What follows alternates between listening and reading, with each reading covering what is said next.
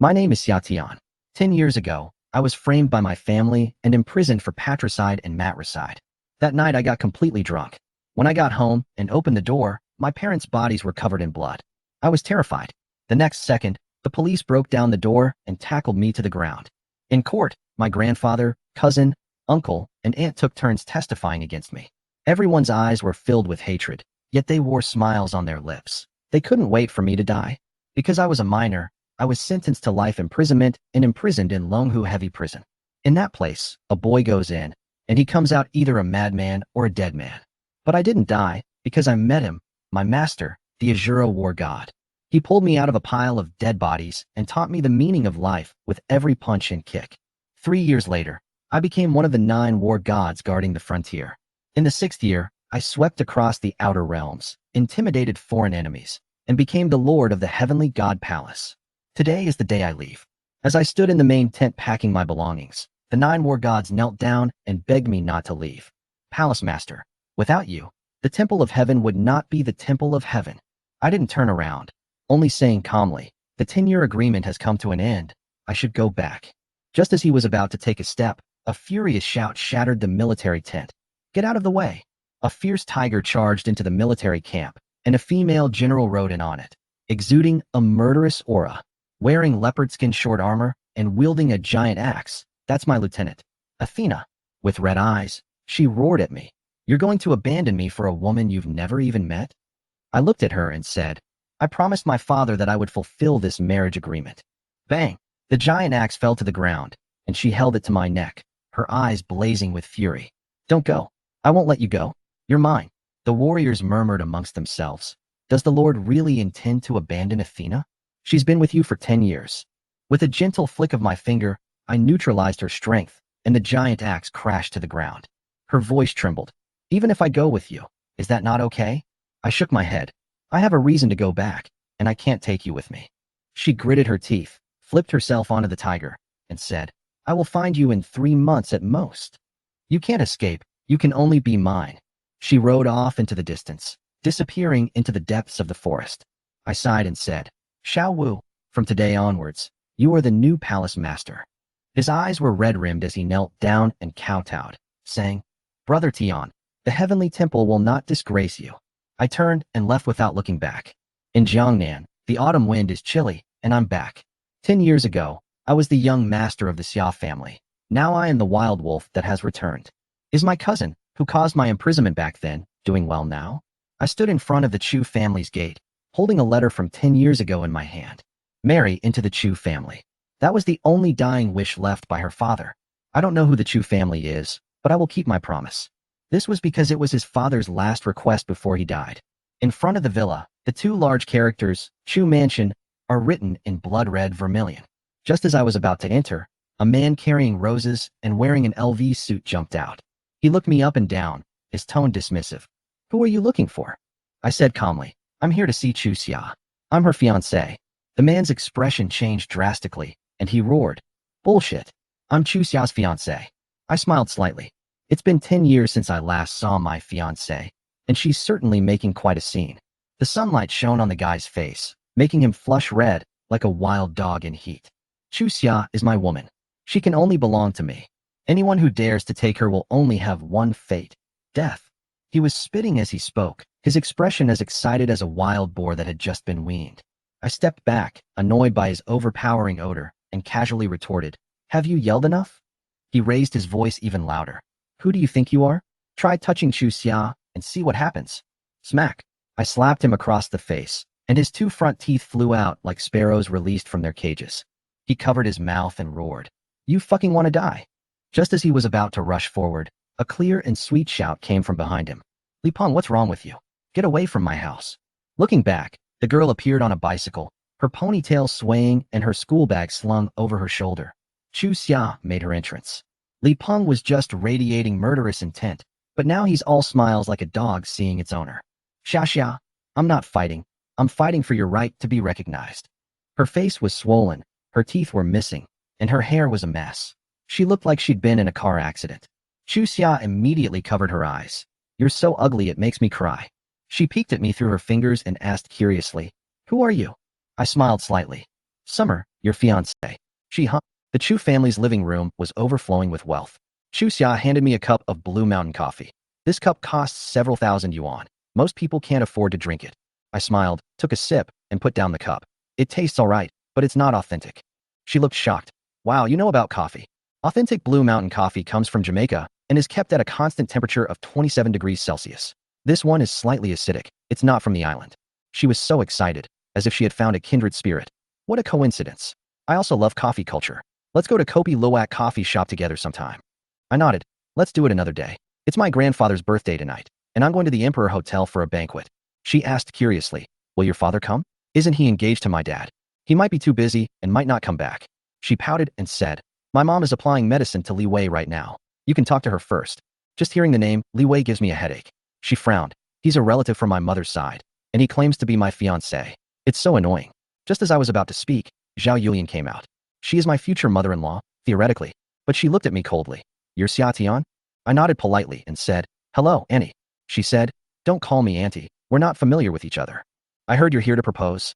I took out the yellowed marriage contract from my pocket and said calmly, 3 months from now, I will marry the daughter of the Chu family. Chu Xiao was shocked. Mom, there's something like this in our family? How come I didn't know? So, can I just openly and fairly tell Li Wei to get lost? As soon as she finished speaking, Zhao Yulian snatched the marriage certificate, tore it to shreds on the spot, and threw it into the trash can. He pointed his finger at me and yelled, the engagement is null and void.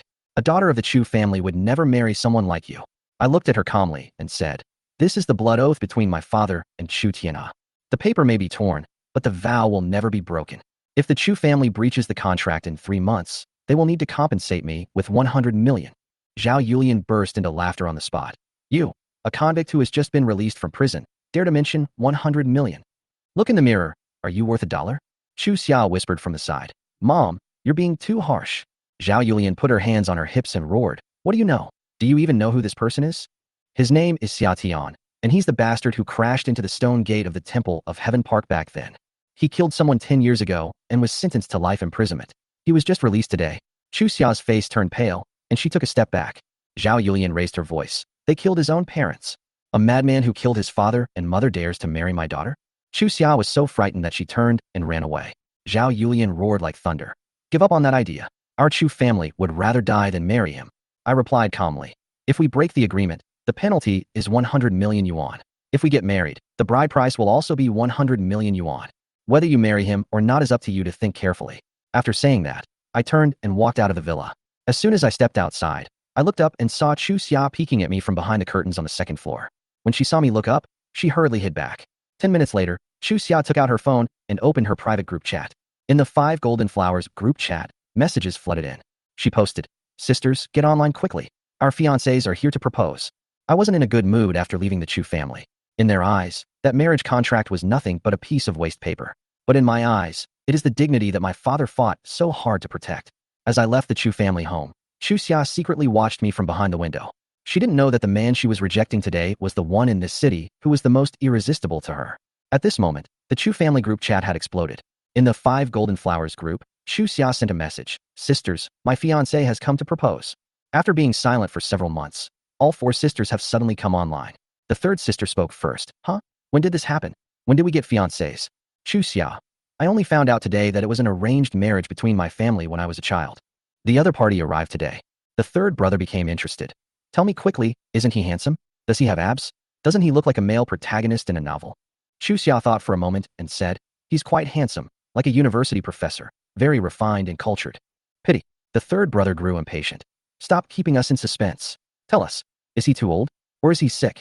I shook my head. He killed someone. Just got out of prison. And it involved patricide and matricide. The group chat was silent. Third brother. The fourth brother sneered. It has nothing to do with me. I will only marry one man in my life. Founder of Tianhe. The fourth sister is a true female CEO. At 23 years old, she is worth over 10 million. She is obsessed with business idols, especially the mysterious boss of Tianhe Group, who is said to be young, handsome, enigmatic, and worth hundreds of millions. Chu Xia couldn't help but tease. You've never even seen him in person. What if he's bald and fat? Fourth sister. I married him for his ability, not his hairstyle. I will not marry anyone except the founder of Tianhe. After saying that, she left the group chat, saying, I'm going to a meeting. The eldest sister suddenly appeared. I won't marry either. My master said that my destined lover will descend from the sky in white, standing on a wooden plank, to save me from danger. Shu Xia's face darkened. Big sister, have you gone mad from cultivating Taoism? How could a person fall from the sky while standing on a wooden plank? The third sister said, I understand you, little sister. I don't want to get married either. I just want to find that legendary little miracle doctor. Little miracle doctor? Chu Xiao was stunned. The third brother said, he cured late-stage cancer. He was said to be only in his early 20s. He used the lost 13 ghost needles technique. I want to marry someone with amazing medical skills, not a murderer. Finally, at second sister. Sis, what about you? The second sister only replied with one sentence. In this life, I will only marry one person. That palace master? Chu Xia asked tentatively. That's right. My second sister was ambushed years ago, and a man descended from the sky to rescue her. From then on, she called that man Palace Master and vowed to marry no one but him. If he disappears, I will wait for him my whole life. Even if I have to be a mistress, I'll accept it. I laughed when I saw all the women in the group declaring they would never get married. The fiancés they rejected were none other than the people they had been longing for. I walked out of the residential area, and at the fork in the road, a black Rolls-Royce was parked. The car door opened, and the two got out, bowing respectfully. President Xia, you're finally back. The speaker was Xu Qingfeng, around 50 years old, with white hair but a calm and composed demeanor. He was the housekeeper my father trusted most during his lifetime. Furthermore, he is the vice president of Tianha Group. To outsiders, he is the boss of Tianha. But very few people know that the real boss is me. Uncle Feng, thank you for your hard work. I gave him a hug, my eyes turning cold. We'll talk in the car. 5 years ago, I gave my first sum of money to Uncle Feng and asked him to start a business.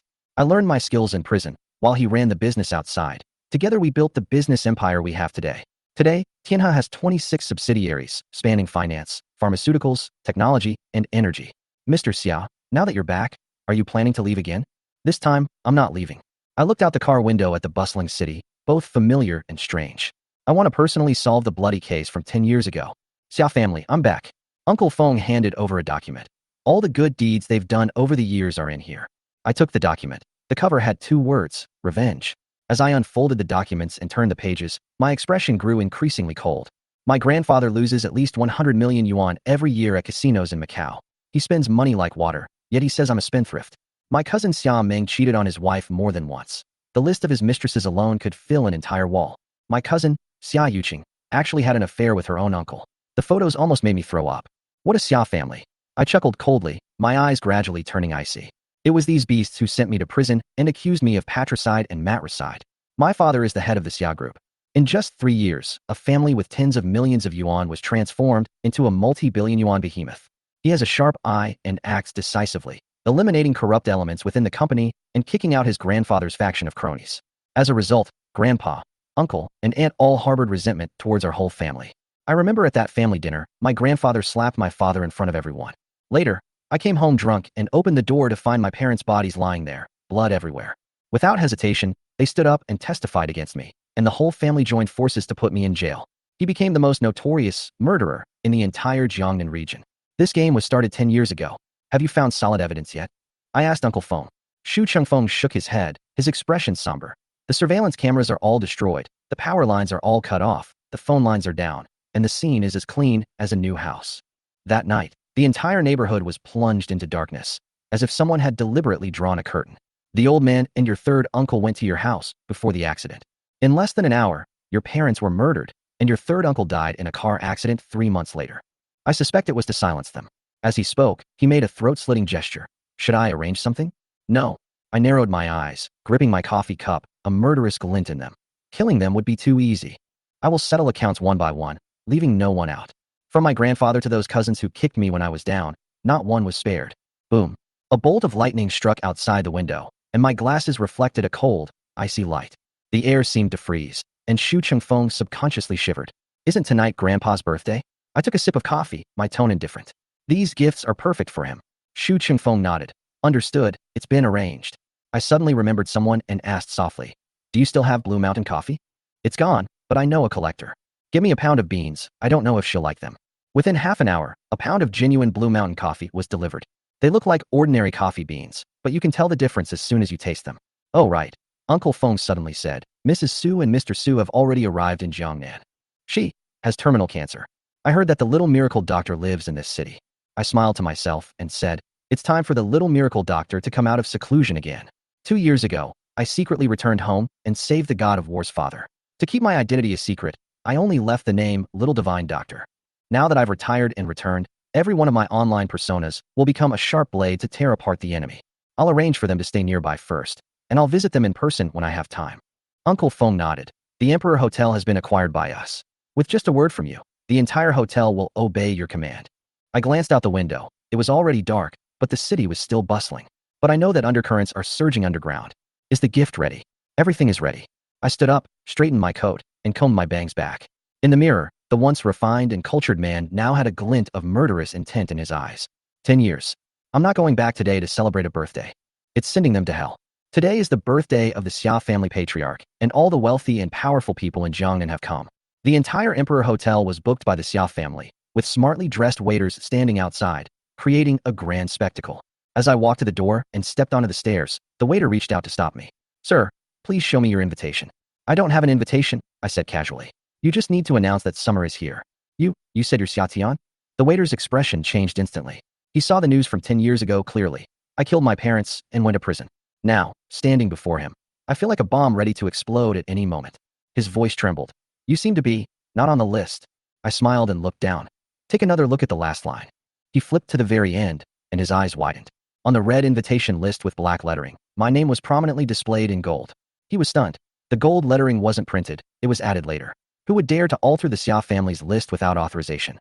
Mr. Xia, please wait a moment, I'll go ask the manager. He hurriedly ran into the lobby. The lobby was brightly lit, and Xia Ning, the grandson of the Xia family, was greeting guests. Mr. Wang, it's good that you've come. Grandpa will definitely be happy. President Chang, this gift is too precious, you're too kind. He had a big smile on his face, like a lapdog, constantly moving around in the crowd. Suddenly, a waiter came up and tugged at him. President Xia, someone has come from outside. He says his name is Xia Tian. What did you say? Xia Ning's face immediately darkened. He said his name was Summer. These words resounded like a thunderclap throughout the lobby. The hall fell silent instantly, and everyone's expressions froze. Xia Tian, isn't he a murderer? The one who was sentenced to life imprisonment 10 years ago. He's been released. It's the old man's birthday today, how dare he come back? Holy crap. He dared to kill his own parents at 16. Is he coming back now to kill his whole family? Xia Ning's face turned pale. He quickly pushed the waiter aside and strode towards the door. He and I are the same age, and we're high school classmates. He pursued the school beauty for 3 months without success, but she pounced on me with just a glance. His face turned green that day, and from then on, he became my mortal enemy. He'd love for me to die in prison, but today, I'm going to make him die first. He rushed to the door, ready to start yelling, but then froze. I was wearing a brown sweater and a black trench coat. I am 1.9 meters tall, and my slightly curled bangs were draped over my forehead. Behind the gold-rimmed glasses was a calm and indifferent gaze, exuding an innate air of nobility. Then look at him, 165 centimeters tall, flat nose, puffy eyes, and bow legs. I smiled at him. 10 years have passed, and you're still as short as ever. Xia Ning was furious. You beast. You dare to come back. You killed mom and dad. You're no longer a member of the Xia family. You have the nerve to step through this door? You should be hiding in the gutter, eating corpses. Get out of here before Grandpa sees you. His voice was so loud that the guests around him all turned to look. Holy crap, is it that murderer? It really is, the one who killed his parents. Good grief, I was just asking for his WeChat. He's handsome, but unfortunately he's a pervert. Xia Ning's savage grin grew wider and wider, resembling that of a mad dog seeing blood. Aren't you going to get out? Can't you understand human language? The Xia family doesn't welcome you. I took off my glasses, wiped the lenses, and said slowly and deliberately, Xia Ning, your mouth still smells so bad. Being ugly is one thing, but having to bark like a dog is just embarrassing for dogs, isn't it? He jumped up and roared. You insulted me? I'm a descendant of the Xia family, after all. What are you? A murderer. You're nothing but a stinking piece of trash. What are you doing back here? Trying to beg Grandpa for some money? Do you even deserve it? I raised my hand and held up 3 fingers. First, I was framed in the case 10 years ago. Secondly, this Emperor Hotel is a 7-star venue and does not welcome people who bark like dogs. Third, I'm here to deliver a birthday present to Grandpa, not to listen to your nonsense. After I finished speaking, I walked straight into the hotel, and everyone at the entrance was stunned. Xia Ning roared, Who let you in? Get out. He rushed up to try to stop me, but as soon as he took a step, he was blocked by 2 security guards at the door. Sir, please stop. Xia Ning was furious. I am Xia Ning, the grandson of the Xia family. How dare you stop me on my grandfather's birthday? The security guard said expressionlessly. The Emperor Hotel has a rule. We don't accommodate people who bark like dogs. Please leave. Xia Ning was stunned. Are you kidding me?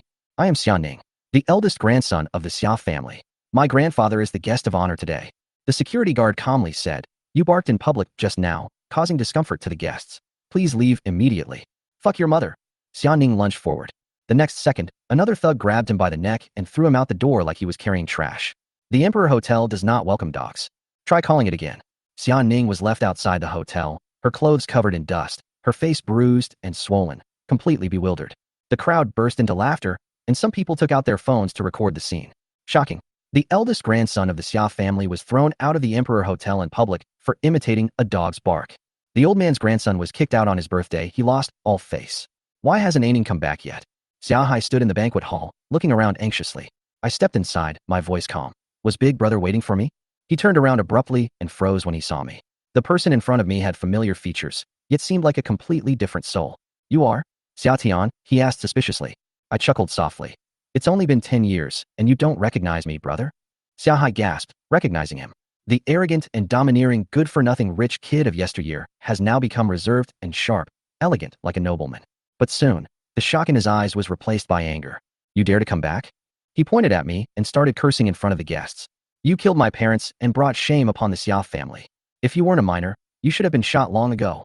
What are you doing back here? To embarrass yourself? Get out." The guests in the hall all looked at us. "It's him? The murderer from 10 years ago. Tisk, he's handsome, but he's too ruthless. I heard that his father was the most talented merchant in Jiangnan back then, but he was killed by his own son. It's really tragic." I stood there, calm and composed. "I've come back today with only one question for Grandpa." "Where's Grandpa?" Xia Hai glared and roared. "Grandpa doesn't want to see you. The Xia family has no place for someone like you. Get out." I frowned. Xia Ning just said the same thing, and now he's been thrown out by security. "Would you like to try it too?" Xia Hai was a burly man with a buzz cut and a full beard, making him look like someone important. He sneered. "No one in Jiangnan dares to throw me away, Xia Hai. You, a recently released convict, dare to scare me?" He yelled so loudly that he frightened his wife who was standing next to him. Chi Yu, heavily pregnant, frowned and tugged at his sleeve. "Keep your voice down, you'll scare the baby." "Honey, don't be afraid, I'll keep my voice down." Xia Hai's tone immediately softened, becoming completely submissive to his wife. It's all because his wife has a powerful background. His father-in-law is a big shot in the city, and his career is entirely thanks to her family. After he finished coaxing his wife in a low voice and was about to send me away, I laughed. "Sister-in-law, don't rush to leave, there's a good show to watch today." Chi Yu asked in confusion, "What kind of show?" Xia Hai roared, "Don't believe him. He's a liar. He came back just to scam money. Honey, come upstairs quickly, I'll get rid of this trash." He pointed his finger at my nose and counted down. "Get out of here in 3 seconds, or I'll make you look even worse." I slowly shook my head, my tone as gentle as a doctor announcing a verdict. "You should save yourself first." Just as he was about to retort, the banquet hall door was pushed open. 3 heavily pregnant women filed in. The oldest was nearing delivery, and the youngest was 5 or 6 months along, but their faces showed no shyness, only a murderous aura. As soon as they entered, the 3 of them scanned the room with their eyes, locked onto their target, and shouted in unison, "He's over there. Don't let him get away." Xia Hai turned around, and his face instantly turned even paler than a corpse. Holy crap. He tried to run away, but was blocked by the 3 women from the front and back. "Why are you running? Why don't you run one more time?" Chi Yu was completely dumbfounded. "Who are these 3 people?" Xia Hai's forehead was covered in sweat, and he grabbed her and started to leave. "Honey, don't worry about it. It's all a misunderstanding. Let's go." Chi Yu broke free and roared, "I'm not leaving. Explain yourself. Who are they?" The 3 pregnant women exchanged glances and looked at Chi Yu with disdain. "You're the main wife? How ridiculous. Please introduce yourself." "I am Ru Hua, Xia Hai's first wife, and I'm pregnant with his eldest son. I'm about to give birth." "I am Yang Yu, his secretary. I am 6 months pregnant now, and the doctor said it is also a boy." "I am Wang Haiyan, his concubine. I am 5 months pregnant, and it's also a boy." They said in unison. "Xia Hai said that the baby in your belly is a daughter, and she is not qualified to inherit the Xia family business. A daughter is useless. A hen can't lay eggs. Someone like you who can only have daughters should call us older sistered." Chi Yu was so angry that she trembled all over, and she turned around and slapped Xia Hai across the face. "Xia Hai, you bastard. I'm divorcing you."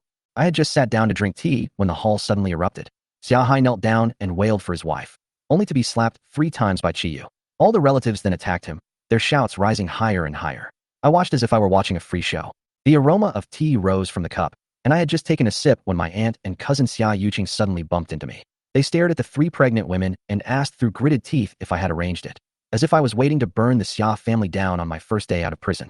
They immediately started tearing at my collar and telling me to get out. I was too lazy to say anything, so I slapped them across the face. With a crisp crack, Xia Yuqing staggered backward, her eyes wide like light bulbs, too shocked to speak. I looked up at her with a smile and told her why I couldn't hit her. She was a shameless person who dared to try to put me down. Before she could react, my aunt jumped out and berated me, saying that Xia Yuqing didn't even have a boyfriend, so why was I slandering her? I threw a question at him.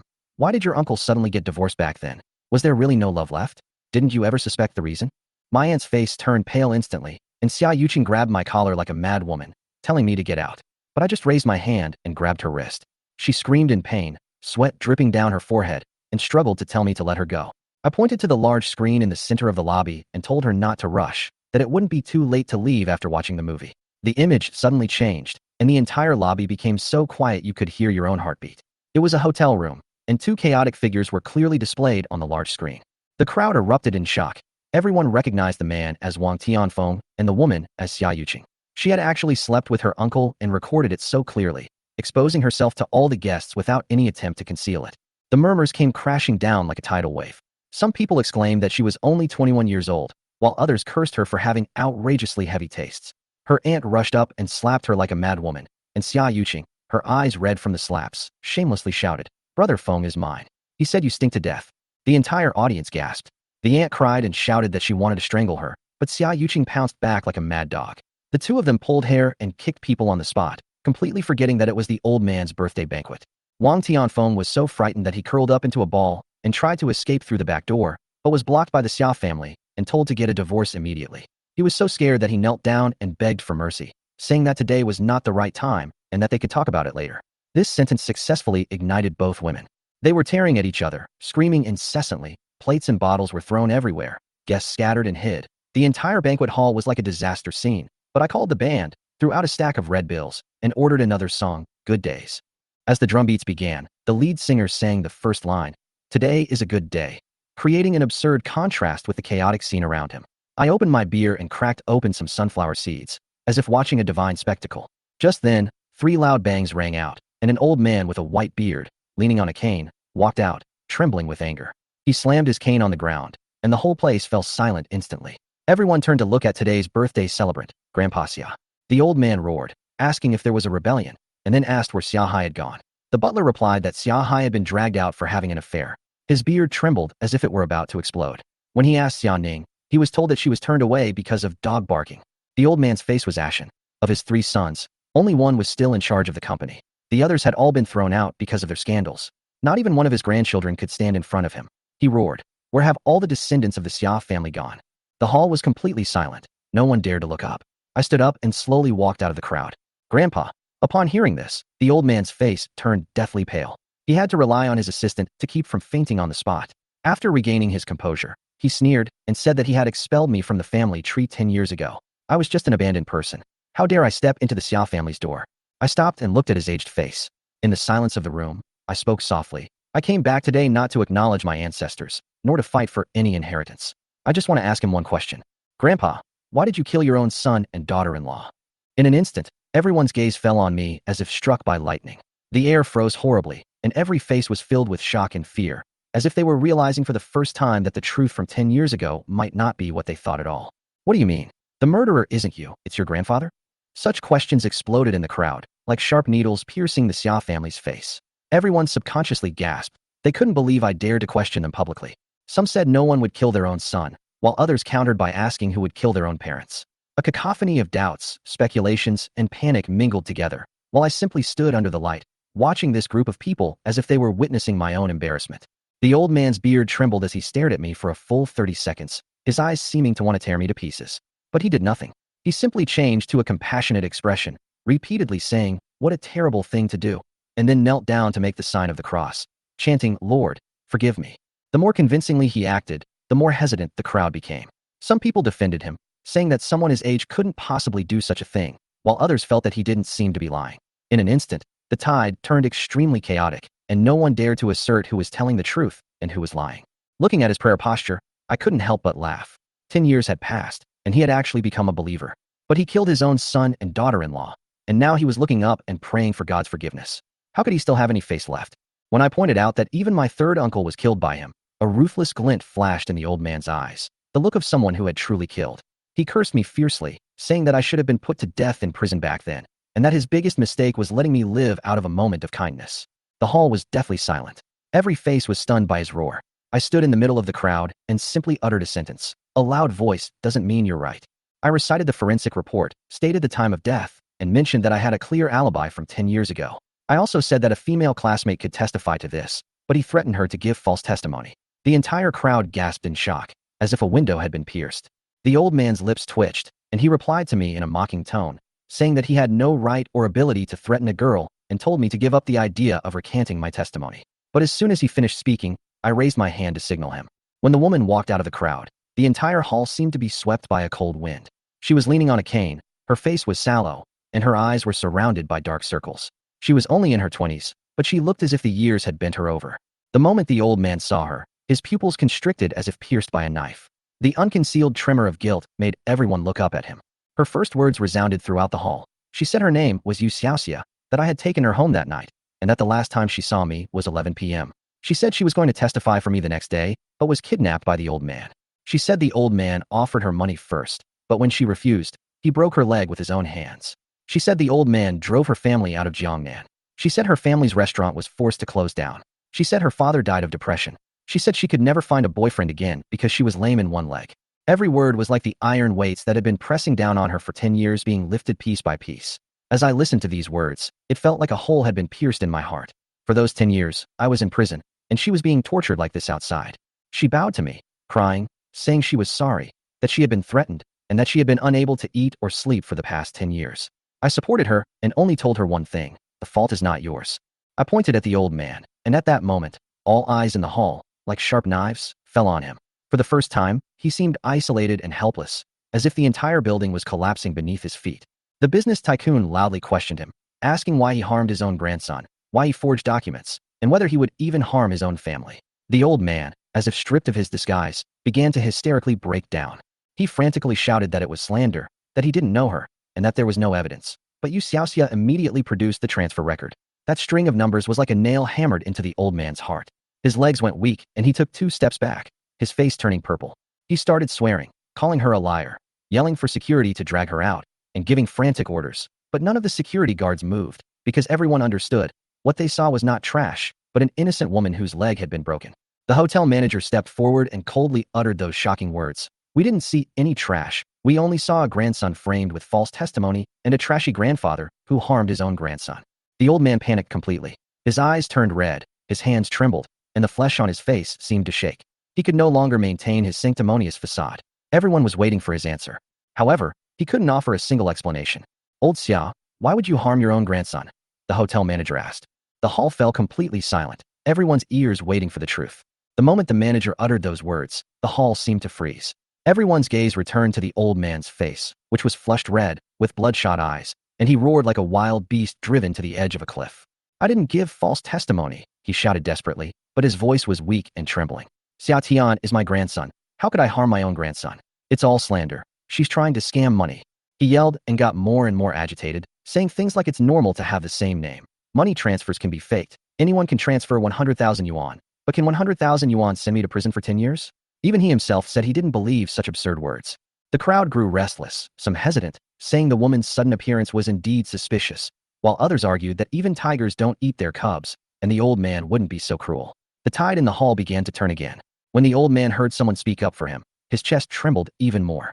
He pointed at me and scolded me, saying that even after 10 years in prison, I hadn't learned to admit my mistakes and correct them. He said that he loved my father and me the most, and that he was in so much pain that he lost his mind before accusing me. However, before I could finish speaking, someone in the hall stood up first. You have your reasons. The moment the chubby middle-aged man, Su Jibin, stood up, the old man's face contorted as if it had shattered, and he roared in a hoarse voice. Su Jibin, how dare you? What are you going to do? Su Jibin pushed up his glasses, his voice as cold as a knife. He was going to reveal the truth of what happened back then. He said my parents had made a will before their deaths, leaving 51% of the shares to me, while the other members of the Xia family only had positions and no inheritance rights. He said the moment the old man saw the will, he decided to expel me from the family. He said the fake certificate was arranged by the old man himself, that the 10-year prison sentence was a scheme designed by the old man, and that he was the only beneficiary after my parents died. At that moment, the hall seemed to explode as if struck by lightning. Everyone gasped, because every word Su Jibin uttered was the only answer that matched all the mysteries. The Xia group may seem like a family business, but in reality, it was all carried out by my father, Xia Meng. He risked his life to build it from losses to billions, but he suddenly died a month later. In 10 years, a family was destroyed, a person was sent to prison, and a group fell into the hands of greedy people. The only one who benefited was the old man. The murmurs attacked him like bayonets. Some cursed him for selling his grandson for money. Some said that such a person was not worth cooperating with, and some called him worse than a beast. The old man swayed as he was scolded, and the butler, old Lee, quickly supported him, telling him not to argue with me, that I was just a convict who couldn't cause any trouble, and that the Xia group was deeply rooted and wouldn't be shaken by me. Upon hearing this, the old man immediately regained his composure, waved his hand, and ordered someone to throw me out.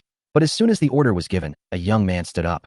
He was handsome, and with a cold laugh, his announcement was like a sharp blade piercing the heart of the Xia family. Conga Logistics will terminate its cooperation with the Xia group, effective today. He said that business is about loyalty and friendship, and someone who would even harm his own grandson is not qualified to talk about cooperation. He doesn't want to be sent to prison by his father one day and still have to help count money. He stormed off, and the room fell silent for 3 seconds. Then a middle-aged woman stood up and announced that Yuzi was terminating its partnership. The old man still dared to criticize her small company, but the housekeeper screamed in panic, saying that Yuzi earned the group 100 million yuan a year. The old man's face turned ashen instantly after losing 100 million. Before he could catch his breath, another middle-aged man with graying hair stood up and announced, "Zhenghe Steel Structure, the cooperation is terminated from today." Upon hearing this, the old man froze, because Zhenghe Steel Structure was the Xia Group's largest partner, and half of the profits came from them. Losing them would be like losing half of the group's life. The old man lost control and tried to persuade him to stay, saying that Mr. Zhang shouldn't believe everything he hears. But Mr. Zhang just pointed at me and laughed, saying that I wasn't an outsider and that if he could trick me, his grandson, then what was he? After Mr. Zhang left, all the remaining hesitant partners stood up and announced their withdrawal. They weren't persuaded by me, but scared away by the old man's own behavior. In just a few minutes, the Xia Group's cooperative system collapsed.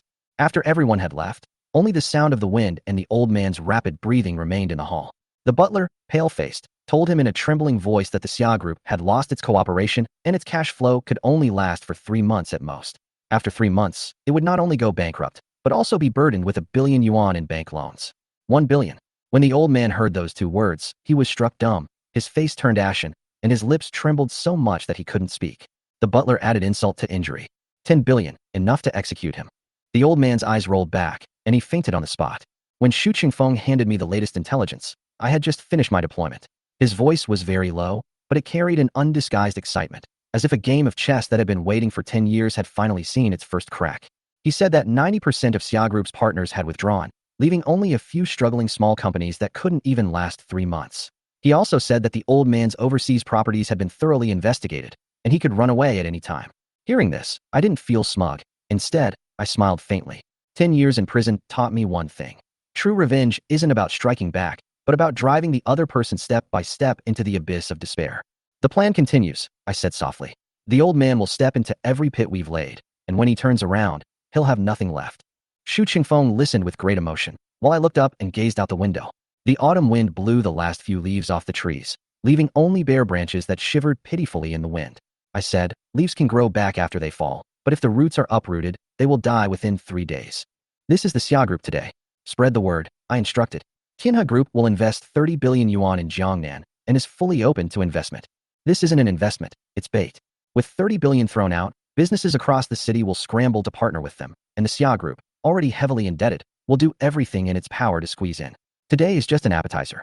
The real revenge has only just begun. Xia Ning, Natsumi, Xia Yuqing, sister-in-law. Everyone who has betrayed my parents will not escape. I can make them send me to prison for 10 years, or I can make them kneel at my feet and beg for mercy. President Xia, I'll make the arrangements. Xu Qingfeng accepted the order and left, but after taking a few steps, he turned back, somewhat hesitant. President Xia, Chu Xia is here. I was stunned for a moment. What is she doing here? Maybe. She came to deliver a gift, Xu Qingfeng said. But she didn't dare to come in. She's been standing at the door for the past 20 minutes. I nodded slightly and told him to leave. Before leaving, I remembered something. I'll be free tonight to treat Mr. Su and Mrs. Su. Wait for my call. Xu Qingfeng bowed quickly, his voice trembling with emotion. Thank you so much, President Xia. In the pavilion at the entrance of the Emperor Hotel, Xu Xia was squatting on the ground, teasing a stray cat. She softly called Mimi, her voice as soft as glutinous rice. The cat was snuggling into her arms when it suddenly jerked and ran away. Xu Xia froze, staring in the direction the cat had gone. You. She turned her head, saw me, and immediately seemed to be muted. Are you here to wish the old man a happy birthday? I asked. She nodded, but seemed a little guilty. Then why don't you go inside? I took the gift box from her. You're not planning to eat it yourself, are you? I'm not that greedy. She rolled her eyes at me and pouted. I'm socially awkward. I don't like these kinds of occasions. My dad insisted that I come, saying it was your grandpa's birthday and I had to come out of courtesy. She added quietly, I think your grandfather is more like a murderer than you are. I couldn't be bothered to argue, so I took the gift box and prepared to leave. She suddenly pressed on. By the way, tomorrow is the end of the month, and there's a family banquet at the Chu family's residence. My dad wants to invite you. Can you go? Okay. I nodded. Send me the time and location. 10 years ago, everyone avoided me like the plague. Only one person stayed. Xia Tian.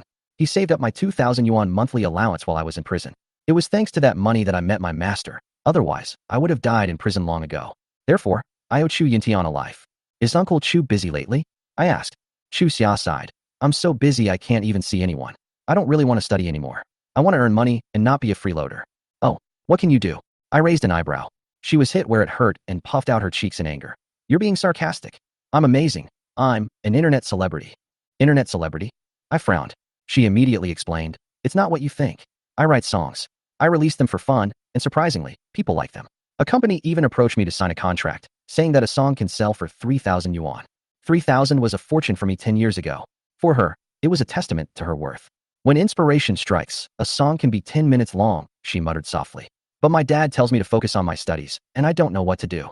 Kinha Group does indeed have an entertainment company, which has been a popular project for Shu Chengfeng in recent years. I can have him look into it. What's your stage name? Let me see. I took out my phone. Chu Xia instantly covered her chest, as wary as a cat. What? Are you spying on me? Me? Why would I spy on you? She glanced at me sideways and said, Who knows you? You're a bad guy. I was just about to leave when she suddenly chased after me. Hey, I was just kidding, don't be angry. She ran ahead of me, looked up at me, her ponytail swaying. She was very short, like a hopping rabbit. You are not a murderer, she suddenly said. I stopped in my tracks. Why? I asked. She said earnestly, because my dad believes you. He said you are innocent, and that it was your grandfather who harmed you and sent you to prison. My heart skipped a beat. In the past 10 years, the only person who believed in my innocence was Chu Tian. She suddenly remembered something and nudged me, saying, Oh right, there's a gift for you in the gift box. Take a look for yourself, I'm going home now. After saying that, she ran away as fast as she could, as if afraid that I would reject her feelings. I opened the gift box. Beneath the bottle lay 30,000 yuan in cash, with a note resting quietly on top. I stared at the 30,000 yuan, but my fingers trembled slightly. Don't even mention that I can make 300 million with a wave of my hand, or disrupt an entire supply chain with the blink of an eye. But these 30,000 made my heart burn even more than 300 million. I came back alive, and the one who truly treated me like family was this girl who wasn't related to me by blood. And those so-called close relatives wish I were dead. Life can be absurd at times. I took a deep breath, took out my phone, and dialed Shu Qingfeng's number. Drive over and pick me up. Also, we signed an internet celebrity named Chu Huahua into the company. Yes. Less than 2 minutes later, Shu Qingfeng's car came to a steady stop in front of me. He glanced at the matai in my hand and raised an eyebrow. Mr. Xia, are you going to drink this wine? I shook my head. Send this bottle of wine to the company's safe. No one is allowed to touch it, including you. He was stunned, and I didn't explain. This bottle of wine represents friendship, not price. Finally, there's one thing in this world that I can't bear to touch. 10 minutes later, we arrived at the presidential suite on the top floor of the hotel. As soon as the door opened, an elegant and dignified lady stood in the doorway, bowing slightly. Little miracle doctor. Her shout silenced the room instantly. 3 people looked up at me. The old man had white hair and long eyebrows, and a calm expression. The young man and the middle-aged man bowed to me as soon as they saw me. Young miracle doctor, I've long admired your name. The young doctor's charm is 100 times more dashing than that of a TV star. I nodded slightly. I'd heard this kind of flattery so many times that I was immune to it. Mr. Su, is your wife diagnosed with late-stage breast cancer? He nodded repeatedly. It was diagnosed 5 years ago, and it was controlled in the early stages, but it suddenly worsened this year. The cancer cells had spread to the lymph nodes and lungs, and the hospital gave them a death sentence. We have no other choice but to ask someone to contact you. I glanced around the room and suddenly fixed my gaze on the white-haired old man. Who is this? Master Qian is the head of Jiangnan and the vice president of the Chinese Medicine Association. He was also a close friend of my father. I happened to be in Jiangnan today, so I asked him to come and take a look. I nodded. Since it's a chance encounter, let's stay and watch together. Mr. Qian's eyes lit up. Usually, colleagues would avoid being present, for fear of being secretly taught his skills. But I'm not afraid. It's best to learn the 13 ghost needles technique, but it's normal not to. Mrs. Su, lie down. I'm going to give you acupuncture. Shu Qingfeng handed over the silver needles, a box of needles that cost a few dollars at the pharmacy. I inserted the needles very quickly, reciting the acupoints as I did so. Ghost Palace, Ghost Cave, Ghost Fortress, Ghost Road. The 13 stitches were completed in less than a minute. I washed my hands and said, retain the needles for 5 minutes, then remove them. The Su father and son looked at each other in bewilderment. That's it. Can a few silver needles cure cancer? Even Qian Lao looked bewildered.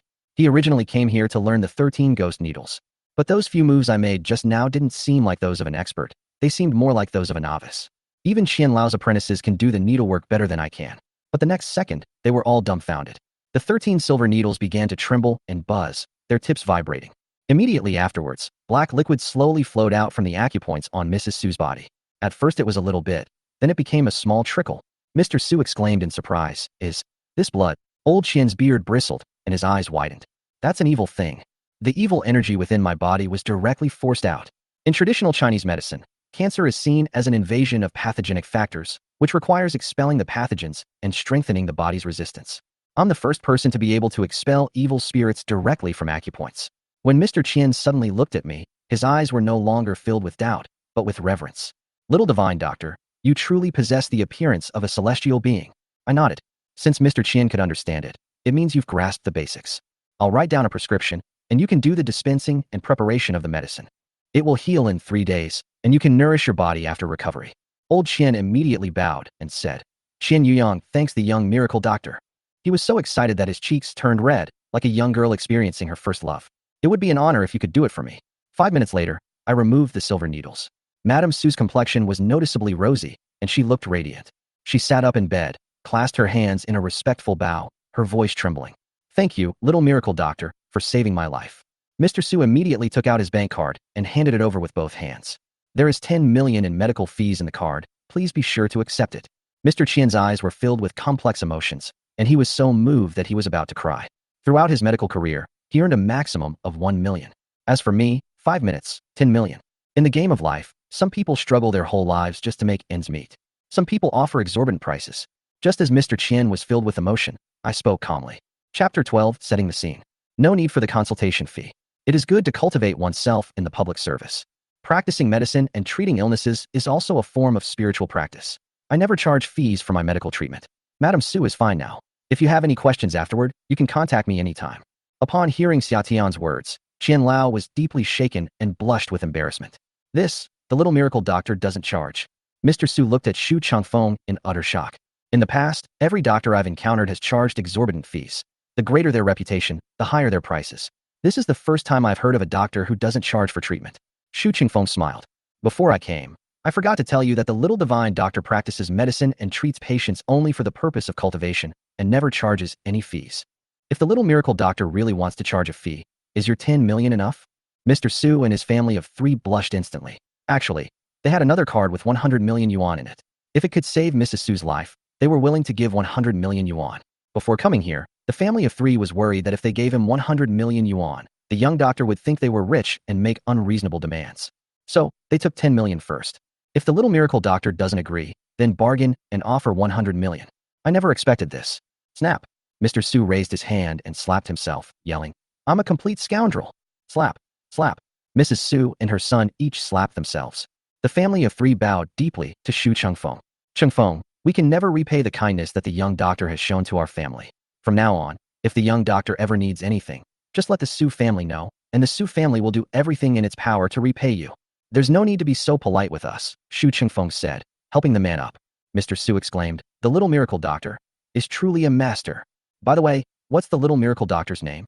Xu Changfeng said, the little divine doctor is rather low-key and doesn't like to make a big fuss.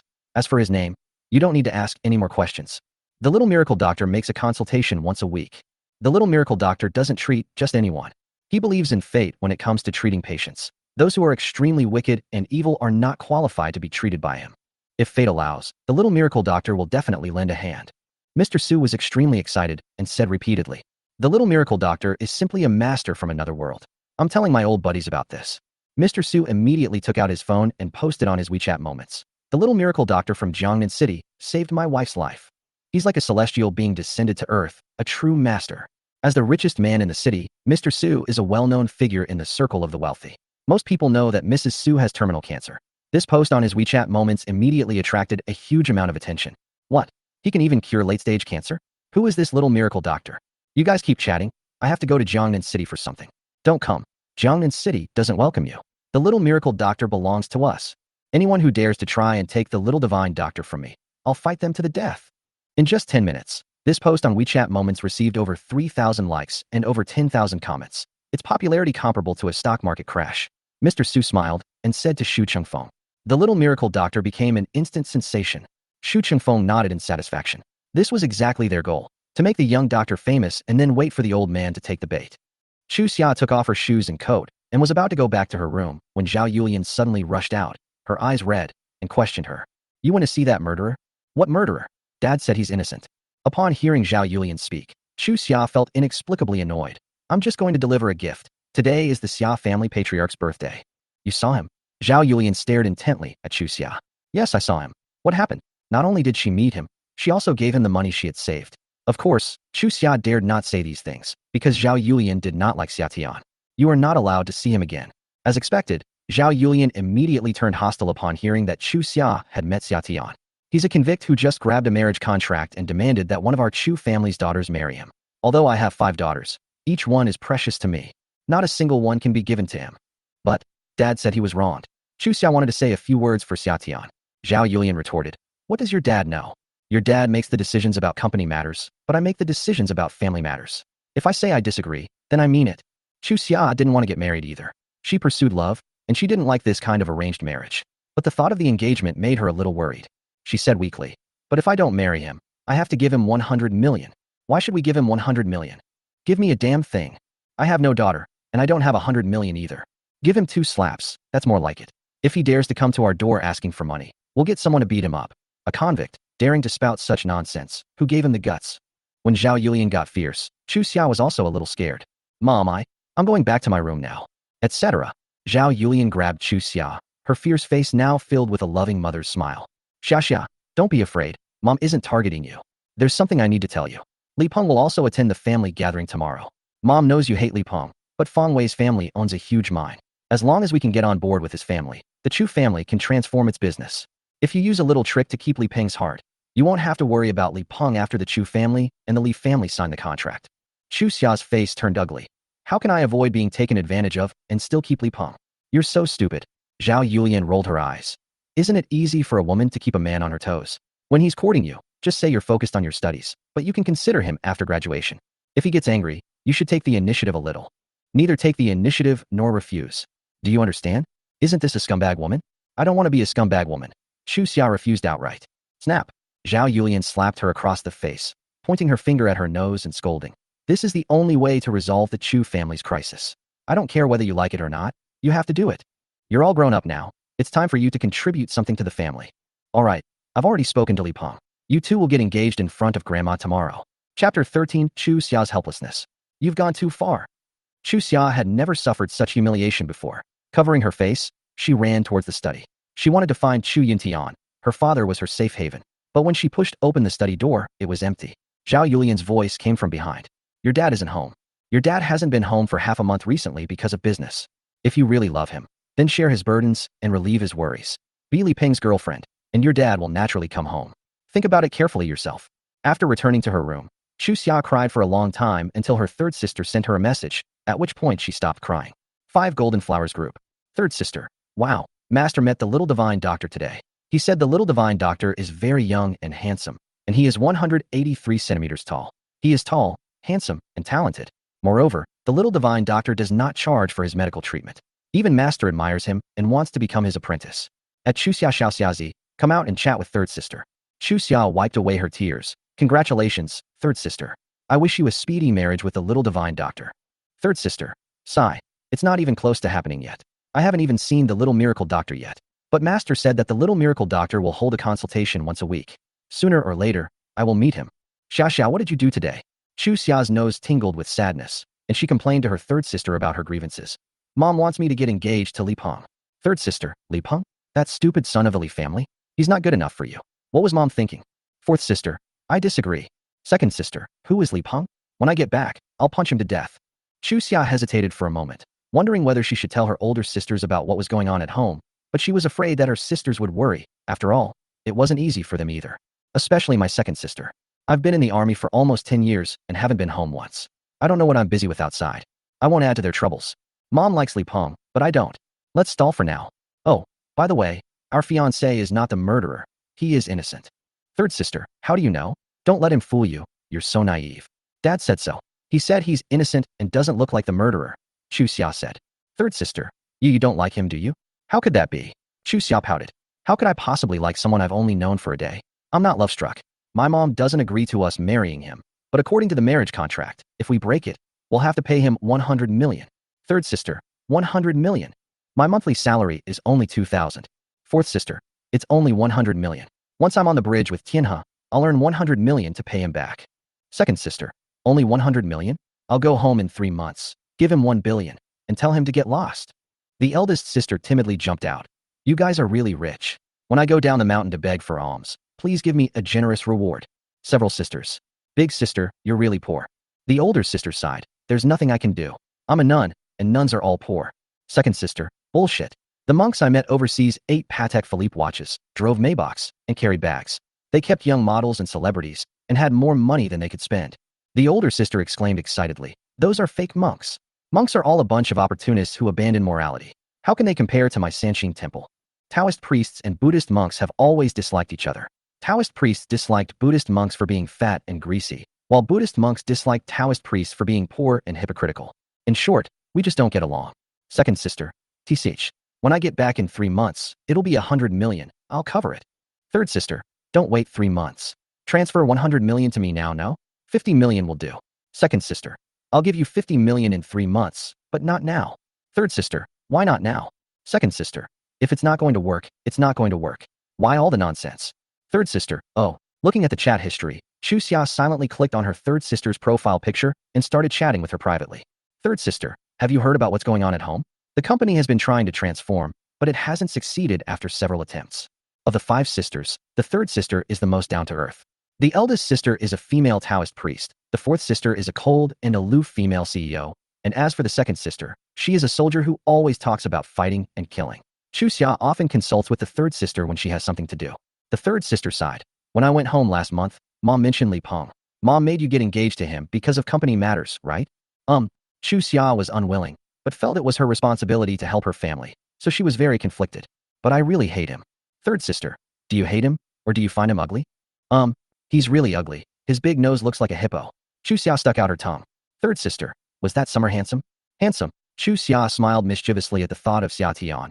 His features are well defined, his temperament is elegant, and he's a tall, handsome appa. TSK. Judging from your tone, you've taken a liking to him?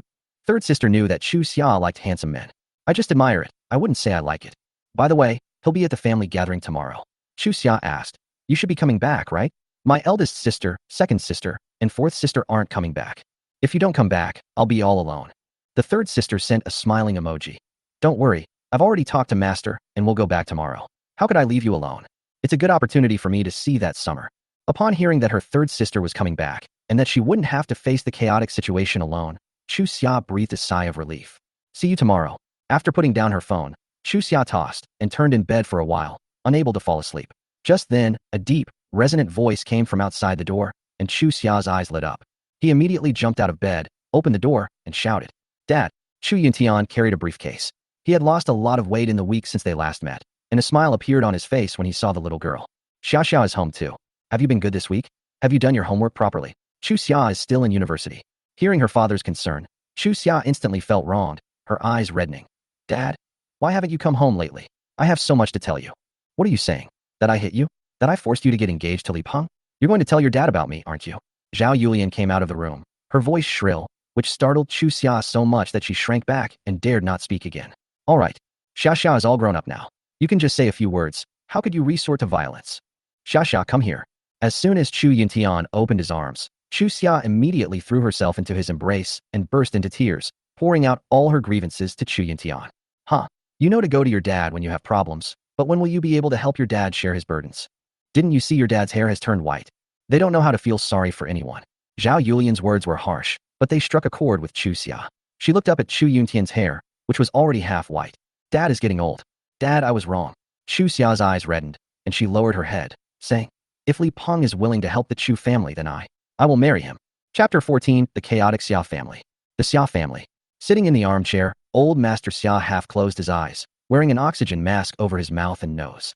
Everyone was trembling with fear, not daring to utter a sound.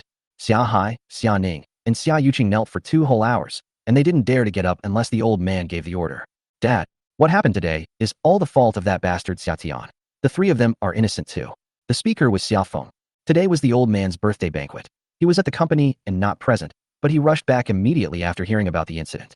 Snort. The aunt snorted coldly, her voice sharp. Innocent? Who is innocent?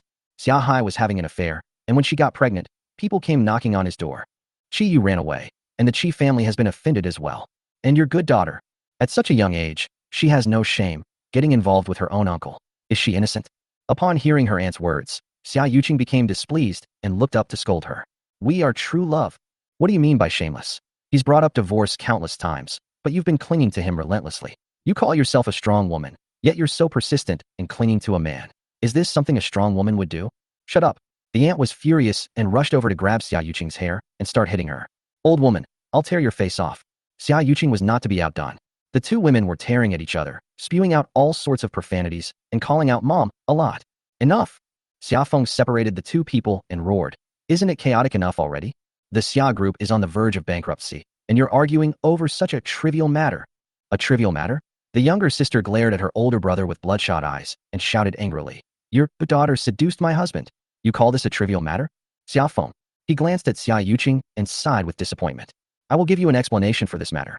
But right now, the most urgent thing is to resolve the company's affairs. Once the Xia group goes bankrupt, all of your houses, cars, and money in your accounts will be confiscated. Even that won't be enough. You may very well face imprisonment. Do you want to go to jail? With those words, everyone fell silent. You can find another man, but you're finished once you lose your money. The aunt snorted coldly. Humph. The Xia Group is a multi-billion-dollar company with operations in over a dozen industries. It's not so easy for them to go bankrupt. Haven't you heard that even a starved camel is bigger than a horse? At worst, we can sell the company and split the 10 billion yuan equally, with each person getting at least 1 billion yuan. We'll be set for life. Upon hearing her words, Xia Hai, Xia Ning, and the others nodded in agreement. They bought the company, and everyone split the money, each receiving 10 billion. As long as they didn't squander it, it would be enough for their next life. So, when they heard that the Xia Group was going to go bankrupt, they weren't worried at all. A company worth billions, what's there to be afraid of? You guys, you're so stupid. Xia Feng was so angry that he closed his eyes and almost passed out. The Xia Group is no longer a company worth tens of billions. Since the second son passed away, the Xia Group has been shrinking over the past 10 years. Now it doesn't even have 5 billion yuan left, at most 2 billion yuan. When everyone heard that the 5 billion was gone, they were slightly worried. But when they heard that there was still 2 billion left, they breathed a sigh of relief. 2 billion is enough to divide. If you spend it sparingly, it'll be enough. Xia Feng's next sentence plunged them into despair, but the Xia Group still owes the bank tens of billions. Even if we sell the company, it won't be enough to pay back the bank. Everyone. Uncle, what do you mean? Xia Ning was the first to stand up, glaring at Xia Feng. How did the Xia Group get into debt when you were running it? Back when my second uncle was running it, it didn't owe the bank a single penny. It's only been 10 years. Is it the company that owes the money, or did you take it away? Xia Hai yelled. You're talking nonsense. My dad works diligently every day, running the company, and he gets the exact same percentage as you guys. You're all good-for-nothings who do nothing but spend money all day. When have you ever thought about running the company? Now you're turning the tables on me. Xia Ning cursed. Damn it. I'm just asking you one question. What's the rush? I think you're just desperate and resorting to this. Your family has taken all the money. Otherwise, why would the company shrink so quickly? Huh. Xia Feng snorted coldly. Why is it shrinking so quickly? Don't you know the reason? You're still asking me? In an instant, everyone's gaze fell on the old man. The old man, who had been resting with his eyes closed, slowly opened his eyelids, his scarlet eyes glaring angrily at the descendants of the Xia family. Remove the oxygen from the surface and question it. Why are you all staring at me? Did I spend all the money? The old man loved to gamble, throwing hundreds of millions of dollars into casinos every year. Coupled with his extravagant lifestyle, he spent more money than anyone else in the entire family. People often talked about it in private, but they dared not speak out. At this moment, the old man finally opened his mouth. Everyone lowered their heads. Xia Feng said, Dad, the most urgent thing now is to win back those business partners. Especially Zhenghe Steel Structure, which brings 50% of the group's profits every year. As long as Zhenghe Steel Structure agrees to continue the cooperation, Xia's group can continue to operate.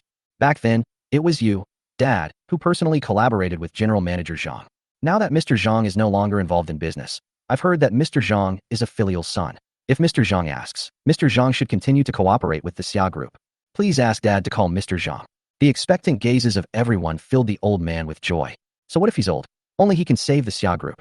Give me Mr. Zhang's number, the old man said softly. Yes. The housekeeper, old Li, took out his phone and dialed the number. Seeing this, everyone breathed a sigh of relief. As long as Jinghe's steel structure is salvaged, the Xia family won't go bankrupt. I'm terrified.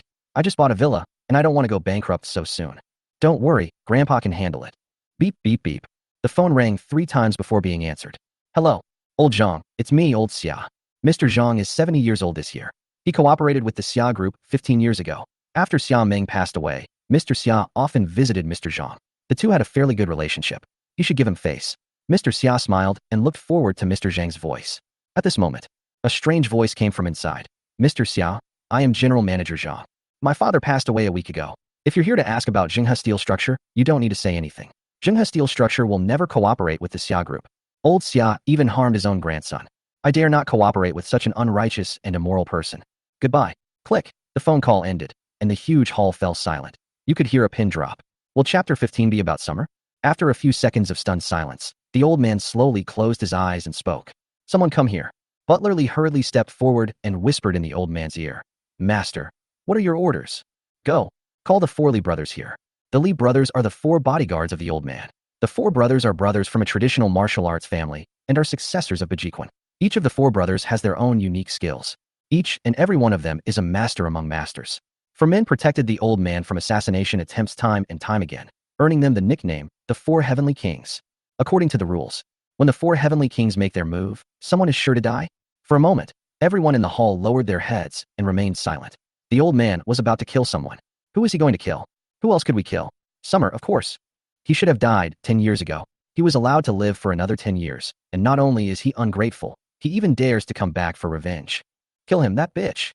Xia Yuqing gritted her teeth, her face contorted with rage. She didn't know when the video was recorded, but it was definitely related to Xia Tian. He had caused her to lose face in public. He deserves to die.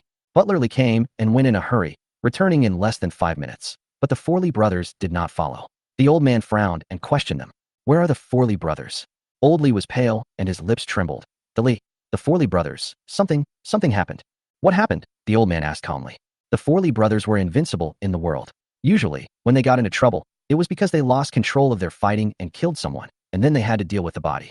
Just an hour ago, a man rushed in, broke Li Laoda's spine, chopped off Li Laoer's 2 legs and 2 arms, and Li Laosan's head was slashed and he died on the spot. As for Lao Si, he was stabbed in the stomach and died before he could be rescued. Li Laoda and Li Laoer also died from excessive blood loss. The 4 Li brothers are all dead. What? The old man ripped off the oxygen mask from his neck, stood up abruptly, glared angrily, and roared. Impossible. The 4 Li brothers are inheritors of Bajiquan, and no one in the entire Jiangnan region can rival them. They can't be dead. The butler, old Li, trembled with fear and stammered. They're really dead. I heard from the servants that the person who came was a young man. As soon as he entered the door, he started slashing people without saying a word. The 4 Li brothers were eating when they were slashed to death before they could even react. The body is still in the backyard. The bodyguards carried in the bodies of the 4 brothers. Their eyes were still closed.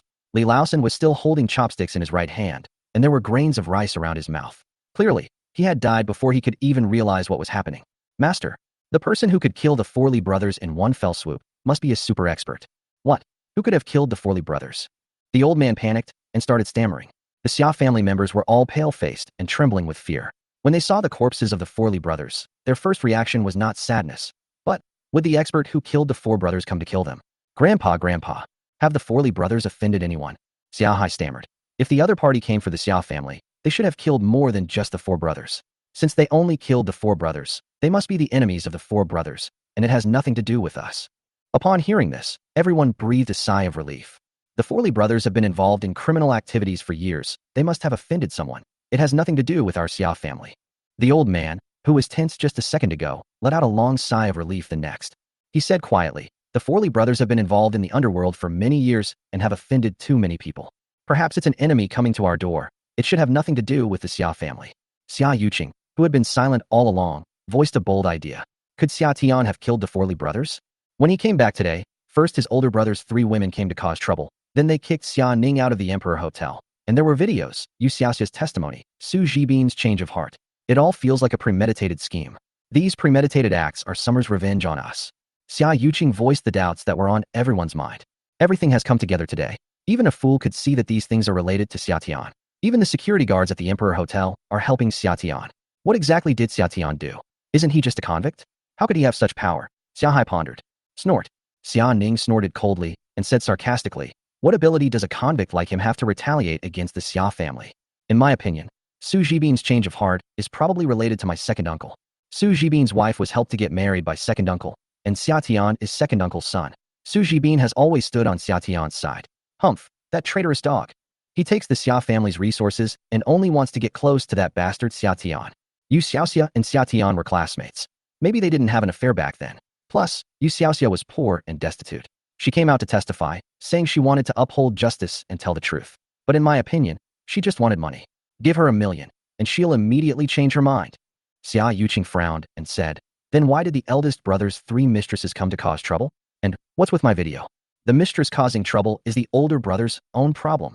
Xia Ning and Xia Hai have been at odds since childhood. Both of them want to seize control of the Xia group. On the surface, they call each other Big Brother, but behind each other's backs, they wish they could kill each other. What kind of man can't even keep an eye on women? I should quit my job as soon as possible and go home to take care of the kids. As for you, Xia Ning glanced at Xia Yuqing and said in a sinister tone, such a private matter. Who else would know besides you two? I even suspect that you secretly recorded the video yourself, or that Wang Tianfeng recorded it. You love-struck fools, what wouldn't you do? Impossible. Xia Yuqing screamed. I didn't record it. Xia Ning said, that was recorded by Wang Tianfeng. Xia Yuqing was speechless. In short, Xia Tian is a former convict who has just been released from prison. What ability could he possibly have to retaliate against us? He's just using up some of my second uncle's connections. Xia Ning rolled her eyes. Now you're worried about that bastard, but don't you think about what will happen to the company? In an instant, everyone realized they had gone off topic.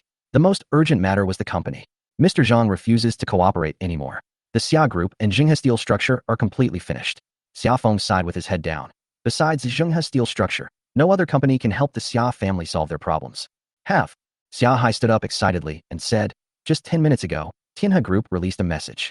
Tianhe Group will invest 30 billion yuan in Jiangnan City and is currently preparing to attract investment. 30 billion. Even if you only get 1/10, that's still a 3 billion project. And the revenue from that 3 billion project is at least 30%, which is 900 million. 900 million a year. If they can secure this project, the Xia family can turn their fortunes around. The old man also realized the problem and immediately said, everyone, starting tomorrow, put down all your projects and cooperate with Tianhe Group. The Xia family must get a share of the 30 billion. At this moment, Grandpa Xia's chest was filled with ambition, as if he had suddenly become 10 or 20 years younger. An old horse in its stall still aspires to gallop 1,000 miles. A hero in his twilight years still cherishes lofty ambitions. The Xia family will rise again. As for Summer, a good-for-nothing descendant of the Xia family, he can't cause any trouble. Just kill them. Chapter 16. Third Sister Chu Feiyao. Huafu Blue Bay was the largest affluent area in the Jiangnan region 10 years ago, but due to a tragic incident 10 years ago in which a rich second-generation heir killed his father and mother, the stock price of Huafu Blue Bay plummeted. Now, 10 years later, the neighborhood is sparsely populated, with only one villa still lit up. President Xia, Yu Xiaoxia and Su Jibin are all settled in, as are General Manager Zhang from Zhenggang Structure and Sister Hong from Yuzi. Everything is going according to plan. In addition, the news about Tianhe investment has also been sent out. If nothing unexpected happens, early tomorrow morning, all the companies in the Jiangnan region will come to Tianhe to seek cooperation, and the Xia family will be no exception. Apart from this, I've also investigated the Chu family. They started out in the real estate business, but the real estate business has been tough in recent years. The Chu family has been trying to transform their business, but they haven't succeeded yet. Also, that young man named Li Peng is Li Yong's son. Li Yong is a coal mine owner in Jiangnan, and he owns several coal mines. A year ago, Tianhe invested in Li Yong's company, acquiring a 51% stake. In other words, Li Peng's family was working for Tianhe. On the sofa, Xia Tian was engrossed in reading a novel. Xu Qingfeng was reporting on the day's events and some matters concerning the Chu family. Mr. Xia, now the entire Jiangnan city knows that Mr. Xia forged the certificate back then, and you are innocent. Next, we need to force the old man to confess to the crime. Is everything going according to plan? Xia Tian nodded. Just follow the plan. Also, you're helping me maintain this identity as the little divine doctor. Yes. Xu Qingfeng glanced at Xia Tian curiously. Summer returned, cleared his name, and set traps for the Xia family step by step. He then offered Tianhe Group as a business partner, aiming to give the Xia family hope before delivering a heavy blow. However, he didn't understand why Summer was using the identity of the little divine doctor. What use is this identity for revenge? Sensing Xu Qingfeng's doubts, Xia Tian provided an explanation. Do you know what my grandfather likes most? Shu Qingfeng frowned and said, You like gambling? You like women? No, none of these are his favorite things. Xia Tian put down the book in his hand and said quietly, What he loves most is power, the power to control others. But he is already 70 years old, and years of indulgence have caused him great health problems. When I saw him today, he was thin and weak. His health is already deteriorating. It'll only be about a year. Shu Qingfeng immediately recalled the detail. When the secret agent followed the old man last month, he mentioned that the old man had invited some skilled and extraordinary people from the martial arts world to give him massages, healthcare, and wellness treatments. So his body was already failing. Suddenly, he understood what summer meant. Mr. Xia is brilliant. The young miracle doctor's reputation has spread, and the old man will definitely invite him in order to survive. But he doesn't know that the young miracle doctor is President Xia. TSK. I really look forward to seeing his expression when he sees President Xia. He'll definitely regret it, won't he? Under the incandescent light, a sharp glint flashed in his eyes behind the gold-rimmed glasses. What I want is more than just his regret. I want him to weep bitterly, kneel before me, and kneel before my parents' graves to repent. It wasn't just him, but also Xia Hai and his group. The more triumphant they are during these 10 years, the more they will regret it in the second half of their lives. A chill filled the entire villa, and Shu Qingfeng, who was wearing a wool coat, couldn't help but shiver. A few seconds later, Xia Tian picked up the book on the coffee table again. The chill dissipated, and he returned to being the refined, gentle, and well-mannered gentleman he always was. Have you investigated Chu Huahua's contract? I've checked, Shu Qingfeng said quickly. She's a minor internet celebrity with 200,000 followers. Her videos are of high quality, but because she doesn't have a professional team to manage them, it's difficult for her to become a big star. I've already instructed the legal department to go and talk to Chu Huahua about a collaboration. If I'm not mistaken, Chu Huahua is Miss Chu Xia. Mr. Xia, do you want to help Chu Xiao out? Xia Tian nodded and said calmly, Whether she marries me or not, since she is Uncle Chu's daughter, I should lend a hand. Sign her up, find a professional team to help her develop a plan, and do it according to her expectations. In addition, give her a signing fee. Shu Qingfeng asked, How much is the signing fee? Xia Tian hesitated for a moment, then said, Give me 100 million first. Give me 30,000 yuan, and I'll give you 100 million yuan. 100 million is just the beginning. He will make Chu Xia earn hundreds of billions, even trillions. Whatever Chu Xia wants, he can satisfy. Xia Tian doesn't care whether she marries him or not. As long as Chu Xia is happy, he wanted her to be happy. Today, Chu Xia wore a long red dress, her long hair tied up high. Although she was wearing makeup, it couldn't hide the haggard look on her face. She hadn't slept almost all night. The thought of becoming Li Peng's fiancée made her want to cry. If you keep looking so sad, Grandma will scold you again when she sees you. Zhao Yulian glared at her, then took out a box of face powder and shoved it into her hand. Go get your dark circles fixed. What if Li Peng doesn't like you when you look this haggard? Chu Xia looked down at the powder compact in her hand. Her nose tingled, and tears almost fell. She took the powder compact back to her room, where she lay on her bed and sobbed uncontrollably. She had only been crying for 2 minutes when there was a knock on the door. She quickly stopped crying. Who is it? It's me, third sister. A familiar voice came from inside. Chu Xia hurriedly opened the door and saw her third sister standing there. She could no longer hold back her grievances and threw herself into her third sister's arms, bursting into tears. What's wrong? Why are you crying so hard? Who bullied our Xia? Tell your third sister, she'll back you up. Chu Xia choked up and said, It's Mom. Third sister. Hey, I brought you some preserved plum candy. It contains licorice, hawthorn, dandelion, and Isida's root. It has the effects of clearing heat and reducing internal fire and regulating the spleen and stomach. It tastes delicious. I made it myself. Would you like to try one? Looking at the preserved plum candy, Chu Xia's eyes were filled with resentment. I'm telling you, Mom is bullying me. Why are you so unmoved? The third sister looked embarrassed, but as the older sister, she should support her younger sister. Mom went too far. You wait. I'll bring my mother to apologize to you. Wait for me. 10 seconds later, the third sister returned. As soon as she entered the door, she threw herself into Chu Xia's arms and burst into tears. Mommy scolded me. Wea, Xiaxia's mommy scolded me. She's so scary. Holding her crying third sister, Chu Xia said in despair, I shouldn't have asked you for help. At the bus stop, Xia Tian got off the bus and headed towards the Chu family's house. Sudden, a black Mercedes was heading straight for him at over 100 kilometers per hour, clearly intending to run him over. Chapter 17 Breaking 3 of his legs. Summer dodged the car's impact with a quick movement, and the Mercedes came to a sudden stop. The car door opened. Li Peng got out of the car, followed by 2 burly men, both over 190 centimeters tall. Li Peng stood in the middle, and the 3 of them formed a U-shape. Are you here today for my engagement party with Xia? Li Peng's gaze towards Xia Tian was full of sarcasm. Summer didn't say anything. Li Peng sneered. You don't know yet, do you? Aunt Zhao and I have already discussed it. We'll finalize my marriage with Chu Xia today. We'll get engaged first, and then get married after Chu Xia graduates. I've also heard about your identity. A convicted criminal who killed his father and mother, taking the bus to this banquet? You think trash like you can steal Xia Xia from me? Only I am worthy of a girl as outstanding as Xia Xia. I am Xia Xia's true love. The great king and the second king. Two burly men stepped forward, glaring menacingly at Xia Tian. Cripple him. Break all three legs. The two walked towards Xia Tian step by step. Their burly bodies seemed capable of killing Xia Tian with a single punch. Li Peng threw the cigarette but in his hand on the ground and stubbed it out fiercely. Trying to fight me? Die. After glaring fiercely at Xia Tian, he turned and went into the Chu family home. The main gate. Chu Xia and Zhao Yulian were greeting guests when they saw Li Peng, and Zhao Yulian's face lit up with excitement. Xiao Peng, you've finally arrived. Xia Xia has been talking about you all afternoon. Really? Li Peng looked at Chu Xia with excitement. Chu Xia's face darkened, and she frowned, saying, when did I mention it? You said it. I heard it. Zhao Yulian glared at Chu Xia, warning her with her eyes. It's still early before the banquet. You take Xiaoping to the room to sit for a while. I'll go pick up Grandma. Shall we go to your room and sit for a while?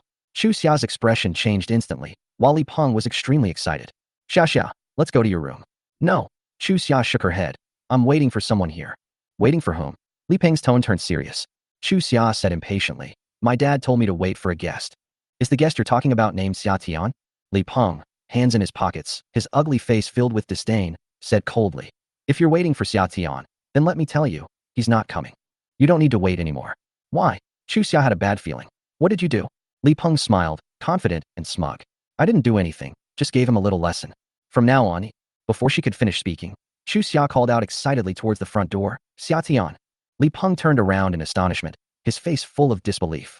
According to his plan, Xia Tian's legs had been broken for 3 days, but the Xia Tian in front of him had no injuries at all. A pair of gold-rimmed glasses, and a wisp of curly bangs that looked casual and dashing. What are you doing here? Xia Tian glanced at him, her expression indifferent. Why can't I be here? You. Li Peng was stunned for a second, then quickly ran towards the door. All I saw was the first king and the second king lay straight on the road, their hands on their chests, their faces peaceful, like a pair of corpses. This? Li Peng checked their noses. They weren't dead, but they were completely unconscious. Li Peng's face darkened. That little punk's got some skills. He called someone to come and take the two kings away, and return to the Chu family compound once again. The Chu family is large and prosperous. The old lady has a total of 6 sons and 3 daughters. The family gathers every 3 months, with 30 to 40 people. There is still half an hour before the banquet starts. The group of people stood in 2s and 3s chatting in the courtyard. Under the sycamore tree, Chu Xia and Xia Tian were chatting. Both of them were tall and slender with regular features. They were a handsome man and a beautiful woman, each holding a cup of coffee. Against the backdrop of the autumn scenery, they looked like a beautiful oil painting. Chu Xia was talking about something interesting, laughing all the while. Her 2 little dimples were incredibly cute. That smile? Li Peng had never seen it before. A surge of anger ignited from the depths of his heart. Li Peng rushed over, snatched the coffee cup from Chu Xia's hand, and roared angrily. Chu Xia, from today onwards, you are my fiancée. I am a very traditional man, and you must get my permission before talking to other men.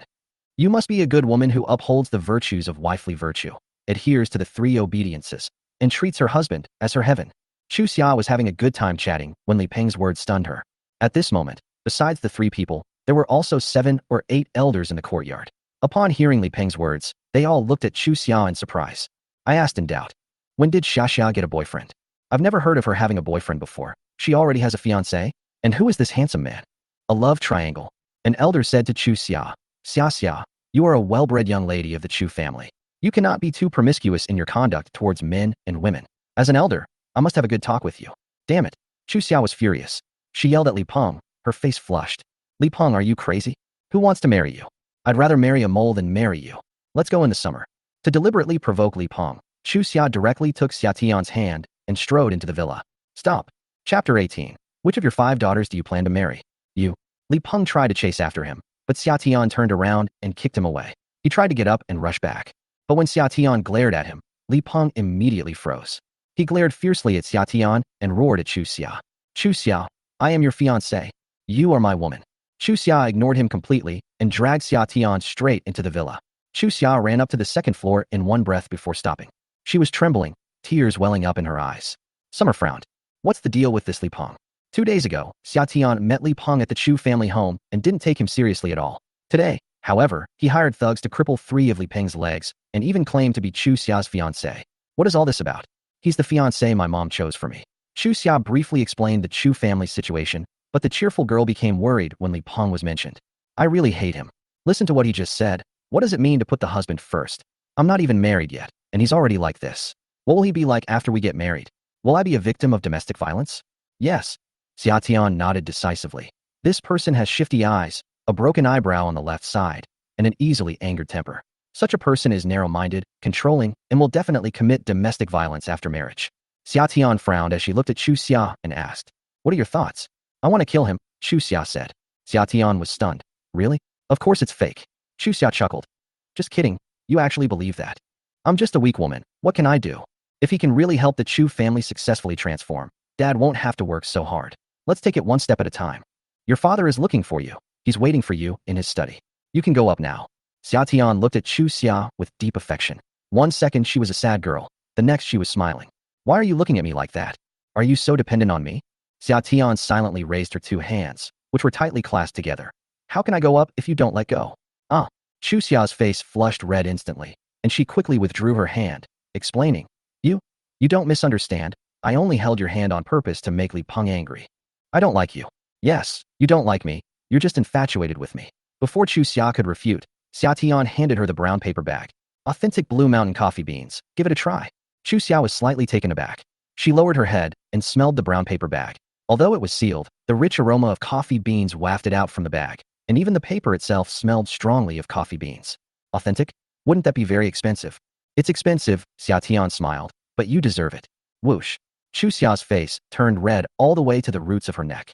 She blushed as soon as she was teased, which made her feel embarrassed. She stubbornly retorted, "Flirting with me won't work. I'm only focused on my career right now and don't plan to date." "When did I say I wanted to date you?" Xia Tian retorted. Chu Xia. "Oh." She was momentarily speechless, then retorted, "I don't want to date you either. My dad's in that room. Go by yourself." She casually pointed to the study on the second floor, then stormed downstairs. Xia Tian smiled as she watched her retreating figure. He took out his phone and sent a message to Shu Qingfeng. "Li Peng, please handle this." Shu Qingfeng immediately replied, "Received." The world allows flies to exist, but it's annoying when flies are constantly buzzing in front of you. Knock knock knock. After knocking 3 times, Chu Yuntian's weary voice came from inside. "Enter." Summer pushed open the door and entered. Inside the study, Chu Yuntian was looking at a report with a furrowed brow. When he looked up, he froze, and after a full 10 seconds, he exclaimed in surprise, "Summer." He quickly got up and walked over to Xia Tian. After carefully examining her for a while, his eyes turned red with excitement. "It really is you. It's been years since I last saw you. You've grown so tall and handsome, and you look exactly like your dad. When Lao Ming sees you, he will be very proud of you." Xia Tian hugged Chu Yuntian. 10 years ago, Xia Tian was abandoned by everyone, but Chu Yuntian stood firmly by his side and helped him overcome one difficulty after another. In Xia Tian's heart, Chu Yuntian was his father. "Uncle Chu, it's been a long time. Back then, I also have to thank Uncle Chu. If it weren't for Uncle Chu saving 20,000 yuan for me every month, I wouldn't have grown this tall." Xia Tian was only 169 centimeters tall when he went to prison, but now he is 190 centimeters tall. In addition to genetics, he also owes a lot to Chu Yuntian's savings, which ensured that he did not lack nutrition even in prison. "It's only 20,000. Compared to what your dad gave me, what is 20,000? Chu Yuntian pointed to the entire house. "This house, and the entire Chu family, were given to me by your father." Xia Ming was a business genius with an extremely accurate eye for investment. If he hadn't died young, not only China, but the whole world would have become his business. As his brother, Chu Yuntian made a lot of money with Xia Ming. At its peak, the Chu family's business was worth 100 billion. "Sit down quickly in the summer. Let's have a good talk, you and I." Chu Yuntian was very enthusiastic and pulled Xia Tian to sit down. After they sat down, he carefully examined Xia Tian for a while and then smiled. "I have 5 daughters. Which one are you planning to marry?" Chapter 19, I Love the Little Divine Doctor. There was only one marriage contract, but it did not specify who Chu Yuntian would marry. Chu Yuntian had 5 daughters, meaning that all 5 of his daughters could marry Xia Tian. But who will marry? That's a problem. This problem. Summer felt a little awkward. Let them decide for themselves. "I like any of Uncle Chu's daughters, but I also have to consider whether they like me. Even in an arranged marriage, I can't completely go against the woman's wishes. However, I have a question." Chu Yuntian generously said. "Go ahead. Uncle Chu, haven't you considered breaking the contract?" Xia Tian didn't reveal his true identity to Chu Yuntian. To Chu Yuntian, he was currently just a recent release from prison, unemployed and penniless, a complete loser.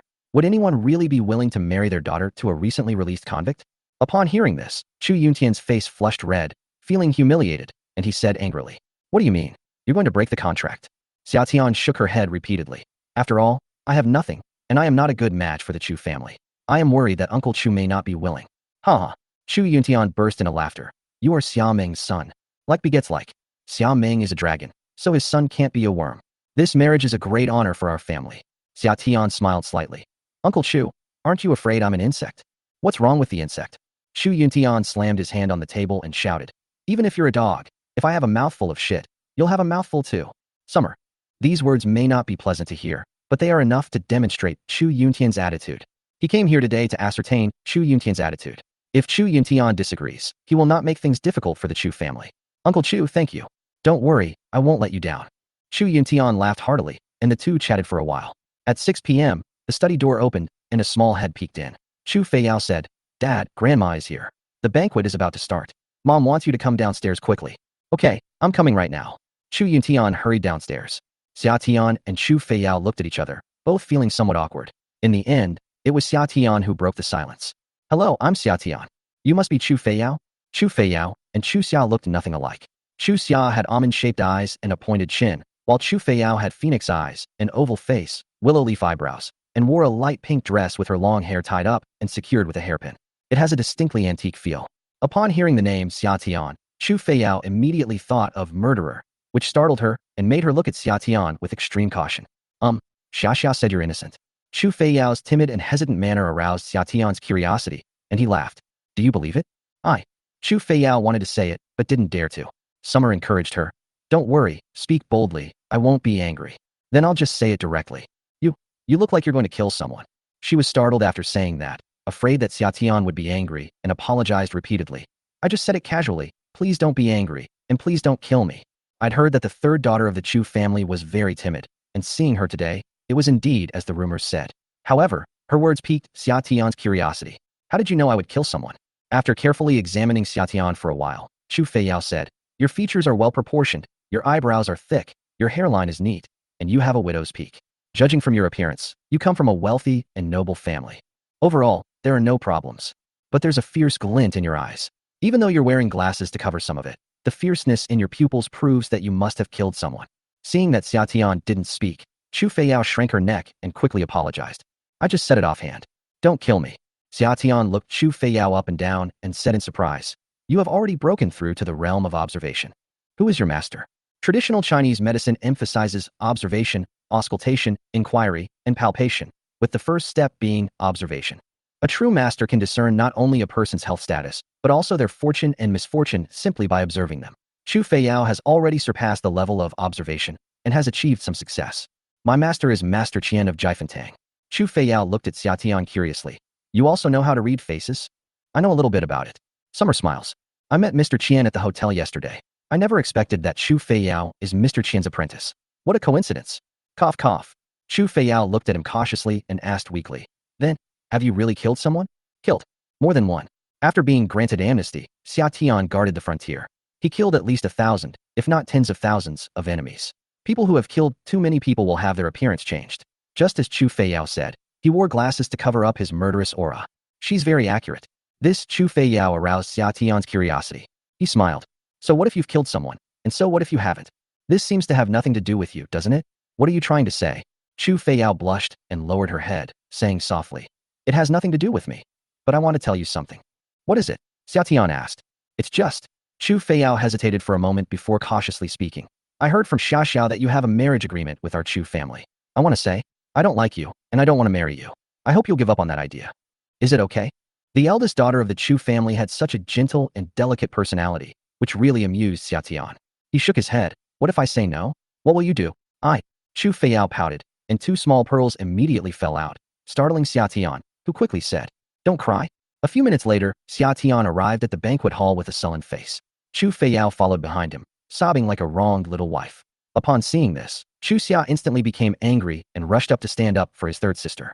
Why did you bully my third sister? She cried. Xia Tian said speechlessly. Would you believe me if I said I didn't bully her? Afterwards, Xia Tian briefly recounted what had happened. Chu Xia frowned after listening and warned Xia Tian. That's just my personality. You can scare me, but you can't scare her. Okay. Xia Tian was speechless. In addition, fearing that Xia Tian might not understand Chu Feiyao's meaning, Chu Xia emphasized for her. My third sister has someone she likes. She won't marry you. Forget about it. Good. Xia Tian nodded, then asked curiously, who does she like? Chu Xia tilted her head, looking smug. It's a doctor known as Little Miracle Doctor. He's amazing. Not only is his medical skill incredible, but he also heals people without charging a fee. He's practically a living Buddha. Little Miracle Doctor? Xia Tian asked quietly. Could it be that Little Miracle Doctor who uses the 13 ghost needles? Chapter 20. What can you give the Little Miracle Doctor? That's right, it's him. Chu Xia spoke eloquently. Third sister said that this young doctor is extremely skilled, young and handsome. He is simply a living master. Even third sister's master, Master Qian, was impressed by the young doctor. She lectured him in a mature tone, like a little adult. The young doctor is about the same age as you, but he has already become a well-known doctor. You have to work hard. You're out of prison. What are your plans? Are you planning to look for a job? Chu Xia's tone really made Xia Tian laugh. He said with a smile, I'm not looking anymore. Anyway, your Chu family is rich. If I become your son-in-law, I won't have to work hard anymore. Chu Xia glared at him with almond-shaped eyes, looking at him with a disappointed expression. Lacking ambition. Snort. After saying that, she glanced at Xia Tian's handsome features again and asked quietly, do you have abs? Summer. 8 yuan. Talk is cheap. Show me what you've got. Chu Xia stared at Xia Tian's abs like a scoundrel. Chu Feiyao, standing beside her, slapped her on the forehead and lectured. Are you crazy? The banquet has begun. Please come in quickly. I'm late. Grandma will scold me. Led by Chu Feiyao, the three entered the banquet hall. Since it was a family banquet, Xia Tian was a new face, and his entry immediately attracted everyone's attention, especially the attention of women. Wow, where did this handsome guy come from?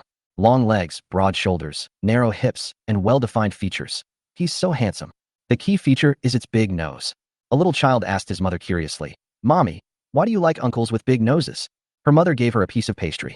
Children don't understand, so don't talk nonsense. Under everyone's watchful eyes, Xia Tian walked over to an elderly woman with gray hair at the main table. The old lady was Chu Yuntian's mother and the most important person in the Chu family. The Chu family owed its current status to this old lady. She was short and thin, but her eyes shone brightly. Grandmother, I am Xia Tian. It's been 10 years since we last met. You are still so healthy.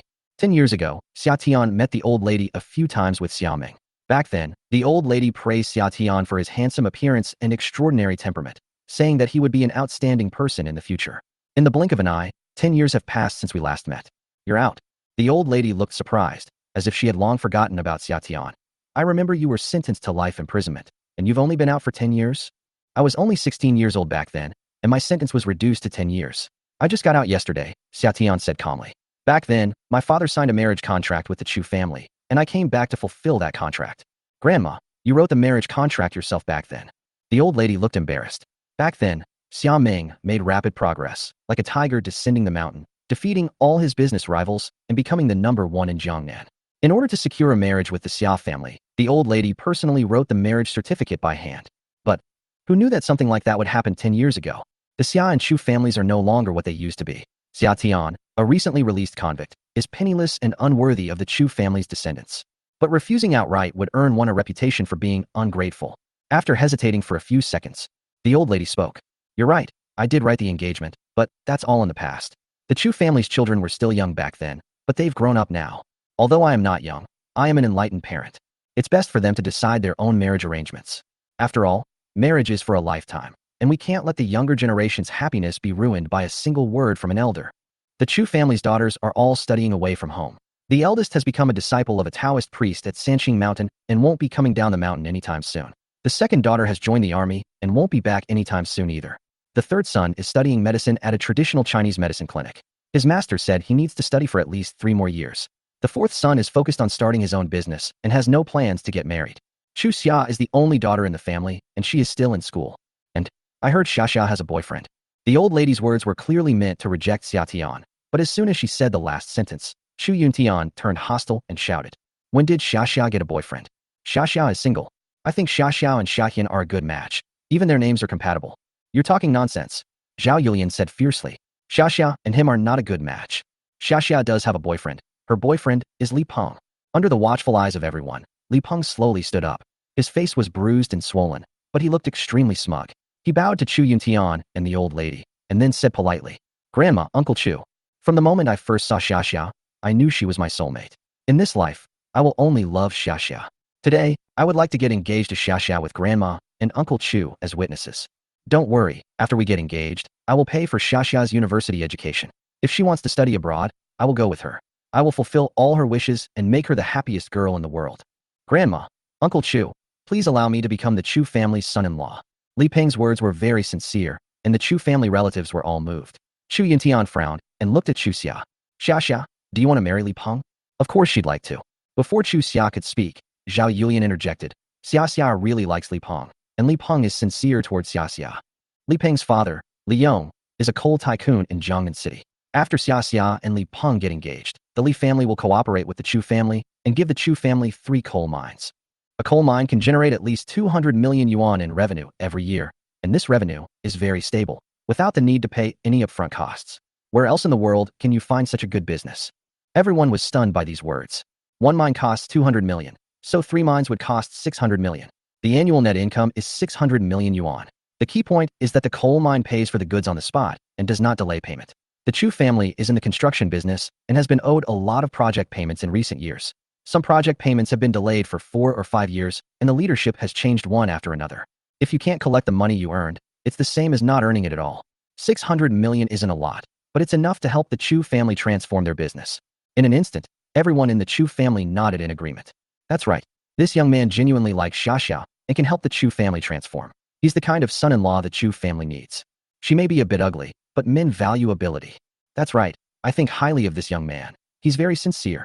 Summer is all about looking good, but what's the use of a pretty face? Even Chu Yuntian fell into deep thought. He had spent a lot of effort in recent years trying to transform the Chu family, but all his efforts had failed. If he married Li Peng, he could indeed successfully transform the family. Having gained the support of the crowd, Li Peng looked at Xia Tian triumphantly and questioned her with extreme arrogance. You said you wanted to become the son-in-law of the Chu family. What can you bring to the Chu family? Chapter 21, A Small Gift. In an instant, everyone's attention fell on Xia Tian. Before Xia Tian could speak, Zhao Yulian spoke first. Pooh, he's a convict who's been exiled. After he gets married, he'll still have to rely on Xia to support him. Xia marrying him will not only fail to solve the company's problems, but she will also have to support him. He's practically a burden. Xia will not marry him. Get him out. Bang. As soon as Zhao Yulian finished speaking, Chu Yuntian, who was standing to the side, got angry and pointed at Zhao Yulian's nose, cursing loudly. Zhao Yulian, shut up. Xia Tian is Meng Ji's son. Without Meng Ge, the Chu family wouldn't be where it is today, and you wouldn't have such a luxurious life. The big house you live in, the rosewood bed you sleep in, the Hermes bag, the LV shoes, all of these were given to you by Meng Ge. Xia Tian is Meng Ji's only son. I will not allow you to insult Xia Tian. Besides, the case from 10 years ago was clearly a slander. Yesterday's birthday celebration for Grandpa Xia has already been proven to be a case of fabricated evidence. Summer is innocent. Chu Yuntian is usually a kind-hearted person who almost never gets angry. Today, when he got angry, Zhao Yulian was a little scared, but for the sake of her daughter's marriage, she still objected. His innocence doesn't change the fact that he's a convicted criminal. Compared to Li Peng, he's just trash. Chu Yuntian's expression shifted between light and dark. At this moment, Li Peng spoke up. Uncle Chu, whether he was wronged or not, that happened 10 years ago. Now, he has just been released from prison. He has no education, no skills, and no connections. The difference between him and me is like that between a firefly and the bright moon. I can give Xia happiness, but he can't. Does that mean Uncle Chu doesn't want his daughter to be happy? Chu Yuntian was taken aback. What father wouldn't want his daughter to be happy? But if Chu Yuntian agreed, how could he face Xia Tian? While I was struggling with this decision, Summer spoke up. Li Peng, you said you'd be willing to give the Chu family 3 coal mines after marriage. Are you sure you're not just bragging? Li Peng laughed. My family owns more than a dozen coal mines, and my dad only has one son. My dad has said for a long time that if I can marry Xia, he would give away not only 3 coal mines, but 5 coal mines to the Chu family.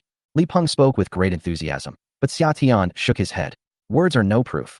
Anyone can't just put their lips together. I'd also like to say that I could give the whole earth to Chu Xia.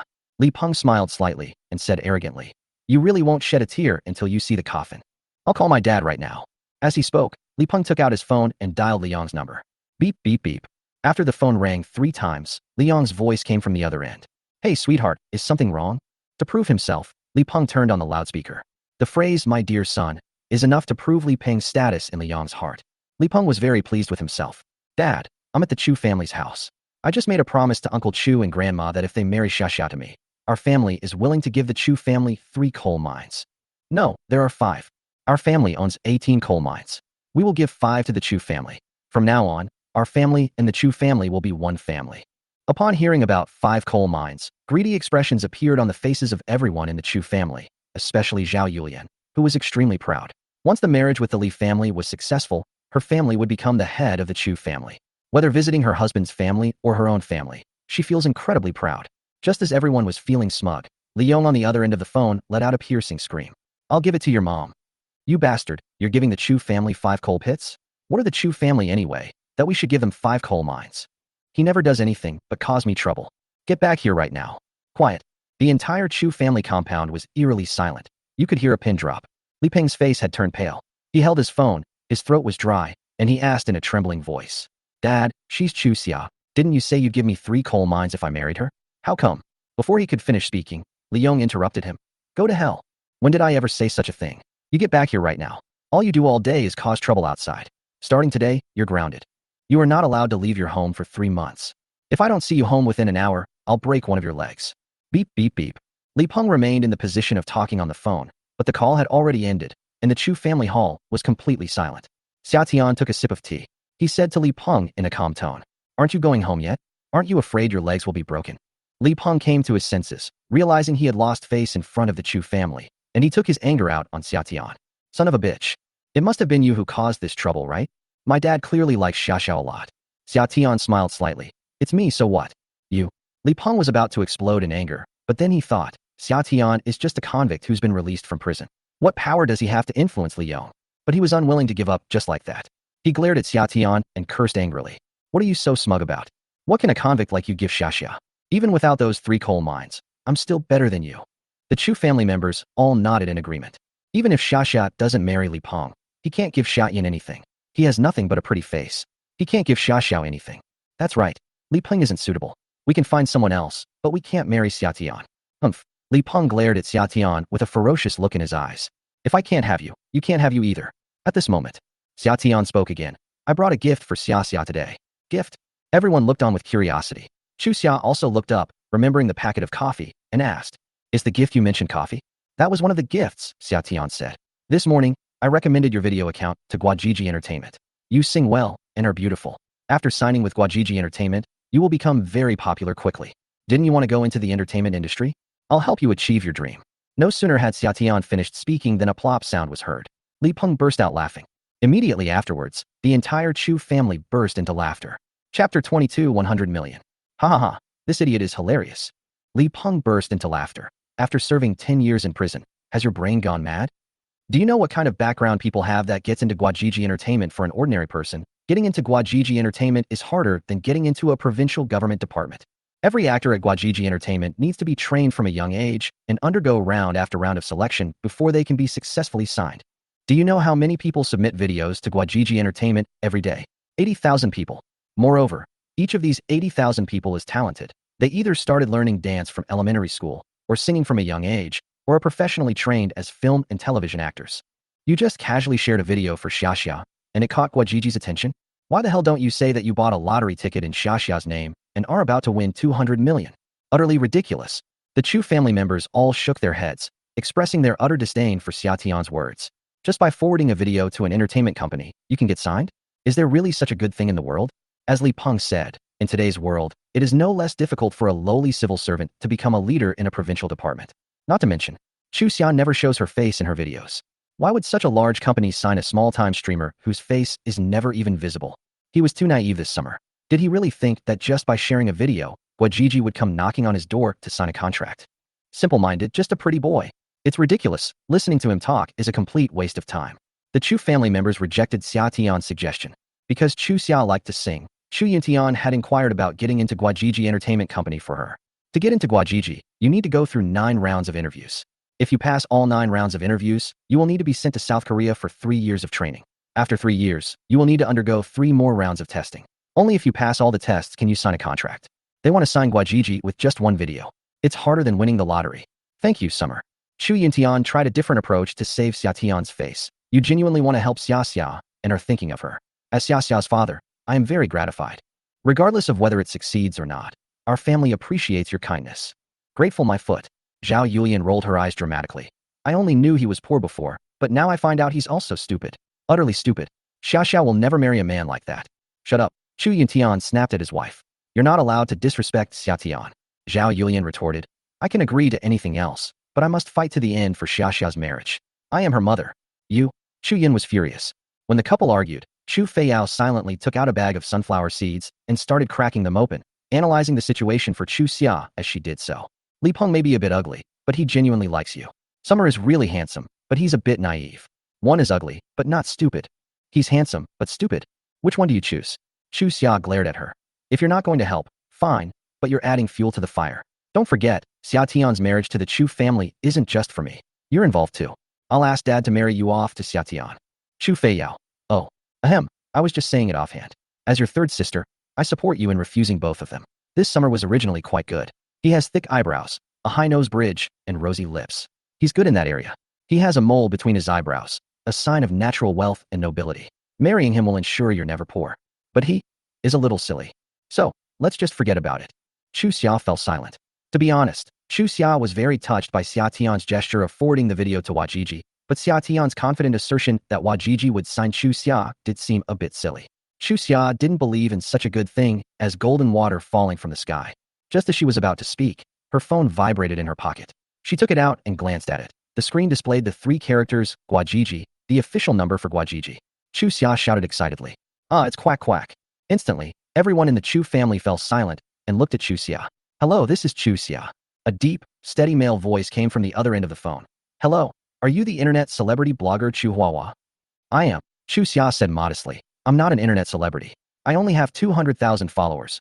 Oh no, it's 198,000. The other party smiled and said, this morning, a gentleman forwarded your video to us. After watching it, we were very satisfied and would like to sign you to become a new generation of singer. Would you be willing? Hiss. Inside the Chu family hall, everyone gasped, while Chu Xia's heart pounded with excitement. Signing a contract is possible, yes. What kind of contract was it? Exorbitant contracts are rampant in the entertainment industry, and Chu Xia was worried that she would be sold out to make money for the company while she worked for nothing. The other party said, after the contract is successfully signed, all of Ms. Chu's expenses during her work period, including food, clothing, accommodation, transportation, and training, will be covered by the company, and the profits will be split 30/70ths. Ms. Chu, number 7, company number 3. In addition, the company will pay Ms. Chu a signing fee, which will be used for Ms. Chu's basic expenses before she becomes famous. A 30/70th split. Even big stars rarely get a 30/70 split with the company. Most get a 50/50th split, while some smaller stars get a 10/90th split with the company, receiving 90%.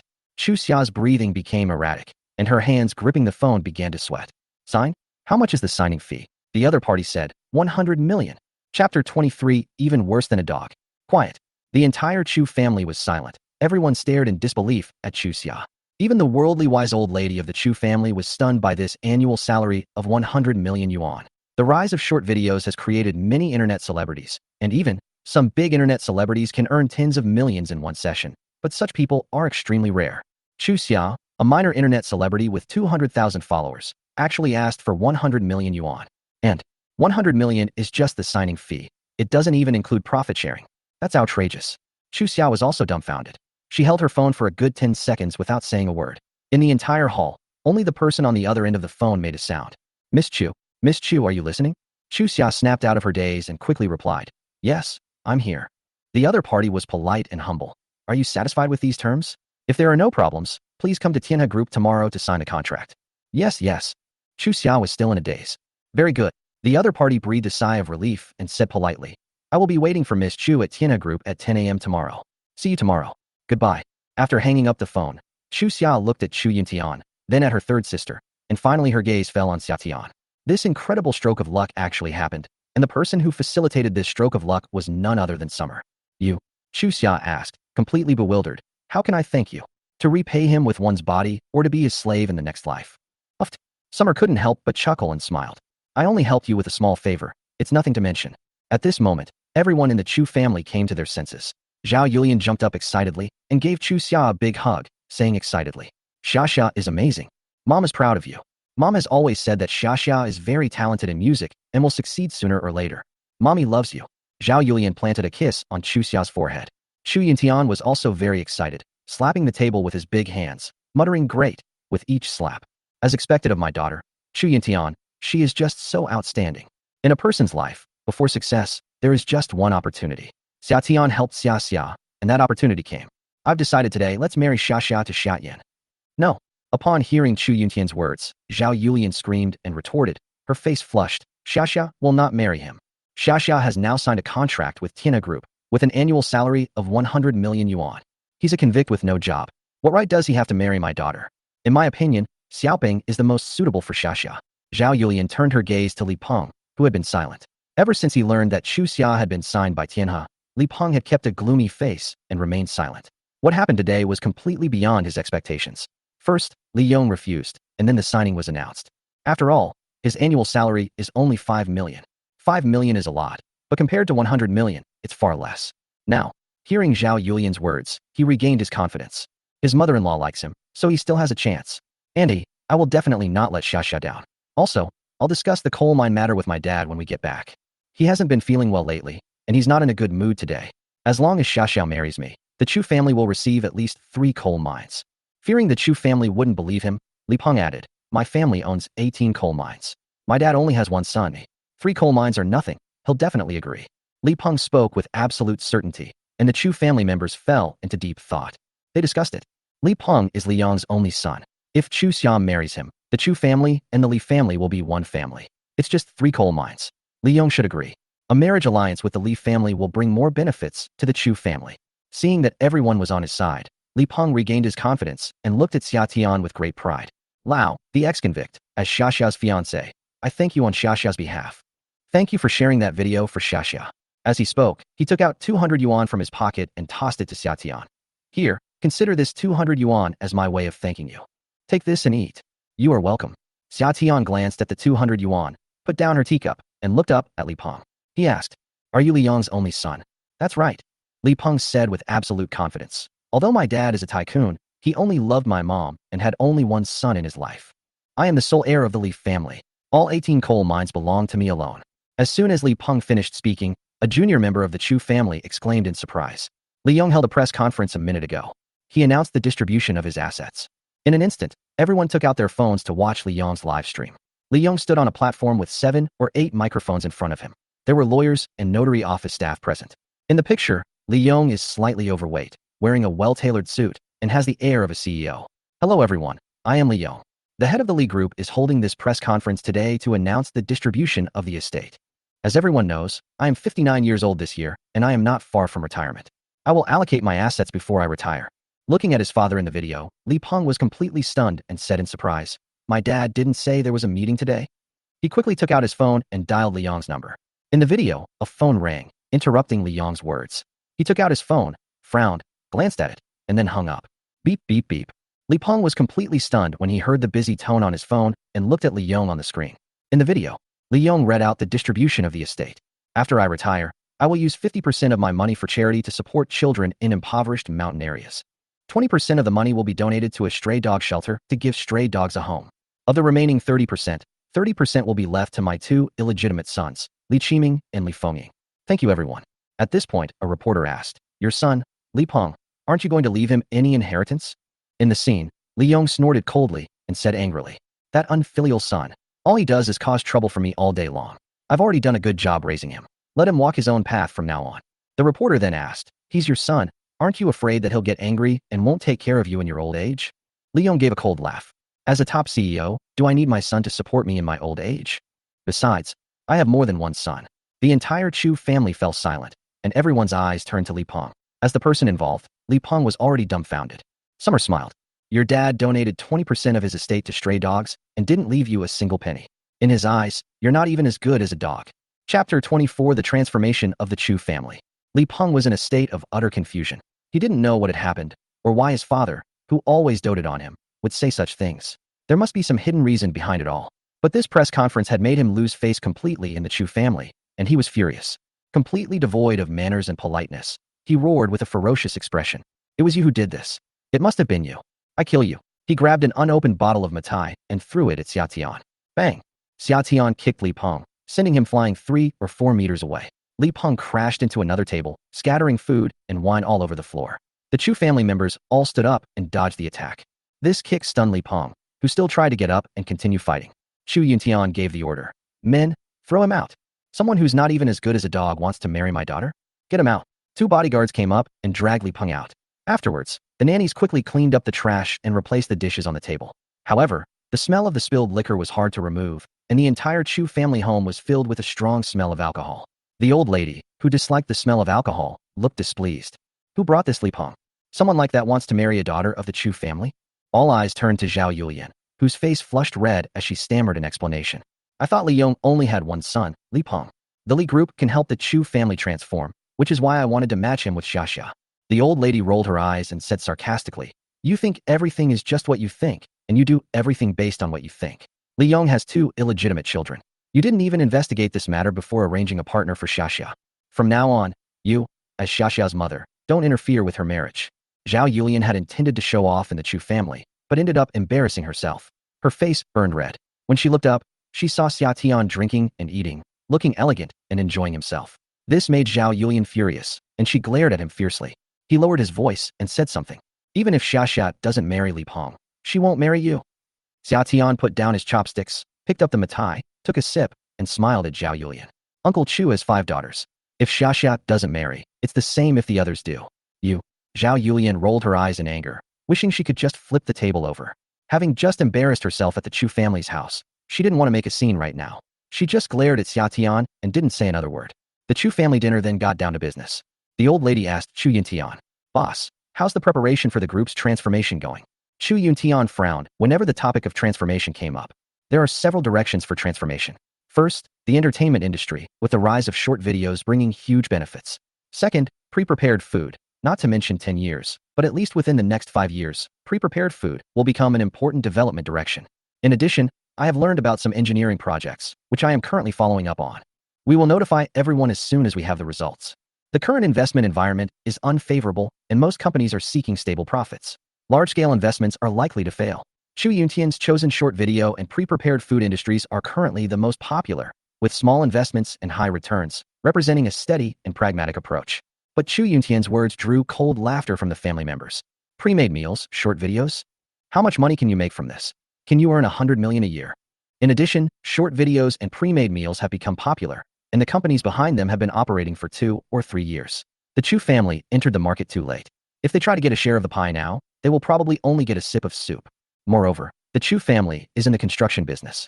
Short videos and pre-made meals have completely deviated from the Chu family's business path. This is not a transformation. This is a complete abandonment of the original business and starting from scratch. The speaker was Chu Yunhai, the second son of the Chu family and Chu Yuntian's younger brother. Chu Yunhai, who works as the HR manager at the company, has long coveted the chairman's position. In the past, when Chu Yuntian's business was doing well, no one objected.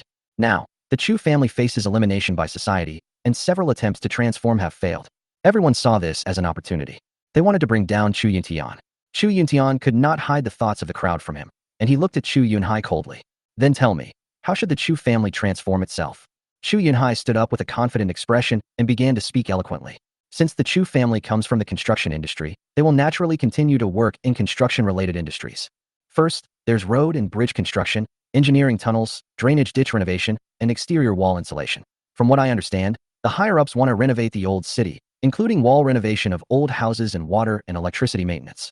These projects may seem small, but they generate high profits. Secondly, conduct high-end research.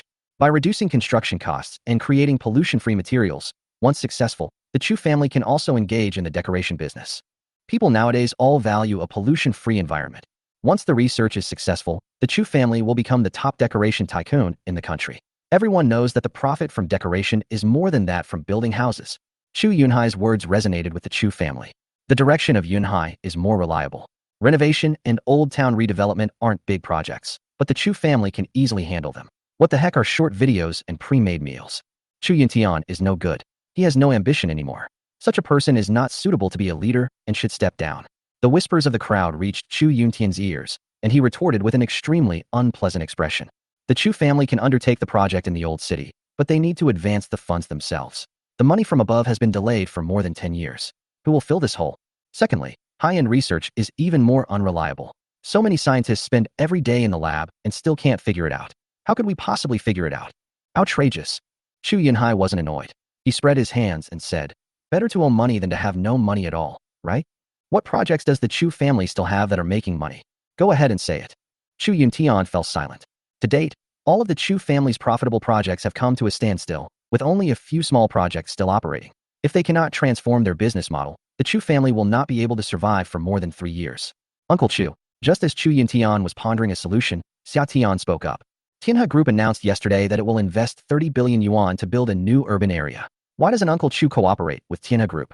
Chapter 25, Get Out of the Chu Family. After Xia Tian said this, the Chu family restaurant fell silent, then burst into laughter. Chu Yunhai looked at Xia Tian. His fat face was filled with mockery. Is this the eldest brother's son-in-law? The young man is quite handsome, but he's not very bright. Tianhe Group is now the largest company in Jiangnan City, and its boss is the richest man in the Jiangnan region. Its main trade targets foreign countries. In the years since its establishment, Tianhe has never cooperated with any company in Jiangnan City, and it has never cooperated with the Chu family. In other words, there isn't even a bridge between the Chu family and Tianhe. And nobody knows what Tianhe Group's reputation is like. It's true that the project payments from higher-ups might be delayed, but it's just delayed. The money will be paid sooner or later. Will Tianhe Group pay it? After saying that, Chu Yunhai smiled disdainfully, mocking Xia Tian for being completely ignorant. Summer countered with a question. Tianhe Group may or may not give it. But the projects from above will definitely not be given out. Why not give it a try? Ha ha ha ha. Chu Yunhai burst into laughter. He even ridiculously refused to talk to Xia Tian. He patted Chu Yuntian's shoulder with his big hand and said sarcastically, Brother, you've really found a good son-in-law. Since you, as the son-in-law, have spoken up, then you should give it a try. However, you'd better not use the Chu family's name. Otherwise, if you are rejected, wouldn't that be a disgrace to the Chu family? Chu Yuntian dedicated his entire life to the Chu group, transforming it from a small construction team into a multi-billion-dollar conglomerate and raising the Chu family to be overweight and bloated. Yet, in the end, he couldn't even represent the Chu group. But with the old lady present, he felt embarrassed to get angry. They could only swallow their anger. Just when she was feeling frustrated, Xia Tian spoke up again. Uncle Chu can't represent the Chu group, can you? The Chu family's success today is all thanks to Uncle Chu. You, as the second brother, have taken credit for Uncle Chu's efforts and fattened yourself up. Not only do you not show any gratitude to Uncle Chu, but you also criticize him at every turn. What you up to? Insubordination. Xia Tian's questioning made Chu Yunhai's face turn red. With red eyes, he pointed at Xia Tian's nose and cursed angrily. Shut up. This is a family matter of the Chu family, and it has nothing to do with you, an outsider. At today's gathering, I just want to ask my elder brother a question. Can you take on this chairmanship? If you can't do it, then don't occupy the position without doing anything. Let someone with both virtue and talent take it. Since Xia Meng's death, the Chu family has declined. In the past 10 years, Chu Yuntian's family has been targeted by Chu Yunhai. In the past, they still cared about their reputation, but today Chu Yunhai is no longer so tactful and directly forced Chu Yuntian to abdicate. Second brother, don't you think you've gone too far? Chu Yuntian suppressed his anger. What achievements have you made in the Chu family over the years? You think you can abdicate before me? Are you worthy? Chu Yunhai's fat face showed no anger whatsoever. Instead, he gave a gunhan, simple and honest, smile. I don't deserve it, and you deserve it even less. Over the past 10 years, you have disappointed everyone time and time again. Ask everyone who still supports you. Support our leader, stand up.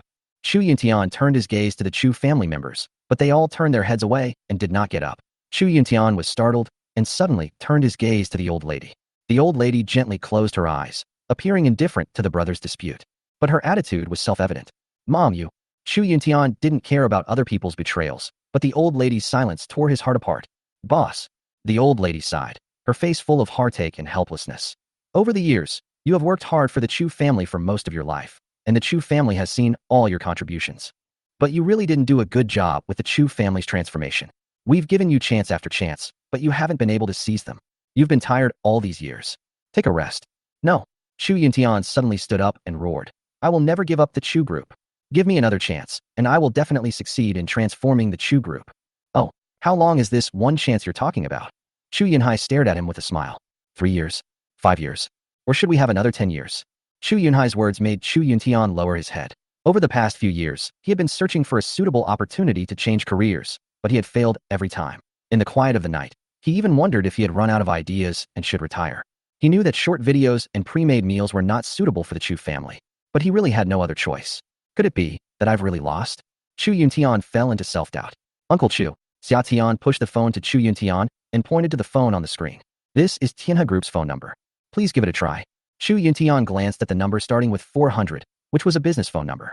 These numbers were usually unreachable, or if they were, it would be a robot. Chu Yunhai leaned over and took a look. He burst into laughter. Calling companies to discuss cooperation? You might as well contact the security guards at the gate of Tianhe Group. That would give you a better chance than this. Chu Yuntian turned around and glared at Chu Yunhai. He cursed. I am still the chairman of Chu Group. What I do is none of your business. Shut your dog mouth. Xia Tian picked up his phone and dialed the corporate number for Tiana Group. What if Chapter 26 rings? Beep, beep, beep. The phone rang for a full minute before a mechanical female voice came through the receiver. Sorry, the number you dialed is temporarily unavailable. Please try again later. Upon hearing this voice, Chu Yunhai burst into laughter, his voice sharp and piercing. Haha, my dear brother, you're getting more and more interesting. Why don't you switch careers and become a comedian? A 30 billion yuan business. You're calling companies to discuss cooperation. It's hilarious. If you don't have the skills, don't take on this job.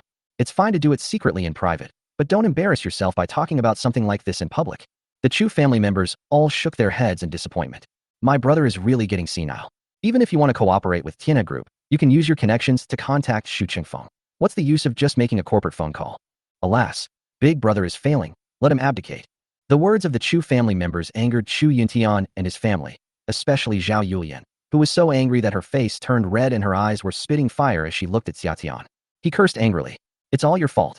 You gave us a terrible idea. If our family falls on hard times, you won't have an easy time either. Get out of here. Mom.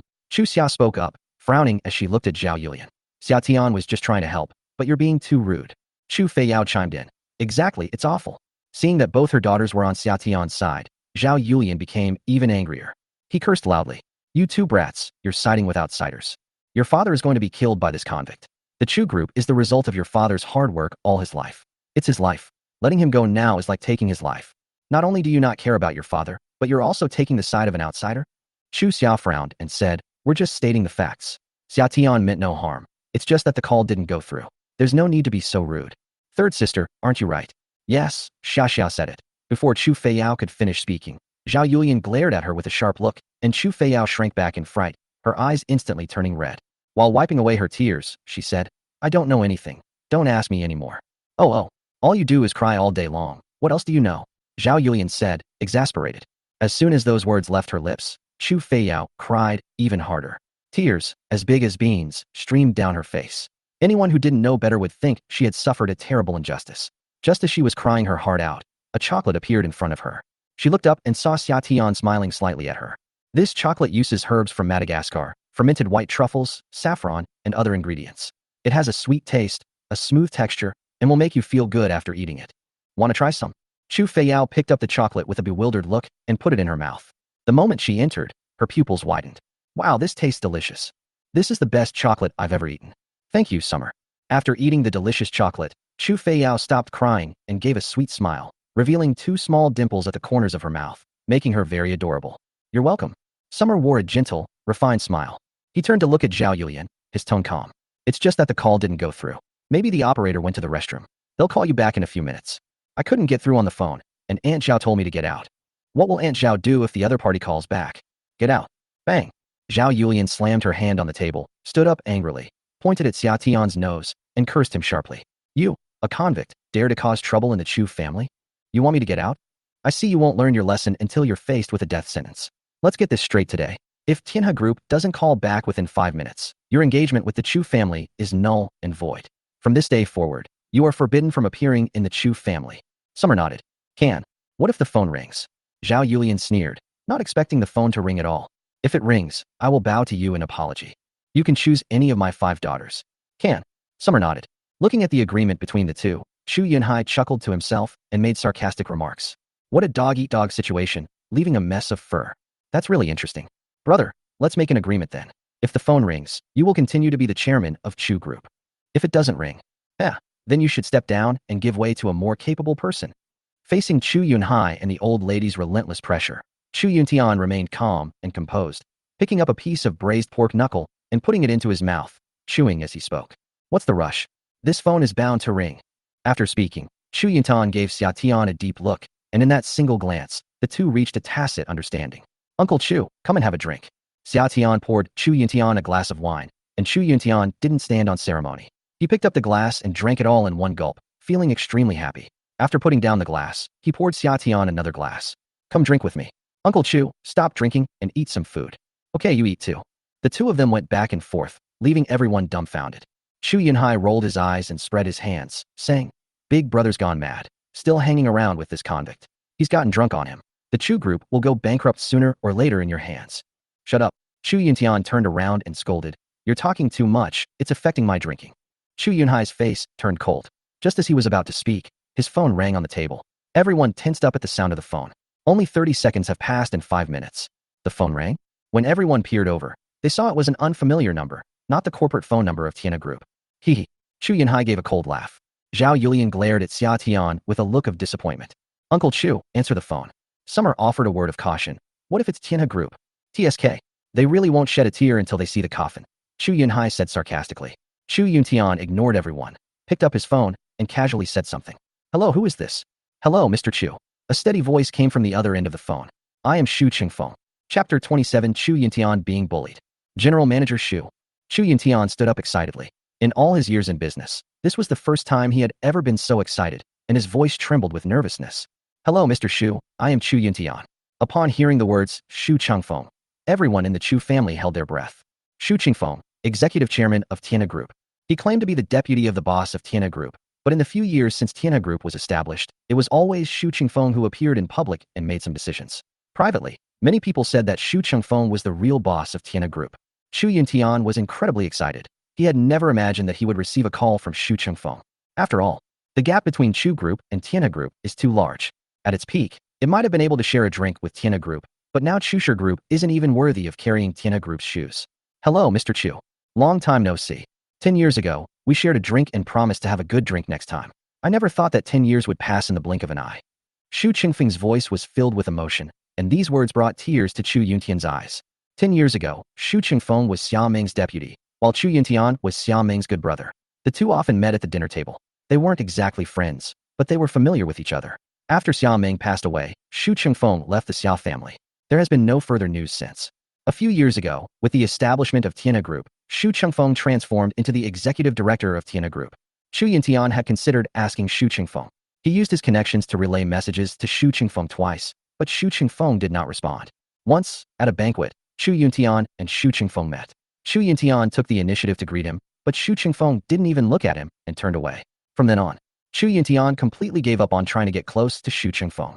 Even though the Chu family was poor, he was unwilling to offer his kindness to someone who didn't reciprocate his coldness. Now, Xu Qingfeng's words stirred up Chu Yuntian's memories of his friendship with Xia Ming. Mr. Xu, it's been a long time. I still remember that drinking session. If you have time, just call me anytime. Xu Qingfeng chuckled on the other end of the phone and said, the staff just provided a phone number, and when I saw it was yours, I quickly called you back. Did you call to invite me for drinks? Or are you looking to discuss business? At this moment, the Chu family members finally couldn't hold back any longer and frantically winked at Chu Yuntian. Let's talk about cooperation. Let's talk about cooperation. 30 billion. Even a small portion would be a lot of money. This is a huge opportunity, and Chu Yuntian will not let it slip by. He said loudly, we'd like to drink, and we'd also like to discuss cooperation. I wonder if the book will give me a chance. Xu Qingfeng smiled and said, President Chu, you are too kind. Tianhe Group is very willing to cooperate with President Chu. Chu Group is a leader in the construction industry. Among the projects that Tianhe is investing in this time, there are two projects that are very suitable for the Chu family. First, greening. Second, roads and bridges. Tianhe Group plans to build a highway and a tunnel. The tunnel will be 50 kilometers long with one bore and 100 kilometers long with two bores. It will be 5 meters wide. The highway will be 202 kilometers long, and the estimated investment is 6 billion yuan, including the surrounding greenery, as well as all the greenery within the community. The two projects together are worth about 10 billion yuan. It accounts for 1/3 of Tianhe Group's investment this time, which is very suitable for Chu Group. Tianhe Group will make an advance payment of 30% in the early stage, another 20% after the start of construction, another 20% when the project is half completed, and the final 30% when it is delivered. Everything is proceeding according to procedure. I wonder if Mr. Xu is willing to take it on. Even if you only make a 10% profit on a 10 billion yuan project, that's still 1 billion yuan. In today's society, what kind of project can make 1 billion yuan? In his excitement, Chu Yuntian forgot his identity and blurted out, yes, of course I'm willing. Who the hell wouldn't? Anyone who disagrees is an idiot. Dad, Chu Xia reminded him from the side, mind your manners. Chu Yuntian chuckled and said, President Xu understands my personality. The Chu family is very willing to cooperate with Tianhe Group. Old Chu is still the same as before. Xu Qingfeng's laughter was gentle. I've been quite busy lately, so let's postpone the drinking. I'll give President Chu a call. It's Xiao Wang, the manager of the Tianhe marketing department. You can just contact Xiao Wang. I'll have Xiao Wang prepare the contract. We'll come to the company to sign it tomorrow at 9 a.m. Okay, Chu Yuntian said repeatedly. I will definitely be at your company at 9 a.m. tomorrow. After exchanging a few more pleasantries and asking about their families, the two hung up the phone. Inside the lobby, the members of the Chu family stared wide-eyed at Xu Yuntian with eager anticipation. Chu Yunhai moved his lips. Tianhe Group is willing to cooperate with the Chu family? Xu Yuntian's face was flushed with excitement, as if he were filled with boundless pride. Tianhe Group is willing to give 1/3 of the project to the Chu family. After a 3-second silence, the Chu family members cheered excitedly. The Chu family is saved. The Chu family is rich now. I can buy a new car. Hee hee, you get a new car, I'll get a new wife. My wife got fat and ugly after having our second child, and I've lost all interest in sex with her. Time to get a new one. Xu Yintian gave Xia Tian a deep look and said excitedly, "Thank you, Summer. You are truly a lucky star for the Chu family." Zhao Yulian rolled her eyes and said sarcastically, Tianhe Group's cooperation with the Chu family is only because President Xu is considering past relationships. What does it have to do with him being a convicted convict? Xu Yuntian frowned and retorted, "If Xia Tian hadn't asked me to make this call, President Xu wouldn't have thought of me, much less cooperated with the Chu family. You have absolutely no sense of gratitude. What did you just say? If Tianhe Group calls back, will you bow and apologize to Xia Tian?" "Apologize?" Zhao Yulian glared at Xu Yuntian and said angrily, "Why are you just like your two daughters? Always siding with outsiders. He's a convict. I'm not going to apologize to him. Unlucky." Bang. Xu Yuntian slammed his hand on the table and said angrily, "Zhao Yulian, I've tolerated you for a long time. I don't care how arrogant and domineering you are at home, but today, you must apologize to Xia Tian. Otherwise I..." Zhao Yulian crossed her arms, her face arrogant. "Otherwise what? You dare to hit me." Smack. As soon as Zhao Yulian finished speaking, Xu Yuntian slapped her across the face. He pointed at Zhao Yulian's face and cursed. "This slap is to punish you for your disrespect towards Summer." Chapter 28 Apology. Zhao Yulian was stunned by the beating and screamed while covering her face. "Xu Yuntian, you're insane. I've been with you my whole life. You said you wanted a son, so I tried my best to have children. I didn't give you a son, but I gave you 5 daughters. For you, I even had my uterus removed. You're going to fight me over a convict? I'll fight you to the death." Smack. Xu Yuntian slapped her again, causing Zhao Yulian to stumble and fall to the ground. The slap also brought her back to her senses. She covered her face and looked at Xu Yuntian with pleading eyes. Xu Yuntian has a gentle personality and has never laid a hand on anyone in his 30 years of marriage. Today, however, I slapped her twice. Has he gone mad? Xu Yuntian's eyes were bloodshot, his face full of rage, and he pointed at Zhao Yulian, gritting his teeth. "After 30 years of marriage, I respect you, love you, take care of you, protect you, and do my best to fulfill my responsibilities as a husband, buying you everything you like. That's right, you gave me 5 daughters. I feel guilty, so for the past 30 years, I've given you all the money I've earned. I've never questioned how you want to spend it, and I've never argued with you. But I'll tell you, everyone has a sore spot. Xiaoming and Xia Tian are my Achilles heel. Without Xiaoming, there would be no Chu family today. Everything you have was given to you by Brother Ming. Xia Tian is Brother Ming's only son, and you keep calling him Lao. Reformed criminal. Who the hell do you think you are? I'll give you 2 choices. First, apologize to Xia Tian, and you can continue being Mrs. Chu. Second, divorce. Get out of the Chu family." When Xu Yuntian said this, everyone was stunned. The 2 sisters, Xu Xia and Xu Feiyao, also stood up and went over to persuade him, but before they could speak, they were interrupted by Xu Yuntian. "Shut up. As your father, I will teach you today. In this life, there are things we should do and things we shouldn't do.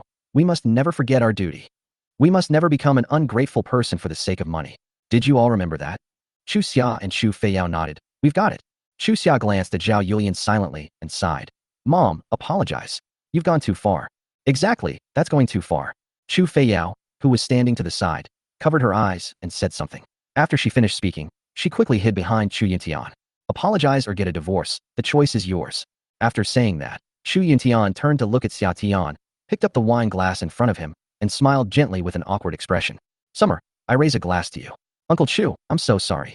Xia Tian remained silent, knowing that Zhao Yulian would change her mind. He was observing Xu Yuntian's attitude. He could help the Chu family, but helping a little and helping completely were 2 different things. He can help the Chu family successfully transform their business and live a comfortable life in the Jiangnan region. Similarly, he can also help Xu Yuntian soar to the top and become the world's richest man. It all depends on Xu Yuntian's attitude. Now it seems that his father was right about him. Xu Yuntian is a person worth befriending. "Uncle Chu." Xia Tian raised his glass and looked at Xu Yuntian, speaking loudly. 10 years ago, you were my father's brother. 10 years later, you are my elder, but also my brother. We will meet again someday, and the future is full of promise." He downed the wine in one gulp. Xu Yuntian was very excited. What a wonderful saying. We will meet again someday, and the future is full of promise. You truly deserve to be Meng Ji's son. The rock rises with the wind, soaring 90,000 miles high. I look forward to the day you soar to great heights. After downing a glass of wine, Xu Tian turned to look at Zhao Yulian, his voice icy cold. Have you thought it through? Zhao Yulian shivered and looked at Chu Xia and Chu Feiyao.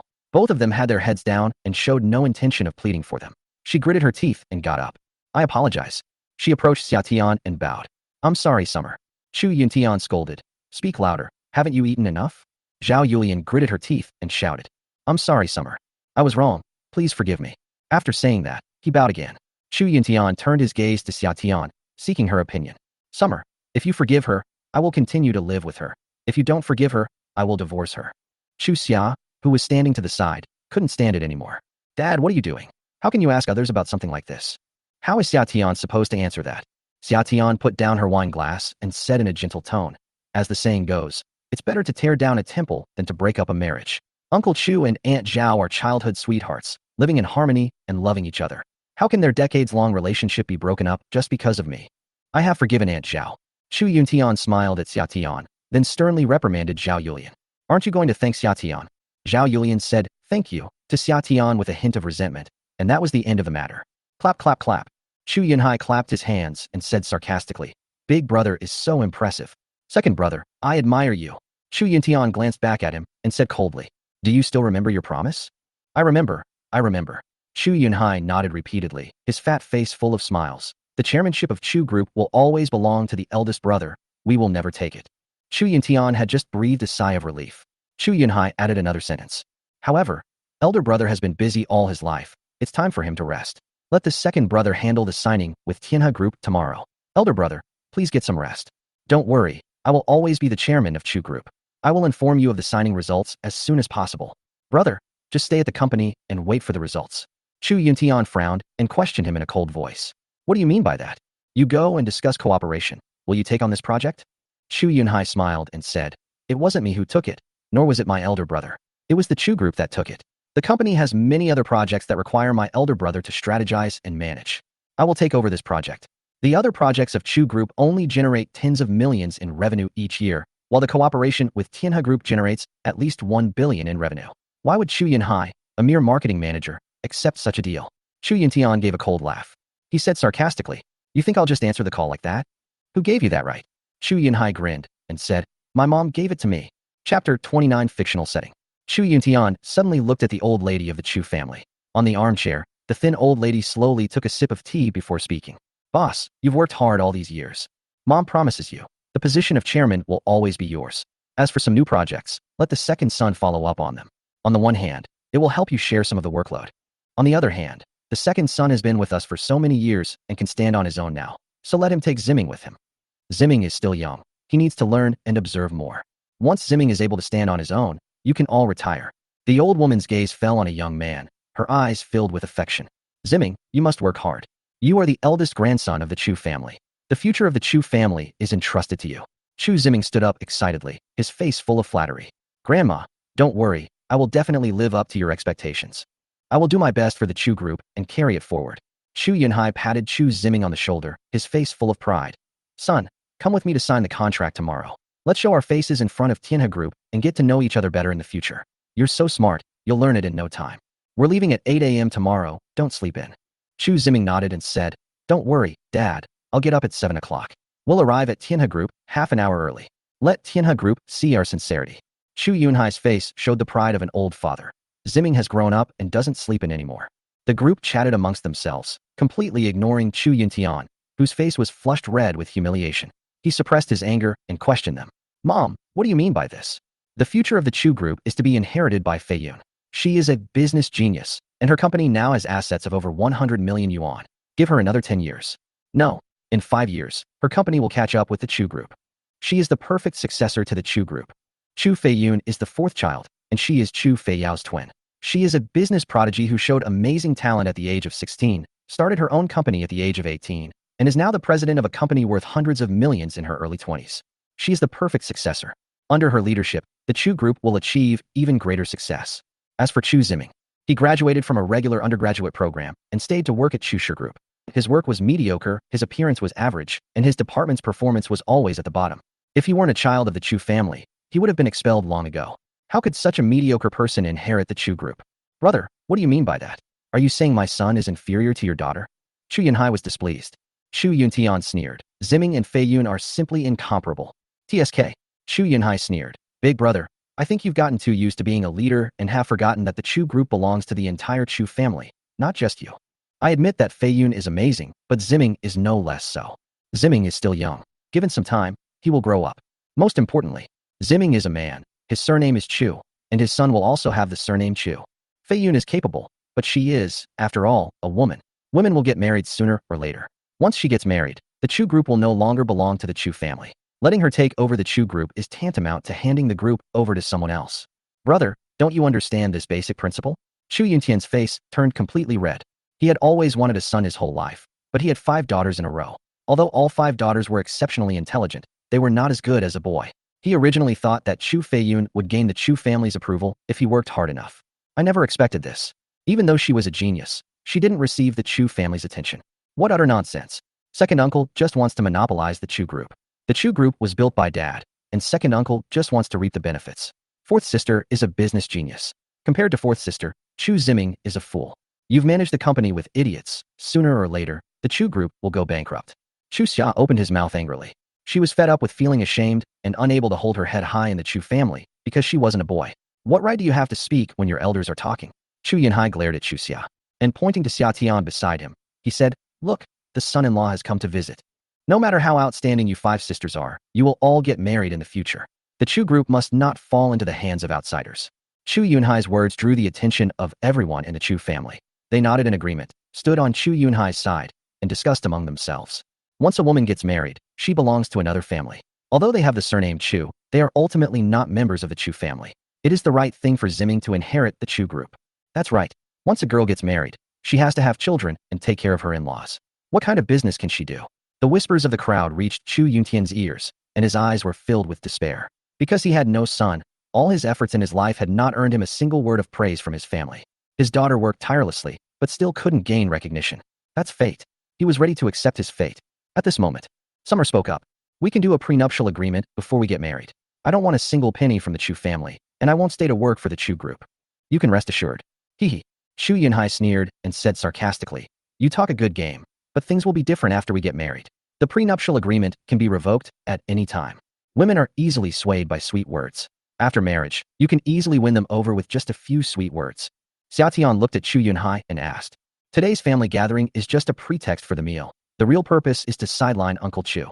Let's take all the resources that Uncle Chu acquired and put them into our own hands. Chu Yunhai was a little embarrassed and angry after Xia Tian exposed him. He said fiercely, this is a matter for the Chu family. It's none of your business to spout nonsense. Chu Yuntian has been chairman for so long. It's time for him to step down. Oh, Summer chuckled and said sarcastically, when we were conquering the world, she was the eldest brother and the genius niece. After we conquered the world, she became Chu Yuntian and a woman who was easily manipulated. What an ungrateful wretch. A disloyal and unjust person like you will never succeed. After saying that, Xia Tian turned her gaze to Chu Yuntian and said to him, Uncle Chu can hand over the Chu group to them. In less than 3 months, Chu Yunhai, the Chu family matriarch, and everyone in the Chu family will kneel down and beg you to come back. Chapter 30 Resignation. After Xia Tian finished speaking, there was a 3-second silence in the hall, followed by a burst of laughter. Ha ha ha, this is ridiculous. This ex-convict is hilarious. He even knelt down and begged him. That's fucking hilarious. What are you saying? That the Chu group can't function without Chu Yuntian? With so many projects for the Chu group, how many times has Chu Yuntian actually been to a construction site? He just talks the talk, but we're the ones doing the work. Uffed. Chu Yunhai covered his mouth, his expression exaggerated. I'm sorry, brother. I shouldn't have laughed. Ha ha ha ha. I really can't help it. It's hilarious. Brother, you've really found a good son-in-law. Chu Yunhai patted Chu Yuntian on the shoulder and smiled. Do you know why mom supports Ziming inheriting the Chu group? Chu Yuntian frowned. Why? Because of him. Chu Yunhai pointed at Xia Tian. He's a convicted criminal who murdered his father and mother, and he's your family's future son-in-law. Although the Xia group is not as powerful as it used to be, it is still a large family with millions of business dealings with the Chu group every year. What will the Xia group think if he, a murderer who was kicked out of the Xia group, marries a daughter of the Chu family? What does Grandpa Xia think? To give up a multi-million-dollar business deal for a single ex-convict? He doesn't deserve it. Furthermore, he is a murderer who killed his father and mother. It is unacceptable for a daughter of the Chu family to marry such a person. Our Chu family can't afford to lose face like this. Chu Yuntian retorted. Xia Tian is innocent. It was Grandpa Xia who gave false testimony in court. Chu Yunhai smiled and said, even if he was wronged, he's 26 years old, unemployed, uneducated, a former convict, and all he has is a pretty face. What can he do? Would you like to become a gigolo? His words were a wake-up call, and the Chu family members nodded in agreement with Chu Yunhai's point of view. Wah! At this moment, Zhao Yulian burst into tears, crying and cursing. What a tragedy. This marriage contract was written by my mother herself. Our family doesn't want her to marry into this family. But we can't deny the marriage certificate that my mother wrote. If we do, it will be a disgrace to my mother. Over the years, our family has certainly put in a lot of hard work, even if we haven't made any great contributions. Mom said that the position of chairman will always belong to our family. We can give up doing business, but we can't have less of our share. Zhao Yulian used a tactic of retreating to advance, thus preserving her current income. Chu Yunhai saw through Zhao Yulian's little scheme and sneered. Don't worry, sister-in-law, you won't be shortchanged on your share of the profits. Today, before Chu Yunhai could finish speaking, Chu Yuntian suddenly stood up.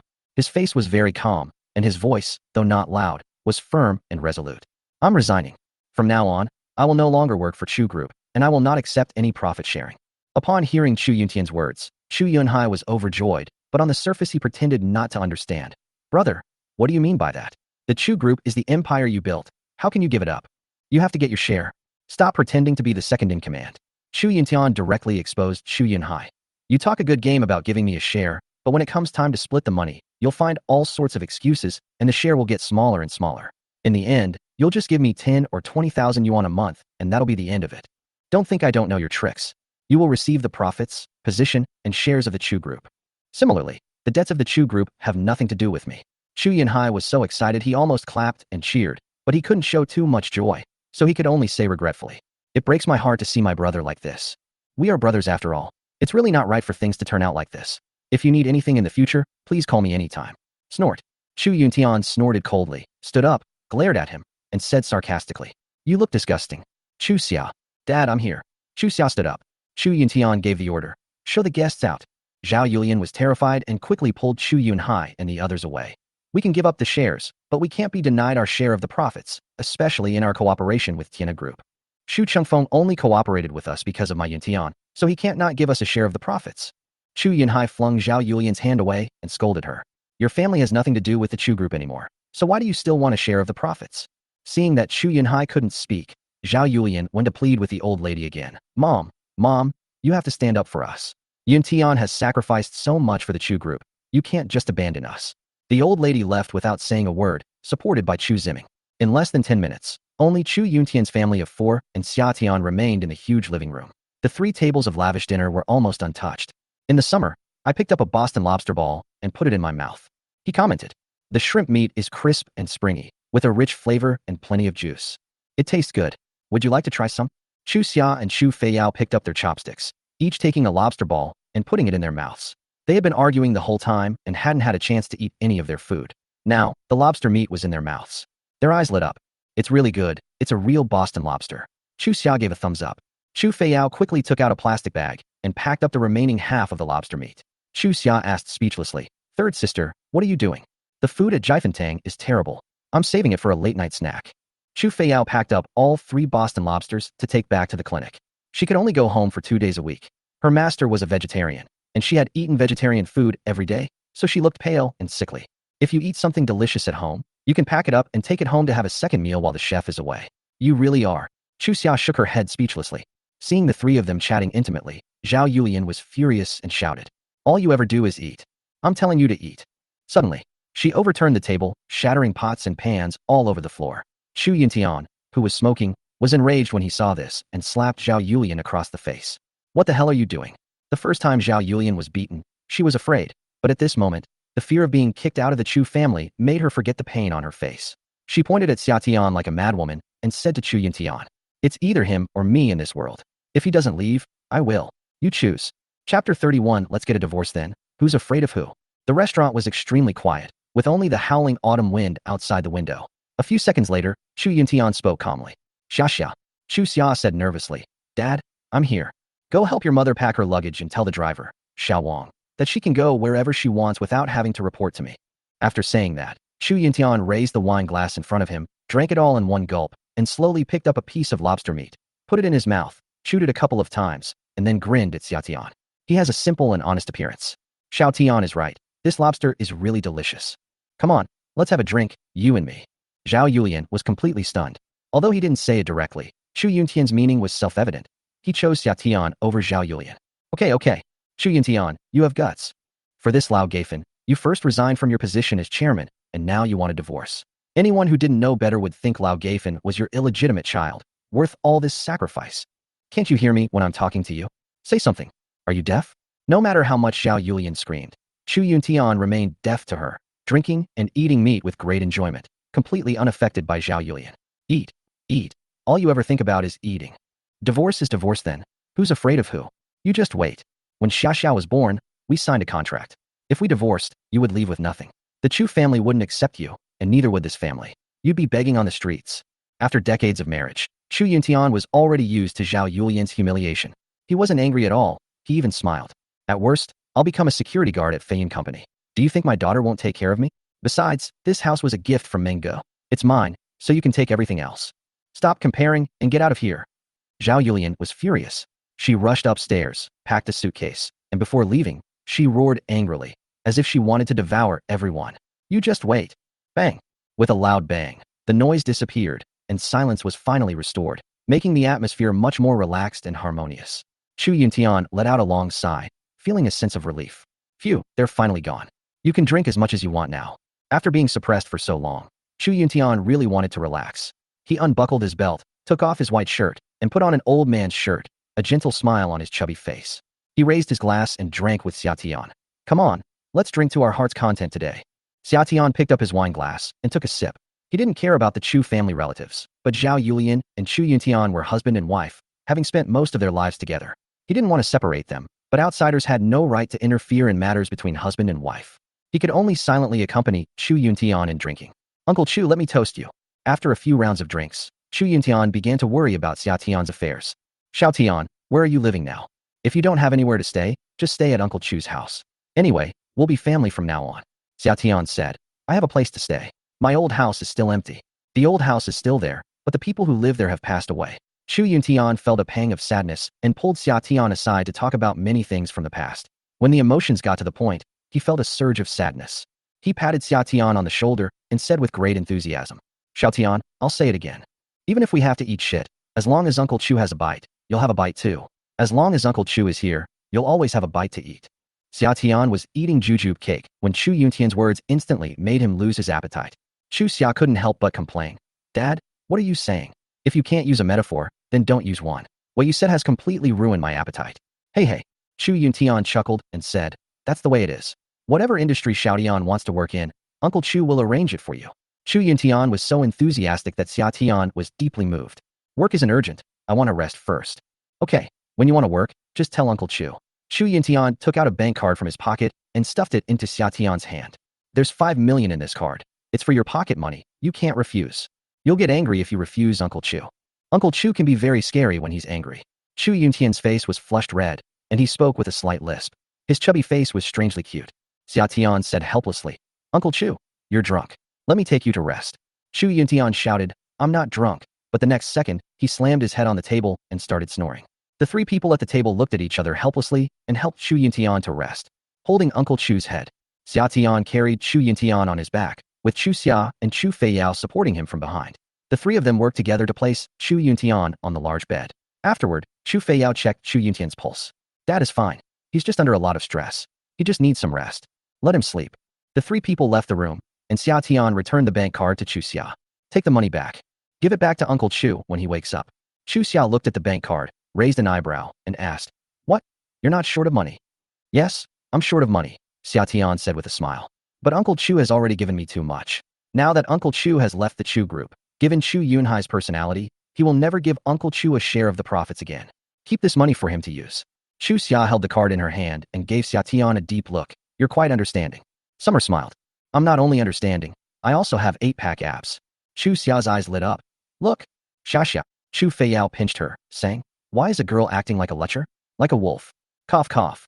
Chu Xia looked embarrassed, but quickly regained her composure and said, It's late today, and you've had quite a bit to drink. Why don't you just sleep here? There are 5 guest rooms on the 5th floor. You can choose whichever you like. Just as Xia Tian was about to speak, Chu Xia quickly added, I'm not interested in you. It's just that it's too late today. It looks like it's raining outside. You didn't drive. Brother Wang took my mom. You can't drive after drinking. It's not convenient to call a taxi either. Summer couldn't help but tease. So concerned about me? Chu Xiao's eyes widened. What do you mean by caring about you? I'm just being understanding. Besides, I've already told you I'm not interested in you, so don't get the wrong idea. Summer smiled and nodded. Yeah, you don't like me. You're just concerned about me. You. Chu Xia was so angry she couldn't speak. She snorted and said, I'm ignoring you. Stay or leave if you want. He turned and walked away, but after taking only a couple of steps, he turned back and left a comment. There are also guest rooms on the 3rd floor. There's an empty room next to mine. The blankets were aired out yesterday. You can sleep on the 3rd floor too. After Chu Xia's figure disappeared at the top of the stairs, a lingering gaze drifted towards Xia Tian. Chapter 32, Maintaining Chastity. What's wrong? He turned around and found Chu Feiyao's slender phoenix eyes staring at him. Chu Feiyao squinted, as if she wanted to see right through Xia Tian's soul. A fleshy nose and a well-defined hairline. A person with a face indicating great wealth and honor will have flesh below their cheekbones, thick earlobes and lips, and a sturdy build. Such a person may experience hardships in their early years, but will eventually become extremely wealthy. Very rich. Chu Feiyao stroked her chin, pondering, but you just got out of prison. Could you have made money in prison? Chu Feiyao's ability to read faces has reached a level of perfection, but to be able to discern a person's fortune, wealth, or poverty from their facial features requires exceptional talent. Not simple. Xia Tian felt a surge of curiosity towards Chu Feiyao. I was operating a sewing machine in prison. Chu Feiyao's face showed shock. Huh? You can earn this much money operating a sewing machine. Of course. Don't underestimate operating a sewing machine. It's a skilled job. Whether a garment sells for 20 yuan or 2,000 yuan depends not only on the brand and the fabric, but also on the skill. If you have good skills, big brands will extend offers, and the income will be very high. Xia Tian's spiel left Chu Feiyao completely bewildered. Higher pay than when I worked at Jiangnan. How much is your salary at Jiangnan? Xia Tian asked. Chu Feiyao held up 4 fingers, 4,000 yuan. Chu Feiyao looked completely bewildered, which was quite adorable, and Xia Tian couldn't help but continue teasing her. Only 4,000. Do I look like I have much money? Chu Feiyao took a step back, looked Xia Tian up and down, and frowned deeply. I can't tell. But they must be richer than me, and richer than my dad. Wah. So this is how much money you can make operating a sewing machine. Chu Feiyao is having an existential crisis. If you don't want to study medicine, you can learn to operate a sewing machine with me. I'll teach you. Xia Tian continued to tease her. Chu Feiyao wanted to agree immediately, but as soon as she took a breath, she lost her nerve. Never mind. I still prefer being a doctor, practicing medicine, healing the sick, and saving lives. Every time I cure a patient, I feel a great sense of accomplishment. Being able to help others and bring them happiness and joy is a much greater satisfaction than the joy of money. Moreover, once I become a miracle doctor, I'll be able to make money. My master charges at least 10,000 yuan for a single house call. In addition, Chu Feiyao began to fantasize about a wonderful life. After I marry the little miracle doctor, I will be even less short of money. Summer. It feels weird to see others fantasizing about you. How do you know the young doctor will definitely marry you? What if he's already married, or has someone he likes? Chu Feiyao hadn't thought about this question in detail. For a moment, she was caught in a dilemma. Her brows furrowed, her phoenix eyes filled with confusion, and her lips pouted. After struggling with this for a long time, she finally understood. She uttered a sentence. I have a way to get the little miracle doctor. What method? Xia Tian continued to ask. Chu Feiyao. I am a practitioner of traditional Chinese medicine. I know how to regulate my body.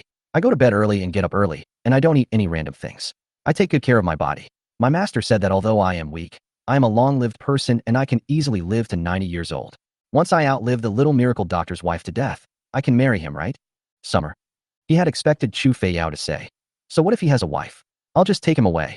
To be a little more ruthless, he used his methods to keep the little miracle doctor by his side. Her plan turned out to be to outlive the little miracle doctor's wife to death. You are awesome. Summer gave a thumbs up. Thumbs up for you. I also think this plan is good. Xia Tian's affirmation made Chu Feiyao very happy. Master said that I have extremely high talent, but not clever enough. Actually, Master is wrong. I just seem stupid on the surface.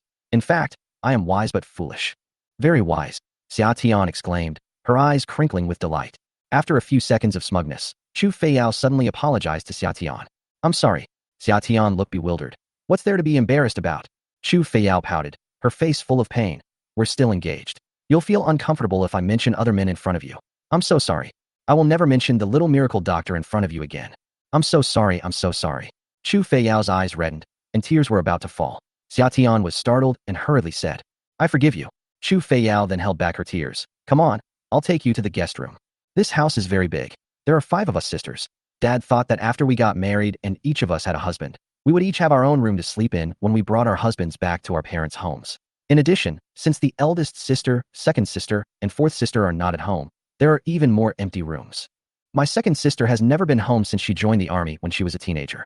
You can stay in her room. It's right next to Xiaxia's room.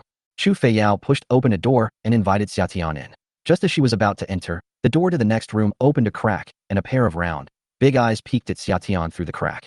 In the summer, he raised his hand, made a gun out of his fingers, and fired a shot through the crack in the door. Bayu! A scream of agony rang out from inside the door, followed by a thud, as if someone had fallen to the ground. Summer smiled knowingly as she entered the room. The guest room was very clean. Just as Chu Xia had said, the quilt had just been aired and had a sun-dried fragrance. When she was little, her mother loved to air out the quilts, and Xia Tian gradually fell in love with the smell of the sun. Smelling the familiar scent, Xia Tian recalled the faces and voices of her parents. My nose started to sting with tears. All right, you can rest now. Our family rule is to have breakfast at 7:30 a.m. sharp tomorrow morning, but my mom isn't home, so no one will care if I sleep in. You can rest easy. Xia Tian nodded and thanked Chu Feiyao. After Chu Feiyao left, the room fell silent. Xia Tian took out his phone and sent a message to Xu Chengfeng. I'm not going back tonight. I'll stay at the Chu family's place. There's no need to come and pick me up. Xu Chengfeng quickly replied, has it succeeded? Which daughter of the Chu family did you marry? Xia Tian gave a wry smile and changed the subject. How is my grandfather doing? Chapter 33 Transfer of Assets. This morning, Xia Hai, Xia Ning, and Xia Feng arrived at Tianhe Group at the same time and discussed 3 projects with each of them. First, the tunnel. Second, the foundation. Third, greening. The Xia family's focus is on greening. Xu Chengfeng sneered. They've set their sights on the most profitable project. Greening projects are not the most profitable projects, but they are certainly the best. First, trees, lawns, and flowers require long-term maintenance, and the accumulated cost over the years can reach hundreds of millions. Second, the responsibility for greening is small.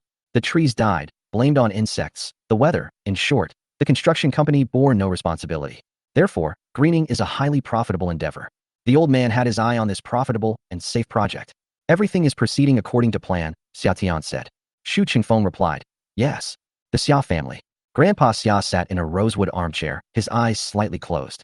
On the tea table, wisps of smoke rose from the sandalwood incense, filling the tea room with a fragrance as delicate as jade ribbons. The old man slowly opened his eyes and spoke softly. How's the investigation going? Does this book, Riding the Wind, have anything to do with summer? Butler Li bowed his head and said, reporting to Master, after being imprisoned 10 years ago in the summer, Xu Chengfeng went overseas and became the executive chairman of a steel structure company. He only returned to China a few years ago. The Tianhe Group was founded with investment from its backer. In the summer, besides Chu Yintian giving him 20,000 yuan a month, several of Xia Tian's classmates also deposited money there. Xu Chengfeng never showed up. The 2 people should not be in contact. Yesterday's birthday banquet, Xia Tian's meddling and the deaths of the 4 Li brothers gave old Master Xia a bad feeling. After all, Xu Chengfeng used to be Xia Meng's assistant. Will Xia Tian and Xu Chengfeng team up to set a trap? Upon hearing the results of the investigation, the old man breathed a sigh of relief. Very good. The Xia family will continue to cooperate with Tianhe Group and should try to avoid becoming enemies with Xu Chengfeng. How did the 3 collaborations we discussed today go? Butler Li replied, reporting to Master. Xia Hai replied that he had added the project manager's contact information and was planning to invite the manager to dinner tonight. The manager was very enthusiastic towards him. However, besides the Xia family, there are several other companies competing with him. Xia Hai said he had a solution. Xia Ning said he had a 90% chance of securing the foundation. As for the landscaping, this project is quite large, and there are the most competing companies. There is no progress yet. Also, the young master invites you, sir, to visit Tianhe Group together tomorrow. Go see Xu Chengfeng. TSK. The old man's face showed displeasure, and his tone was disdainful. With his personality, the eldest brother is 50 years old and still can't handle things on his own. He has to call me over to discuss business. Butler Lao Li spoke to Xia Feng. There are many companies competing in the greening project, including several large companies working on it at the same time. Tianhe Group also attaches great importance to this project. What the young master means is that the master and Mr. Xu have met a few times. Given your status in Jiangnan, if you go there in person, Mr. Xu will definitely give you face. After all, this is a project worth tens of billions. Young master wants to play it safe. All right, I'll go tomorrow. The old man interrupted impatiently, picked up his blue and white porcelain teacup, took a sip of tea, and then asked about the matter he cared about most. How's the money situation going? Upon hearing the word money, the butler, old Li, rushed to the door. He opened it, glanced around to make sure no one was there, and then cautiously began to speak. The money has been transferred overseas. It can be done in less than a month. After deducting some expenses, there is still 800 million left. If something happens to the Xia group, the master can go overseas at any time. In addition to the 800 million, he also owns 3 properties overseas and a small button factory with an annual income of about 1 million. These properties belong solely to the master. No one else has any share in them. Since Xia Ming's death, the Xia group has shrunk year by year. They invested in several projects, but not only did they not make money, they lost so much that the Xia family turned green with anger. The old man had long seen that Xia Feng was not cut out for business. If things continue like this, the Xia family will go bankrupt sooner or later. 5 years ago, the old man began to slowly transfer his assets. All 800 million yuan belonged to him alone. Even if the Xia group went bankrupt, he still had 800 million yuan. He also owns a small factory with an annual income of 1 million, enough to live comfortably for the rest of his life. As for the others, it has nothing to do with him. Cough, cough, cough. After a violent coughing fit, the old man quickly pointed to the oxygen machine. The butler, old Li, hurriedly put the oxygen mask over his mouth and nose, and it took him a full half-hour to recover. Alas, the master's lung function has not fully recovered. I'll contact the doctor from Jiangnan to come and take a look another day. The old man shook his head and said, no need. He can't cure my illness. After catching his breath, he took off his oxygen mask and asked, I heard that a miracle doctor named Little Divine Doctor has recently come to Jiangnan. Chapter 34 The fish has taken the bait. I heard there is such a person who is said to use the 13 ghost needles technique with unparalleled skill. I heard that the last few needles in the 13 needles of ghosts were not used on humans, and that this technique disappeared 100 years ago. Every year, a group of scammers will appear in society, and they are basically all about swindling money. The butler, old Li, had a shrewd look in his eyes. After a few seconds of silence, the old man said quietly, go and find out. If he's a true master, then we'll spend the money to invite him over. Go and find out right now. The housekeeper, Lao Li, didn't dare to delay and immediately took out his phone to inquire. After a few phone calls, butler Lao Li put down his phone. Sir, this little miracle doctor is a real miracle doctor. Just yesterday, he treated Mrs. Su, who has late-stage cancer. Mrs. Su went to the hospital for a checkup today, and her cancer has been cured. Even the director of the provincial hospital was shocked. Currently, the story of the little miracle doctor is circulating in the industry, and people who want to see the little miracle doctor are already lining up. According to Mr. Su, the little miracle doctor cured Mrs. Su's illness in just 10 minutes. Upon hearing this, the old man's eyes lit up instantly, and he said with great excitement, go and fetch the little miracle doctor. Call him over. Let him name his price, no matter how much it is. Butler Lao Li looked troubled. This little miracle doctor treats patients based solely on fate, and he only sees patients once a week, without charging any fees. As for who he treats, it's entirely up to his mood. The next treatment by the little miracle doctor is next Tuesday. The old man quickly removed the oxygen mask from his face and said, Ro, get in line for me. I'm going to see the little miracle doctor next Tuesday. Prepare another 100 million. Butler Lao Li was slightly taken aback and reminded him, the little miracle doctor doesn't charge fees. Oh, the old man sneered and said sarcastically, there is no one in this world who doesn't love money. If he says he doesn't love money, it must be because you're not giving him enough. Butler Lao Li was slightly taken aback. He nodded. Old Li understands. Is there anything else you need, sir? After hesitating for a moment, the old man asked, where does Xia Tian live? The house in Washington Blue Bay is still there. He moved in after he was released from prison. Having served the old man his entire life, Butler Lao Li understood his personality very well. He grasped the old man's meaning and inquired, Master, are you preparing to make a move? But he is, after all, a descendant of the Xia family, if we really want to. Bang! The old man slammed his hand on the table, his eyes bloodshot and his face contorted with rage. He's nothing but a worthless descendant of the Xia family. The Xia family has no such unworthy descendant. Go and get rid of it. Make it cleaner. Butler Li lowered his head. Yes, sir. If there's nothing else, I won't disturb your rest, sir. The agarwood is almost gone. Let me add some more for you. Old Li opened a delicate little box, took out a piece of agarwood, scraped some powder into the incense burner with a small scraper, and burned the powder, with wisps of smoke swirling around the old man. He closed his eyes and quietly enjoyed the moment. The fish has taken the bait. Ding! A text message arrived. Xia Tian glanced at the message, immediately deleted it, and turned on the tap to start taking a shower. The water flowed, and I heard footsteps nearby. Summer quickly grabbed a towel and wrapped it around her waist, then looked up towards the door.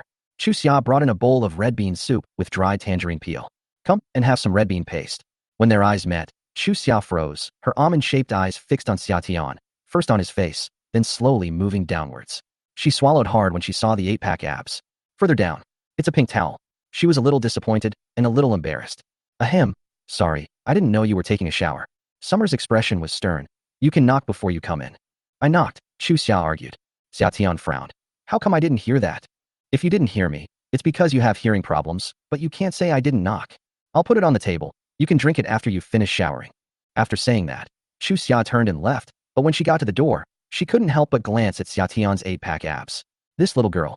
Xia Tian shook his head with a wry smile. His future wife was actually a womanizer. Etc. Uncle Chu has 5 daughters. It's uncertain which one will marry him. The thought of having 5 fiancés gave Xia Tian a headache, but he was willing to respect their opinions and see which one was willing to marry him. If none of them were willing, he didn't force him. Chu Xia ran back to her room with her face flushed, grabbed Chu Feiyao, who was lying on the bed playing on her phone, and said excitedly, 8-pack abs. He really has 8-pack abs. He didn't lie to me. Chu Feiyao was uninterested and didn't even look up. If they have them, they have them. If you want to see 8-pack abs, just open Douyin and search for them, and you'll find a ton of them. I can fall in love with 8 people in a minute. Those are all fake. Chu Xia retorted, hands on her hips. They're all wearing fake abs, and besides, they're all wearing masks. Anyone who wears a mask and doesn't show their face is an ugly freak. There's no one as handsome as Xia Tian with 8-pack abs. Chu Feiyao looked up at her. What? You like him? Chu Xia blushed and quickly shook her head. We've only just met, so I can't say I like you, but I can say, I don't dislike you. After all, he has 8-pack abs. 8-pack abs. They must feel so good to touch, right? Chu Xia blushed without realizing it. Oh, your face is red. Chu Feiyao had a look of sudden admiration on her face. It just so happens that dad likes him too. So why don't you marry him? You don't want to get married? Chu Xia stared at her third sister. Chu Feiyao shook her head and said, my heart belongs only to Little Divine Doctor. I don't want any other man besides Little Divine Doctor. Upon hearing the name Little Divine Doctor, Chu Feiyao immediately became interested and excitedly opened Chu Xia's wardrobe. My master said he'd take me to see the Little Miracle Doctor next Tuesday. Can you help me figure out what to wear to see him so he'll fall in love with me at first sight? Without hesitation, Chu Xia blurted out, I won't wear it. I'm not joking with you. This concerns your third sister's happiness. Chu Feiyao roared. Wear it first, then take it off when you see the Little Miracle Doctor, Chu Xia said. Chu Feiyao put her hands on her hips and shouted, I'll fight you to the death. The two sisters rolled around in a ball on the bed. Next door, Summer, who was reading a book, put down her book, looked in the direction of the next room, and gave a wry smile. Chapter 35 Going to Tiana Group. At 6:30 a.m., Chu Xia groggily went to the kitchen, took a sip of milk from the refrigerator, and drank it. Sudden, she turned around abruptly and saw Xia Tian sitting on the sofa, wearing dark brown wool trousers, a light brown turtleneck sweater, and gold-rimmed glasses. At that moment, he was holding a newspaper in one hand and a cup of coffee in the other, frowning as he looked at Chu Xia. Ah! A second later, Chu Xia screamed, crossed her arms over her chest, and turned to run away. Her pajamas were very thin, and given her ample bust, it was quite obvious that she wasn't wearing underwear. After drinking a glass of cold milk and shivering, her nipples became even more pronounced. Don't. Summer wants to say don't run, because running will make it more obvious. But Chu Xia had already disappeared. Chu Feiyao stood on the stairs, disheveled and dirty, and glanced at Chu Xia's running figure with a puzzled look, muttering something under her breath. Why would someone have an epileptic seizure so early in the morning? Turning her head and seeing Xia Tian on the sofa, Chu Feiyao's delicate face revealed a look of sudden joy. Good morning, Summer. Good morning. Xia Tian nodded to Chu Feiyao, then glanced at her face. Her face was fair, her long, narrow phoenix eyes were bright, and her lips were full and pink. Although she hadn't washed her face, she was full of energy. You look great. You'll live to 99 without any problem. Chu Feiyao gained confidence when this matter was mentioned. My master said that I am a long-lived person. As long as I take good care of myself, I will outlive the little doctor's wife sooner or later. Oh no, we still don't know if the little miracle doctor has a wife. What if there isn't one? Chu Feiyao's phoenix eyes sparkled with excitement, but Xia Tian looked helpless as she recalled the conversation between the two sisters in the room yesterday. Let's have breakfast. Let's call Xia down too.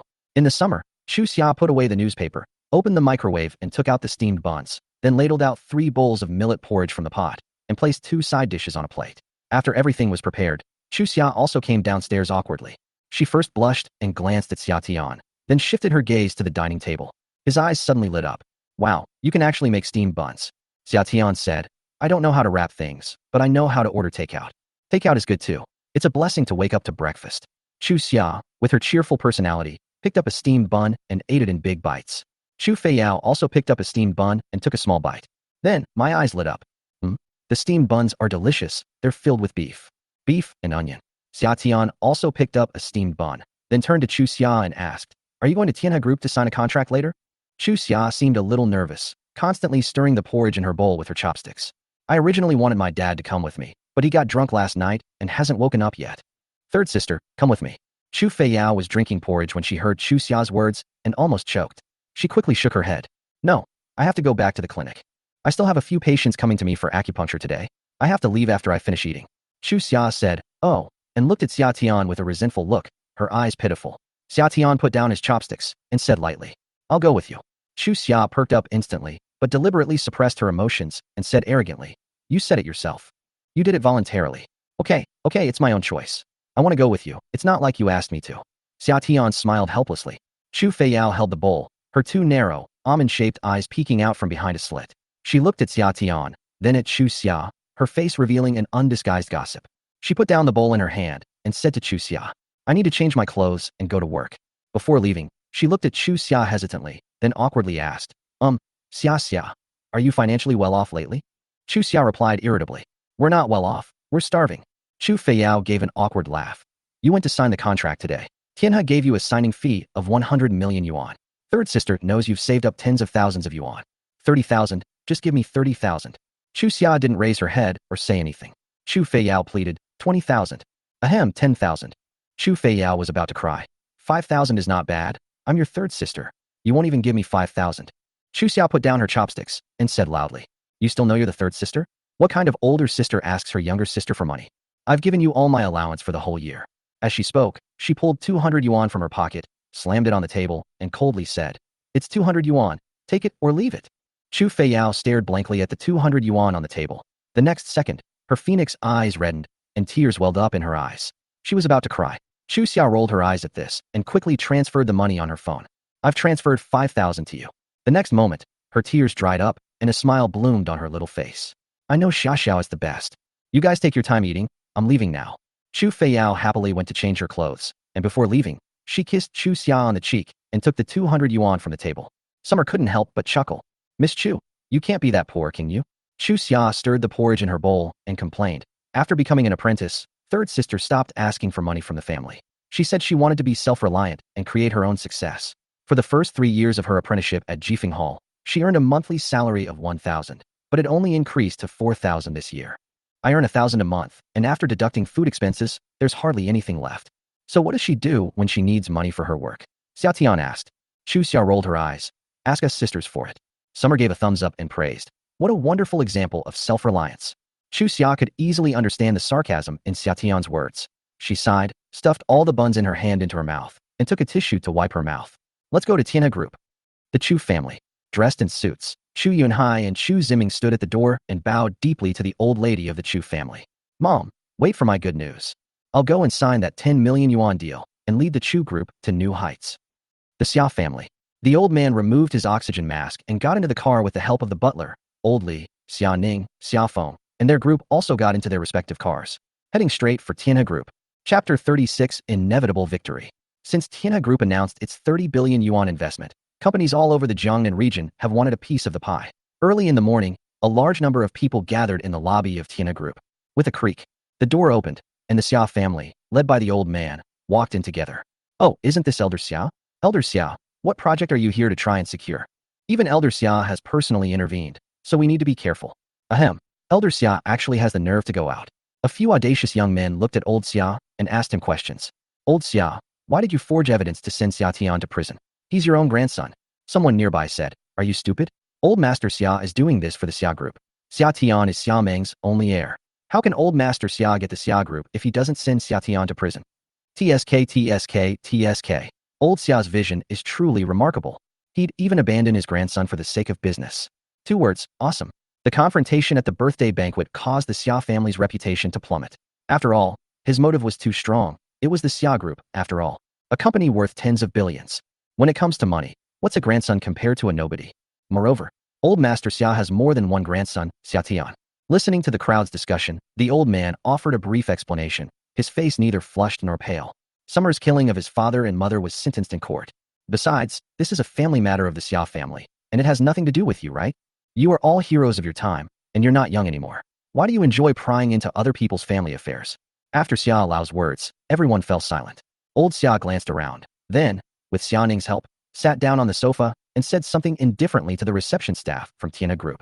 The notice travels on the wind, just to tell you I've arrived. I'm here today to discuss a business deal with him. The receptionist asked, what kind of business are you discussing? Old Xia began, greening and highways. Of Tianhe Group's 30 billion yuan investment, there are 28 projects, among which landscaping and highways account for 10 billion yuan, making them the two largest projects. Upon hearing this, everyone present fell silent. One of the bosses said, Old Xia has his eye on the most valuable project. I just don't know if Tianhe Group will give Elder Xia that kind of face. The old man closed his eyes, adopting an air of authority, completely ignoring everyone else. Cut. Everyone rolled their eyes at the Xia family and continued to wait anxiously.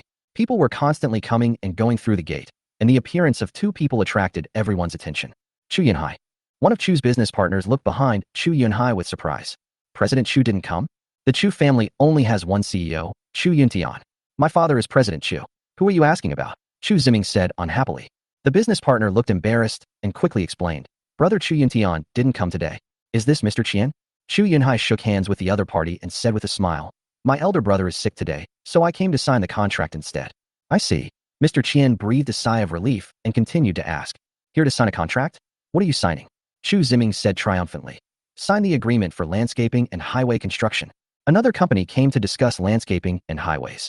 These two most profitable projects are coveted by everyone, but others are here to discuss cooperation. The Chu family came directly to sign the contract? Hehe, Mr. Chu is quite interesting. The news just came out, and everyone is here to discuss cooperation. Why are you here to discuss signing a contract? Could it be that the Chu family has already reached an agreement? The title, Second General Manager Chu, greatly displeased Chu Ziming, who glared at him and said angrily, My dad is President Chu, and from now on, the Chu Group will be under my dad's control. You're right, the Chu family and Tianhe Group have reached an agreement. Last night, Xu Chengfeng called our family and said that the landscaping and highway projects have been awarded to our family. He came over today to sign the contract. The room fell silent upon hearing this. Grandpa Xia suddenly opened his eyes, looked at Chu Yunhai, and questioned him in his aged voice. Did Xu Chengfeng call you? He said it himself? Chu Ziming raised his chin, his expression arrogant. Of course. Xu Chengfeng spoke up personally. My dad didn't come here to discuss cooperation. He came here to sign a contract. The entire room was stunned. Some bigwigs were still discussing how several companies could partner up to win the landscaping and highway projects, since these two projects were too big for ordinary companies to handle. To my utter surprise, these two projects have already been given to the Chu family. What merit or ability does the Chu family possess to secure a 10 billion yuan project? A small horse pulling a large cart. Someone questioned it. Chu Yunhai's chubby face always wore a smile. You don't need to trouble yourselves with this issue. I know you all wanted to compete for these two projects, but unfortunately, President Xu chose the Chu family, so I apologize to everyone. The Chu family will take our leave first. Chu Yunhai bowed deeply to everyone, then strode towards the front desk. To the receptionist at the front desk. Inform Mr. Wang that the Chu family has arrived. The receptionist greeted Chu Yunhai and his son with a smile. Mr. Wang is on the third floor. Please come up to the third floor. Thank you. Chu Yunhai bowed politely and stepped into the elevator of Tianhe Group under the watchful eyes of everyone. The hall was completely silent. The crowd looked at each other in bewilderment. Old Master Xia's face was unpredictable, showing both joy and sorrow. Chapter 37 The company is his life. Hello, we are from the Chu family, here to see President Wang. In the reception room on the third floor, Chu Yunhai spoke politely to the receptionist like a gentleman. Please wait a moment. The receptionist picked up the phone and dialed a number. Hey, Mr. Wang, the Chu family is here. Okay, then I'll have them wait in the reception room. After hanging up the phone, the receptionist politely said, Mr. Wang is in a meeting. Please wait in the lounge for a few minutes. He will be right there. What would you two like to drink? Chu Yunhai shook his head. No need. Chu Ziming, who was standing to the side, said, I'd like a Coke, with ice. Okay, please wait a moment.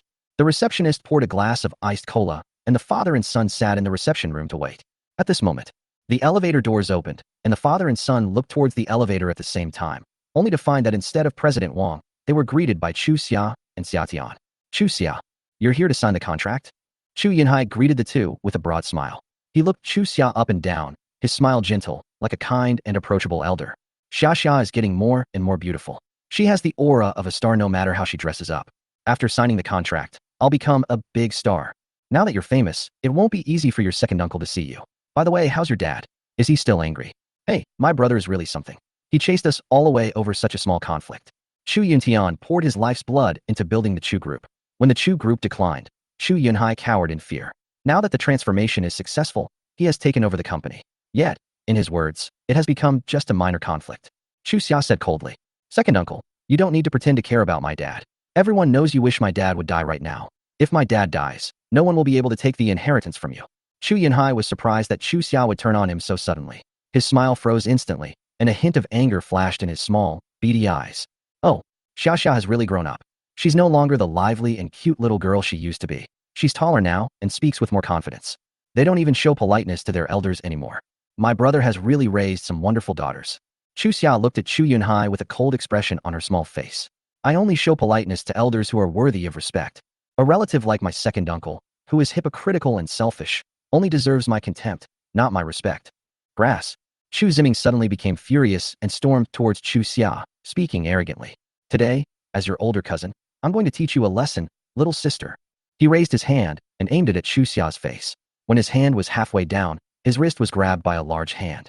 No matter how hard Chu Ziming tried, he couldn't pull his hand back. He stared at Xia Tian with bloodshot eyes and cursed loudly. Damn it, let go of my hand. This is a family matter of the Chu family, and it has nothing to do with you. Xia Tian coldly replied. Chu Xia's affairs are my affairs. He turned to look at Chu Xia and asked, what would you do if your cousin wanted to hit you? Should we fight back? Chu Ziming sneered and said sarcastically, she dares to hit. Before he could finish speaking, snap. Chu Xia slapped him, the force just right, enough to stun him without hurting his brain. Chu Ziming covered his face, his eyes wide open, his mouth agape, and he didn't say a word for a long time. Chu Xia, you've gone too far. Ziming is your cousin. Chu Yunhai was furious. His fat body trembled incessantly. He pointed his short, thick fingers at Chu Xia's nose and said coldly, I was originally thinking of giving your family 10% of the profits out of consideration for our kinship, but now it seems I was being presumptuous. From now on, your family will have no further connection with the Chu group. Seeing Chu Xia's disdainful expression, Chu Yunhai sneered and said, Chu Xia, do you still not understand the consequences of leaving the Chu group? I know you're trying to say your family isn't short of money and can live well without the Chu group, but how much money can you actually earn? Is your 100 million enough for your family to live on for a lifetime? Your mother likes designer bags and lives a lavish lifestyle. Can she really be content with living a frugal life? In addition, Chu Yuntian is a worrier by nature. He is no more than 60 years old this year, which is the prime of his life. If we make him retire now, he will become depressed. The Chu group is his life.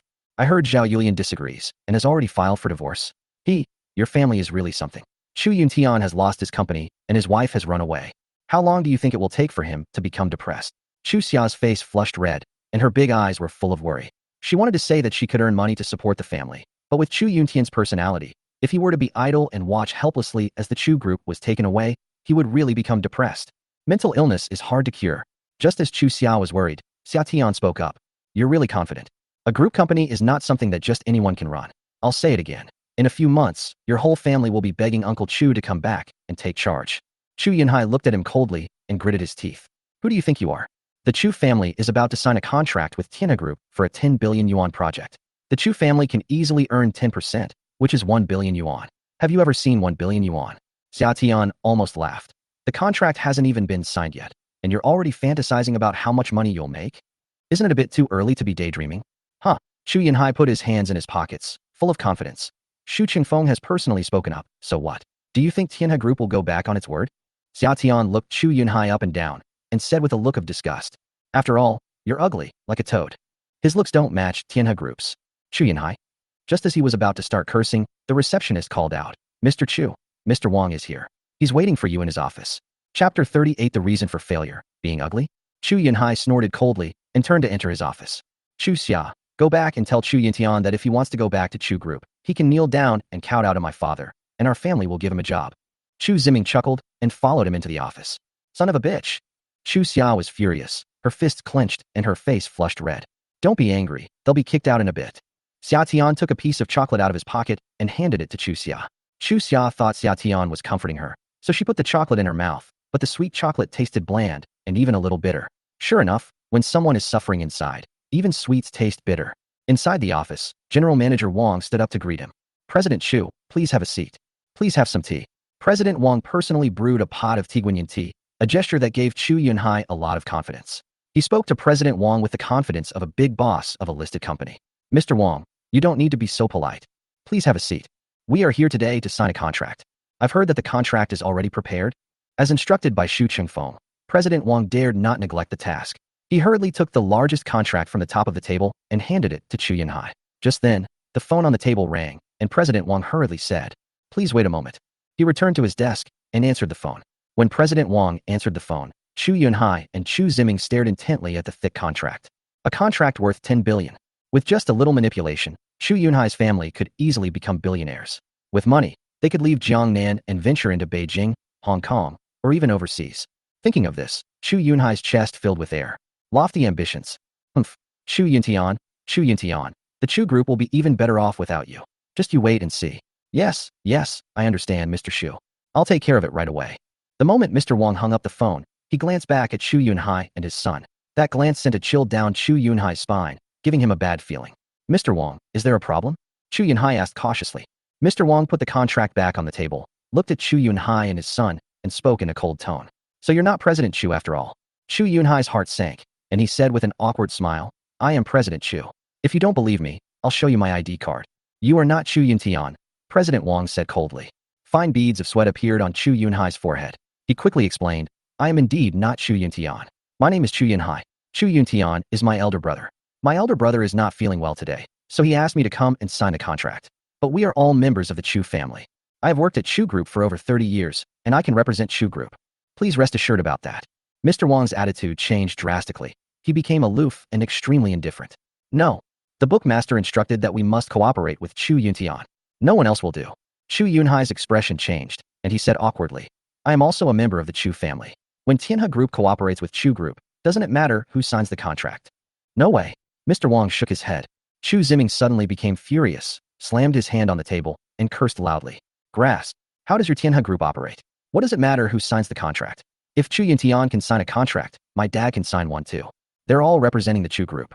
It's just a signature. What's the problem with who signs it? Bring out Xu Qingfeng. Yesterday, he was the one begging to cooperate with the Chu Group. Mr. Wang laughed.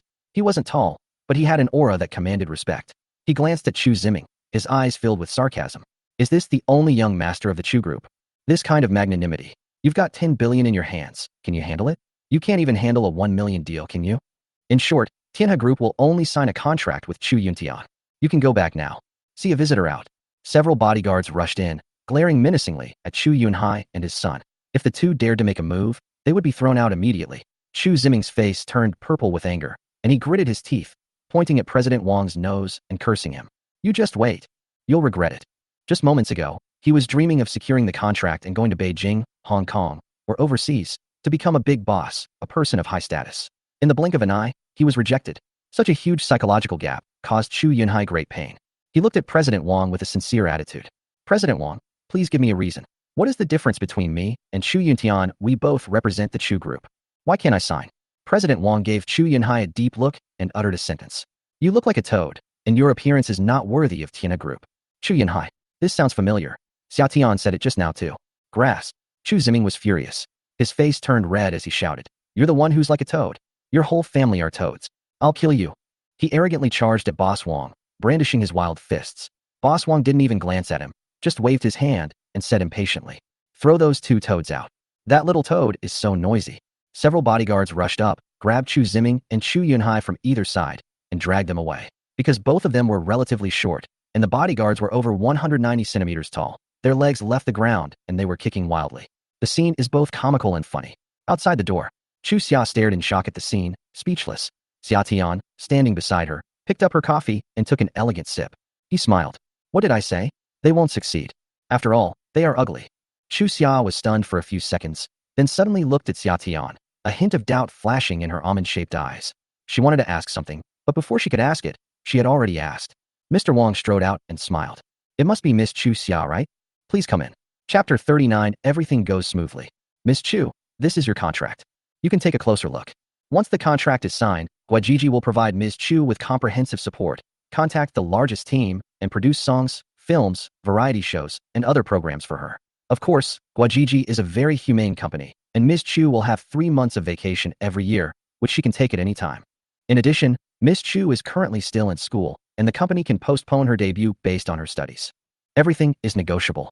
The signing bonus of 100 million yuan has been transferred to Ms. Chu's account, and Ms. Chu can check it at any time.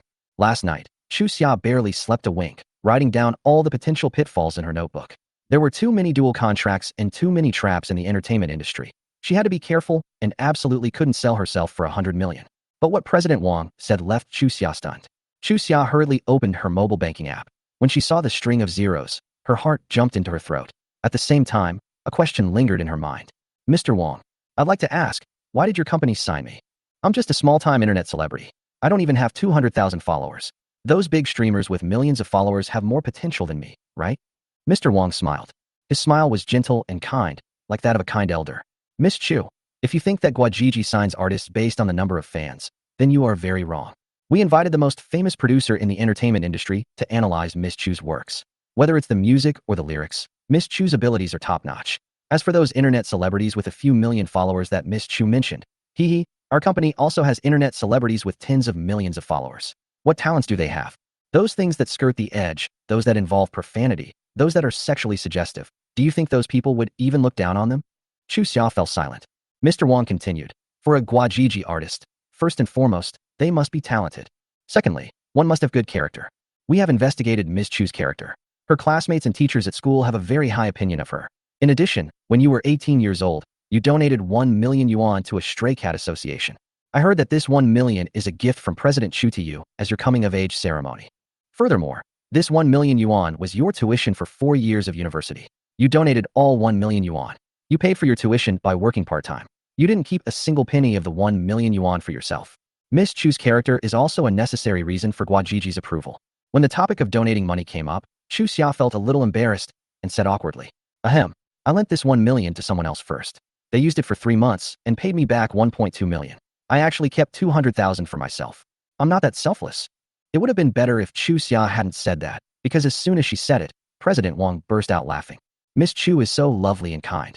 In short, Miss Chu's character has also passed the test. The third point is also the most important one. Miss Chu's beauty. Because she was there to sign a contract, Chu Xia dressed a little more formally, wearing a floral long dress with a gray woolen vest over it. The vest had cute knitted strawberries and cherries on it, and she wore German boots. It accentuated her tall figure and gave her a youthful and energetic look. Pretty, Mr. Wang said excitedly. Miss Chu is even more beautiful than in the photos in the files. With just a little packaging, Miss Chu will definitely become a huge star. After hearing these words, Chu Xia's face turned red without her realizing it. She had been praised for her beauty since she was a child, but in fact, Chu Xia did not think she was that beautiful. She just had regular features. But after listening to what President Wang said, she realized that she really was beautiful. What's even more exciting is that she's about to become a big star. Thank you, Mr. Wang. I will definitely not let Guajiji down. Since Tianhe Group had shown such sincerity, Chu Xia didn't waste any more words. After briefly glancing at the contract, he signed his name below. From today onwards, we are colleagues. Welcome to the company. President Wang warmly shook hands with Chu Xia. Although she had prepared herself mentally, she was still very excited when she actually signed the document. As soon as she stepped out of the office, Chu Xia went straight to Xia Tian, her almond-shaped eyes filled with excitement. Let me treat you to lunch.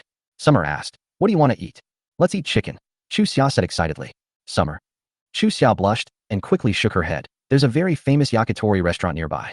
Do you like chicken? Let's go eat chicken. Tui, tui, tui. It's PUBG. It's my treat. Seeing her expression, Xia Tian couldn't help but chuckle. Okay, let's go eat chicken. The two got off the elevator. As soon as the elevator doors opened, old Master Xia and the rest of the Xia family were standing at the elevator door. When they saw Xia Tian, a brief look of surprise appeared in their eyes, followed by anger. You bastard, what are you doing here?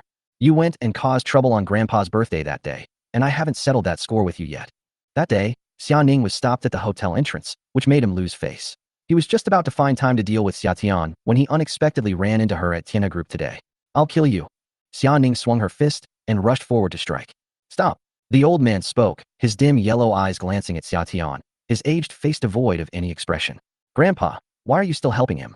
Xia Ning didn't understand why her grandfather was stopping him. The old man glared at him and scolded. We're here to do serious business today. What kind of behavior is this, fooling around like this? You're the eldest young master of the Xia family, my grandson, not a street thug. If you want to fight or make a scene, get out. I was wrong, Grandpa. Xia Ning took a step back, glaring at Xia Tian with resentment, clearly unconvinced. The old man looked up at Xia Tian, his dim, yellowish eyes like those of a cold-blooded lizard, devoid of any emotion. Is the prison food good? Would you like to go back for another meal? Xia Tian smiled slightly. I'd rather eat Grandpa's feast than prison food. Chapter 40. I have 4 older sisters. Are you envious? You bastard. How dare you curse my grandfather? I'll kill you. Xia Ning raised her hand to strike, but was stopped by the old man once again. Never forget who you are. After giving Xia Ning a few words of reprimand, the old man gave Xia Tian a deep look with a gloomy gaze and snorted coldly. Let's go. The group entered the elevator. After the elevator doors closed, Xia Ning asked, puzzled, Grandpa, why didn't you let me beat him up? He said he was cursing you by saying he was eating at your banquet. The old man said in a deep voice. A person should have a broad vision. Those who accomplish great things are never easily angered. Moreover, this is Tianhe Group. There are so many people outside. If we fight, we might vent our anger, but we'll just become a laughingstock in front of outsiders. Xia Ning asked, puzzled. So you're just going to let him go like that? The Xia family let him go 10 years ago. It's a pity. 10 years in prison didn't reform him properly, but instead made him even worse. As his grandfather, it's time to act on behalf of heaven. The old man was short and thin, leaning on a cane and needing oxygen from time to time. Yet, this small old man sent chills down the spines of everyone in the elevator. Bite. The elevator doors opened. Shu Qingfeng stepped forward, smiling broadly. Mr. Xia, you've arrived. I have prepared the finest Biluakun tea and lit the agarwood incense in advance. This way, please.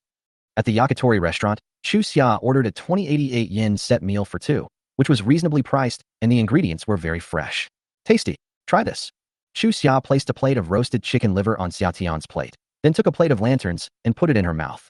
As she ate, she said, I've wanted to eat at this restaurant for a long time, but it's too expensive. It costs 1,000 yuan per person, which is enough for my monthly living expenses. Now that I have money, I'm going to eat to my heart's content. Xia Tian was a little curious as he watched Chu Xia wolf down his food.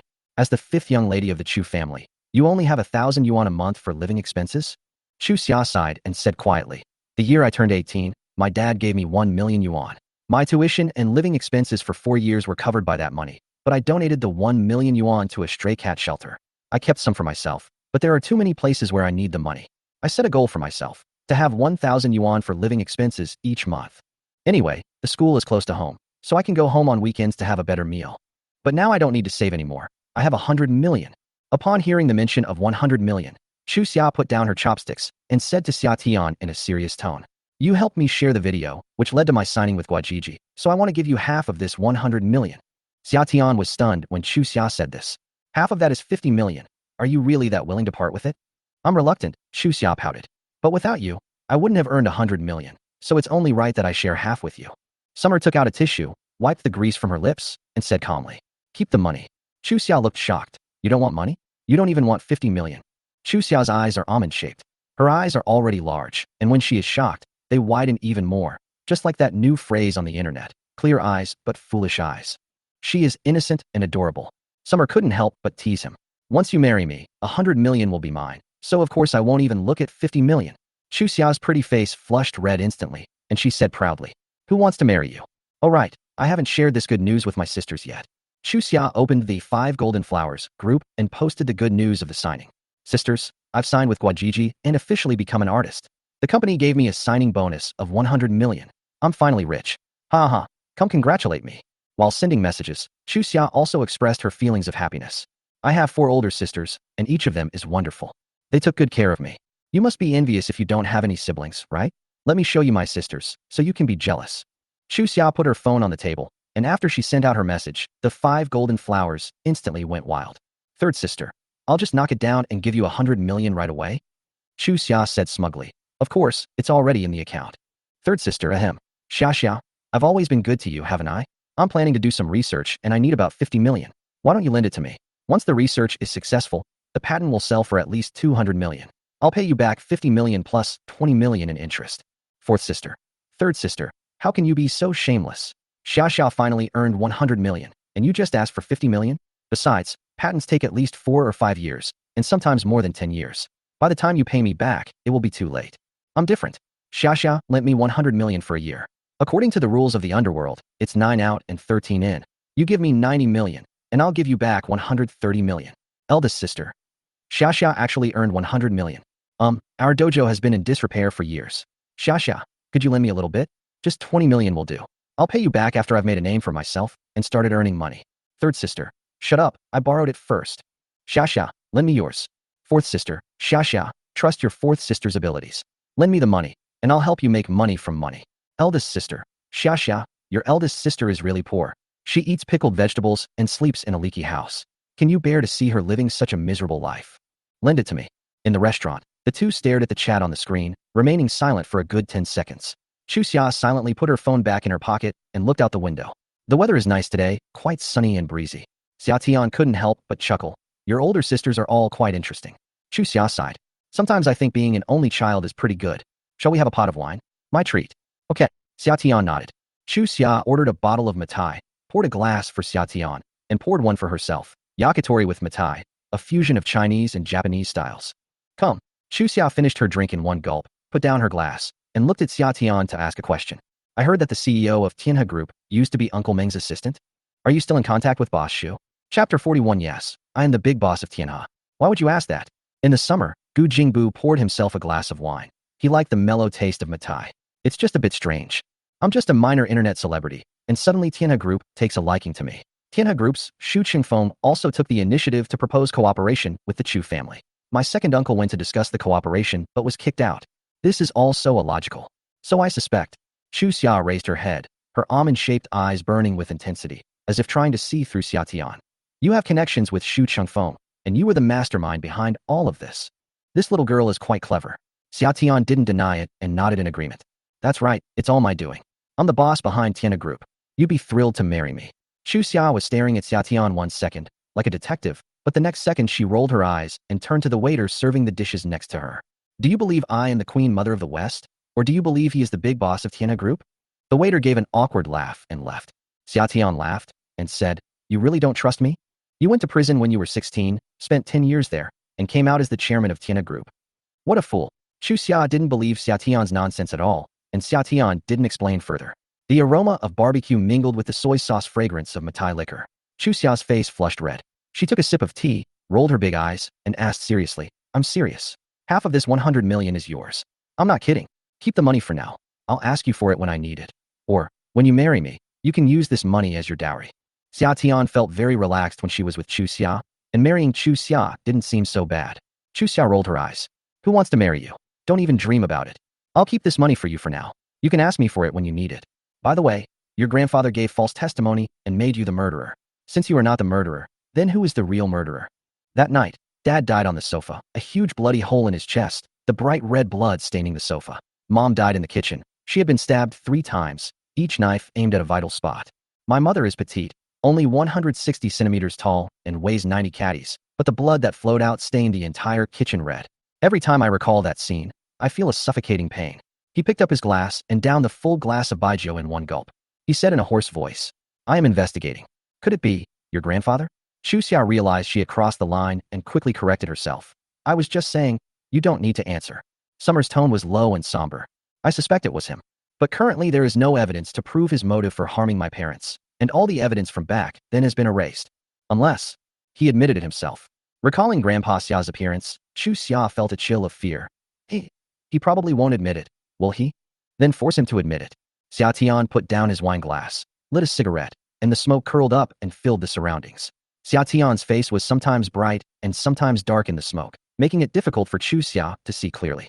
Inside Xu Qingfeng's office, the aroma of agarwood filled the air. Grandpa Xia, Xia Feng, Xia Hai, Xia Ning, and others sat on the sofa, with 2 incense burners on either side emitting the most exquisite fragrance in the world. Xia Ning reached out and pushed the fragrance towards her nose, taking a deep breath. It smells so good. This taste is simply a top-notch enjoyment. No wonder we've been friends for so many years. Mr. Xu and my grandfather share the same hobby. Xu Qingfeng was dressed in a suit and tie, his graying temples a symbol of age and composure. He was not tall, but his aura was astonishing. Even with a smile on his face, he could still intimidate others. Xiao Ning's words are different.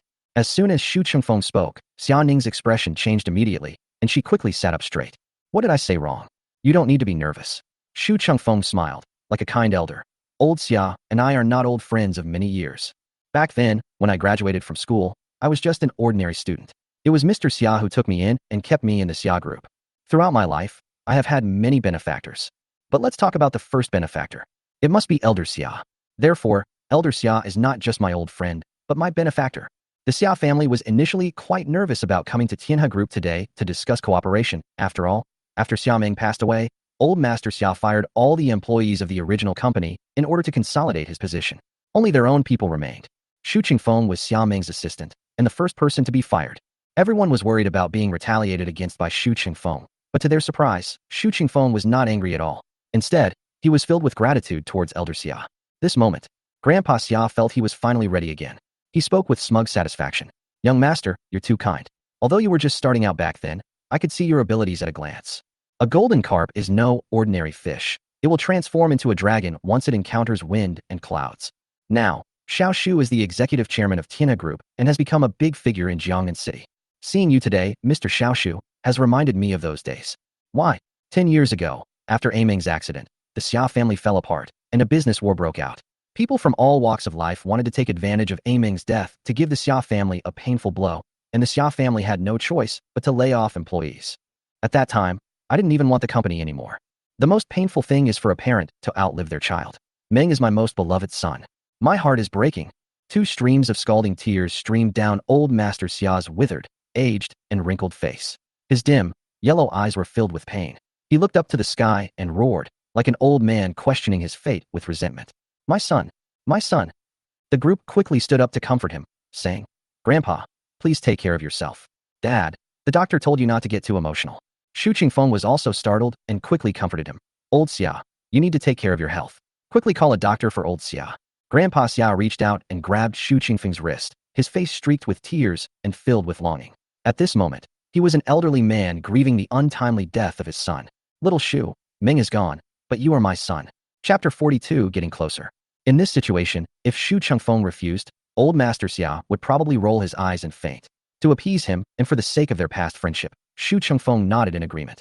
Mr. Xia, Xiaoshu will always be family to you. Now that Brother Meng is gone, I will take good care of you on his behalf. Xiaofeng grasped Shu Qingfeng's hand, his eyes reddening. Meng is gone. From now on, you will be my second brother, and I will be your eldest brother. We are one family. Xia Hai and Xia Ning also hurriedly stood up and greeted him affectionately. Second uncle. Okay. From now on, we'll all be one family. Shu Qingfeng patted Xia Ning and Xia Hai on the shoulders repeatedly. You two lads, if you need any help, just tell your second uncle. I can't help with big things, but I can help with small things. Their eyes lit up, and they immediately spoke. Second uncle, there's something I'd like to ask you for a favor. Speak. If second uncle can help, I will definitely help. Shu Qingfeng waved his hand, his heroic spirit soaring. Xia Hai said, it's like this, second uncle. Didn't Tianhe Group recently invest 30 billion? The Xia family also wants to get a few projects, but we heard that quite a few companies have already gotten involved, and even the Chu family wants a piece of the pie. We would like to ask second uncle for help in securing a few projects for our Xia family. After putting on a show, we've finally gotten to the main point. Shu Qingfeng frowned and said with a troubled expression, Elder Xia, to be honest, although I am the executive chairman, I am not the big boss of Tianhe Group, and I am not the only one in charge of Tianhe Group. Tianhe Group has 4 general managers, Mr. Li from the marketing department, Mr. Wang from the human resources department, Mr. Zhang from the planning department, and Mr. Ning from the finance department. An investment of 30 billion is not a small amount, and there are a great many companies bidding for it. The boss's idea is to contact more companies, and then I and these 4 managers will vote on the company that receives the most votes, and the company that receives the most votes will be the best choice. I can cast my vote for the Xia family. But the 4 of them. Xia Ning stood up and said, Second uncle, help me make a connection. I'll treat them to a meal. If the meal doesn't solve the problem, I'll send them. Before he could finish speaking, old Master Xia glared at him fiercely, and Xia Ning quickly shut his mouth. Grandpa Xia looked at Shu Qingfeng and asked with a smile, Please, Mr. Shu, show us the way. After hesitating for a moment, Shu Qingfeng spoke. I can cast my vote for the Xia family. If we get 2 more votes, the Xia family can secure the biggest projects. Among these 4 people, Mr. Li from the marketing department and Mr. Wang from the human resources department are the easiest to talk to. I can help you make connections and arrange a meeting with them. After you meet, it's up to you. Xia Ning was overjoyed and quickly said, I met with President Wang yesterday, and we had a good chat. I will take over the breakthrough on President Wang's side. I'll treat him to dinner tonight.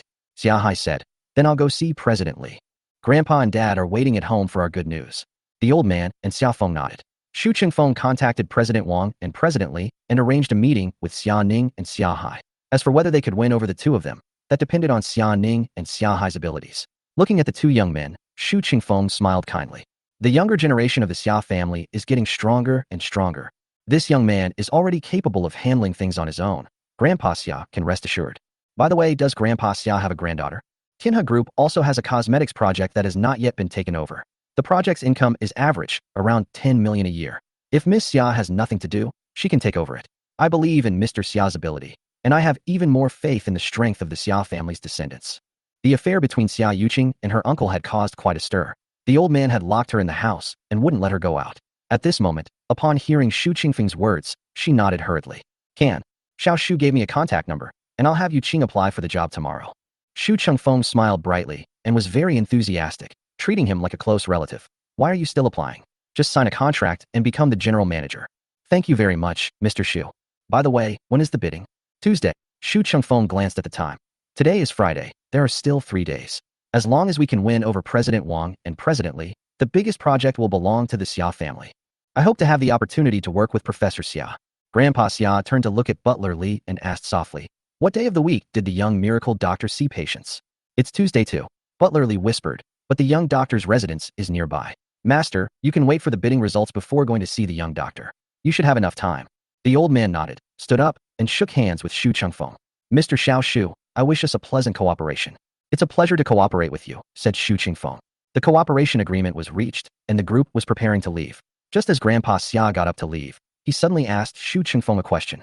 Mr. Shu, have you kept in touch with Xia Tian all these years? Shu Chengfeng was slightly taken aback, looking quite surprised. A moment later, Shu Chengfeng regained his composure and spoke. Does Mr. Xia still remember the dog I raised 12 years ago named Xiaoba? My wife came from her parents' home. Shu Chengfeng's wife loves animals and has adopted many stray cats and dogs. One little yellow dog is especially loved by Shu Chengfeng. Every time there is a family gathering, Shu Chengfeng will pack up the leftover food to take home for Xiaoba to eat, and he always holds Xiaoba in his arms. He also affectionately called Xiaoba son. Grandpa Xia didn't understand why Shu Chengfeng was mentioning a dog and nodded blankly. I remember. Shu Chengfeng said expressionlessly. Xiaoba was thrown to his death by Xia Tian. Just because Xiaoba licked his ankle, he grabbed Xiaoba and threw him off the 28th floor, where he was smashed into a pulp. Grandpa Xia was slightly taken aback, then patted Shu Chengfeng on the shoulder and sighed. The past is the past. I have a golden retriever. It's a show dog. I'll bring it to you on Tuesday. If you like it, you can keep it. Shu Chengfeng smiled and said, then thank you in advance, Elder Xia. I'll take you.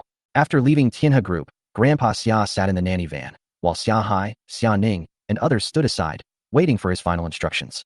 We must secure the deals with President Li and President Wang, no matter what means are used. Yes. Xia Hai and Xia Ning stood ramrod straight like soldiers, their eyes resolute, determined to succeed. Also, the old man continued, turning to the butler, Old Li, go and buy a golden retriever, a purebred, show quality one, no matter the cost. Butler Li nodded. Okay, I'll take care of it right away. Boss, the old man continued to instruct.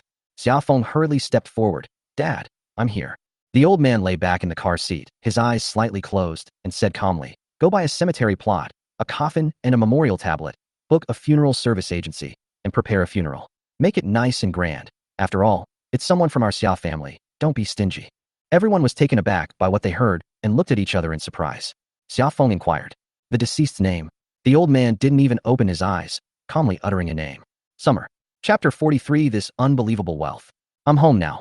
As dusk fell, their shadows stretched long. Chu Xia stood at the door, clutching her purse in both hands. The afterglow of the setting sun shone on her face, adding a touch of gentleness to her playful expression. Summer, hands in her pockets, asked with a smile. Aren't you going to say thank you?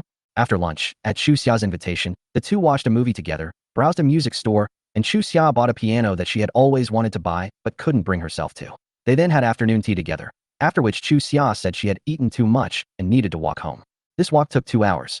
Chu Xia, carrying her zither, spoke in a domineering yet arrogant manner. You're being given the chance to walk alongside a future superstar. That's an incredible honor. You don't even kneel down to express your gratitude, and you expect me to thank you. Unbelievable wealth. Kneeling to express gratitude? Summer rolled her eyes. You're already so smug before you've even become a big star. If you really become a big star, won't you be so arrogant? Chu Xia imagined the scene for a moment, then stomped her foot and said, why would I stick my butt up to the sky? All right, stop nagging. Come with me. Summer. Where are you going? You want me to stay overnight again, and then you sneak in to peek at me while I'm taking a shower? Chu Xia's face flushed red when she was exposed, and she gave a dry explanation. I already said, I didn't do it on purpose. I don't care about your body. Fearing that Xia Tian would dwell on this topic, Chu Xia took out a car key and handed it to him, then pointed to a small minicar parked in the middle of the yard. You can take this. Xia Tian looked at the car keys, then at the car, looking completely bewildered. You gave me the car? Chu Xia crossed her arms, looking proud. From today onwards, I am a rich woman. This kind of car is no longer worthy of my status. I want to change to a Maserati and a Rolls Royce. This little car is yours. Kneel down and thank your majesty. Summer fell silent. While the two were having afternoon tea, Chu Xia asked Xia Tian for her address and complained that she lived too far away and it was inconvenient to get around. Xia Tian casually replied, take the bus. Chu Xia gave him a deep look, then stopped talking about it and asked Xia Tian to walk her home. So this is what you were after? If you wanted to give me a gift, why did you say you didn't want it? Why can't people be more sincere? Xia Tian joked, but he was deeply moved. The last person to be so considerate of him and think about his travel needs was his mother.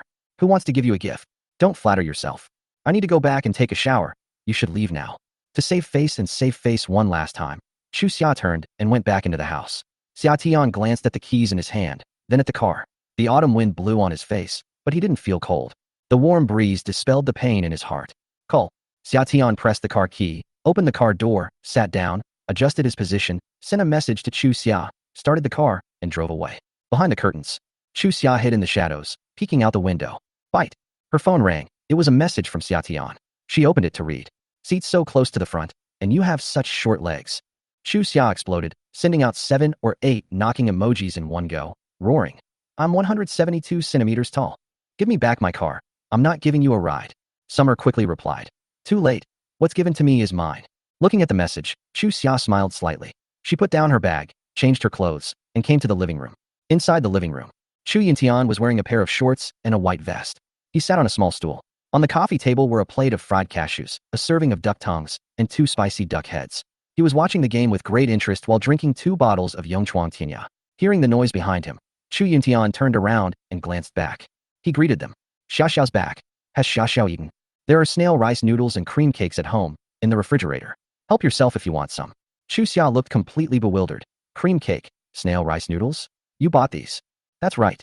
Chu Tian put on gloves, picked up half of a spicy duck head, and started gnawing on it, saying as he ate. Have you forgotten that cream cake is my favorite?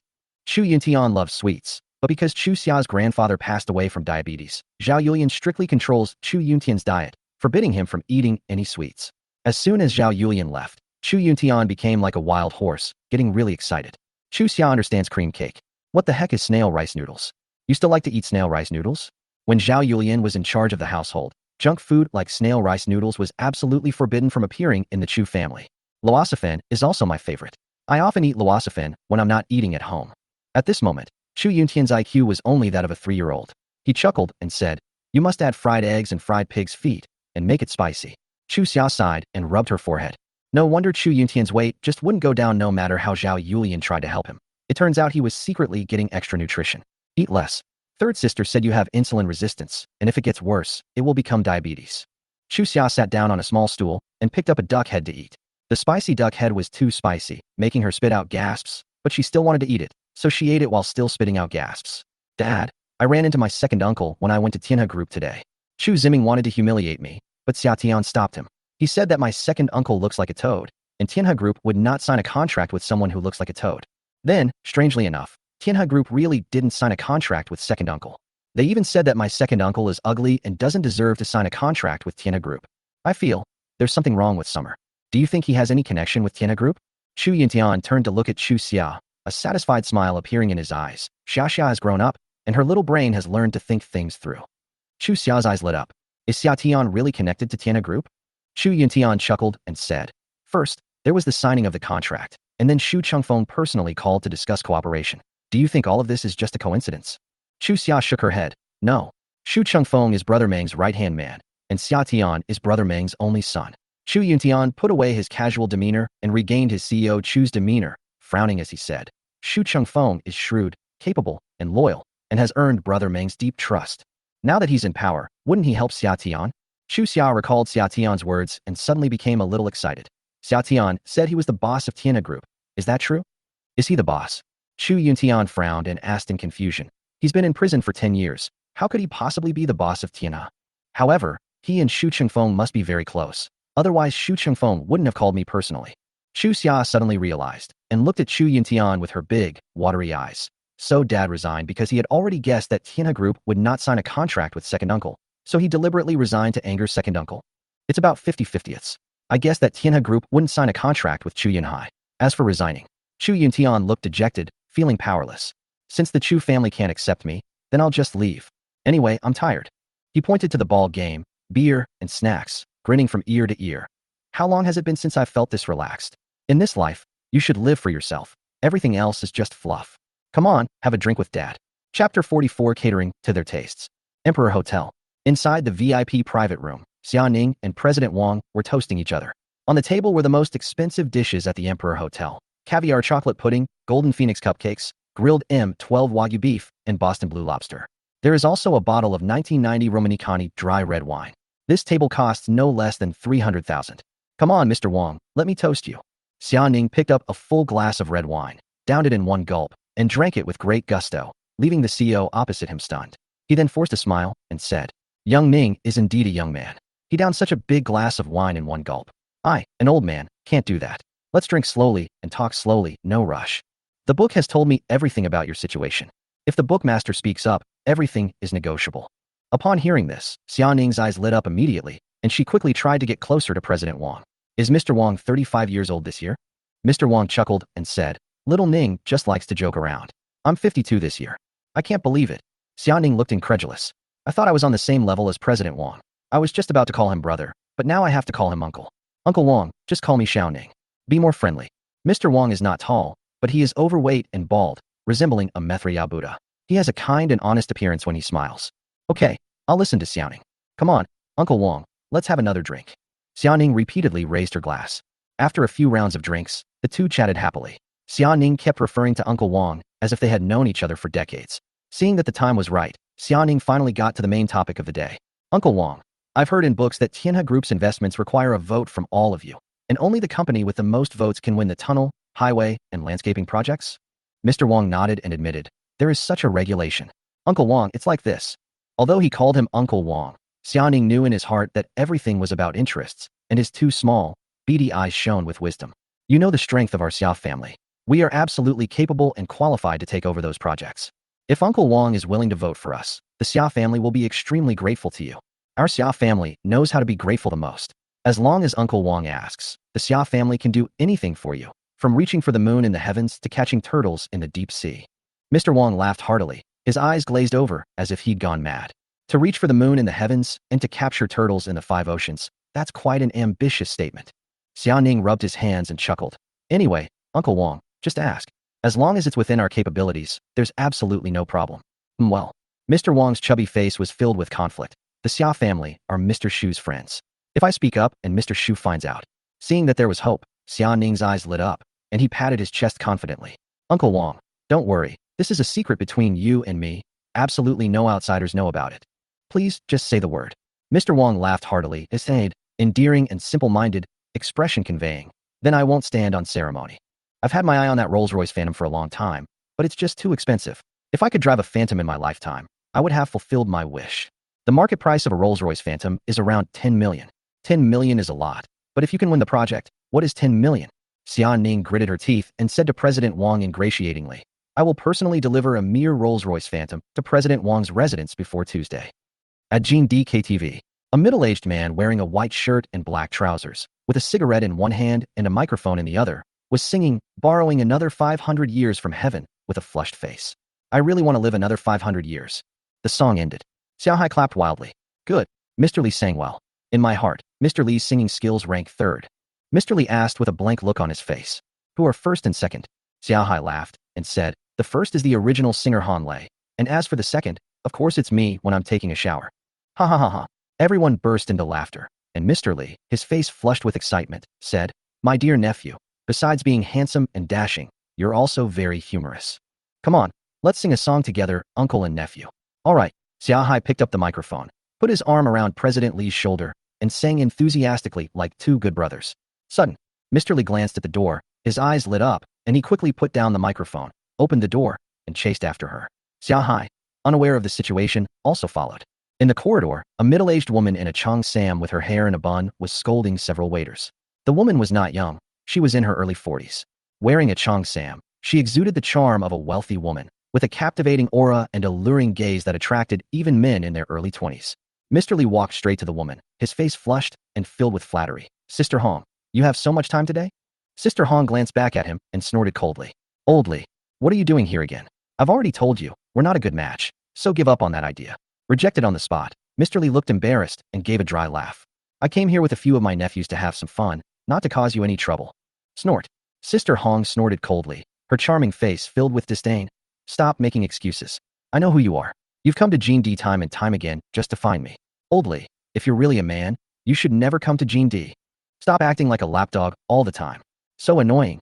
Mr. Li's face was flushed red, and he was being scolded like a dog. Xia Hai rushed over in 3 steps and pointed at Sister Hong's nose, cursing her. What the hell are you saying? Apologize to my Uncle Li immediately.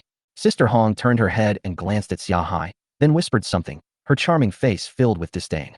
An old pug with a little pug. How annoying. With a soft snort, Sister Hong turned and left. Xia Hai wanted to chase after them, but President Li stopped him. Don't chase them. Back in the private room, Xia Hai inquired about Sister Hong's situation. President Li sighed and said, she's the boss of Jean D. I met her 2 years ago and pursued her for 2 years without success. Sigh. I guess I'll never have a chance in this lifetime. Damn it, he's just a KTV owner, yet he acts all high and mighty. Xia Hai grumbled and cursed. Suddenly, he had a flash of inspiration and found a breakthrough. He looked at President Li with shining eyes. Uncle Li, do you really like Sister Hong?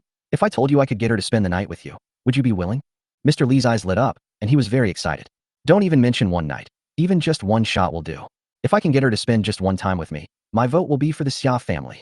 Chapter 45 Chairman. Tianli Cosmetics Company. Xia Yuqing parked her car according to the navigation instructions. She received a call from her grandfather at noon asking her to come to work. At first, she was unwilling. She was 25 years old this year and had not worked since graduating from university. She was used to a leisurely life at home. New company, new colleagues. I don't know if they'll be easy to get along with. Most importantly, Grandpa didn't say what position she would hold at work. Junior employee? Secretary?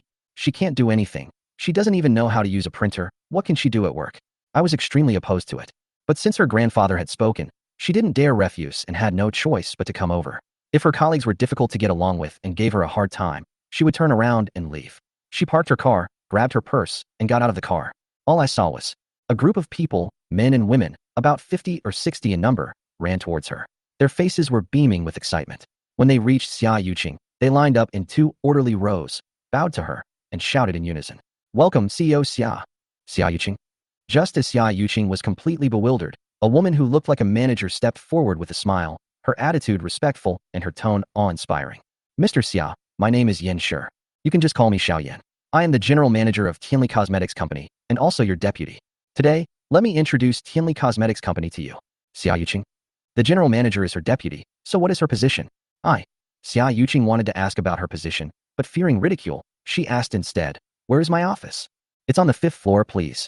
Manager Yan gestured for Xia Yuqing to proceed, and as she walked toward the company, 50 or 60 people immediately bowed, their waists forming a 90-degree angle, standing in 2 neat rows. This scene made Xia Yuqing's blood boil, and her vanity soared several meters. I entered the company with excitement. I went straight to the 5th floor. Mr. Xia, this is your office. Manager Yan pointed to a door, and Xia Yuqing glanced at the sign on the door and instantly became excited. Chairman's office. Not a junior employee, not a secretary, but the chairman of the board. As the youngest child in the Xia family and the only girl, Xia Yuqing should have been very pampered, but in fact she was not well received at home. Her father was the 3rd son, and after Xia Meng passed away, her father also died mysteriously. The Xia group was also taken over by Xia Hai and Xia Ning. After graduating, she stayed at home. She was often called a parasite in the family by Xia Ning, Xia Hai and others. Every time she was called that, she felt very wronged. Who could understand her sadness? Her uncle understands her. So, she fell in love with her aunt's husband, but her aunt found out. In the past few days, her status in the Xia family has plummeted, and even the housekeepers who cook at home are looking at her strangely. She seems like a slut. This made her very unhappy, but she had no money and could only compromise. If she can earn money, she can leave the Xia family and be with her uncle forever. Xia Yuqing's eyes lit up. Xiao Yan, what is the company's annual profit? Manager Yan brought out a large stack of documents and placed them in front of Xia Yuqing. President Xia, the company's annual profit is around 10 million. The profits from the first 3 years are still in the company's account. If you sign here, you will become the chairman of the board, and you can use the company's money at any time. Manager Yan pointed to the signature area at the very bottom of the document. Xia Yuqing's eyes lit up, and she said in surprise, if I sign the contract, the profits for 3 years will be mine? That's right. Manager Yan smiled and said, after all, you are the chairman. 3 years of profit, 30 million. Although it wasn't a lot, it was enough for her to live a carefree life for a year or two. Where do I sign? Here. Xia Yuqing wrote her name with a flourish of her pen. Then, Manager Yan took out a stack of documents and placed them in front of Xia Yuqing. These are documents from the past 3 years. Mr. Xia has not been here, so they all need his signature. It took a full hour to sign, and her hand ached from signing. Xia Yuqing had carefully looked at the first few documents, but as she signed the later ones, she simply stopped looking and finished after signing hundreds of names. Manager Yan looked at her with a broad smile. President Xia, from today onwards, you are the chairman of Tianli Cosmetics. Tianli Cosmetics Company stands with you. Can I take out that 30 million now? Xia Yuqing's eyes were only on money. Manager Yin smiled and said, "Of course. Okay, I'll take it now." Xia Yuqing thought it best to get it in the bag. Manager Yin took out his USB key and transferred 30 million yuan to Xia Yuqing's account in front of her, then said, "Due to the large amount of the transfer, it will take a few days, and the money should arrive by next Tuesday. Today is Friday, and there are only 4 days left until next Tuesday. Xia Yuqing can wait these few days." She excitedly got up and happily thanked Manager Yin. "Thank you then. I'm leaving the company to you. Call me if anything comes up. I'm leaving now. Take care." Manager Yin bowed deeply, and as he stood up, his face was full of smiles. Inside the villa, Xia Tian, after taking a shower, was sitting on the sofa texting Chu Xia. "Chu Xia, have you already taken a shower? I've already washed it. If you come, I don't mind washing it again," Xia Tian replied. "Chu Xia, TCH. I'm not interested in you anyway. Why are you taking a bath? Summer, if you don't shower, how will you peek at my 8-pack abs?" Chu Xia, "I already said, I didn't do it on purpose. Do you have time tomorrow? Summer, just say you want to ask me out." Chu Xia, "Speak more politely. It's not that I want to ask you out. It's that I'm giving you a chance to go out with me. This is an incredible favor, so hurry up and kneel down to thank me." "Summer, I'm busy." Chu Xia, Okay. You say that, right? Okay. Summer couldn't help but chuckle and was just about to reply. Sudden, a voice came from outside the door, very faint, but Xia Tian caught it. He put down his phone. Looking out the window, a few seconds later, a dark shadow crept in through the window, holding a scythe with a sharp blade that gleamed brightly under the light. Chapter 46. Who died? Yin Liang, 35 years old this year, comes from a family of martial artists and is the 32nd generation successor of Tongbei Quan. He became the national Tongbei Quan champion at the age of 21 and opened his first martial arts school at the age of 22. In the following 10 years, he opened 15 more martial arts schools and enjoyed great success in the industry. 3 years ago, a natural disaster turned him into a bankrupt man. His martial arts school went bankrupt, leaving him with a debt of 50 million. His parents were old, and his daughter was still young, so he had no choice but to find another way to make quick money. Today's order is worth 100,000 yuan. Just kill one person. This person should have died 10 years ago. After climbing through the window and entering the room, Yin Liang exchanged a glance with Xia Tian, who was sitting on the sofa. He was slightly taken aback. Wasn't this man the one who killed his father and mother and spent 10 years in prison before being released? His demeanor was elegant, like that of a noble young master. He hardly resembled a recently released convict. Compared to this Tongbei Quan master, he seemed to possess an even more untamed and carefree air. How much money did my grandfather pay you to kill me? Summer spoke softly. Yin Liang was slightly taken aback. He never lied to the dead, so he opened his mouth and said, 100,000. TSK. A hint of dissatisfaction flashed across Xia Tian's face as she pouted and said, in my grandfather's eyes, my life is only worth 100,000. Yin Liang frowned. This guy is strange. He's been in this line of work for 3 years, and he's killed no fewer than 100 people. Not a single one of them was unafraid and begged for mercy when they saw him. Almost every one of them was crying and cursing. But this summer, he's been too calm. There was absolutely no fear. Based on experience, people who don't get nervous when faced with danger are either idiots or experts. Whether someone is a master or not, you'll know once you try. Die. Yin Liang is 168 centimeters tall and weighs 120 caddies, making him a short man. Because of his short stature, he is agile and moves like a nimble leopard. In the blink of an eye, he appeared in front of Xia Tian and thrust his sharp dagger into Xia Tian's heart. The dagger was 30 centimeters from Xia Tian's chest. A sudden change occurred. A large hand grabbed his wrist. This hand was like a mechanical arm, possessing tremendous strength, causing Yin Liang to break out in a cold sweat from the pain. Get out of my way. Yin Liang acted decisively, raising his foot to kick Xia Tian. Before his foot even reached Xia Tian, a fist suddenly came flying towards his chest. Bang! Yin Liang flew out. He slammed against the wall and fell to the floor. He tried to get up, but failed several times. Puff! He spat out a mouthful of bright red blood. Yin Liang clutched his chest, looked up in utter shock, his eyes filled with terror. Who exactly are you? How do you know Siming Naijiaquan, a style of Chinese martial arts? Looking at the blood soaked in the carpet, Xia Tian frowned and said, the smell of human blood can't be washed off. Because of one mouthful of blood, the whole carpet is wasted. Yin Liang then noticed a large, milky white carpet in the living room with a tiger skin on it to cover his feet. He spat out a mouthful of blood, which landed right on the carpet, staining the milky white carpet red and ruining its beauty, while also giving it a strong smell of blood. He quickly replied, I'll pay you back. I'll buy you a new one. Please spare my life. In the face of absolute strength, any fancy tricks are meaningless. When encountering an overwhelmingly powerful opponent, the only option is to beg for mercy. I, Yin Liang, am by no means an ungrateful person. As long as you release me, I will serve you like a slave for the rest of my life, and I will never go back on my word. Please spare me. My daughter is still young. Yin Liang uttered the last sentence with a trembling voice. Xia Tian glanced at him silently and said calmly, I can let you go. You need to do something for me. Overjoyed at the prospect of survival, Yin Liang quickly said, I'll do anything you ask, as long as you spare my life. Then, Summer stated his conditions. When Yin Liang heard this condition, he was stunned. He stared at Xia Tian for a full 20 seconds before finally, sighing and shaking his head speechlessly. I'm truly fed up with your family. Grandfather killing grandson. And now, Yin Liang wanted to say something, but feeling Xia Tian's gaze, he swallowed back the words he was about to say. He said respectfully, I'll take care of it right away. Wait for my good news. After saying that, Yin Liang turned to leave, but suddenly remembered something. He turned back and silently rolled up the soiled carpet, saying ingratiatingly, I will buy you a new one as soon as possible. Summer was already sitting on the sofa, holding a coffee and reading a book. Without looking up, she said to him, take out the trash while you're at it. Okay. Yin Liang quickly picked up the trash, carefully put a new bag over the trash can, and then left with the trash. Yin Liang breathed a sigh of relief the moment he left the villa.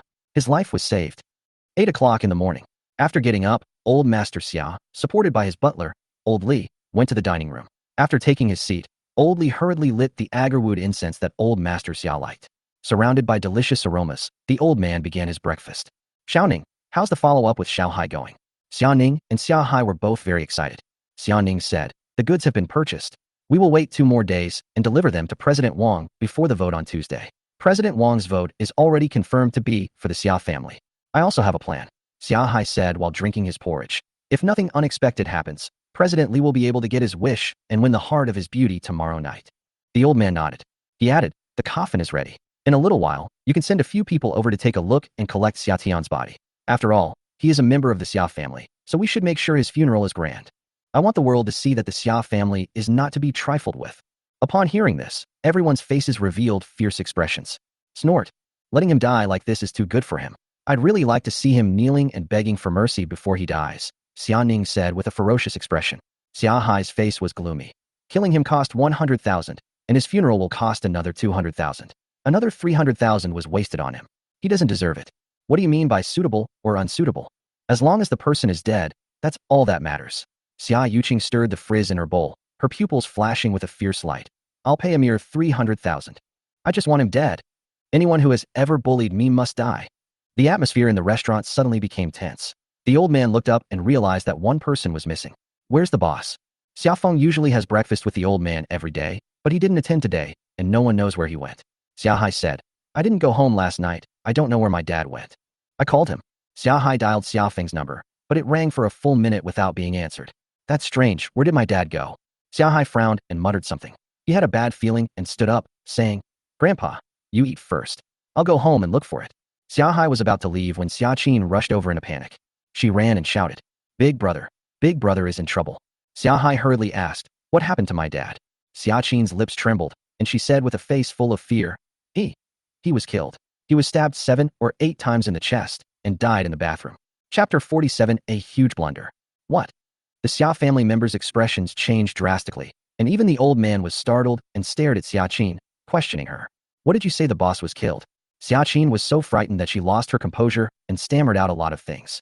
I just went there to find my older brother, but I knocked on the door for a long time and no one answered. When I pushed the door open, I found that it wasn't locked. So I pushed the door open and went in. When I entered, I found my older brother dead in bed. Blood. I saw so much blood.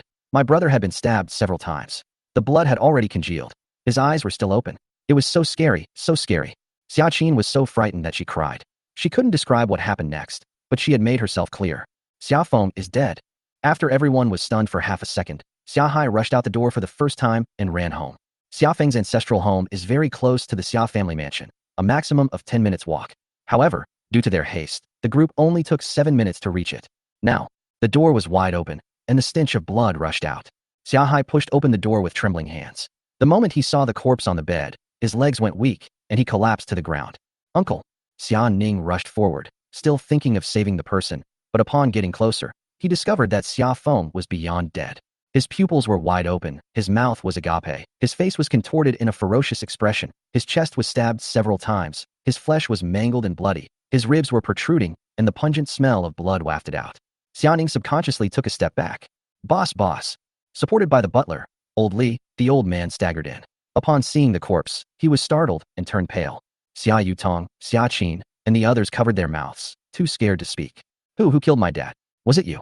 Xiaofeng, as if possessed, grabbed Xia Tian by the neck and roared with a ferocious expression. It must be because you're jealous of my father. Once my father dies, you can inherit the Xia group. I'll strangle you. Xia Tian was terrified and frantically tried to defend herself. I really didn't. My brother's death had nothing to do with my brother. It's you. I'll kill you. Overwhelmed with grief, Xia Hai went completely mad and turned his anger towards Xia Tian. At this moment, the butler, Old Li, separated the two and scolded them.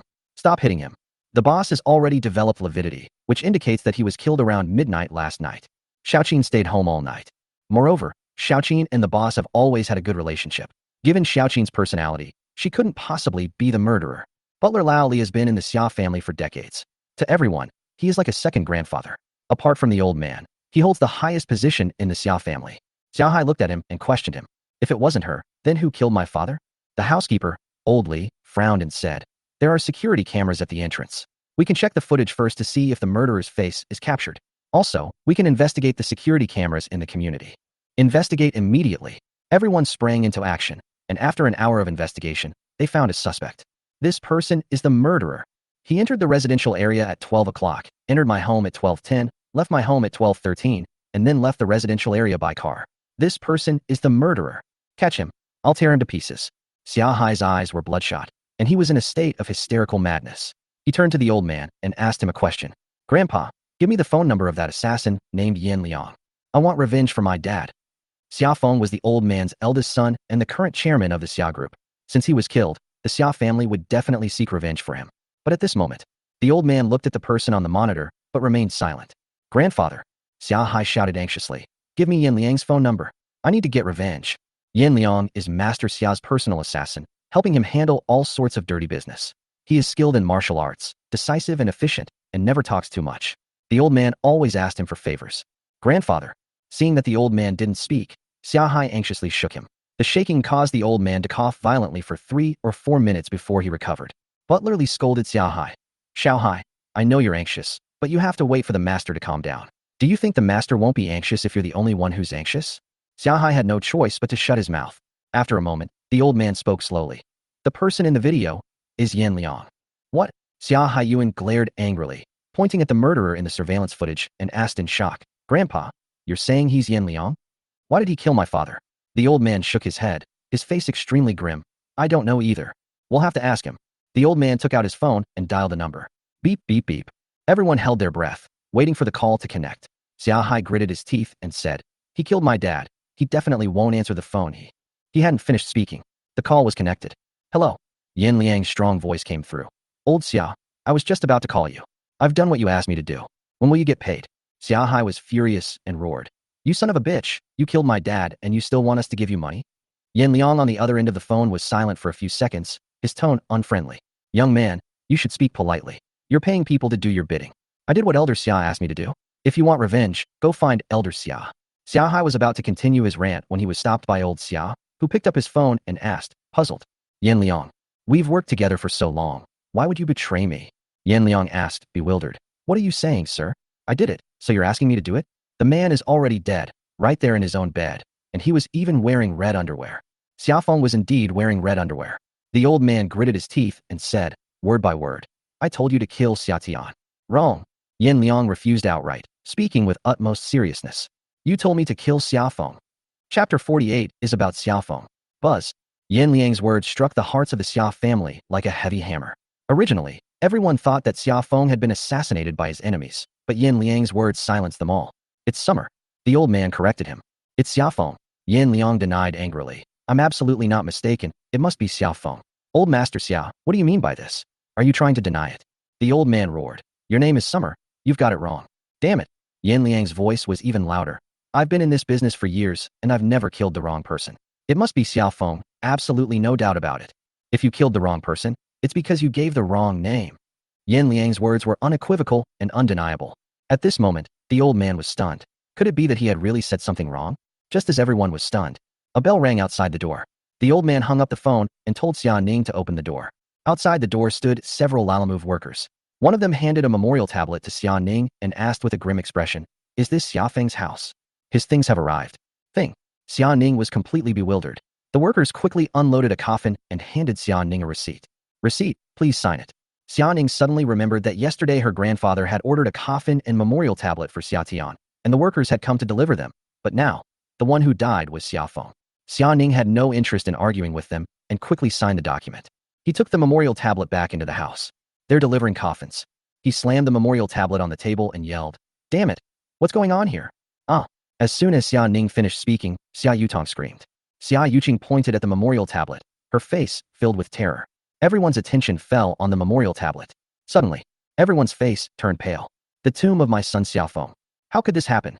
Xia Hai grabbed the memorial tablet, slammed it to the ground, and cursed, "Damn it! Are you messing with us?" He took out his phone to call the store that had ordered the coffin and confront them. At this moment, there was another knock at the door. Xia Ning opened the door and saw a young man who looked like an MC standing there with a professional fake smile on his face. "Hello, this is Yundian Funeral Company. You booked a large funeral with us yesterday, and we have prepared the proposal overnight. Please take a look. If there are no problems, then I will." Before the MC could finish speaking, Xia Ning quickly snatched the proposal, opened it, and glanced at the deceased's name. Xia Feng. He turned around, his face pale, and pointed to the name Xia Feng in the deceased's name section. An idea popped into his mind, an idea that filled him with fear and dread. Yes, did we make a mistake? This moment, the Xia family members felt a chill run through their bodies. Even the old man's face turned pale, and he trembled uncontrollably with fear. Summer, Xia Feng. Just one word difference. Because they got the name wrong. That's why this happened? No, that's impossible. That's impossible. Grandpa Xia couldn't accept this fact. He would rather accept that Xia Feng was killed by Xia Tian than admit that it was a slip of the tongue that led to his son's death. Grass. My dad must have been set up. It couldn't have been because of a slip of the tongue. I want to call the police. I will investigate thoroughly, and no one involved will escape. Xia Hai took out his phone to call the police, but before he could even dial 11, the butler, Lao Li, snatched the phone away. Xia Hai was stunned, staring at Lao Li with a menacing glint in his eyes. "Old Li, what do you mean? Is it because you've been in the Xia family for so long that the younger generation respects you so much that you've forgotten your place? Don't forget, you're just a dog of the Xia family." Butler Li did not argue with Xia Hai, but said calmly, "Of course I know my identity, but before calling the police, let's hear the master's opinion first." Xia Hai turned his gaze to the old man and asked, squinting his eyes, "Grandpa, don't you want to call the police?" After a long silence, the old man finally spoke softly, "We can't call the police." "Why?" Xia Hai demanded. The old man said, "The eldest son is the chairman of the Xia group. This is the most critical moment for the Xia group. The death of the eldest son may affect the cooperation between the Xia group and the Tianhe group. You can call the police, but you must wait until you have secured the cooperation with Tianhe group before calling the police." The chairman died on the eve of signing the contract. The rest of the family members are either too old or too young, and none of them are capable of taking on the responsibility. The partner company will prioritize other companies, and at that point, all of the Xia family's previous efforts will have been in vain. But Xia Hai tried to persuade him, but the old man stopped him. "That's settled then. First, contact the morgue and send the boss's body there. After the contract is signed, we'll find an opportunity to announce the boss's death." "Xiao Hai, don't worry. The Xia family is not easy to bully. Boss, I will definitely give you an answer to this matter. But everything will have to wait until after Tuesday. With the boss gone, you are now the top manager of the Xia group. The group will need you in the future. I need you to pull yourself together. You will act as the head of the group for the next few days." Xia Hai was initially very angry and wanted to argue with the old man, but upon hearing that he would be in charge of the group, his anger instantly subsided, and he even felt a little bit of surprise. "I will certainly not let you down. I won't let Dad down either." The others glanced at Xia Hai, their eyes filled with jealousy. In the past few days, everyone had been busy preparing for Tuesday's votes, and no one had paid any attention to Xia Feng's affairs. Tuesday has finally arrived. Early in the morning, the Xia family members, dressed in suits and ties, headed to Tianhe group under the guidance of the old man. Chapter 49, Gathering Together. The Chu family. Chu Yintian took out more than a dozen suits and asked Chu Xia to help him choose. "Xia, help Daddy choose a suit." Chu Xia was still half asleep when she randomly pointed to a set. "Black, I guess." "No way." Chu Yintian refused outright. "That black outfit is something I only wear to funerals. Today is a big day. I need to dress more festively." Chu Xia didn't hesitate. "Then let's wear red." "Who's a good person wearing a red suit?" Chu Yintian roared. "Chu Xia. You choose." "I'm so sleepy. I want to sleep a little longer." "Wake up, get up and come with me to Tianhe group.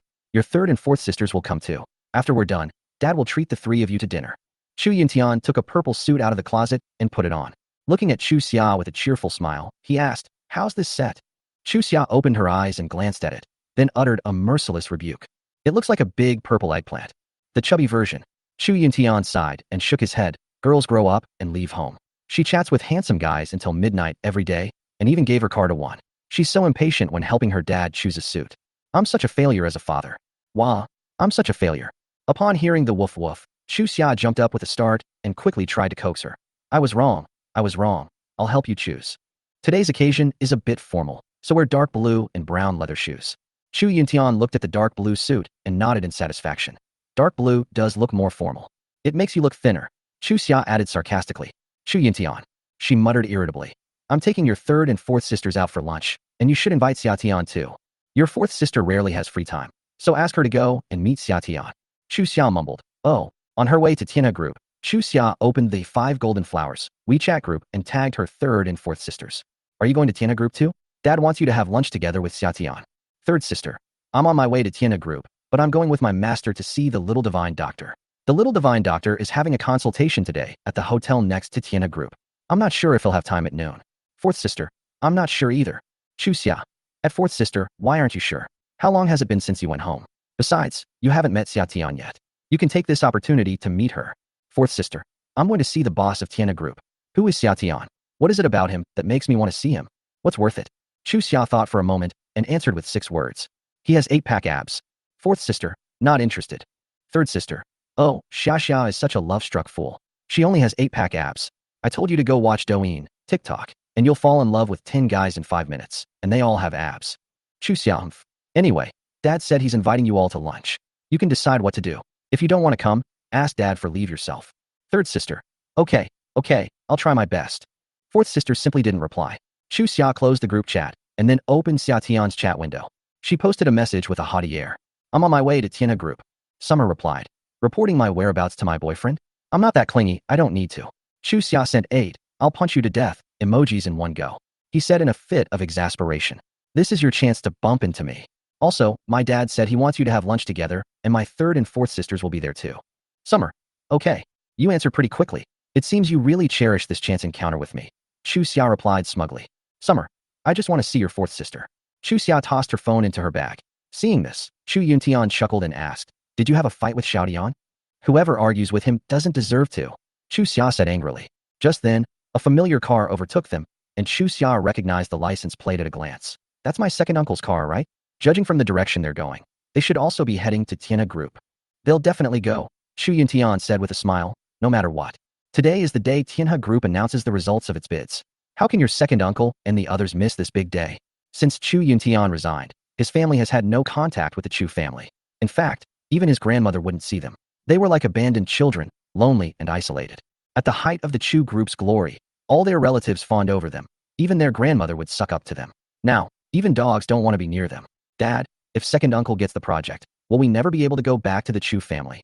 Chu Xia didn't like her relatives, but leaving herself was different from being kicked out, and she felt uncomfortable.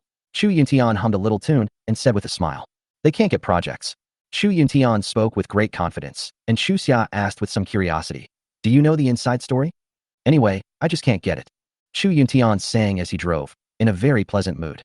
Today is a big day. All the companies in Jiangnan City want to get a piece of the pie, and even many foreign clients want to get involved. Small companies that aren't qualified to get involved also want to join in the fun, hoping to snag a bargain. As soon as Chu Yuntian and Chu Xia entered, they saw a group of people surrounding the Xia family members, talking all at once. Mr. Xia, my surname is Su, and I am known as Su of Greenery. I started out in the greenery business and have been doing it all my life. All kinds of flowers, trees, and any connections, tools, and items related to greenery can be gathered for you in just 1 hour. I found out that the Xia group has never done landscaping before, so contacting new people and buying tools is too troublesome. Once you secure this landscaping project, feel free to contact me anytime. Let's work together. The Xia family won't have to do anything. I'll do all the work. The Xia family will take the lion's share, and I'll just get a little bit of the soup. What do you think, Mr. Xia? Mr. Xia, I work in the foundation industry. I have the manpower and the equipment. After you win the foundation project, you can cooperate with me. I'm a road repairman. Mr. Xia, please take a look at me. Get out of my way. You little companies have the nerve to cooperate with Elder Xia? Elder Xia's surname is Cheng, which means success. Cooperating with me will definitely lead to success. Chapter 50. I want little pearls. What's going on? The Xia family won the project. Chu Xia looked shocked. One boss sighed. We haven't signed the contract yet, but it's practically a done deal. Chu Xia asked in confusion. The Xia family isn't even in the top 5 in Jiangnan City, so why would Tianhe Group want to partner with a small company? Don't forget that Xu Chengfeng used to work for the Xia Group. He was promoted by old Master Xia. It's just that Xia Ming died later, and he left the Xia group. Although he left for 10 years, his feelings for the company are still there. People have feelings, and Mr. Shu wants to help the Xia family out of consideration for the past. The Xia group is not the strongest, but it has a connection with Shu Qingfeng, making the Xia family a hot commodity in this bidding process. In full view of everyone, Grandpa Xia remained calm and composed. He enjoyed the feeling of being the center of attention, especially the envious and jealous glances from the others, which made him feel incredibly pleased. President Shu is mindful of past relationships, but the Xia Group's capabilities are undeniable. As far as I know, the project was selected by President Shu and the 4 general managers through a joint vote. You can't get a project with just the president's vote. At least 2 of the 4 managers need to get votes. So, who the project actually belongs to will depend on the final outcome. The voting rules were announced last Friday. During this period, all companies were preparing materials and making connections, hoping to get on the good side of the 4 managers. However, the 4 managers were too mysterious and too busy. They couldn't even meet them, let alone invite them to dinner. Some of the bosses looked dejected and spoke with a mournful tone. Old Xia makes it sound so easy. Without General Manager Shu's introduction, it would be incredibly difficult for anyone else to even see the 4 managers. If nothing unexpected happens, the most profitable project should belong to the Xia family. Grandpa Xia smiled slightly and did not speak, but he had already tacitly agreed. The feeling of being surrounded by everyone made the entire Xia family feel like they were floating on air. Squeak. The door opened, and Xia Tian walked in. He wore a pullover, black casual pants, white shoes, and gold-rimmed glasses. He was elegant and noble, like a male lead in a Korean drama. His appearance shattered the Xia family's illusions like a sharp sword. What are you doing here? Xia Ning questioned. Xia Tian calmly said, I'm here to see you make a fool of yourselves. Grass. Xia Ning, her face contorted with rage, cursed. Who knows who'll be laughing at whom yet? As I see it, you've come here to ask for money because you see the Xia family is about to get rich, haven't you? Hee. Don't say I didn't warn you, as your older brother. You've been in prison for the past 10 years, without contributing anything to the Xia family. You think you can come here and get a share? That's just wishful thinking. However, as your older brother, I can give you a few $100s to spend. As she spoke, Xia Ning took out a stack of red bills from her wallet and threw them at Xia Tian. The glittering red money flew around like paper scraps, landing on everyone's heads, shoulders, and shoes. Even the bosses who had seen a lot were shocked by this scene.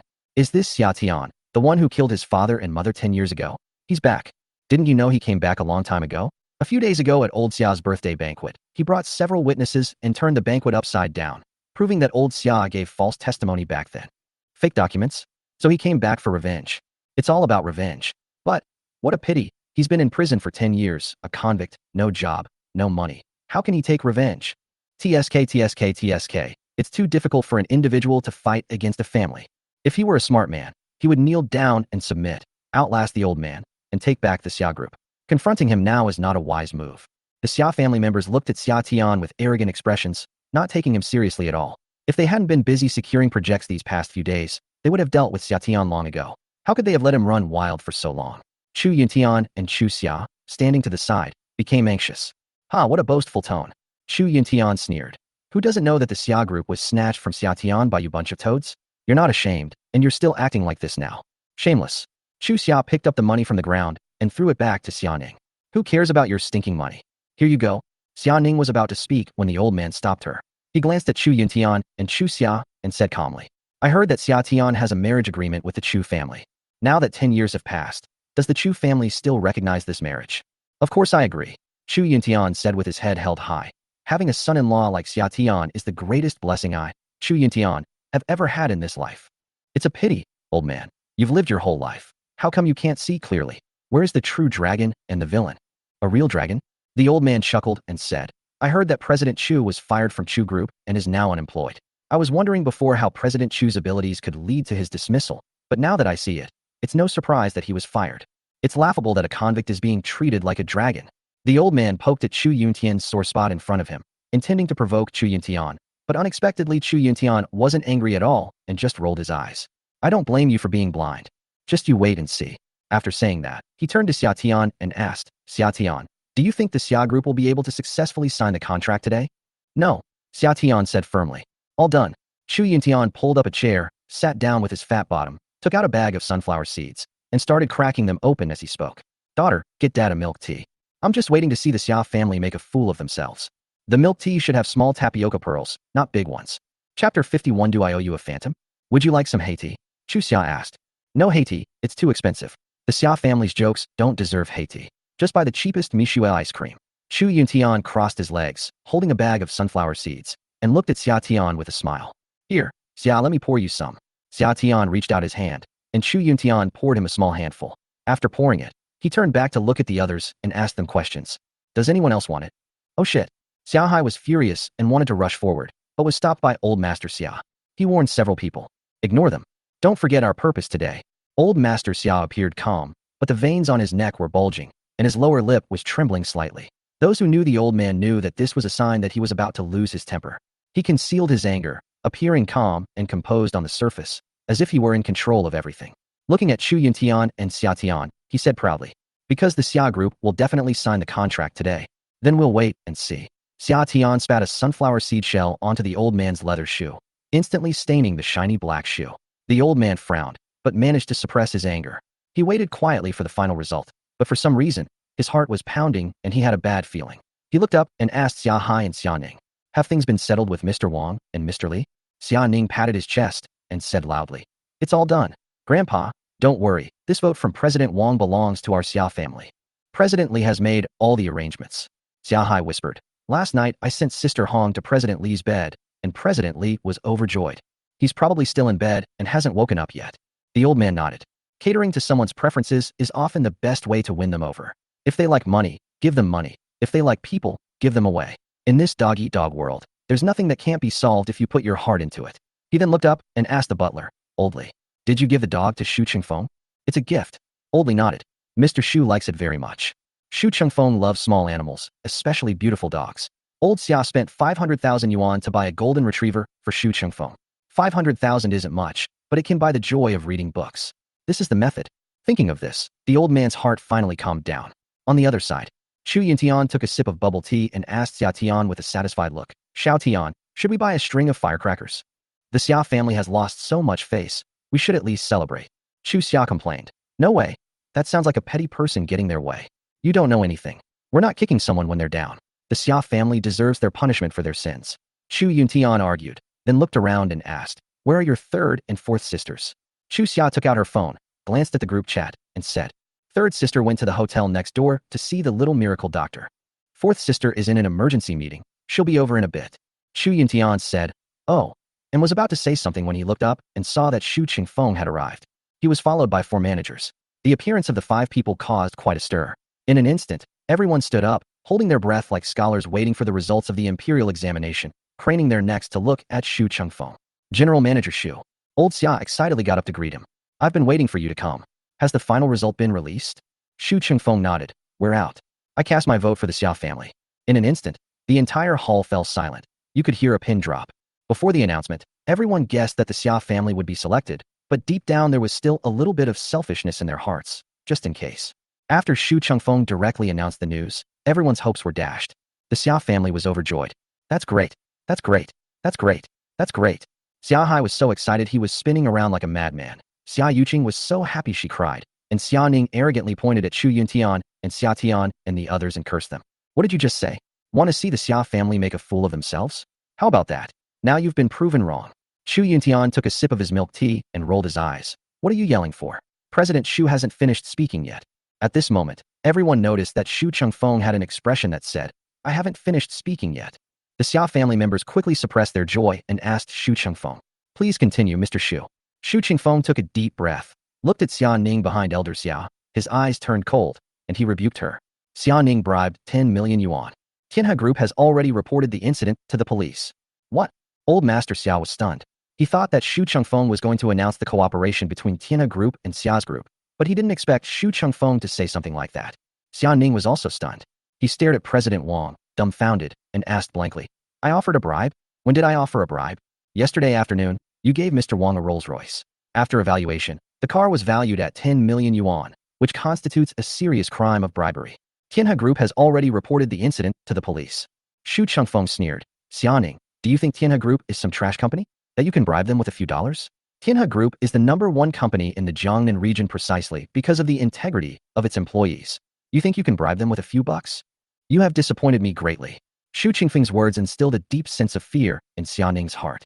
He shouted, I'm innocent. He looked at President Wang behind Shu Chengfeng and grasped at a straw. Uncle Wang, say something. You said you liked Rolls Royces, so if I give you a Rolls Royce Phantom, you'll vote for the Xia family. You said those words yourself. Yesterday's affectionate Uncle Wang has become today's cold and ruthless CEO Wang. He snorted coldly. He scolded, "Don't call me Uncle Wang, I don't know you. You think you can bribe me with a Rolls Royce Phantom? Who do you take me for, Wang Tianlai?" Xia Ning shook her head frantically. Her face flushed as she argued. You said yourself that you like Rolls Royce Phantoms, and that you would be satisfied if you could drive one in your lifetime. You said it yourself. Mr. Wang gave a sinister laugh and said sarcastically, "You'd be satisfied if you could drive one in your lifetime? That's definitely not what I said. Because I own a Rolls-Royce Phantom." As he spoke, Mr. Wang pulled out a set of Rolls-Royce car keys. Besides the Rolls-Royce Phantom, I also have a Cullinan and a Ghost, a total of 6 Rolls-Royces. Do I need a Phantom from you? Chapter 52, She's My Wife. Xia Ning's ugly face turned ashen, and he was sentenced to at least 10 years in prison for accepting bribes of 10 million yuan. 10 years. He was terrified and frantically begged the book to carry him. "Mr. Shu, I know I was wrong. Please let me go. Please let me go. The Xia family doesn't want this project anymore. Please, please let me go this time. I promise I'll be a good person from now on and never do anything illegal again. Please forgive me this once." Shu Qingfeng completely ignored Xia Ning and looked up at the old man. "Grandpa, is what Xia Ning said true? The Xia family no longer wants this project?" The old man's face was unpredictable, and Xia Ning clung to his leg, pleading frantically, "Grandpa, save me. I don't want to go to prison. I'm already 26 years old. If I go to jail for 10 years, I'll be 36 when I get out. I haven't even gotten married yet, and you haven't even held your great-grandson. Please save me. Please save me." The old man raised his hand and slapped Xia Ning across the face. He cursed angrily. "Waste. I asked you to talk to President Wang about cooperation, and you actually accepted a bribe. What do you take the Xia family for? What do you take President Wang for? What do you take Tiana Group for? President Shu, this is all Xia Ning's fault. Don't let this good-for-nothing affect the cooperation between Xia Group and Tiana Group." Xia Ning covered his face in bewilderment. He thought the old man would plead for him and Shu Qingfeng would let him off the hook, but he never expected that the old man would choose the company's interests. "Grass, I'm your grandson, and you don't even want your grandson anymore?" Xia Ning could hardly believe that his grandfather, who always called him his good grandson, would treat him like this. At this moment, a cold snort rang out. He would kill even his own son, let alone his grandson. Who is he? Don't you understand? In the corner, Xia Tian held a cup of coffee, crossed her legs, and sneered at the corner of her mouth, while Chu Yuntian next to her spat out sunflower seed shells and talked. "Beautiful, beautiful. It's so beautiful. Is there still hope for you, Mr. Shu? Keep going." Xia Ning went completely mad. He was facing 10 years in prison, which felt like the sky had fallen for him. At this moment, he didn't care about etiquette anymore and rushed towards the old man like a madman. "Damn it, we'll die together. I'll fight you to the death." Xia Hai, Xia Yuqing, and the butler Lao Li rushed up and stopped Xia Ning. "Stop, Xia Ning. You need to prioritize the big picture. As long as you win the project, you'll definitely get a share, and you won't have to work for the rest of your life." Grandpa had no choice but to do this. Several people stopped Xia Ning. Xia Ning, as if possessed, pointed at the group and cursed. "You're the ones who are going to jail, so you don't care. I'm the one going to jail, and I'm the one who'll be in there for 10 years. Watching this farce unfold, Shu Qingfeng looked up at the old man and asked again, "Mr. Xia, are you sure you want to choose the company instead of Xia Ning?" Snort. The old man snorted coldly, his voice indifferent. "Sure. Take him away. The interests of the group come first. Besides, he made the mistake himself. We can't let the whole group be implicated because of one person's mistake." Once old Master Xia said this, there was no room for negotiation. The book waved goodbye to the wind. 2 police officers came in and handcuffed Xia Ning's wrists, but they didn't leave. Instead, they questioned Shu Qingfeng. "Mr. Shu, there's one more person." Upon hearing, "There is one more person," everyone was instantly stunned. Who else besides Xia Ning had broken the law? Grandpa Xia frowned and hurriedly distanced himself from the situation. The bribery was done by Xia Ning alone and had nothing to do with anyone else. Shu Qingfeng's gaze swept over the Xia family members, finally settling on Xia Hai's face, and he spoke in a cold voice. This morning, the owner of Jean DKTV called the police, reporting that someone drugged and raped her last night. An investigation revealed that this person is indeed Xia Hai. Xia Hai was wiping his sweat when Shu Qingfeng's words startled him. He frantically shook his head. "No, I didn't. How could I do such a thing? It's all a misunderstanding. Last night, Xia Hai spent 100,000 yuan to hire 2 people to take down Sister Hong, the owner of the KTV, and send her to Boss Li's hotel. He knew that this was illegal, so he did not show his face at all." "Humph." Shu Qingfeng snorted coldly and said ruthlessly, "The person who handled this has already implicated you. What else do you have to say?" Xia Hai's face turned pale instantly. He looked at President Li behind Shu Qingfeng with trembling eyes, as if he had grasped a lifeline. He lunged at President Li with a crazy look and grabbed President Li's sleeve tightly. Mr. Li, please help me. I'm doing this all for you. Get out of here." Mr. Li kicked Xia Feng to the ground with one leg and pointed at his nose while cursing loudly. I haven't even settled accounts with you yet, and you expect me to help you? I wish I could kill you. Mr. Li's sudden change of heart gradually turned Xia Hai's fear into anger. He roared, I kidnapped Sister Hong because you ordered me to. Officer, I want to report that everything I did was at the behest of President Li. He likes Sister Hong and promised to vote for the Xia group if I helped him get Sister Hong. He's the main culprit. It's all his fault. If you are unkind, I will not be righteous either. Desperate, Xia Hai decided to drag General Manager Li down with him. This moment, all eyes were on President Li. Could it be that he really was the mastermind? Suddenly, Mr. Li pulled a marriage certificate out of his pocket and roared angrily. Sister Hong, the owner of Jean DKTV, is my wife. Why would I hire someone to kidnap and rape my wife? Chapter 53. It's all a conspiracy. What? Your wife? Xia Hai frantically snatched the marriage certificate. In the certificate, President Li and Sister Hong were snuggled together, smiling sweetly. The 10-year registration date was 2 years ago. No, that's impossible. This. Xia Hai shook his head frantically. He couldn't believe the truth. He had investigated and found that Mr. Li's ex-wife had passed away 10 years ago, and he had remained single ever since. The image of Boss Li fawning over Sister Hong that night is still vivid in Xia Hai's mind. Xia Hai has always had a good memory. That night, Sister Hong was clearly a high-ranking female boss who looked down on Boss Li. How could this be? Etc. Xia Hai suddenly looked up, his fierce gaze fixed on President Li and Xu Qingfeng's group. Trap. It's all a trap. Xia Hai quickly hid behind the old man and begged him to stand up for him. Grandpa, first it was Xiao Ning, and now it's me. It's all a trap. Xu Qingfeng set a trap for us. Grandpa, please save us. At this moment, even the most foolish person could see that this was a trap. Xu Qingfeng had set a trap, waiting for the Xia family to fall into it. He just didn't understand why Xu Qingfeng would do this. General Manager Xu. The old man stared coldly at Xu Qingfeng, gritting his teeth as he demanded, Can you give me a reason? At this moment, everyone in the hall fell silent, watching this grand drama unfold.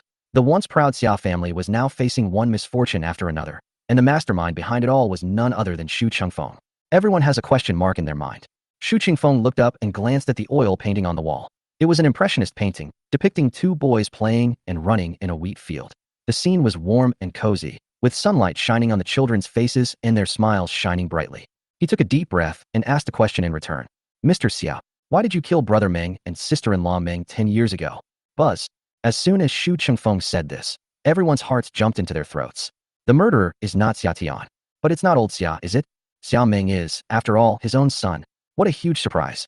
Several shop owners who were eating sunflower seeds stopped what they were doing, holding their breath and waiting for old Xia's answer. Call. A few seconds later, old Xia sighed, his aged face filled with weariness and vicissitudes. Riding the wind. It seems you don't believe me either. Fine. After all, Meng is gone, and the Xia group is now in my hands. I can use the money Meng earned as I please. I have an absolute motive for murder. But others don't understand. But you, Qingfeng, don't understand? Meng is such a filial son. Xu Qingfeng frowned slightly, but did not speak. Meng is my best son. Old Xia said with his hands behind his back, his expression proud and his words full of pride. His mother passed away early, and I raised him by myself, supported his education, and taught him how to be a person. Compared to his other children, Meng is more filial. The bigger his business became, the more filial he became to me. Do you remember the gift that Meng gave me when I turned 60 15 years ago? Xu Qingfeng frowned, his face grim. Old Xia gave a cold laugh and spoke. The gift that Meng gave me was 300 million.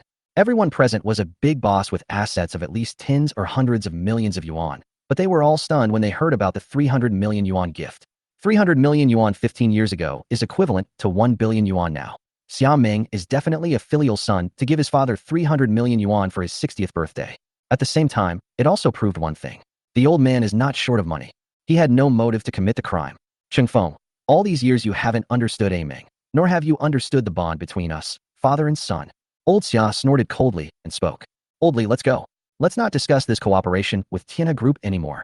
Xia Hai and Xia Ning were taken away by the police. Xia Feng was in the morgue. Xia Yuqing was also missing. Only the butler, Lao Li, was left by Xia Lao's side. With Lao Li's help, Xia Lao left Tianhe Group. When Mr. Xia arrived at Tianhe Group, he was full of imposing presence. The moment he stepped out the door, his knees buckled, and he almost knelt down, but luckily Old Li was there to support him, so he didn't fall. Sir, please rest for a while. Old Li took out an oxygen cylinder. After taking a few breaths, Old Xia, pale-faced, said to Old Li, Old Li, get ready.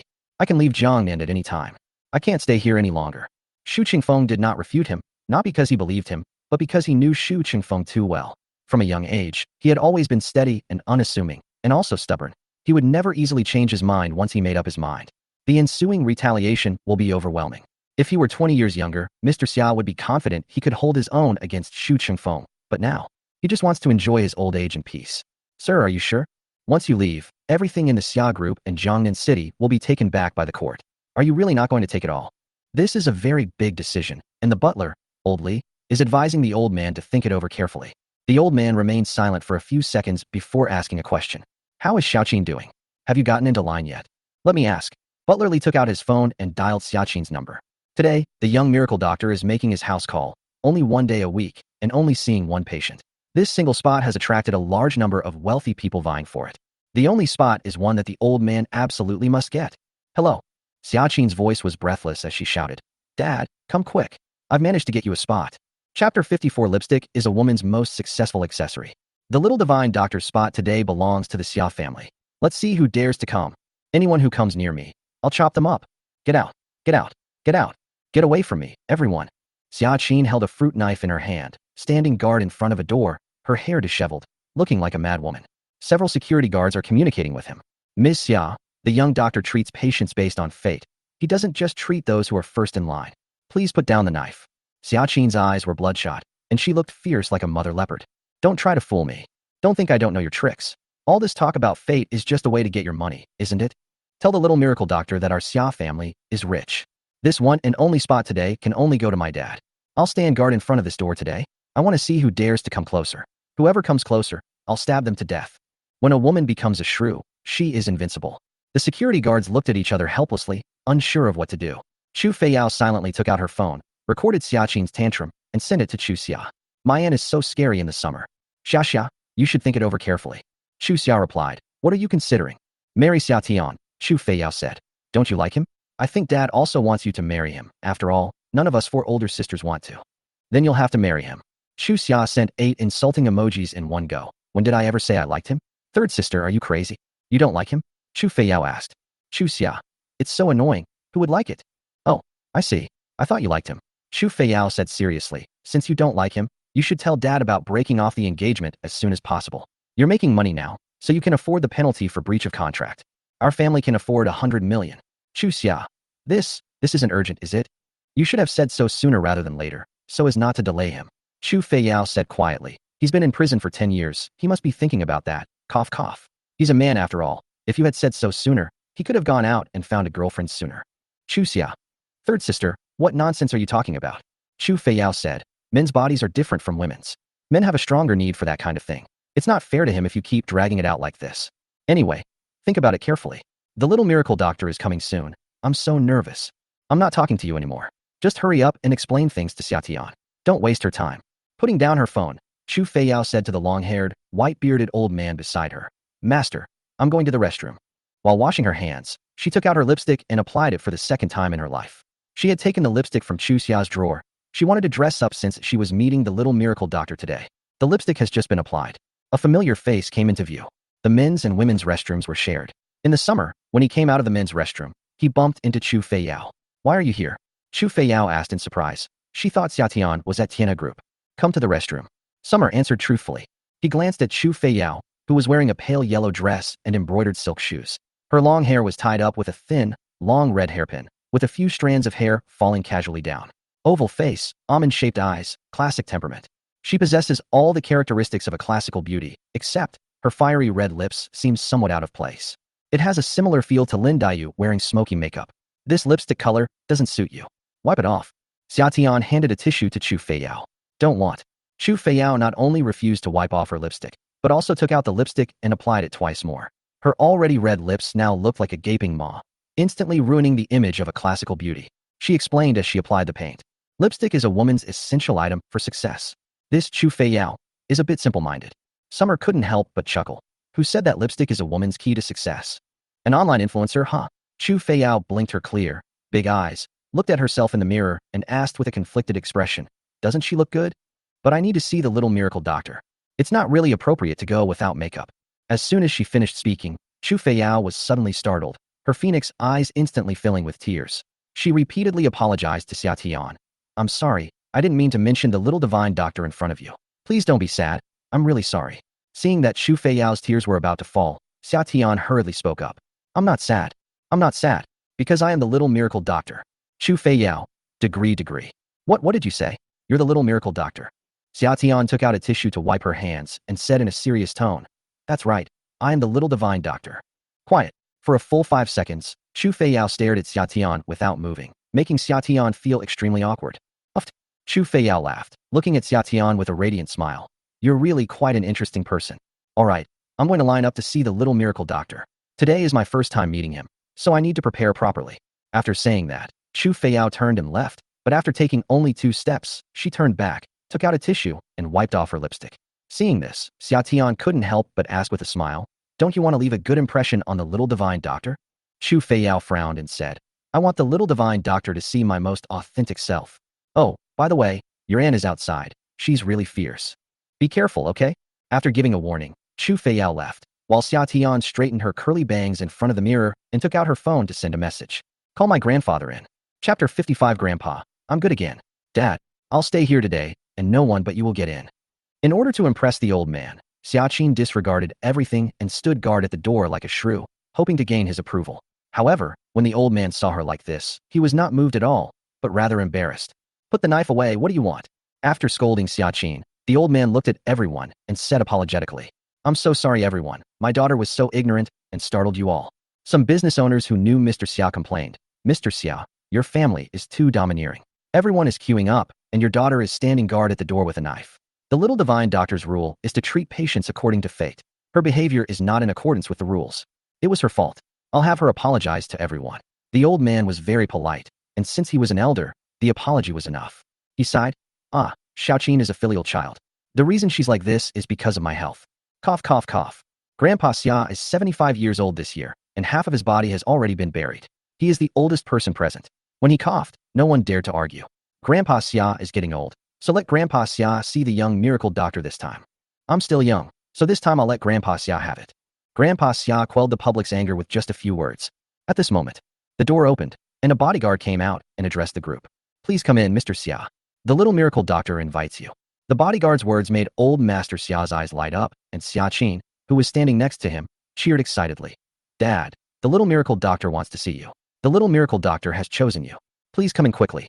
I will stand guard at the door, and no one can disturb you and the little miracle doctor. Several people had traveled from the north, crossing more than 2,000 kilometers, just to see the little miracle doctor. They had queued for several days, but were not chosen by the little miracle doctor, and their faces showed their disappointment. I couldn't help but feel a little jealous. Why choose Grandpa Xia? Just because he's old? He seems to be in good spirits, not sick at all. Shouldn't the seriously ill be given priority in medical treatment? The Chinese tradition of respecting the elderly and caring for the young. Fine, let old Xia have it this time. Cough, cough, cough, cough. I have terminal cancer, and the doctor says I only have a month left to live. Why can't I see him first?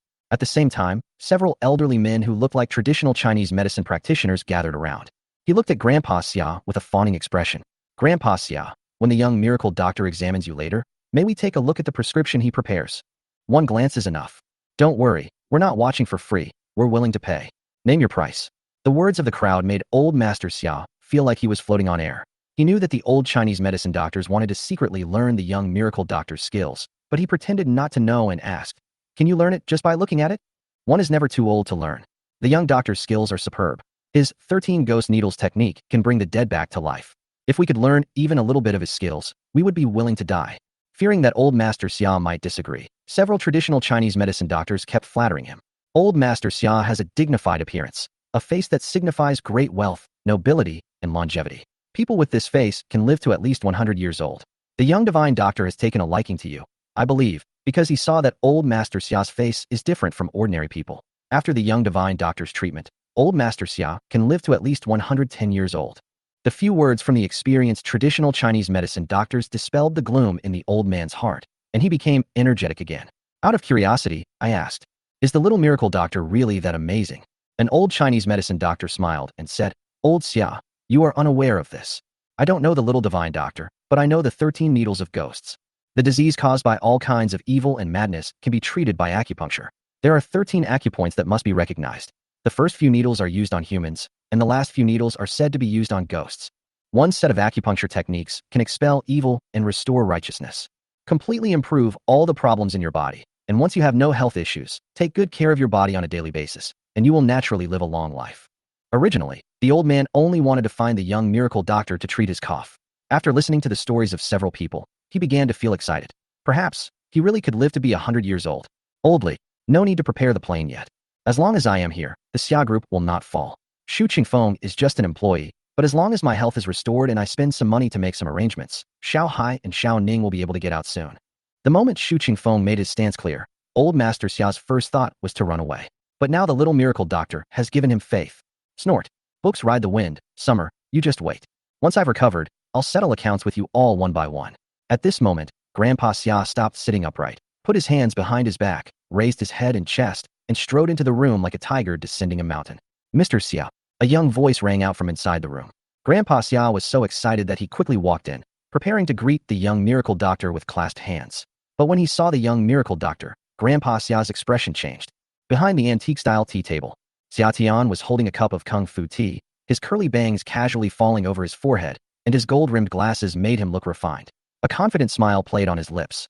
Grandpa, we meet again. You. Grandpa Xia's brain froze, and he stood there stunned for a good 10 seconds before asking in a trembling voice. Why are you here? Where is the little miracle doctor? Xia Tian put down her tea and said calmly, I am the little divine doctor. Chapter 56, I am the little divine doctor. The news was so shocking that the old man stood frozen in place for a full minute, still unable to believe it. No, that's impossible. The little divine doctor is an extremely skilled traditional Chinese medicine doctor. You're just a rich second generation, a convict, and a good-for-nothing who's served 10 years in prison. How could you possibly be the little divine doctor? You don't deserve it. The last 3 words were almost shouted out. Hee hee. Xia Tian sneered and said, I started speaking at the age of 5, could recite 300 Tang poems at the age of 6, won the national first prize in a science and technology competition at the age of 8, and learned Olympiad math at the age of 12, becoming the youngest contestant and making it into the top 3. I started my first company when I was 15 and earned $1 million that same year. You only remember the rich kid who likes racing cars and drinking, but you've overlooked the fact that I'm a genius. I perfectly inherited all the good qualities of my parents. I'm not only smart and have a talent for business, but I also have a photographic memory. Everyone wants to know about the 13 Needles of Ghost Gate, but I memorized it all after reading it only once. I heard you're not feeling well and want to see the little miracle doctor to improve your health. I can treat you. Xia Tian coldly said. You only need to answer one question for me. Why did you kill my parents 10 years ago? Just as you said, my dad was a filial son. 15 years ago, he could give you 300 million yuan in pocket money. He would never let you lack money. Why? Why did you kill him? My mother is devoted to you and treats you like her own father. When you were sick and hospitalized, my mother took care of you at the hospital. When the Xia group ran into trouble, it was my mother who used her dowry and sold the family homestead in our hometown to save the Xia group from collapse, which is why you have been living a life of luxury for decades. How could you? How could you kill her? With each sentence Xia Tian spoke, he took a step forward. His expression gradually changed from calm to anger, and he almost shouted the last sentence. Have you lost your conscience? The powerful aura, like a tornado, disrupted the old man's thoughts. His legs went weak and he collapsed onto the sofa, his aged face filled with horror and fear. His lips trembled as he tried to defend himself. I didn't. Don't lie. Xia Tian's icy gaze was fixed on the old man as he said, word by word, Tell me, why did you kill my parents? The old man shivered and was about to speak when the door was suddenly pushed open and Xia Qin walked in. Dad, you. Xia Qin brought in a cup of hot water and was stunned to see Xia Tian as soon as she entered. What are you doing here? What are you doing here? You're no longer a member of the Xia family. Stay away from us. Xia Qin, fierce as an eagle, spread her wings and protected Grandpa Xia behind her. Xia Qin's appearance instantly brought Grandpa Xia to his senses. He shouted urgently. Oldly. Butler Li hurriedly came in. Master, I'm here. Quick, prepare the plane immediately and leave here right away. The grand ambitions that Grandpa Xia had before entering the room vanished without a trace after he confirmed that Xia Tian was indeed the little divine doctor. He seemed to be terrified, and at this moment, all he wanted to do was run away. Xia Qin was bewildered and asked blankly, Where are we going? Weren't you looking for the little miracle doctor to see you? Where is the little miracle doctor? Xia Qin looked around and saw that only Xia Tian was in the room. There was no sign of the little divine doctor. He is the little miracle doctor. The little miracle doctor is an imposter. Xia Tian is not a real miracle doctor. It's all a lie. The old man had calmed down by now. He didn't believe that Xia Tian had become a miracle doctor. In his opinion, Xia Tian's identity as a little miracle doctor and Shu Qingfeng's overtures were all a trap. Xia Qin looked at the old man, then at Xia Tian. A look of utter shock. A frantic scream echoed in my mind. Was all that splashing for nothing? Snort. The old man looked at Xia Tian and snorted coldly, then said angrily, Do you think that by locking Xiao Hai and Xiao Ning up and impersonating the little miracle doctor, you can make me admit to crimes I didn't commit? Forget about it. You are the murderer. You killed your father and mother. The verdict was announced in court on the spot. You're just running rampant in Jiangnan City because of Xu Qingfeng's help, but let me tell you, a true businessman will never leave himself no way out. You want the Xia Group? Okay, the Xia Group is back to you. Oldly, is the plane ready? There was a moment of silence behind him. Then the old man turned around and called out, Oldly? Oldly said expressionlessly, the plane can't be prepared. Why? The plane was his last resort. Once he left Jiangnan City, the sky's the limit, and Xia Tian and Xu Chengfeng couldn't do anything to him. But if he didn't leave Jiangnan City, the old man couldn't imagine the consequences. He stared intently at Oldly and questioned him. Oldly, what exactly is going on? Oldly looked up at the old man. For the first time in many years, he looked up and met the old man's gaze. His peaceful eyes were filled with deep resentment. He didn't speak, but stood silently behind Xia Tian. This action made his stance clear. Oldly, are you crazy? The old man couldn't believe it. He yelled at Oldly. I've raised you my whole life, sent your child to study abroad, and you betrayed me? Oldly spoke expressionlessly. Yes, you raised me my whole life, but you also slept with my wife and molested my daughter. I was by your side for 45 years, dutifully serving you like a dog, always at your beck and call. In these 45 years, you have never apologized to me, never apologized to my wife and daughter. Besides, it was Ameng who sent my child to study abroad, not you. The old man staggered back 2 steps. Sudden, he shuddered, his eyes filled with fear. He opened his mouth, trembling. My money, where is my money? Xia Tian smiled slightly and spoke. Thank you, Grandpa, for the 800 million yuan. The old man could no longer accept the blow, and the moment Xia Tian finished speaking, he fainted. Wake up, Mr. Xia. A large hand patted the old man's face. He slowly opened his eyes, looking as if he had aged decades in an instant. His back was hunched over. He glanced around, and Xu Chengfeng waved in front of him, his voice full of concern. Has the old man woken up? Chengfeng. The old man cried the moment he saw the book Chengfeng. Tears of bitterness streamed down his face. He clung tightly to Xu Qingfeng's arm as if grasping at a straw, his voice trembling as he pleaded. Chengfeng, please help me out of consideration for our past relationship. Give me a hand. Sigh. Xu Qingfeng sighed, helped the old man sit down on the sofa, and the old man poured him a cup of tea. Sir, please calm down. After drinking a sip of tea, the old man regained his composure. He analyzed the current situation. Xia Feng is dead, Xia Hai and Xia Ning are in prison, Lao Li betrayed him, Xia Yutong is missing, his 800 million is gone. But he still has the Xia Group, and Xia Qin is still here. As long as there are people and money, he still has hope of standing up. He looked at Xu Qingfeng, his eyes filled with hope. Riding the wind. I assure you, I really didn't kill Ameng. Even if I were inhuman, I would not kill my own son. I know you and Ameng are close, and you want to avenge him, but I assure you, I really am not the murderer. The old man cried and begged, and in this situation, he didn't seem to be lying. Xu Qingfeng and Xia Tian exchanged a glance before Xu Chengfeng asked a question. If you didn't kill Meng Ge, then who did? 10 years ago, on that rainy night, you went to Meng Ji's house. Oldly can testify to that. You entered Meng Ji's house, and an hour later, Xia Tian was arrested. Meng Ge was killed within that hour. If you say the murderer wasn't you, then who was? The old man lowered his head, remained silent for a few seconds, and then slowly spoke. Xiaoqin, I'm here, Xiaoqin said, coming to her senses. She was processing this huge amount of information. Xia Hai and Xia Ning went inside. Xu Qingfeng was in cahoots with Xia Tian. The little divine doctor was also an imposter, Xia Tian. If nothing unexpected happens, Xia Meng's death is also related to Xia Tian. In addition, according to Lao Li, the old man had secretly hidden 800 million yuan, which Xia Tian also took away. The Xia family has lost everything.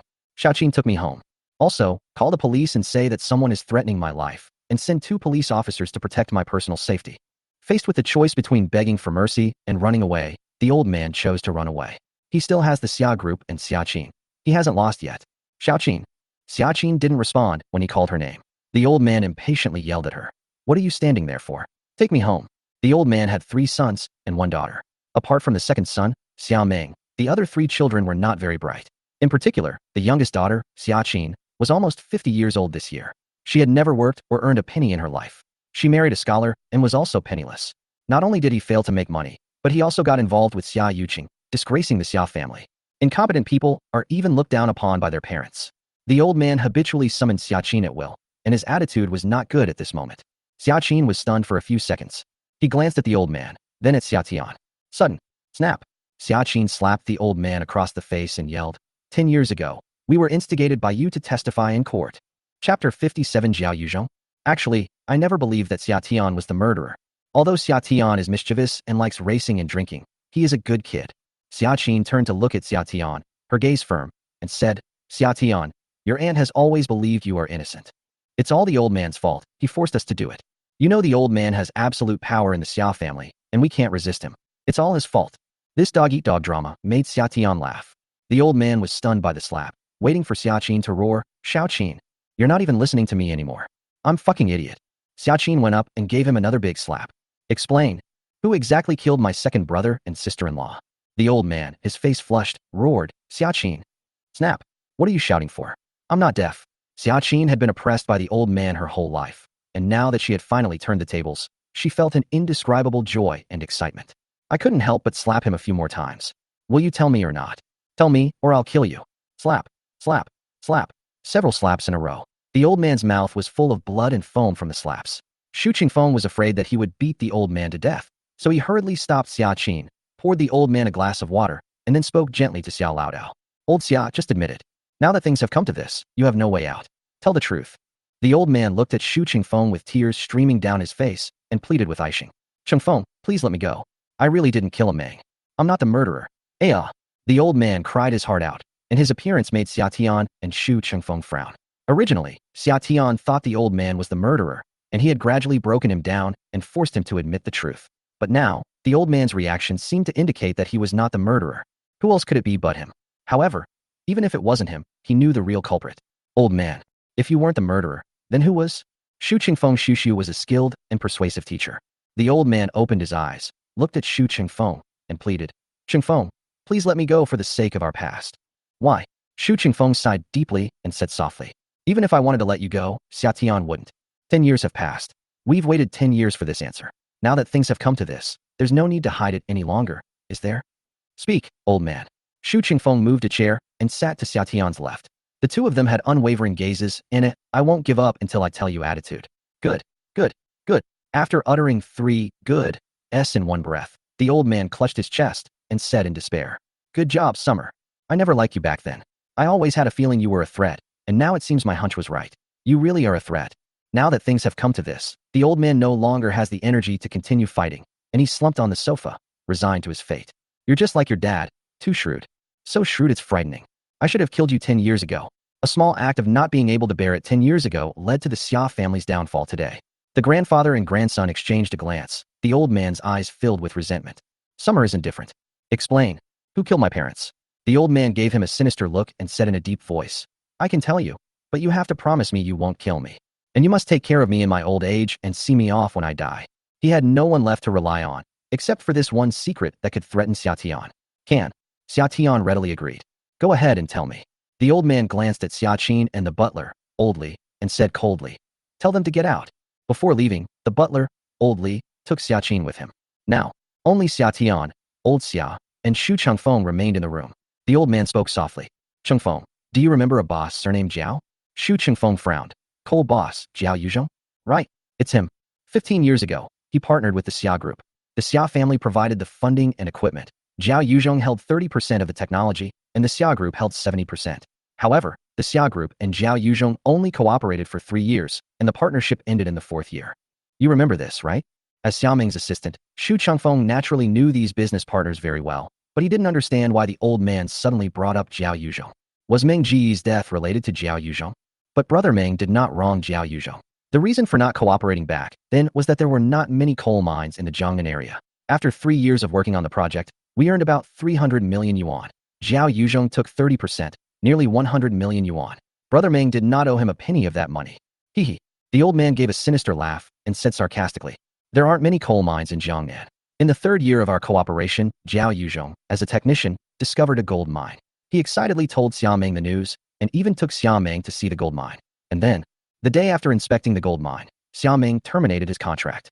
The benevolent Xiaoming in your eyes is nothing more than a treacherous person who abandons morality for personal gain. The old man's tone was full of sarcasm. People always thought he was a greedy person who would do anything, even harming his own son and grandson. He, Xiaoming, was no better. Since everyone was no good, why was he the only one being attacked? Impossible. Shu Qingfeng roared. Brother Meng is definitely not that kind of person. The gold mines that the Xia group is mining later are in cooperation with the Zhao family. The Zhao family discovered the gold mines and took the initiative to propose cooperation to Brother Meng. What does it have to do with Jiao Yuzhong? Xia Ming held a sacred place in Shu Qingfeng's heart. He wouldn't allow the old man to slander Xia Ming. If Xia Ming did nothing wrong, then why did Jiao Yuzhong kill him? The old man's words left Qingfeng speechless, staring blankly for a long time before finally managing to utter a single sentence. The murderer is actually Jiao Yuzhong? The murderer he had been searching for 10 years had been right under his nose all along. Book Wind has collapsed. At this moment, Summer spoke up. Tell me everything you know. What exactly happened that night 10 years ago? Why did you make fake documents? What's going on with third uncle? Explain everything clearly. Grandpa Xia had given up all hope and didn't care about anything anymore, so he simply blurted out the truth of what happened back then. That night, it was Ming who called me over. He said he wanted to talk to me about the gold mine business in cooperation with the Zhao family. I sat there for less than 20 minutes before Jiao Yuzhong arrived. He and Ming were very close after meeting, chatting and laughing like brothers. Then, Jiao Yuzhong borrowed money from Ming. He asked to borrow 500 million yuan right away. Ming said 500 million was too much, and he was unwilling to lend it to Jiao Yuzhong. The two then started arguing.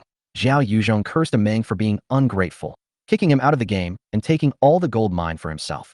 Ming didn't bother to argue with him and told him to get out. Jiao Yuzhong was furious.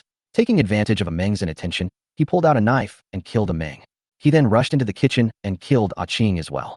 He originally wanted to kill me, but I knelt down and begged him to spare me, and I swore that I would never betray him, and only then did he let me go. The unsolved case that had been suppressed for 10 years was described casually by the old man, and the pain in his voice was indescribable. His anger seemed to be burning Xia Tian to ashes. He glared at the old man and questioned him word by word. After Jiao Yuzhong let you off the hook, you didn't tell the police the truth, but instead reported me? I can't help it. The old man spread his hands, looking like a rogue. Jiao Yuzhong killed Ming and Qing right in front of me. I was terrified. I was afraid he would kill me if he told me the truth. After Ming died, I checked and found that Ming made a will, and you are the only heir. I have no choice but to report you. This matter has been weighing on my mind. I couldn't sleep at night. I told my third brother about it, and he insisted on calling the police. On the morning he was about to go out to call the police, he died. The police said it was a car accident, but I know Jiao Yuzhong killed him. Jiao Yuzhong is no ordinary person. Mentioning Jiao Yuzhong, the old man's eyes flashed with deep fear. He's very strong. He's very skilled in kung fu, and he's ruthless. To survive, I have no choice but to keep this secret at all costs. Chapter 58. You bet on the wrong horse. I can't beat him. My third brother died at his hands. If I tell the police the truth, he will kill me. I'm just trying to survive. What did I do wrong? The old man looked completely innocent. If someone who didn't know the situation saw him like this, they might actually believe he was innocent. He is a typical selfish person. In his world, there is no right or wrong, only gain and loss. He only does things that are beneficial to himself, regardless of humanity or morality. From beginning to end, he never thought he was wrong, and now he still acts innocent. In his heart, he is indeed innocent. Shu Qingfeng gritted his teeth and asked, word by word, how can you do this to Ming? He's your son. The old man shrugged and said helplessly, even if I tell the police that the murderer is Jiao Yuzhong, Ming won't come back to life. That might even kill me. There's nothing I can do. Smack. Shu Qingfeng, unable to bear it any longer, raised his hand and slapped the old man with a large shovel. Puff. The old man spat out a tooth, touched the blood on his lips with his withered hand, glanced at Shu Qingfeng, and looked at him with resentment in his eyes. If I hadn't told you, you would have hit me. Now that I've told you, you're still hitting me. Smack. Shu Qingfeng didn't say a word, but then slapped him again. What exactly do you want me to do? The old man roared. Snap. Another slap. This time, the old man remained silent, covering his face with his hands, his gaze towards Shu Qingfeng filled with resentment and hatred.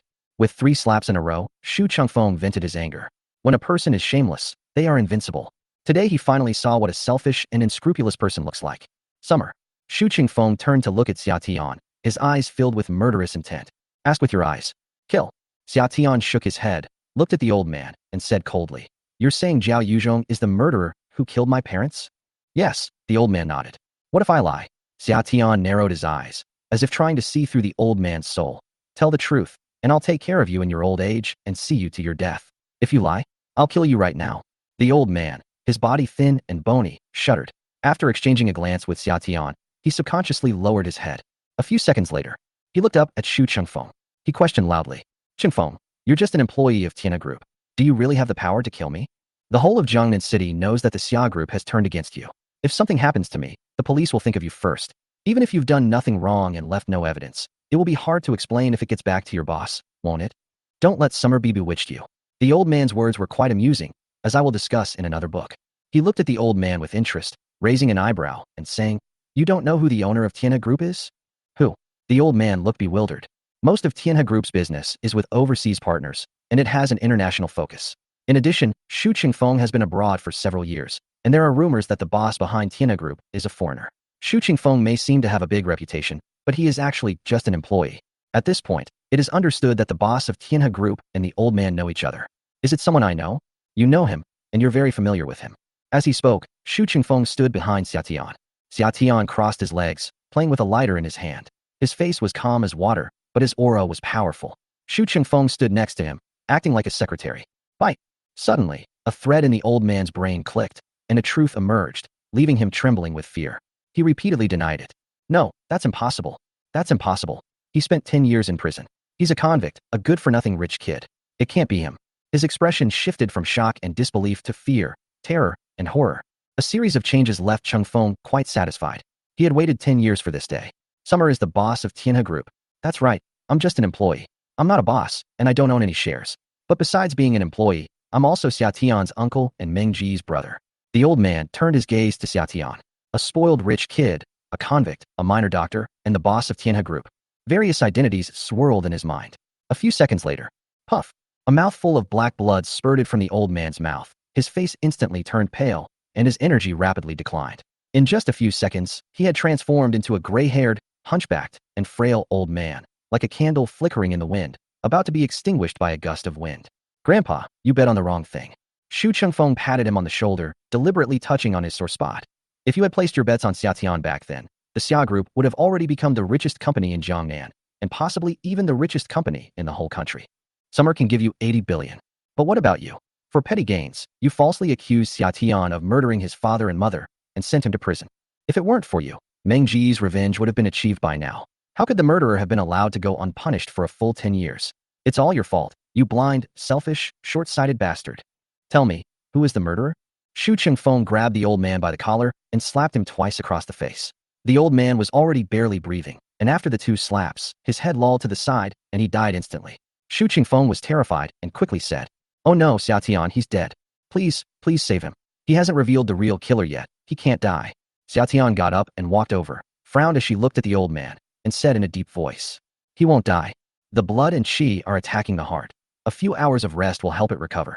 Put the oxygen cylinder on him." Xu Qingfeng dared not be careless and hurriedly put the oxygen cylinder over his mouth and nose.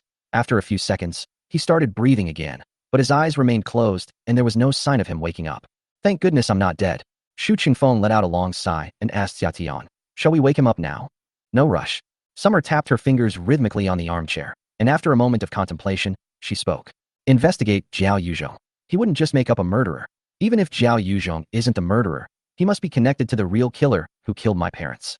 Xu Qingfeng nodded. "Yes, I'll go check right away." At this moment, there was a rapid knocking at the door. Chapter 59 Mysterious Death. "Young master, someone outside is dying."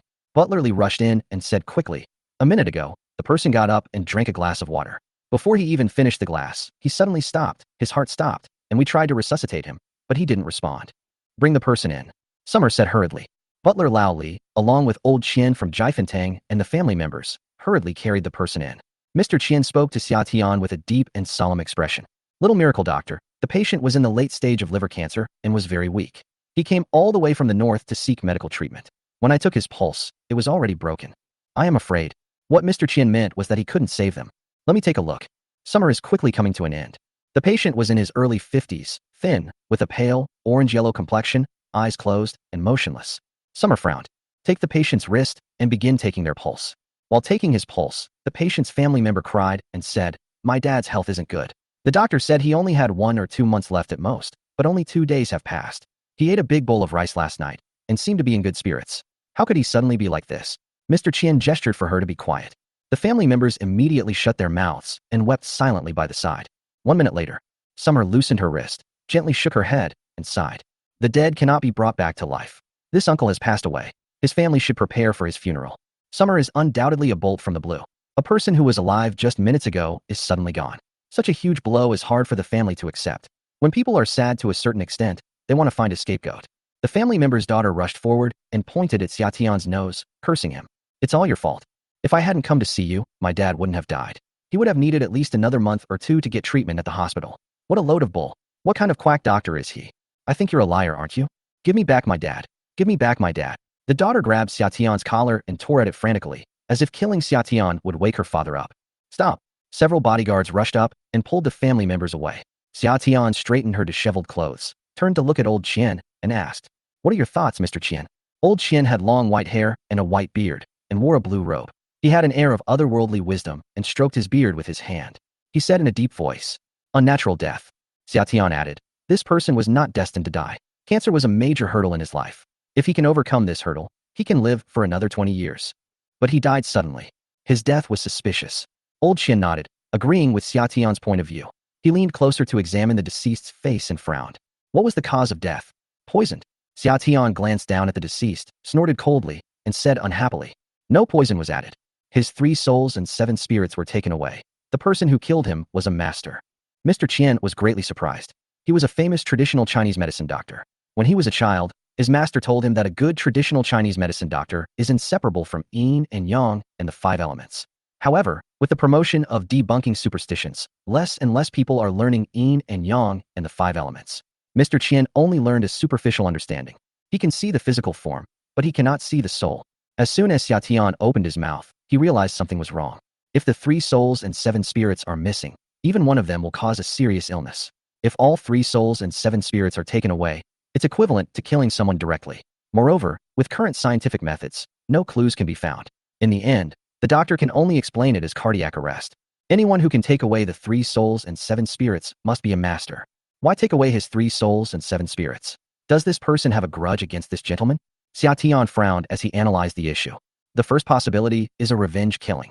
The second possibility is that they simply want to take away his 3 souls and 7 spirits. Old Qian's eyes widened in shock as he questioned, "What's the use of taking away the 3 souls and 7 spirits?" During a mission overseas in the summer, there was a wizard in the opposing camp. Unlike wizards who could summon wind and rain, he specialized in collecting people's 3 souls and 7 spirits and refining them into vengeful ghosts. Powerful vengeful ghosts could take lives directly, while weaker vengeful ghosts, even if they couldn't kill in one move, would still leave people with a layer of skin even if they didn't die. Useless to ordinary people, but extremely useful to wizards, Xia Tian murmured. After the 3 souls and 7 spirits are taken away, the physical body will die within 15 minutes. Therefore, the wizard who just did that was nearby. Mr. Qian was startled, feeling a chill run down his spine. He's been in the hall the whole time. So, that wizard from earlier was also there. Summer nodded. Old Qian swallowed hard and asked repeatedly, "Then why did he only take 1? Are the others in danger?" "My little apprentice is still outside." "Little apprentice?" Chu Feiyao. Xia Tian's heart skipped a beat, and he was about to rush out to check when the butler, Old Li, said from the side, "Everyone else is normal. Only he is dead." Summer is like a breath of fresh air. He opened his mouth. Wizards are divided into levels. Beginner wizards can only collect the souls of those who have just died. Intermediate wizards can collect the souls of the living, but they often fail if the soul of a person is strong, has a lot of yang energy, and has plenty of essence. In severe cases, the wizard may even suffer a backlash. Therefore, wizards usually choose seriously ill patients, as these people are weak and more likely to have their souls taken.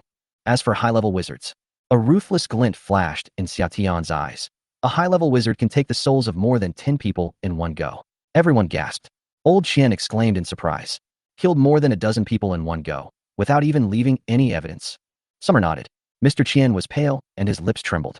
The vastness of the world and the abundance of talented people made him feel his own insignificance once again. What is their purpose? Xia Tian shook his head and said, "I don't know the other party's purpose, but someone who can use such methods must be quite powerful."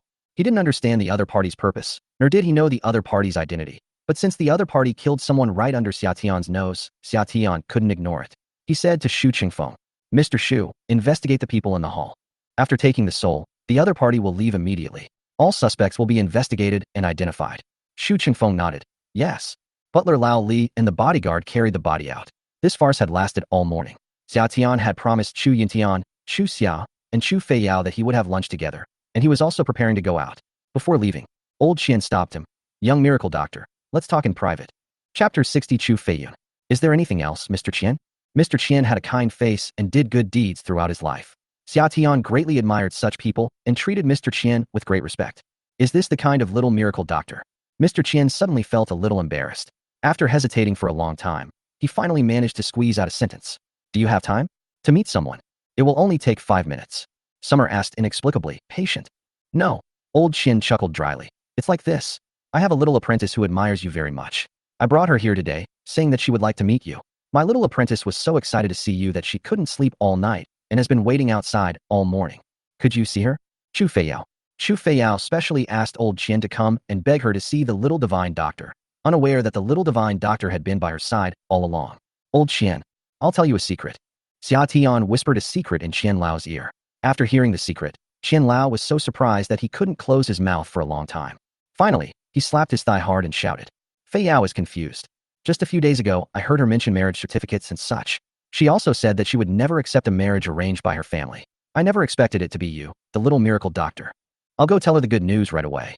Mr. Qian turned around excitedly to leave. Xia Tian quickly stopped him. Wait.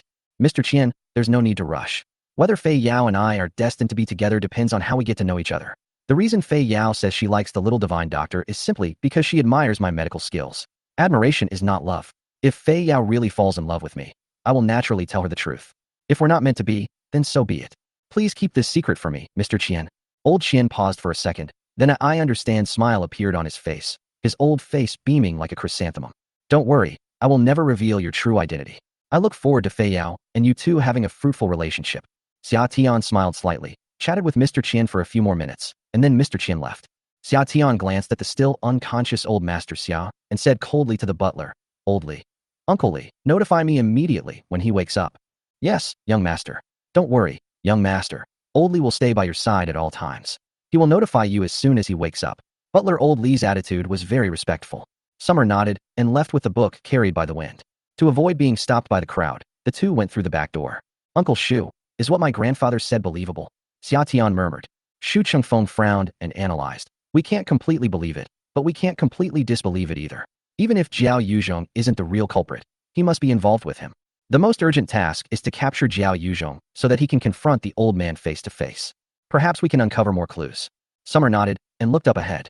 There is a large park outside the back gate of the hotel, with a pavilion in the middle of the lake. The autumn wind is blowing and swirling up fallen leaves.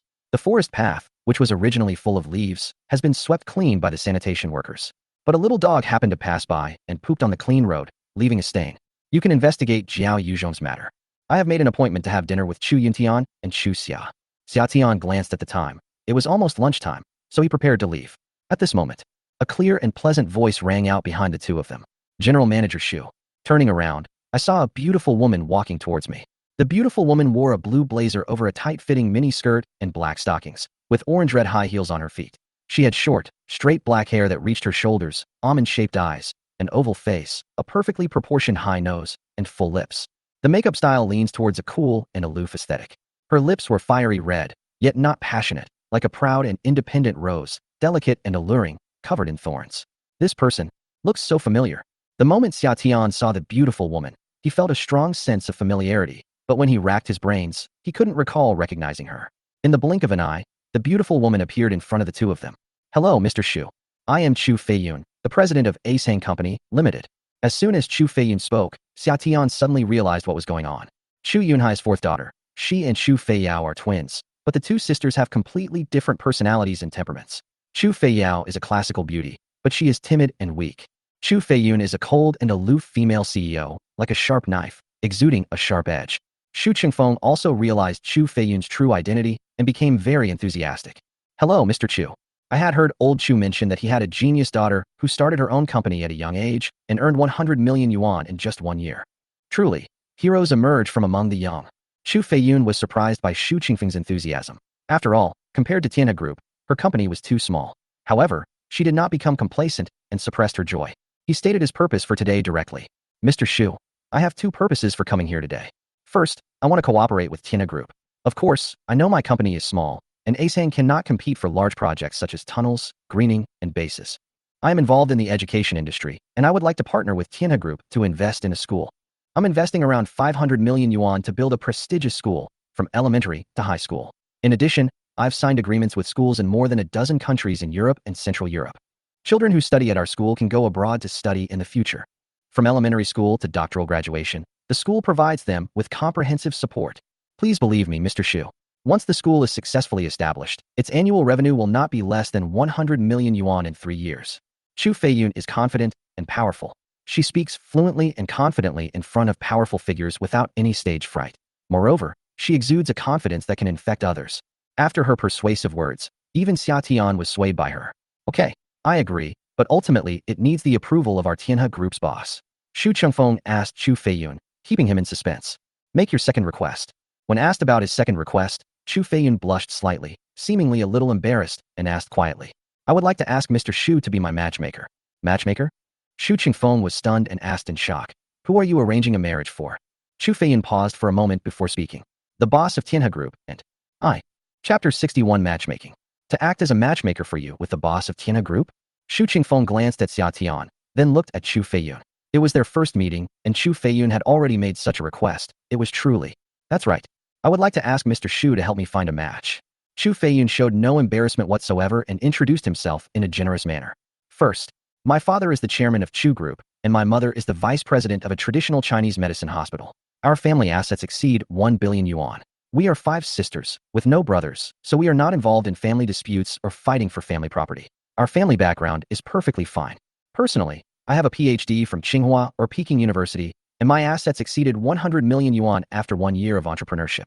Height 168 centimeters, weight 105 kilograms, works out 3 times a week, eats a light diet, doesn't smoke or drink alcohol, can cook, and is equally at home in the living room and the kitchen. As for my looks, although Chu Feiyun was shorter than Xu Chengfeng and Xia Tian, his aura was in no way inferior. He was poised and confident. I don't need to say more about her looks, right? Uffed. Xu Chengfeng laughed. He wasn't laughing at Chu Feiyun. He was laughing at Xia Tian's marriage arrangement with the Chu family. The 5 daughters of the Chu family kept saying they didn't like arranged marriages, but in the end, Chu Feiyao liked the little divine doctor, and Chu Feiyun liked the president of Tianhe Group. And all of these identities belonged to Xia Tian. He felt as if he were watching a large-scale palace drama, with Xia Tian as the male lead and all 5 daughters of the Chu family as female leads.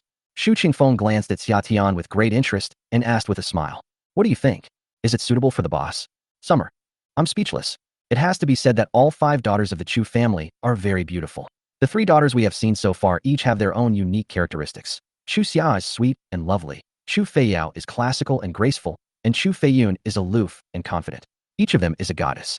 The complicated relationships between several people and Xia Tian left him speechless. I don't know if it's suitable. Let's leave the decision to Mr. Xu. He then passed the buck to Xu Chengfeng. While Chu Feiyun was speaking, her gaze was fixed on Xu Chengfeng, and she didn't notice Xia Tian next to Xu Chengfeng at all. When she saw Xia Tian speaking, she turned her head to take a look, and what she saw made her heart skip a beat. Handsome. Although she is a CEO, she is also a woman. Women are always attracted to handsome men. However, Chu Feiyun's greatest strength is his composure. Even if she encounters a handsome man, she won't take the initiative to flatter him. At most, she'll glance at him silently. Her goal today is very clear, to cooperate with Tianhe Group and get her hands on the boss of Tianhe Group. Mr. Xu, is there anything else you're not satisfied with?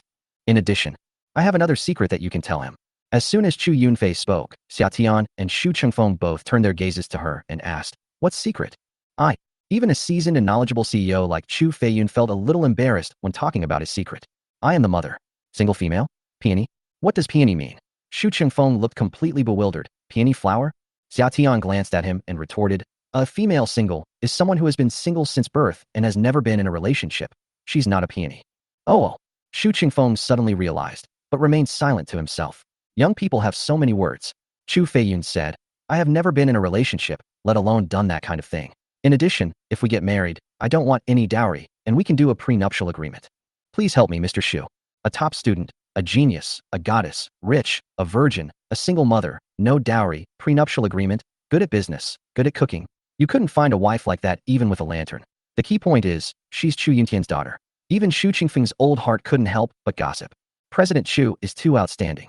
Coincidentally, our boss is also unmarried, so I will make the decision for him.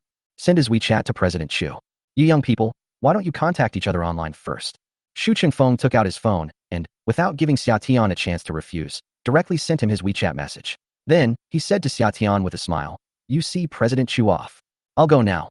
Xia Tian glared at Xu Chengfeng, but Xu Chengfeng ignored him completely, turned around, and walked away with a grin.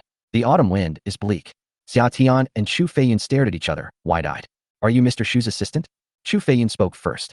Summer was speechless at everything that had happened, and nodded helplessly. How much do you earn a month? Chu Feiyun seemed very interested in him. Xia Tian was a little confused. Is there a problem? Why is President Chu so interested in my salary? I'll give you 30,000. Chu Feiyun was very direct. Summer has become even more inexplicable. Why would you give me 30,000? Chu Feiyun crossed his arms and calmly said, I'll give you 30,000 yuan to do something for me. I'll give you another 20,000 after it's done. As the assistant to the book's general manager, you'd make at most 20,000 to 30,000 a month, right? 50,000 is 2 months' salary for you. You just need to do me a small favor. Oh, Summer asked curiously, what kind of help? The autumn wind blew by, ruffling Chu Feiyun's bangs and revealing her forehead, making her look even more aloof. Pretend to be my boyfriend. Chapter 62. My name is Summer. This world is truly insane. Chu Feiyun begged Xu Qingfeng to help her and Xia Tian get together, while simultaneously convinced that Xia Tian was Xu Qingfeng's assistant and that she would pretend to be her boyfriend, for a fee. Summer suppressed her inner turmoil and spoke silently. Just now, President Chu said he was a single woman. How come he's pretending to be a boyfriend in the blink of an eye?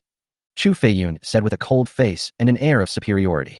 I have an arranged marriage, set by my family. Arranged marriages are the dregs of the old days, and I will never agree to them. To make my family give up on me, I need you to pretend to be my boyfriend. Don't worry, you won't be shortchanged. Now I'm going to take you out to eat. Your fiancé will be there too. You need to chase him away and make him give up on me. Then your mission will be complete. Is this task feasible? Etc. Summer's mind went blank. The fiancé Chu Feiyun mentioned was him. Now, Chu Feiyao is hiring him to get rid of her? Life is like a play. Life imitates art. Xia Tian almost burst out laughing. He really wanted to see Chu Feiyun's expression after learning the truth. Okay, I agree. Let's go eat now. Seeing that Xia Tian agreed so readily, Chu Feiyun was a little surprised. She nodded and said, let's go. The two left the hotel one after the other. Chu Feiyun drove a red Ferrari 911, which looked very imposing. Xia Tian opened the car door and sat in the passenger seat. Before the seatbelt was even fastened, Chu Feiyun stepped on the gas and roared off. The car sped through the city like a small hot cannon. Chu Feiyun is an excellent driver. Even in the city, she can still pick up speed and weave in and out of traffic with great skill and caution. Chu Feiyun gave Xia Tian instructions while driving. My name is Chu Feiyun, the boss of Asang. We met 3 months ago. You are the assistant of General Manager Xu. When I was cooperating with Tina Group, we fell in love at first sight. You earn a monthly salary of 100,000 and are deeply trusted by Xu Qingfeng. Xu Qingfeng will train you to become the next general manager of Tina Group. In addition, we started living together a month ago. We are currently living together. I live at number 28, Fugwa Community. My dad and 2 sisters will be there in a bit, so you need to act naturally and not let them see through you. Summer nodded repeatedly. At the same time, his WeChat notification rang. It is Chu Xia. Are they here yet? Dad and 3rd sister are already here, and 4th sister will be here soon too. Summer replied. On the way. By the way, 4th sister said she brought her boyfriend over. I don't know where he came from. Maybe she wants to give you a hard time. You'd better be prepared. Chu Xia secretly tipped off Xia Tian. Xia Tian glanced at Chu Yunfei, who was driving, and replied silently. Okay, I understand. Thank you. Chu Xia, who am I? Summer. Chu Xia. You should say thank you, Her Majesty the Queen. Summer. Thank you, you crazy woman. You're a crazy woman. Your whole family are crazy women. Chu Xia snorted coldly. You don't have to call me Her Majesty the Queen. Just call me Princess. This little girl. Xia Tian shook his head speechlessly. At this moment, the car had arrived at the hotel entrance. Chu Feiyun parked the car, and the two of them got out and walked into the hotel. Just before entering the room, Chu Feiyun suddenly took Xia Tian's arm. As the beauty approached, a delicate fragrance wafted over, making Xia Tian feel a little awkward. Before she could speak, Chu Feiyun directly took her place. If you're going to put on a show, go all the way. It's all fake, just to appease my family. Don't misunderstand. Xia Tian smiled and said, Don't worry, President Chu. I haven't misunderstood. All right, let's go in. Chu Feiyun took Xia Tian's arm and went directly into the private room that Chu Yuntian had booked. Inside the private room, Chu Yuntian, Chu Xia, and Chu Feiyao were chatting animatedly. 1 second they were laughing heartily, and the next they were all frozen in place. After glancing at the 3 people, Chu Feiyun introduced them to the group. Let me introduce you. This is my boyfriend. He's Mr. Shu's assistant. We met 3 months ago and have been living together for a month. Dad, we truly love each other. After glancing around the private room, Chu Feiyun asked, Where's that guy surnamed Xia? He hasn't arrived yet. The 3 of them remained silent for a full minute, all 6 eyes fixed on Chu Feiyun. Even the strong-willed Chu Feiyun felt uneasy under their gaze and frowned, asking, Why are you all staring at me? Is my outfit bad today? Cough cough. Chu Xia awkwardly asked, 4th sister, do you remember what our fiancé's name is? I remember her surname is Xia, but I don't remember her given name, Chu Feiyun said. His name is Xia Tian, Chu Xia said. Chu Feiyun said nonchalantly. Oh, so what if his name is Xia Tian? It's a pretty sunny name, but I won't marry him just because his name sounds nice. I already have someone I love. She tightened her grip on Xia Tian's arm, rested her head on Xia Tian's shoulder, and looked at him sweetly. What's his name? Chu Xia pointed to the people next to Chu Yunfei. Chu Yunfei felt a pang of panic. I forgot to ask for his name. Chu Yunfei's mind worked quickly. She smiled and said to the person next to her, Tell my sister what your name is. Summer smiled and said, "My name is Summer." Chu Feiyun was taken aback, then turned to Chu Xia and asked, "What's our fiancé's name?" "Chu Xia. Call me Summer." "So many Summer ones." Chu Feiyun frowned, looking completely bewildered. Even at this point, she still hadn't realized what was happening, and turned to ask Xia Tian, "You are also called Summer, and so is he. That's quite a coincidence." Xia Tian smiled and said, "It is indeed a coincidence, because we are the same person." Uffed. Chu Feiyao couldn't hold back any longer, and burst out laughing. "Feiyun, are you kidding me? He's Xia Tian, our fiancé." "What?" Chu Feiyun. Degree. After being stunned for a good 10 seconds, she closed her huge mouth, her face calm, and silently pulled out a chair and sat down. Chu Yuntian poured himself a cup of tea, took a sip, and then looked at her with a smile and asked, "His boyfriend of 3 months?" Chu Feiyun remained silent. Chu Yuntian, living together for a month? Chu Feiyun remained silent. "We are truly in love." Chu Xia added insult to injury. Chu Feiyun took a sip of tea. Her face had already flushed, but she remained silent. Chu Yuntian picked up his teacup and drank it all in one gulp, then laughed heartily. "The tea is so delicious today, everyone drinks it without making a sound." Chapter 63. We have someone we like. Feiyun, eat some vegetables, your favorite broccoli. Fourth sister, come and eat some beef, it's especially tender. Fourth brother, have some soup. It's made with fish maw, and it's delicious. The three people kept putting food on Chu Feiyun's plate. Seeing that the food in Chu Feiyun's bowl had piled up into a small mountain, she slammed down her chopsticks, glared at her coldly, and said aloofly, "That's enough. If you want to laugh, just laugh. Don't hold it in." Chu Xia shook her head repeatedly. "How could I laugh at fourth sister?" Uffed. "Fourth sister, I didn't laugh. I just don't know what's wrong with me. I feel like I can't control my facial muscles." Hee. Chu Feiyao, I wasn't laughing. My teeth were just a little hot, so I was just letting them out to get some air. Chu Feiyun glared at the two of them fiercely, then turned his gaze to Chu Yuntian. All I saw was Chu Yuntian grinned, showing off his bright white teeth, and couldn't stop laughing.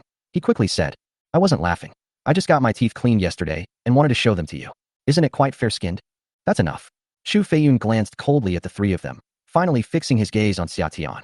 Xia Tian was sitting at the table where the dishes were served, the midday sun shining directly on him. He wore a brown turtleneck sweater, gold-rimmed glasses, and had curly bangs, making him look gentle and refined. Elegant as a scholar. So cool. Judging from her appearance, Xia Tian was Chu Feiyun's dream girl. Unfortunately, he is too weak. He has been in prison for 10 years, and is now 26 years old. He has no work experience and no education, so it is too difficult for him to make a name for himself. Chu Feiyun could not accept a man weaker than herself. So pass. She paused for a moment before speaking directly. "I'm here today not only to have dinner with you, but also to announce something." The female CEO exuded domineering aura, and the group immediately put down their chopsticks and turned their attention to her. After glancing at everyone, Chu Feiyun cleared his throat and spoke. "Just now, I asked Xu Chengfeng to act as a matchmaker for me and the boss of Tiana Group, and Mr. Xu agreed. My husband can only be the boss of Tiana Group. No one else will do. So," she fixed her gaze on Xia Tian and said bluntly, "there's no possibility between us. Please don't have any illusions about me. You're just having illusions about me, aren't you?" Summer was speechless. "That," Chu Feiyao spoke up weakly. "I also have something to say." The twins had an aura of 3 meters, Chu Feiyun had 4 meters, and Chu Feiyao had a -1 meter. Just talking to them made her almost hide under the table. "My master just told me that he has made a promise with the little miracle doctor that I will marry him in the future." So, she looked at Xia Tian, tears welling in her phoenix eyes, and said in a trembling voice, "It's impossible for us either. I'm so sorry. I didn't mean to hurt you. I just wanted to pursue my own happiness. I'm sorry. Chu Feiyao's tears streamed down her face, while Chu Feiyun rolled his eyes, utterly speechless. Summer quickly replied, "No need to apologize. I'm not sad, please don't cry." Tears fell quickly and stopped just as fast. As soon as Xia Tian said she wasn't sad anymore, the tears stopped flowing the next second, and she picked up a chicken foot and started gnawing on it. Now that both older sisters have expressed their opinions, it's Chu Xia's turn. "Xia, you should also speak up." Chu Feiyun gave her sister a look that said, "I've got your back. Don't worry, speak up. Girls should bravely pursue their own happiness. Arranged marriages are the dregs of the old era. Anyway, it's only 100 million. Everyone can chip in, and that will be enough. You don't need to worry about the money." Chu Xia glanced at her fourth sister, then at Xia Tian, and kept her head down, struggling for a long time without saying a word. It was Chu Yuntian who spoke first. "There's no rush for this. Let's get to know each other first. Your second sister and eldest sister haven't come back yet. The Chinese New Year is just around the corner, and they will all be back before then. We'll study it when we get back." After saying that, Chu Yuntian looked up at Xia Tian and grinned. "Xia Tian, don't worry. Uncle Chu's 5 daughters are all outstanding. The eldest and second eldest are also great beauties. You can choose any of the 5 daughters." "What do you mean by choose freely? What do you take us for? Prostitutes from a brothel?" You think you can just pick us however you want?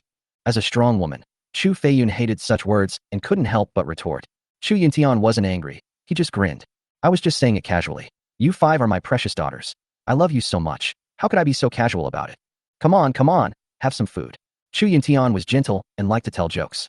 His three daughters were very supportive, and the atmosphere was warm and lively. Xia Tian hadn't felt the warmth of family in a long time, and the meal went very well. However, as it was coming to an end, the appearance of someone broke the warm atmosphere. Wow, this food looks good. Lobster, king crab, abalone. This meal must cost at least 5 or 6,000 yuan, right? Chu Yunhai walked in with a smile, with Chu Ziming following behind him. Chu Yunhai ignored the expressions of the others, picked up his chopsticks, took out a black abalone, put it in his mouth, and said as he ate, not bad, not bad. It tastes good. Ziming, you should try some too. Chu Ziming, with a cold face, looked up at Chu Yuntian and spoke directly. Uncle, Grandma asked Dad and me to come over and talk to you about the Chu Group. Tomorrow morning at 8 o'clock, you and Dad go to Tianhe Group to sign contracts for the tunnel, landscaping, and several other projects. The father and son spent the whole morning waiting at Tianhe Group, hoping to secure the contract, but they couldn't see Xu Chengfeng at all. They couldn't get through on the phone, and they couldn't make an appointment with his assistant, so they had no choice but to come to Chu Yintian. Chu Yintian took a sip of tea. He looked up at the two of them and said, I am no longer the chairman of the Chu Group, so what does the Chu Group's affairs have to do with me? Why should I sign a contract? Chapter 64. A building on the verge of collapse cannot be supported by a single pillar. Chu Yinhai grinned. Big brother, that's not right. How could the Chu Group not be related to you? This is a company you founded, an industry of the entire Chu family, and you are also a member of the Chu family. Besides, you were the one who said you wanted to resign, not us who kicked our eldest brother out. The Chu Group needs your help now, brother. It would be too heartless of you to refuse, wouldn't it? It wouldn't sound good if word got out. Also, Mom will be going over first thing tomorrow morning. She said she won't leave until she sees you. Mom is almost 90 years old this year, and her health is deteriorating day by day. She can only sit for an hour at most, and then she has to lie down for a while. Even so, she still suffers from back pain every day and can't straighten up. Can you really bear to see Mom suffer like this? Chu Yunhai played the emotional card. Really? Chu Yuntian fell silent. Seeing this, Chu Yunhai smiled. See you tomorrow morning. Big brother. Chu Yunhai and Chu Ziming got up to leave. Chu Feiyun and Chu Xia stood up at the same time. When Chu Yunhai saw this, a smile appeared on his chubby face. Hey, what are you doing? Want to fight? I'm your second uncle. Fighting your second uncle? You've got some nerve. Chu Xia said coldly. When I'm in a good mood, I'll call you second uncle. When I'm in a bad mood, who do you think you are? Grass. Chu Ziming immediately stood up, pointed at the three people's noses, and cursed. You bunch of women. Do you even have the right to speak? Get out of here right now. Ziming. Chu Feiyun suddenly spoke up, and Chu Ziming turned to look at her, his expression arrogant. Is there something you need? Smack. With lightning speed, Chu Feiyun slapped Chu Ziming across the face. This slap enraged Chu Ziming, who raised his fist to strike with a red face. At that moment, a large hand suddenly reached out and grabbed Chu Ziming's wrist. Smack. Taking advantage of the opportunity, Chu Feiyun slapped Chu Ziming across the face again. Damn it, let me go. Chu Ziming went mad, but no matter how much he struggled, Xia Tian's large hand gripped him tightly, preventing him from breaking free. Asterisk smack. Smack. Smack. Asterisk. Chu Feiyun slapped Chu Ziming 3 more times in quick succession, with great speed and force, swelling his face in the blink of an eye. Okay. Chu Yintian, what wonderful daughters you've raised. And you, Lao, the good son-in-law of a reformed criminal. Seeing his son being beaten, Chu Yunhai flew into a rage, pointing at Xia Tian's nose and yelling, Let go of my hand. Smack. A slap landed on Chu Yunhai's face. Chu Yunhai covered his face, stunned, and turned to look at Chu Xia. He didn't expect Chu Xia to dare to lay a hand on him. He was an elder. Chu Xia stuck out her tongue and said apologetically, I've dialed the wrong number, sorry. Chu Yunhai covered his face, glared fiercely at Chu Yuntian, and shouted, Chu Yuntian, your good daughter. He even hits his elders. That's truly remarkable. Don't worry, I'll tell Mom about this, so everyone can see what kind of good daughter Chu Yuntian has raised. Smack. Another slap landed, this time with great force, clearly much stronger than Chu Xia's. The slap sent Chu Yunhai slamming under the table, his vision blurring. Chu Ziming shouted Dad, and hurriedly helped him up. Dad, are you alright? With Chu Ziming's help, Chu Yunhai stood up. He glared fiercely at Xia Tian, his bloodshot eyes filled with hatred. You bastard, you dare lay a hand on me? I bet you want to go back to jail again. Ziming, call the police. At this moment, Chu Yintian spoke. Enough. Second brother, go back and tell Mom that I will go over first thing tomorrow morning. But if you call the police, you won't see me tomorrow morning. Chu Ziming held his phone, unsure whether to call the police or not. He stared at Chu Yunhai, whose face was a mix of emotions. In the end, reason prevailed, and he glared at Xia Tian fiercely before letting out a shout. Let's go. Chu Feiyun wanted to chase after him, but Chu Yuntian stopped him. Feiyun, don't go. Chu Feiyun's pretty face was covered with frost, and she said defiantly, Dad, why did you agree to them? Just let them call the police and say that I was the one who did it. I have connections with the police, and at most they'll ask me to pay a few hundred yuan in compensation and apologize. The Chu group is the culmination of your life's work, and they just snatched it away for nothing. Not only did they take it away, but they also expect you to help them acquire resources. This is unfair. Chu Yuntian picked up the wine glass in front of him and drank it all in one gulp. His chubby face was expressionless, but his voice was full of loneliness. Summer just got out of prison and has a criminal record. I can't let him take the risk. Your grandmother is getting old and hasn't been out in public for years. She has a bad back and it hurts when she sits for a long time. I can do without relatives and brothers, but I can't do without my mother. At least while she is alive, I will fulfill my filial duties. All right, you don't need to worry about this anymore. Besides, it's not certain whether we can even get a contract. President Xu is only giving the Chu family a chance because of Brother Ming. But the Chu group has failed in its transformation and is no longer the large enterprise it used to be. We need to take a comprehensive view of the Tianhe group's contract signing project. Even if Xu Chengfeng agrees, he still has to consider the boss behind the request. Whether it will work out is still uncertain. Chu Yuntian was a filial son. When Chu Yunhai brought up the old lady, Chu Yuntian had no choice but to accept it. He could only suffer in silence. The meal was ruined by the appearance of Chu Yunhai and his son. After chatting for a few minutes, the group dispersed. Before leaving, Chu Yuntian patted Xia Tian's shoulder meaningfully, hinting at something. The Chu group's vision is too small to match the Tianhe group. Xia Tian smiled slightly, bid farewell to the Chu family, and then made a phone call to Xu Chengfeng. What's your opinion on Uncle Chu? Xu Chengfeng didn't understand what Xia Tian meant, but he still answered truthfully. Chu Yuntian is not a genius, but he is steady and reliable in his work, honest and kind, and has earned Brother Meng's trust. However, in my observation, Chu Yuntian is not as simple as he appears. What's wrong? Why are you suddenly asking about him? Summer briefly recounted the events surrounding the meal. If I'm not mistaken, Uncle Chu should have already guessed my identity. Even if he doesn't know that I'm Tianhe's boss, he should be able to guess that I'm inextricably linked to Tianhe. He resigned first, then kicked Zhao Yulian out, and finally gave Xia Tian 5 million. Would someone give up their company and wife for the sake of an old friend's son? Chu Yuntian appears simple and honest, but he is actually wise beyond his years. Xu Chengfeng laughed and said, Old Madam Chu is quite amusing. Just because Chu Yuntian has no son, she chose a good-for-nothing as the heir of the Chu family. How ridiculous. What are your thoughts? Xia Tian hesitated for a moment before saying, A building on the verge of collapse cannot be supported by a single pillar. Let's remove this last log as well. Yes, Xu Chengfeng replied. Putting down their phones, Xia Tian looked out the window. The autumn afternoon carried a touch of loneliness. Some were out having fun, while others were dreaming of the future. Little did they know, the ending was already predetermined. Chapter 65. Here for revenge? After hanging up with Xu Chengfeng, Xia Tian dialed the phone with the housekeeper, loudly. Several hours have passed. Grandpa should be awake by now. Beep, beep, beep. The phone rang for several seconds, but no one answered. Beep, beep, beep. Xia Tian dialed again, but still no one answered. Suddenly, she had a bad feeling and called Xu Chengfeng once more. Hello, Mr. Xia. Uncle Li's phone isn't answering. Are you at the hotel? Xia Tian asked quickly. The butler, old Li, is in charge of looking after the old man. He is always very professional and would never disappear. If he suddenly stops answering the phone, something very likely has happened. Xu Chengfeng quickly replied, I'm at the company. I'll go downstairs to the hotel now. It'll only take 5 minutes. Okay, I'll be there in about 15 minutes. After hanging up the phone, Xia Tian stepped on the gas, and the Mini sped off like a little powerhouse. When we were about a kilometer away from the hotel, Xu Chengfeng called. Hello. Summer's expression turned cold, and she asked in a deep voice, What happened? Xu Chengfeng said in a low voice. The old man is gone, and old Li was knocked unconscious and is currently being treated. I was just about to call 120, but it will take 20 minutes for them to arrive, so I'll wait for you. Summer left with a wait for me, and sped off through 3 red lights. A few minutes later, he returned to the hotel. Old Li's face was ashen, his eyes were closed, and Xu Chengfeng's secretary was sweating profusely as she performed CPR on him. The old man lay in a wheelchair, his head tilted to the side, his eyes staring at the ceiling, his pupils dilated, clearly dead beyond any doubt. I'll do it. The most urgent task is to save Lao Li first, and then Xia Tian will get through this. He checked old Li's breathing, then picked up old Li's wrist to take his pulse. After only 3 seconds, he put old Li's wrist down, took out a silver needle, and said to Xu Chengfeng, Help Uncle Li take off his shoes. Xu Chengfeng and his secretary quickly took off old Li's 2 pairs of shoes and socks. In the summer, he took a silver needle and pricked each of old Li's 10 fingers and 10 toes to draw blood. Finally, the silver needle was placed on the philtrum. About 10 seconds later, hiss. Old Li let out a hiss, took a deep breath, and then resumed steady breathing, opening his eyes. What's wrong with me? How did I end up lying on the ground? Old Li looked completely bewildered, having no idea what had happened. The secretary helped Old Li up, and Shu Chengfeng poured him a cup of tea. After taking a sip, Old Li's complexion returned to its rosy hue.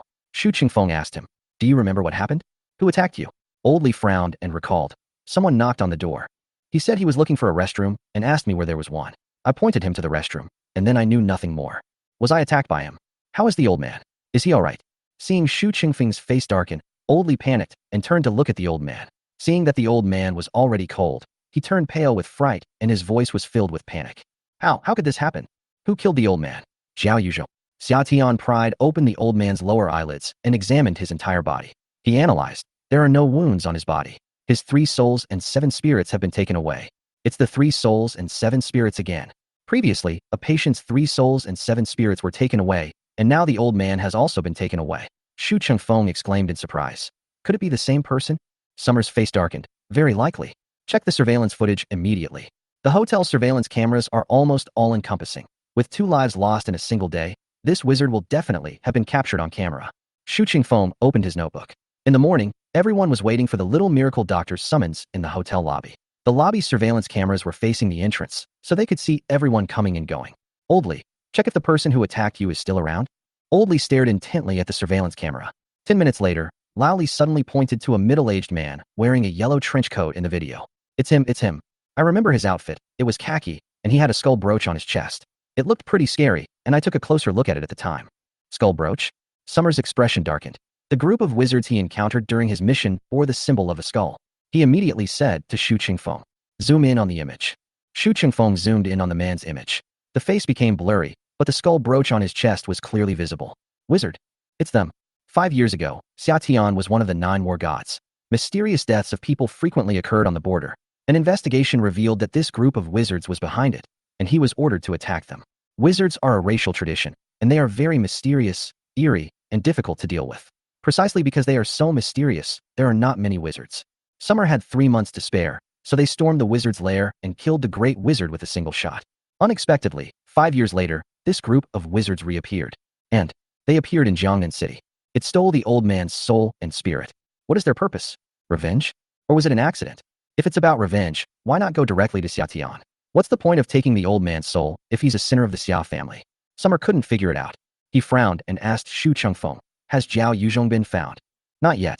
Shu Chengfeng said, "According to the investigation, Jiao Yuzhong is still in the coal business, but the business is getting worse year by year. He now operates a small workshop. I sent people to the company but couldn't find him, while another group went to his home. No one is home.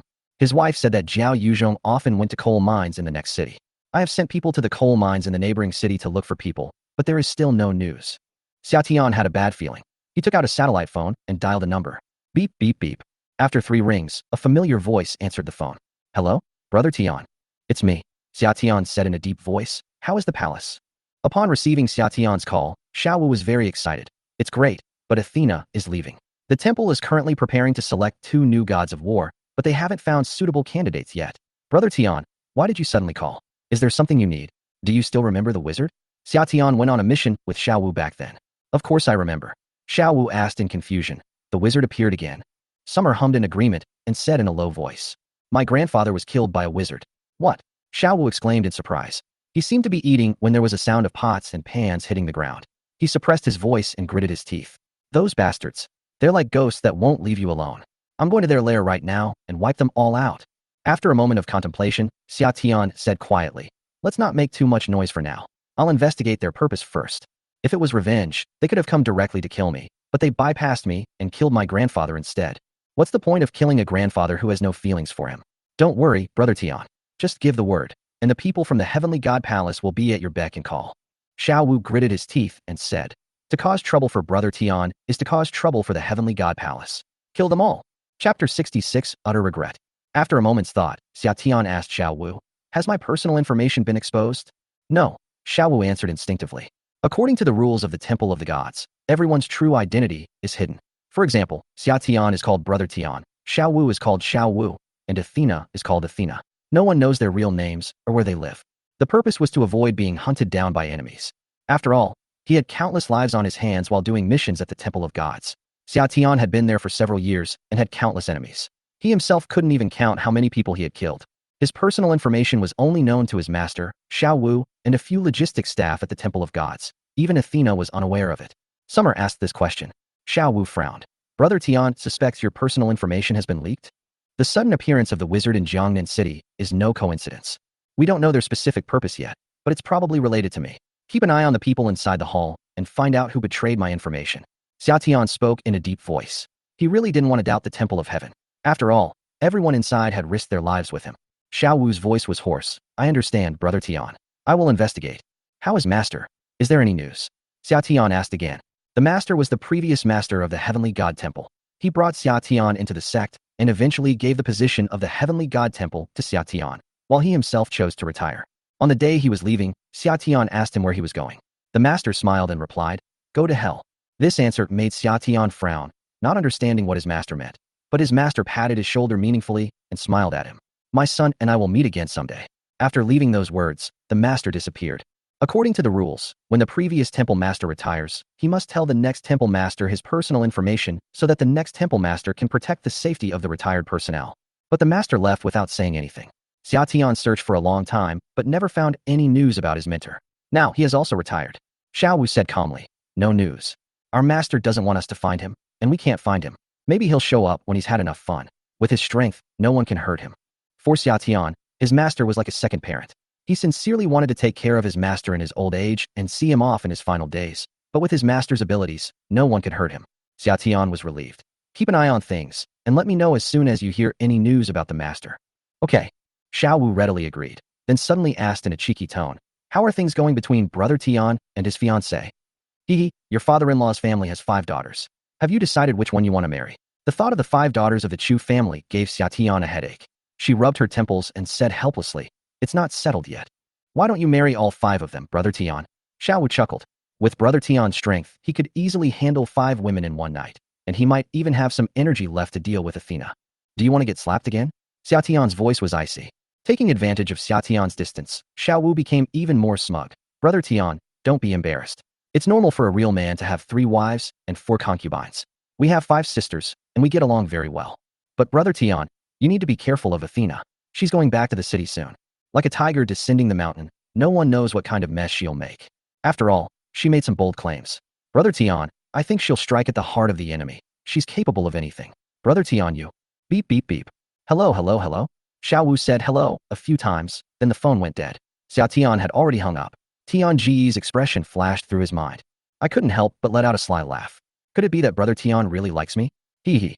Despite the laughter, the task assigned by Brother Tian still had to be completed, so he took out his walkie-talkie and shouted, Big Yellow, come here. A few minutes later, a tall, blonde-haired young man carrying a gun came over. Lord, you wanted to see me. Go to the wizard's lair now and find out what the wizards have been up to lately. Try not to make a move while protecting yourself. Primarily for gathering information. Yes. Big Yellow nodded and turned to leave. After hesitating for a few seconds, Xiao Wu took out his phone and dialed a number. The other party answered quickly, and a gentle woman's voice came through. Is there something you need, Lord? Xiao Wu asked. Has anyone asked you about Brother Tian recently? No, why do you ask? Did something happen to Brother Tian? The woman was clearly nervous. Xiao Wu hesitated for a moment, then didn't tell her the truth. It's okay. I'm just doing a routine check. Anyone who tries to find out about Brother Tian must report to me. Yes. The woman on the other end of the phone sounded a little forlorn. I heard that Brother Tian is going home to get married. Is that true? 1 second Xiao Wu was all serious. The next he pursed his lips, looking like he'd caught some gossip. What? You're interested in Brother Tian's wedding too? You don't like Brother Tian too, do you? I didn't. The woman's voice was flustered as she explained repeatedly. I was just curious about what kind of woman could marry Brother Tian. If possible, I would really like to attend Brother Tian's wedding. Xiao Wu said quietly. I'd really like to go too. After a moment of silence, the woman spoke in a forlorn voice. I'm not going to say anything more. The woman hung up the phone, and Xiao Wu looked up at the stars in the sky. It was clearly the same sky, but after 10 years of risking his life, he could only pretend to be a stranger after retiring. I hope Brother Tian can be happy, Xiao Wu murmured. Mr. Xia, what should we do with the old man's body? The original plan was to have the old man confront Zhao Yuzhong after he woke up to determine the real murderer of Xia Tian's parents. However, the old man suddenly passed away, catching everyone off guard. Summer fell silent for a moment. He inquired, Where's my dear aunt?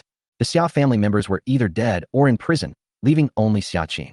At this moment, she was sitting upright in the hall. When she saw Xia Tian, her eyes lit up, and she hurriedly ran over, bowing and scraping. Xia Tian, your aunt just thought about it. You are the second brother's son and the most capable person in our family. Now Xiao Hai and Xiao Ning are both in jail. Xia Yuqing is a silly girl with no ability, and the eldest brother is gone too. I don't know how to run a company either. I'll go talk to Dad and ask you to be the president of the Xia Group. Under your leadership, the Xia Group will surely flourish and prosper. After all, you are the second brother's son. I told my second brother back then that you've been smart since you were little and you'll definitely amount to something when you grow up. Do you remember the first bicycle you rode was a gift from your aunt? Chapter 67 Grandpa. Xia Qin kept mentioning Xia Tian's father, simply hoping to awaken Xia Tian's family affection and persuade her to let her off the hook. Back when Xia Meng was in power, Xia Qin would come to curry favor with him every day, trying to please Xia Tian's family in every way. After Xia Meng passed away, she was the first to stand up and testify against Xia Tian. In court, Xia Qin pointed at Xia Tian's nose, calling him a spoiled brat and a murderer. Now they're putting on this show again. That's hilarious. Grandpa is dead. Xia Tian made no attempt to hide anything. Tell Xia Qin the truth directly. Your aunt will preside over the funerals for Grandpa and Uncle. Dead. The old man who had suppressed her his whole life just died like that? But Dad's health was good. How could he suddenly? Xia Qin was puzzled a second ago, but the next second, she looked at Xia Tian with horror in her eyes, as if Xia Tian were some kind of wolf or beast that could devour her at any moment.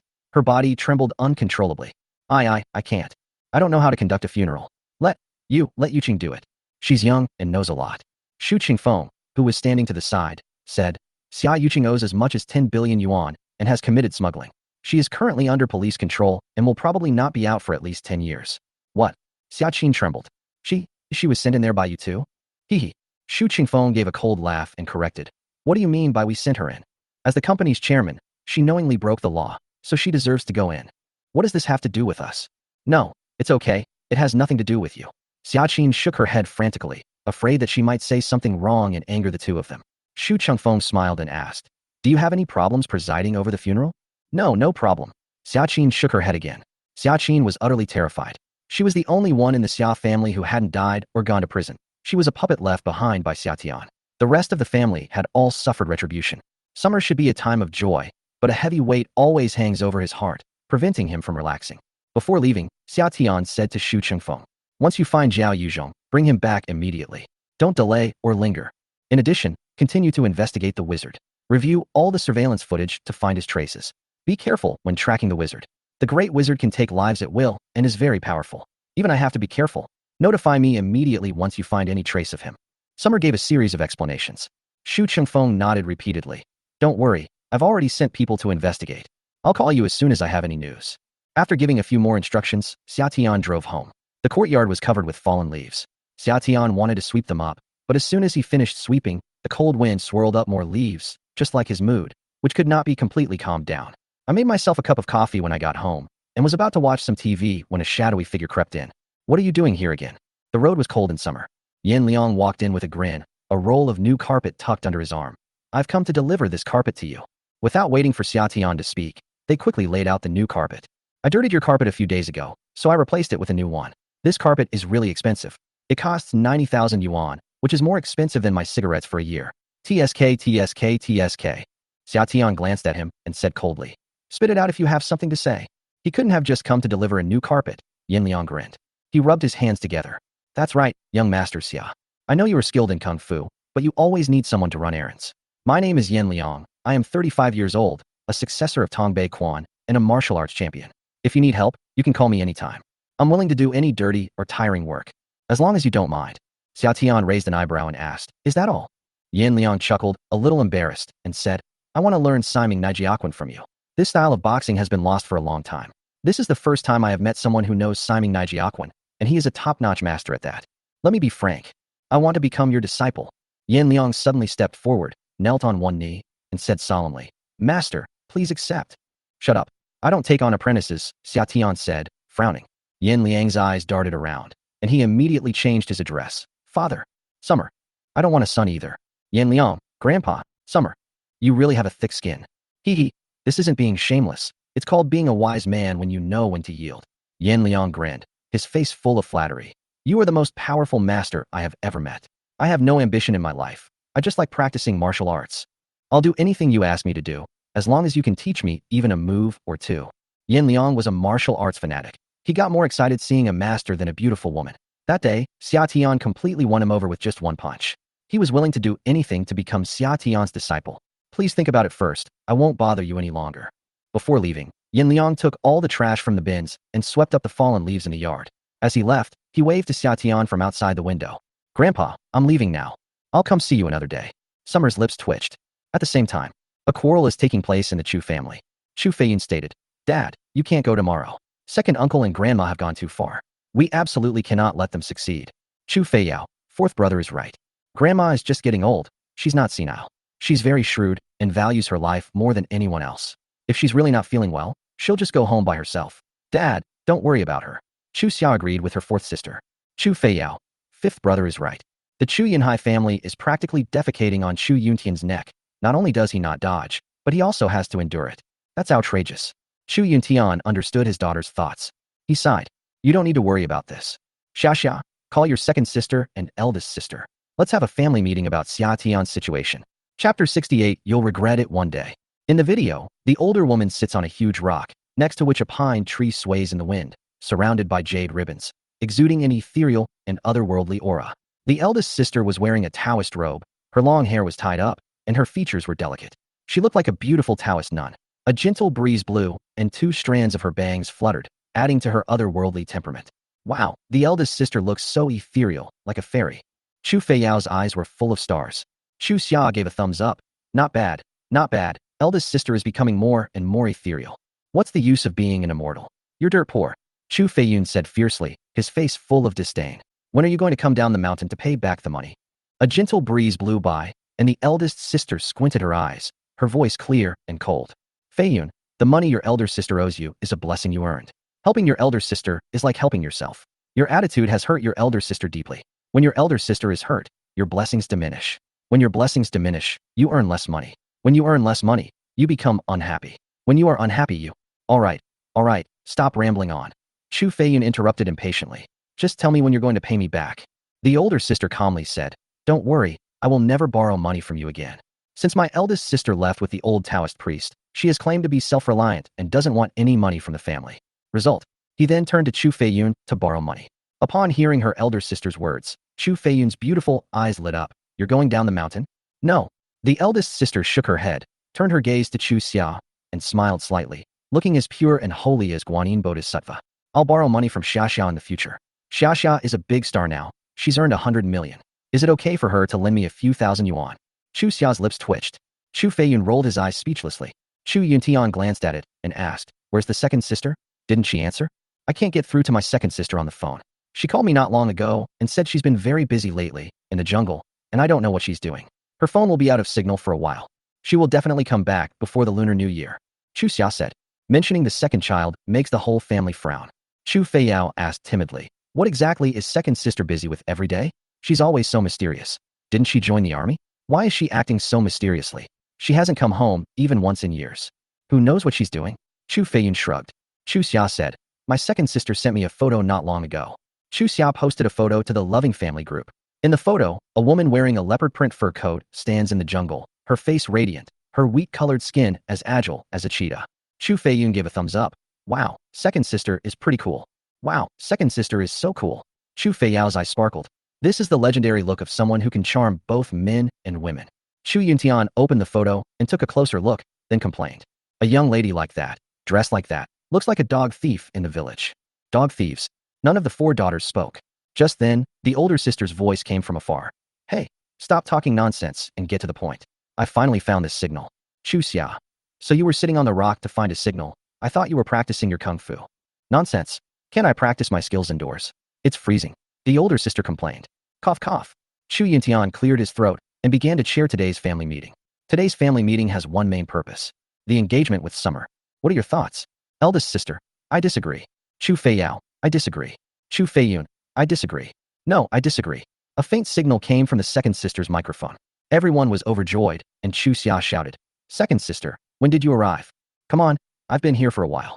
The second sister's voice was low and authoritative, but the signal was a bit bad. Dad, I saw. I looked like a dog thief. Chu Yuntian quickly put on a smile. I was just kidding. How could my precious daughter be like a dog thief? What are your thoughts on the engagement? Second sister, I disagree. I already have someone I love.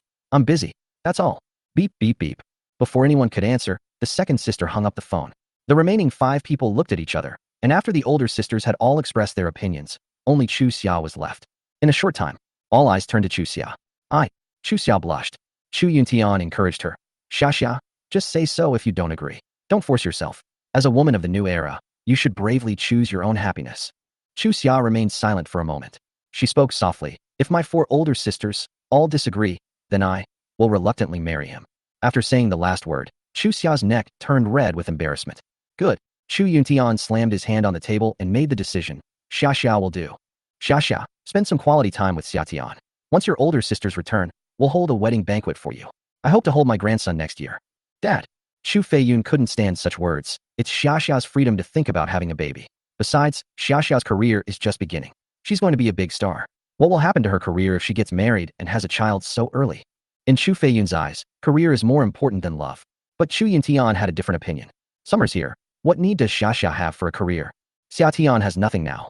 Even the car he drives was a gift from Xia. How can he support Xia? Chu Feiyun retorted. Not having a job doesn't mean you don't have money. Chu Yuntian smiled slightly. Don't underestimate Xia Tian. He's far more capable than you know. The sisters looked at each other, and for a moment, they fell silent. Achoo. The older sister sneezed, sniffed, and said, It's too cold. I'm not talking to you anymore. I'll be coming down the mountain soon, and I'll definitely go before the Lunar New Year. I'll hang up now. Oh, right. Xia transferred 2,000 yuan to my WeChat account. I'll pay you back when I come down the mountain. After saying her last sentence, her phone lost signal. Chu Huairou picked up her phone, searched for a signal, and muttered to herself. Xia should have heard that, right? Bite. As soon as she finished speaking, Xia transferred 2,000 yuan. A happy smile appeared on Chu Huairou's face as she typed a message and sent it to Chu Xia. Thank you, Xia. I will definitely pay you back once I get down the mountain. Chu Xia sent a smiling emoji. Let's wait until big sister comes down the mountain. Even if she comes down the mountain, she might not be able to make money. I'm sure I'll make it, Chu Huairou declared with great ambition. While my phone still had a signal, I immediately opened the novel app, recharged 500 yuan, and downloaded 10 novels of the domineering CEO falls in love with me type. We have enough food for this month. After downloading, she returned to the Taoist temple satisfied. Before she even entered, a junior female disciple rushed out in a panic and called out to her. Senior sister, Master is looking for you. Chu Huairou asked curiously, What does Master want to see me about? The junior sister shook her head. I don't know. I'm quite anxious. You should go quickly. Okay. Chu Huairou nodded and prepared to go see her master. After taking 2 steps, she turned back, put her phone into her junior sister's pocket, and gave her a word of advice. Don't you dare peek at my novel. Then, they quickly entered the Taoist temple. Chapter 69, Descending the Mountain. Chu Huairou strode into the main hall. Inside the main hall, a beautiful Taoist nun was resting with her eyes closed. She was slender with a full head of silver hair, but her skin was fair and smooth without a single wrinkle, making it impossible to guess her true age. Master, you were looking for me. Chu Huairou gave a slight bow, her robes fluttering, her posture ethereal. The beautiful Taoist nun opened her eyes, glanced at Chu Huairou with a peaceful gaze, and spoke softly. Huairou, you've been up in the mountains for 10 years now, haven't you? Chu Huairou said, It's been 12 years. It's been quite a while. The beautiful nun sighed softly, then said quietly, I originally wanted to keep you on the mountain for another 3 years, but now there's no way. Go pack your things and go down the mountain tomorrow. They're here. Chu Huairou's heart leaped into her throat with excitement. From the moment she went up the mountain to become an apprentice, she had dreamed of one day descending the mountain. At this moment, Chu Huairou was extremely excited. She even couldn't help but want to sing. I've waited so long, and today has finally come. Spicy hot pot, milk tea, cakes, video games, snacks, plush toys, floral dresses. She couldn't wait any longer and wished she could go down the mountain and return to city life right now. But on the surface, she still had to pretend to be sad. Master, but I don't want to leave you. What will you do if I leave? Who will keep you company and keep you company? What will happen to my junior sisters? Master, I only want to serve you on the mountain and never leave. The beautiful Taoist nun closed her eyes and said, All right, stop pretending. Chu Huairou immediately shut up. This time I'm calling you down the mountain, not for you to go sightseeing. A week ago, I observed the stars at night and foresaw that there would be a cholera outbreak in the world. A group of people entered the city and would cause chaos. Your purpose in coming down the mountain this time is to find this group and stop them from continuing to harm the world. Chu Huairou frowned and asked, Master, do you know who these people are? The beautiful Taoist nun frowned. If nothing unexpected happens, they should be wizards. In my early years, when my master and I went down the mountain, we encountered this group of wizards. Wizards take away people's 3 souls and 7 spirits. Junior wizards are not scary. At most, they capture some wandering ghosts. Intermediate wizards are more powerful. Some sick and weak people will have their 3 souls and 7 spirits taken away by intermediate wizards. Now, this group of people has entered the city. Wizards do not enter cities for good purposes. They seek, refine, and control souls. Soul refining cannot be done in places with strong yang energy, so they never set foot in cities. Once we step into the city, there is only one purpose. Chu Huairou asked, "What's the purpose?" "Collecting souls." The beautiful Taoist nun frowned deeply.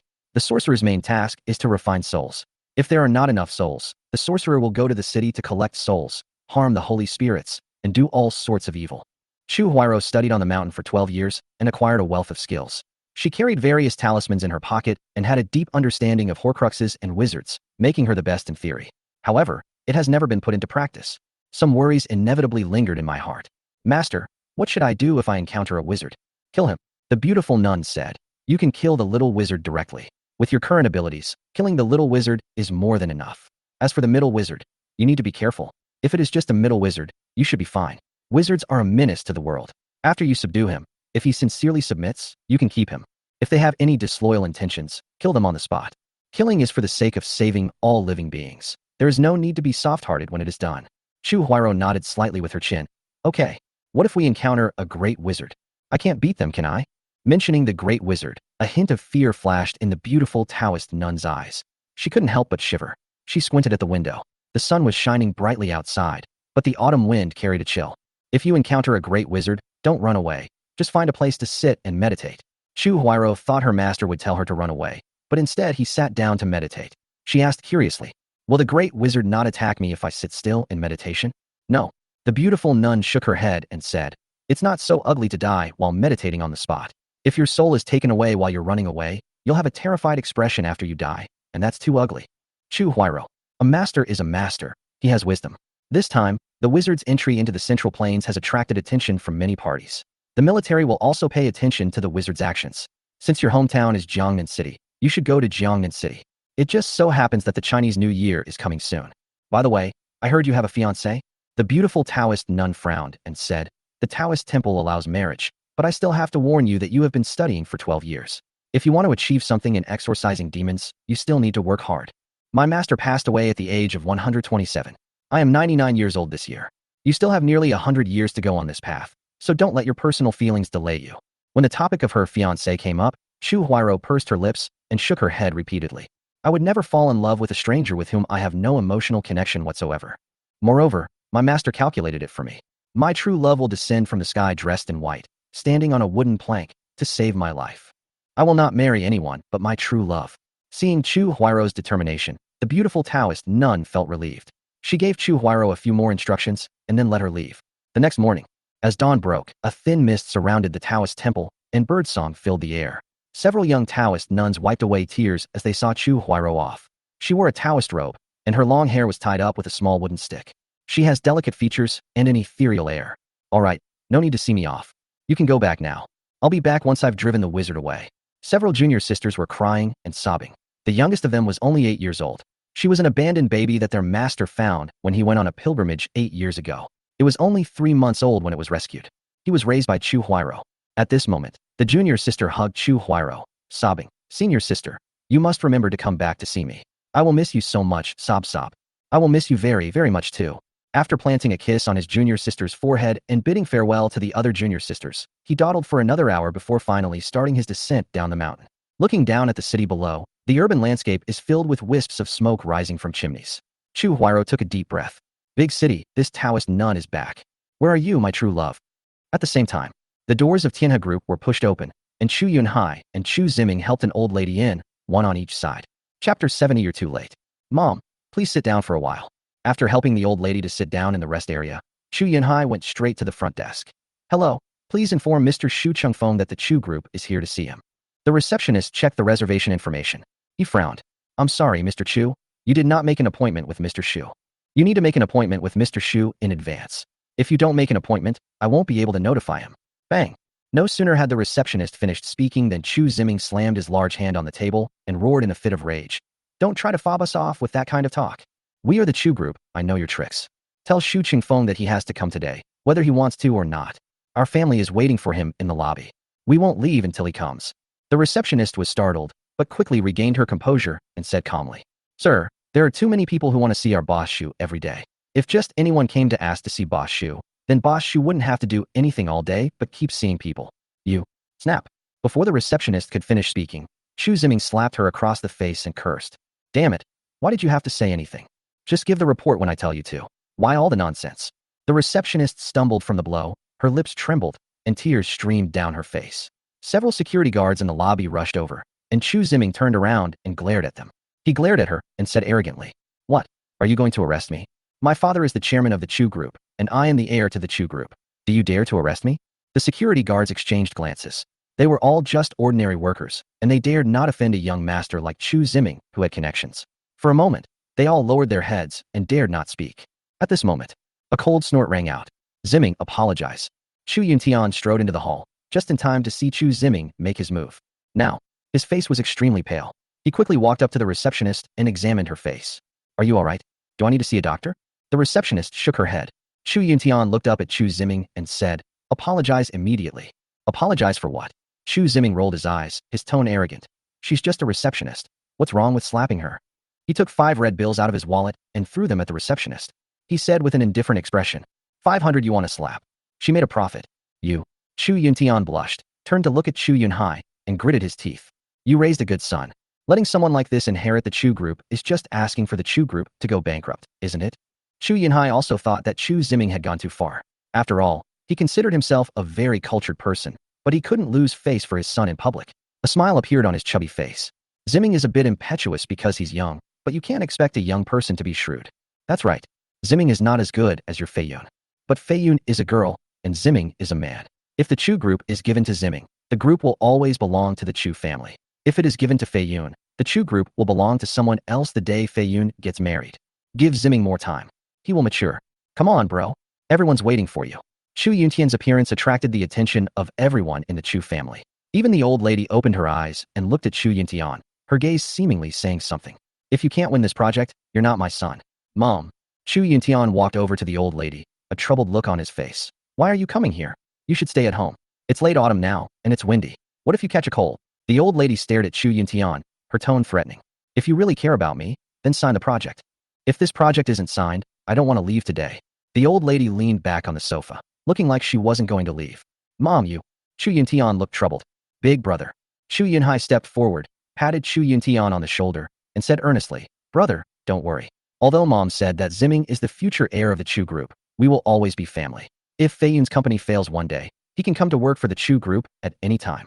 Furthermore, my elder brother has dedicated so many years to the Chu Group. Although he said he didn't want the shares, as his younger brother, I will never forget his kindness. He will not lose a single penny of his shares. We will always be one family. The most urgent task is the transformation of the group. Only by signing the Tianhe Group's project can the transformation be successful. Brother, call Boss Shu. Chu Yunhai skillfully persuaded Chu Yuntian, leaving him speechless. He sighed. Silently, he took out his phone and dialed Shu Qingfeng's number.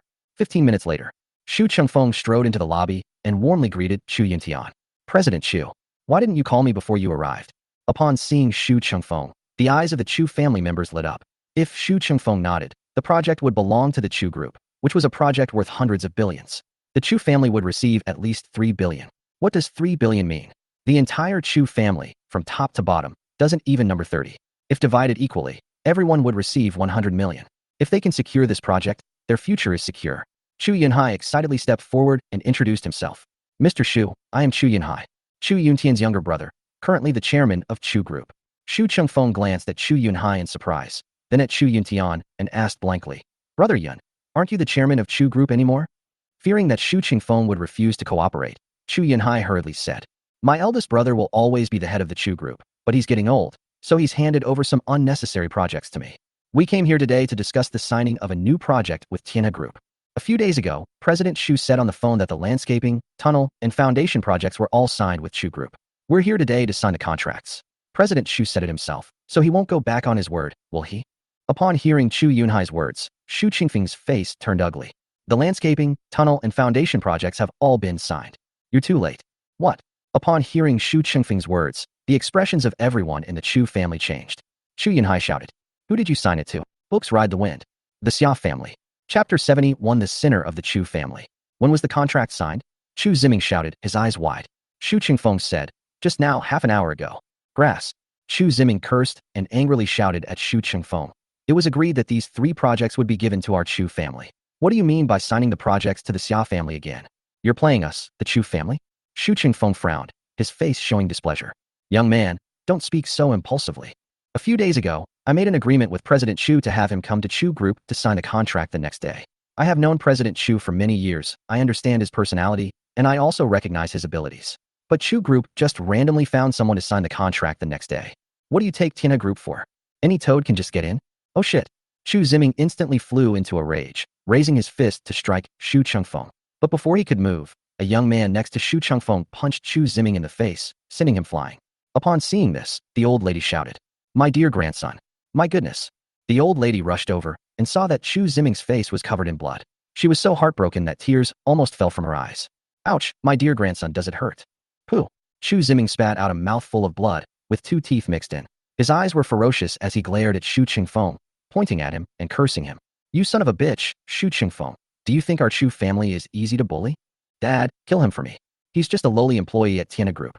Chu Yunhai looked at his son, whose face was covered in blood. His cheeks twitched, and he turned to Shu Qingfeng with a grim face, gritting his teeth as he questioned him. General Manager Shu. Ziming is your junior. It's not appropriate to fight with a junior, is it? Shu Qingfeng raised an eyebrow. Oh? You mean, if a junior attacks me, I'll just stand there and let him hit me? Furthermore, he just assaulted our receptionist. Although she is just a receptionist, she is still an employee of Tiana Group. Tiana Group has a responsibility to protect every employee. He just lays his hands on her like that. What about the reputation of Tiana Group? You. Chu Yunhai wanted to speak again, but he held back when he thought of the project. He offered his apology. I'm sorry, Mr. Shu. My son was being unreasonable. He just threw a punch. Let's discuss the project again. My elder brother is still a member of the Chu Group. If President Shu insists on having my elder brother take charge, we have no objection. President Shu, please consider it. These 3 projects are extremely important to the Chu family. Chu Yunhai's voice was trembling with tears. If he couldn't sign these 3 projects, the Chu Group's transformation would fail, and his dream of getting rich would be completely shattered. Big brother. He pulled Chu Yuntian over and said anxiously, Brother, please talk to Boss Shu. As long as we can keep these 3 projects, Chu Group will do anything. Chu Yuntian spoke in a voice devoid of emotion. As Mr. Shu just said, these 3 projects have been signed with the Xia Group. Tianhe Group cannot break the contract. So, the Chu family won't be able to get these 3 projects. Buzz. Chu Yuntian's words left everyone in the Chu family stunned. For the past few days, they had been fantasizing about what they would buy and what they would do after becoming rich, but now, these fantasies are like a dream. Now, the dream is over. Oh shit. Chu Ziming instantly flew into a rage, cursing Chu Yuntian like a madman. It's all your fault. If you had just gone and signed the contract, the project would have been the Chu family's. Now the project has been snatched away. What will happen to the Chu family? You are a sinner against the entire Chu family. You deserve to die. Chu Yuntian's expression gradually darkened as he looked at Chu Ziming and spoke each word clearly. I built the Chu Group from scratch. The Chu family went from an ordinary middle-class family to a wealthy family, all thanks to me. When you failed your college entrance exam, I was the one who paid for your overseas studies. Every penny you make abroad, learning to ride horses, fencing, picking up girls, smoking, drinking, eating and drinking, is earned by me. I supported the entire Chu family. Are you now calling me a sinner? Then what are you? You parasite of the Chu family. Trash. You're not even grateful. What right do you have to stand here and criticize me? Chu Yuntian usually had a gentle and chubby appearance and liked to smile, but after all, he had been a big boss all his life. As soon as he exuded his domineering aura, Chu Ziming instantly dared not speak. Enough. The old lady blocked Chu Ziming's way and scolded Chu Yuntian. What you up to? Ziming is my beloved grandson. If you want to insult my beloved grandson, you should insult me first. These 3 projects of Tianhe Group were lost under your watch. You are also a member of the Chu family. What do you suggest we do about this? The old lady's words brought a wave of sadness to Chu Yuntian's eyes. The most painful thing in a person's life is accepting that their parents don't love them. Even though Chu Yuntian has reached the age of 50, he is still heartbroken. He took a deep breath. A calm path. I am no longer with Chu Group, and I have no involvement in its affairs. Don't look for me again. After saying that, Chu Yuntian turned and left. The old woman shouted angrily, Eldest son. If you step out of this door today, you will never be my son, nor a descendant of the Chu family. When I die, you will not be able to carry my coffin, nor will you be allowed to be buried in the Chu family's ancestral grave. Boss, have you thought this through? Chu Yuntian's face turned ashen. As a filial son, the old lady's words pierced his heart like needles, causing him to tremble uncontrollably. I just can't seem to take a step. Uncle Chu. Just then, a soft voice sounded behind him. Chapter 72. The newly appointed chairman of the Xia Group. Summer wore a dark gray suit and leather shoes today. She replaced her gold-rimmed glasses with frameless transparent glasses, and her curly bangs were combed back to reveal her forehead and hairline. She was accompanied by several assistants. He acted like a boss. He glanced at Xia Tian, whose face was pale, and then at the rest of the Chu family. A calm path. Uncle Chu, in this world, only you can demand things of yourself. No one else can morally blackmail you. You've done what you were supposed to do. You have a clear conscience. There's no need to blame yourself. Xu Tian, who was being criticized by a group of people, felt a lump in his throat and almost burst into tears when he heard Xia Tian's words. Thank you, Xiao Tian. Thank you for standing by my side. Xia Tian smiled and said, Uncle Chu, I will always stand by your side. That's all. He looked up at the old lady of the Chu family and said, Grandma Chu is over 70 years old this year. She has passed the age of knowing one's destiny. She has her beloved grandson to take care of her. Uncle Chu, you don't need to worry. In addition, the Chu family cemetery is located at the foot of Qingshan Mountain. As far as I know, a new cemetery has been developed on the top of Qingshan Mountain. Uncle Chu can buy a cemetery on the top of the mountain in the future. It will not be far from the Chu family, and he can look down on the Chu family from a high position. Whether or not we are buried in the ancestral grave is not that important. Just a minute ago, Xu Yintian even considered turning back to kneel down and apologize to the old lady, but Xia Tian's words calmed him down. Why not just leave the ancestral graves unburied? Things after death aren't that important. As Summer said, at worst, we can just buy a cemetery plot and live right above the Chu family. It's no big deal. A smile returned to his chubby face. She looked at Xia Tian with gratitude. Thank you, Xiao Tian. You're welcome, Xia Tian smiled. We're family. I will always stand by Uncle Chu's side. The conversation between the two left the Chu family members speechless. Their original plan was to force Xu Yuntian to ask Xu Qingfeng to secure 3 projects. Even if they couldn't secure the 3 most profitable projects, they could still secure some smaller ones. It seemed that Xu Yuntian was on the verge of collapse. Summer recovered in just a few words. Xu Yunhai suddenly became furious and pointed at Xia Tian's nose, cursing him. You little punk, what are you doing everywhere? Who do you think you are? Get out of here right now. Xia Tian turned to look at Xu Yunhai and said coldly, her face expressionless. First of all, I am Uncle Chu's son-in-law, so it is only natural for me to come and see Uncle Chu. Secondly, where I go is none of your business. Thirdly, this is Tianhe Group, and you are not an employee of Tianhe Group. You have no right to tell me to get out. Fourth, I hate it when people point at me. Take your finger back right now, or I'll cripple it for you. The last few words were uttered by Xia Tian as a scolding rebuke. Having been slapped several times, Xu Yunhai subconsciously withdrew his fingers. He was old and dared not challenge the tall and imposing Xia Tian. He took a few steps back. He said repeatedly, Good, good, good. What a fine son-in-law of Uncle Chu. You know you're just a son-in-law. Our Chu family's affairs are none of your business, as an outsider. Big brother, are you really going to betray your entire family for an outsider? The old woman's weathered voice called out to Xu Yuntian, Boss. The others choked up and pleaded for mercy. Big brother. Uncle. The calls from the crowd left Xu Yuntian exhausted, especially the old lady's cry of Big brother.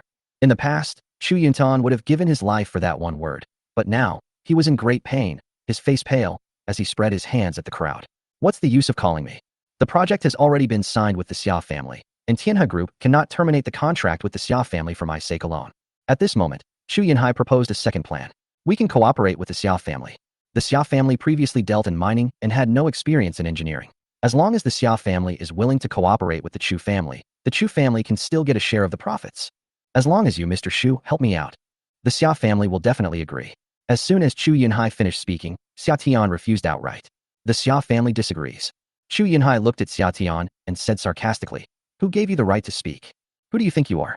You're just a released convict, a sinner of the Xia family. What right do you have to refuse? Summer glanced at the book, Qingfeng. Cough cough. Xu Qingfeng cleared his throat and said, As you all may not know, Xia Tian is the newly appointed chairman of the Xia Group. Just now, it was Xia Tian who represented the Xia Group in signing the agreement with the Tianhe Group. What? Everyone froze, instinctively looking towards Xia Tian. Lao, he's been rehabilitated and become the chairman of the board? How is this possible? He is a sinner of the Xia family. How could old Master Xia possibly give him the company? Even if Xia Hai and Xia Ning are in prison, there are still old Masters Xia, Xia Feng, Xia Qin, and others. It shouldn't be his turn, right? Moreover, he killed his father and mother and was stripped of his political rights for life. What qualifications does he have to be the chairman of the Xia Group? Xu Yunhai was shocked and questioned him. The news of the old man's death had not yet been made public, and Xu Yunhai was questioning him. The road was peaceful in summer. My grandfather passed away last night due to cardiac arrest, and my uncle, Xia Feng, died in a car accident 3 days ago. The funerals for both of them are scheduled for tomorrow. In addition, my aunt, Xia Qin. She turned herself into the police yesterday. 10 years ago, she gave false testimony in court. I was wrongfully imprisoned. My political rights have now been restored. Xia Hai, Xia Ning, and others have been imprisoned. As the sole heir of the Xia family, I will inherit the Xia group. Quiet. The entire lobby of Tianhe group was so quiet you could hear a pin drop. What shocked them was not that Xia Tian had become the heir. Instead, the rest of the Xia family members were either dead or in prison. Suddenly, everyone remembered what Xia Tian had said in front of everyone when Xia Lao celebrated his birthday about half a month ago. He will make everyone pay the price. At the time, everyone took it as a joke, a statement of ambition from a defiant young man. It's only been half a month, yet everything has come true.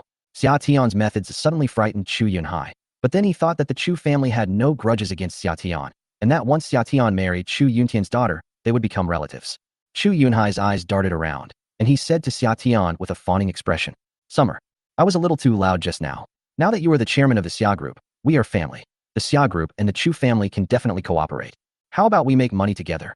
Xia Tian glanced at Chu Yunhai. This person has such a thick skin.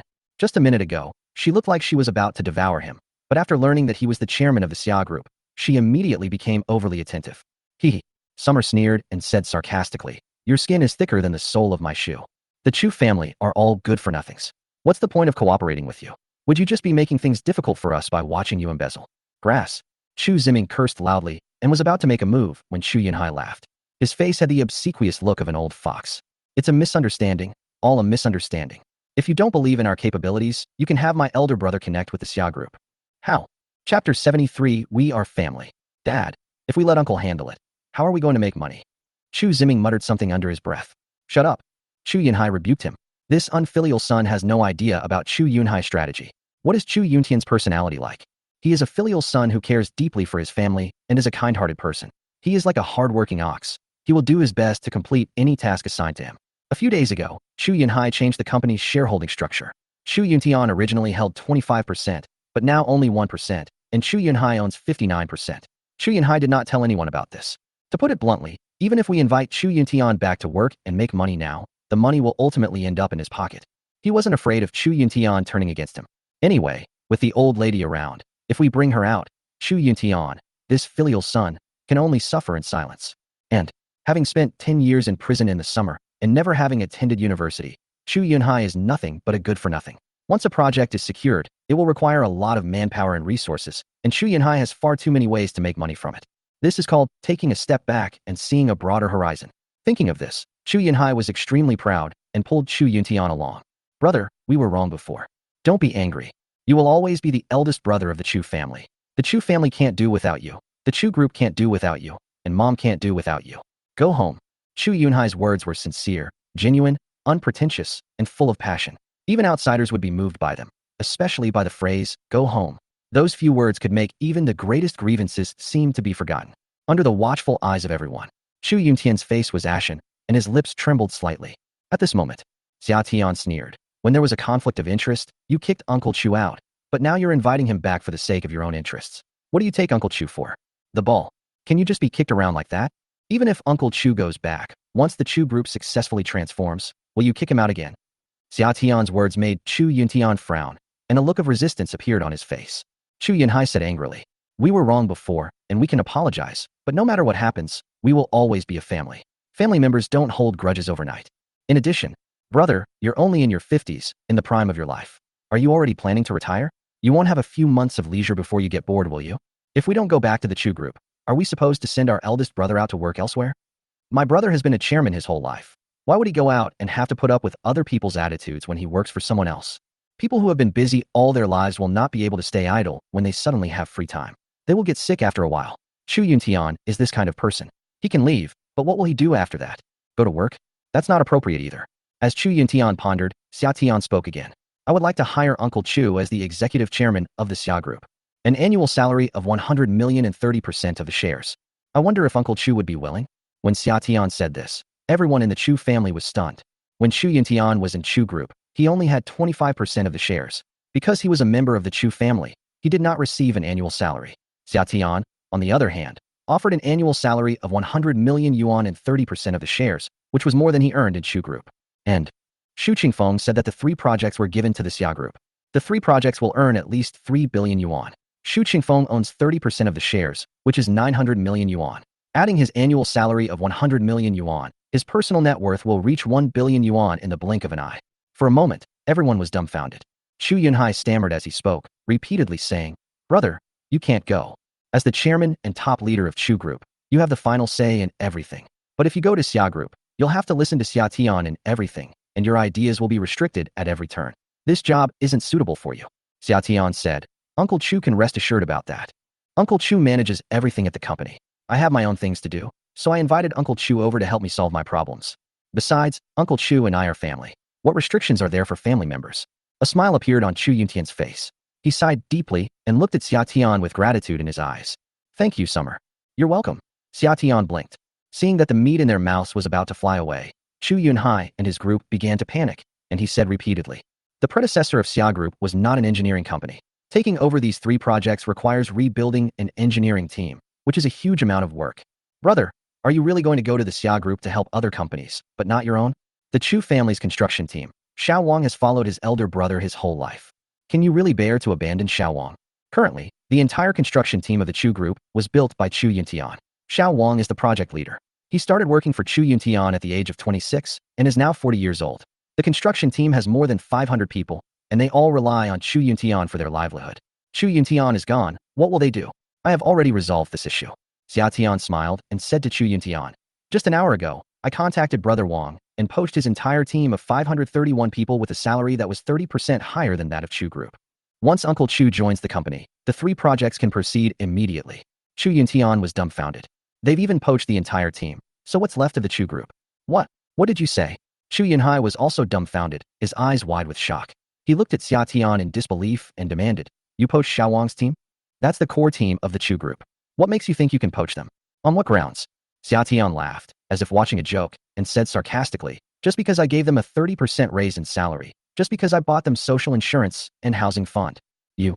Chu Yunhai hurriedly turned to Chu Ziming and asked, "Ziming, what about Xiao Wang and the others' contracts? Leaving at the last minute is a breach of contract." "The contract?" Chu Ziming stammered, finally managing to squeeze out a sentence after a long pause. "The contract expired last month, and it wasn't renewed." "Why not renew the contract?" Chu Yunhai questioned, his eyes red. Chu Ziming lowered his head and said, "Continue. If we renew the contract, we will also have to pay for their social insurance and housing fund. Each person will receive 1,500 yuan per month for social insurance and housing fund. With 531 people, that's 700,000 to 800,000 yuan a month. If we don't sign the contract, we can save that money." "So I..." "Slap?" Chu Yunhai slapped him hard, yelling, "Bastard! You good for nothing, son. You're good for nothing and good for nothing. I'll beat you to death." Chu Yunhai rushed up and kicked Chu Ziming again, but the old lady of the Chu family hurriedly stopped him, saying, "Don't hit my precious grandson. Get out of my way. It's all because of you that Chu Ziming has been spoiled. If it weren't for you, how could he be such a good for nothing? It's all your fault." Chu Yunhai simply dumped all the blame on the old lady. The old lady was stunned for a moment, her face filled with grievance. Over the years, she had given everything to her beloved grandson, and in the end, she was being blamed. The old lady pouted and looked at Chu Yuntian pitifully. "Who knew?" Chu Yuntian turned his head and said to Xia Tian, "Xiao Tian, let's go back to the company and talk about the development of the 3 projects." "Good." Xia Tian nodded and turned to leave with Chu Yuntian. Is chapter 74 true or false? Xiao Tian, thank you. Inside the office, Chu Yuntian looked dejected and spoke in a sorrowful tone. He wasn't afraid to leave the Chu Group, but falling out with the old lady caused him great pain. After all, she was his mother, and even though she was already in her 50s, he was still heartbroken. That was his mother. Xia Tian understood him and comforted him. "Uncle Chu is the happiest person in the world. He should be happy. Even without the Chu family, you still have 5 daughters. Every one of Uncle Chu's 5 daughters is so outstanding. This is a blessing that Uncle Chu has earned." Thinking of his 5 daughters, Chu Yuntian's chubby face showed a look of satisfaction. "They are indeed very good. You've met 3 of my 5 daughters. How about it? Which one do you like?" Xia Tian felt a little embarrassed when this topic came up. If he didn't know that Chu Feiyao and Chu Feiyan liked him, he might have been more straightforward. But the 2 of them kept saying that they had someone they liked, and the person she liked just happened to be him. Summer sometimes wonders what would happen if they knew his true identity. He shook his head helplessly. Uncle Chu's daughters are all outstanding. Let them take the initiative. Ladies first. Chu Yuntian gave a smile that said, "I understand you." Subsequently, the 2 began signing contracts and discussing projects. The total cost of the 3 projects reached tens of billions of yuan, involving a large number of workers and partner companies. After a busy afternoon, as dusk settled on the horizon, Chu Yuntian, who had been holding back all afternoon, finally couldn't help but ask, "Besides Xiao Wang's team, which other employees have been poached?" Xia Tian had already guessed he would ask, so she pushed a list in front of him. When Chu Yuntian saw the names on the list, he gasped and turned pale. If all these people leave, there will be no one left to do the work in the Chu family. The rest are all parasites. It won't be long before the Chu group goes bankrupt. The Chu group is like Chu Yuntian's child. He raised it from a baby to its current size, but now he has to watch it collapse, and even, he has to destroy the Chu group with his own hands. He was heartbroken. What a pity for the Chu group. Chu Yuntian's eyes were filled with tears. Of the entire Chu family, what he couldn't let go of the most was the Chu group and the old lady. But now, he had lost both the group and the people. Even though he knew the Xia group was better, he couldn't help but feel sad. After all, it's my youth. The Chu group is actually quite good. It has a solid foundation, a construction team, a good leadership team, and well-maintained equipment. It is a very mature company. It's just that we lack good business. If we get good business, Chu group will quickly recover. A giant is still a giant even when it falls, and as long as it rises again, it can still stand at the top of the world. Uncle Chu, there's no need to worry. Xia Tian's words gave Chu Yuntian hope once again. He held his breath, his eyes wide as he looked at Xia Tian, and blurted out excitedly, "Give all 5 of my daughters to you." Huh? Summer was stunned. He laughed awkwardly. That's not appropriate. Chu Yuntian chuckled. He was just joking, but his gratitude towards Xia Tian was genuine. After chatting for a few more minutes, the two left the company after it got completely dark. As soon as Xia Tian left the company, she immediately dialed Xu Qingfeng's number. Has Jiao Yuzhong been found? Xu Qingfeng's voice carried the word bad. Found it, but I'm afraid we won't be able to get anything out of it. Xia Tian's heart sank, and she spoke directly. The person is dead? Xu Qingfeng sighed. An investigation revealed that Jiao Yuzhong was keeping a mistress in a neighboring city. 15 minutes ago, our men broke down the door and found Jiao Yuzhong's body. The mistress said that Jiao Yuzhong had been unwell recently, often having a low-grade fever for 3 months in a row. He was also not in good spirits during the day today. He went out at noon and came back saying he was tired and took a nap. He died during that nap. Xu Qingfeng's voice was low and deep, and he began to have doubts about some things. The old man is gone, and now Jiao Yuzhong is gone too. Something from 10 years ago seems suspicious. The old man wasn't the murderer, and Jiao Yuzhong probably wasn't the murderer either. The old man wasn't telling the truth, and now Jiao Yuzhong is dead. This mystery is getting bigger and bigger. From the moment the wizard appeared, Xia Tian had a bad feeling. Jiao Yuzhong's death confirmed some of his ideas. Bring Jiao Yuzhong's body back. After giving those instructions, Xia Tian picked up the satellite phone again and dialed a number. Hey, Brother Tian. Any results from the investigation? Xia Tian asked in a low voice. Xiao Wu said, I checked the logistics department, and no one has asked about Brother Tian's identity and address in the last 3 months. I sent De Huang to investigate the wizards. Xia Tian asked, how's the investigation going? Is Gambi still on the Witch Mountain? Gambi is the only remaining great wizard. Several years ago, during a summer raid on the wizard's lair, I encountered Gambi. The two fought for a full 6 months, resulting in countless deaths and injuries. The military suffered a death toll of up to 10,000, and the wizards died around 20,000. Gambi's 3 sons and 5 grandsons all died at the hands of Summer. Wizards were already few in number, and almost all of them were wiped out in the battle. Gambi stepped in to negotiate. According to Xia Tian's plan, Gambi was killed on the day of the talks to eradicate the wizard and prevent future troubles. However, orders came from above to negotiate. Summer could only force them to retreat. The terms of the negotiations were that the Grand Wizard Gambi would never leave his lair and would pay a huge sum of money in compensation to the Great Xia Kingdom. As long as Gambi doesn't leave the mountain, the wizard can't hold his own. After all, it's very difficult to become a wizard. Becoming a mid-level wizard is even more difficult, and becoming a great wizard is simply unthinkable. In the past 300 years, only one great wizard, Gambi, has emerged. The battle a few years ago wiped out all the wizards, and no great wizards will emerge for hundreds of years. Therefore, as long as Gambi doesn't leave the mountain, the wizard won't be able to cause any trouble. Summer's biggest worry is Gambi. Gambi has not left the house. Xiao Wu said. De Huang was on Wizard Mountain the whole time, and he saw Gambi with his own eyes. De Huang is one of the 9 war gods. Because he is of mixed race and has yellow hair, he is affectionately called De Huang by everyone. De Huang is very obedient to military orders. If you ask him to guard a certain place, he can stay still for a month. However, he is also inflexible and doesn't know how to adapt. Xia Tian said, tell De Huang to force Gambi to take action. But, if Gambi makes a move, De Huang is doomed. De Huang is no match for Gambi at all. Xiao Wu exclaimed in shock. In that battle, 7 of their 9 war gods went, but only Summer and he came back alive. De Huang and the others were chosen later as war gods, and he alone could not stop Gambi. Call Erfeng over there, Xia Tian said. If Gambi makes a move, retreat immediately. With Erfeng's speed, he can escape from Gambi's grasp. Xiao Wu said quietly, Brother Tian, do you mean the Gambi on the mountain is fake? Summer squinted, and 2 beams of light shot out from behind her glasses. Whether it's true or false, we'll find out soon enough. Chapter 75 The Great Wizard. 5 a.m. Inside the Tianhe Group building, the chairman's office was brightly lit. Xia Tian looked at the corpse in front of him with a gloomy expression.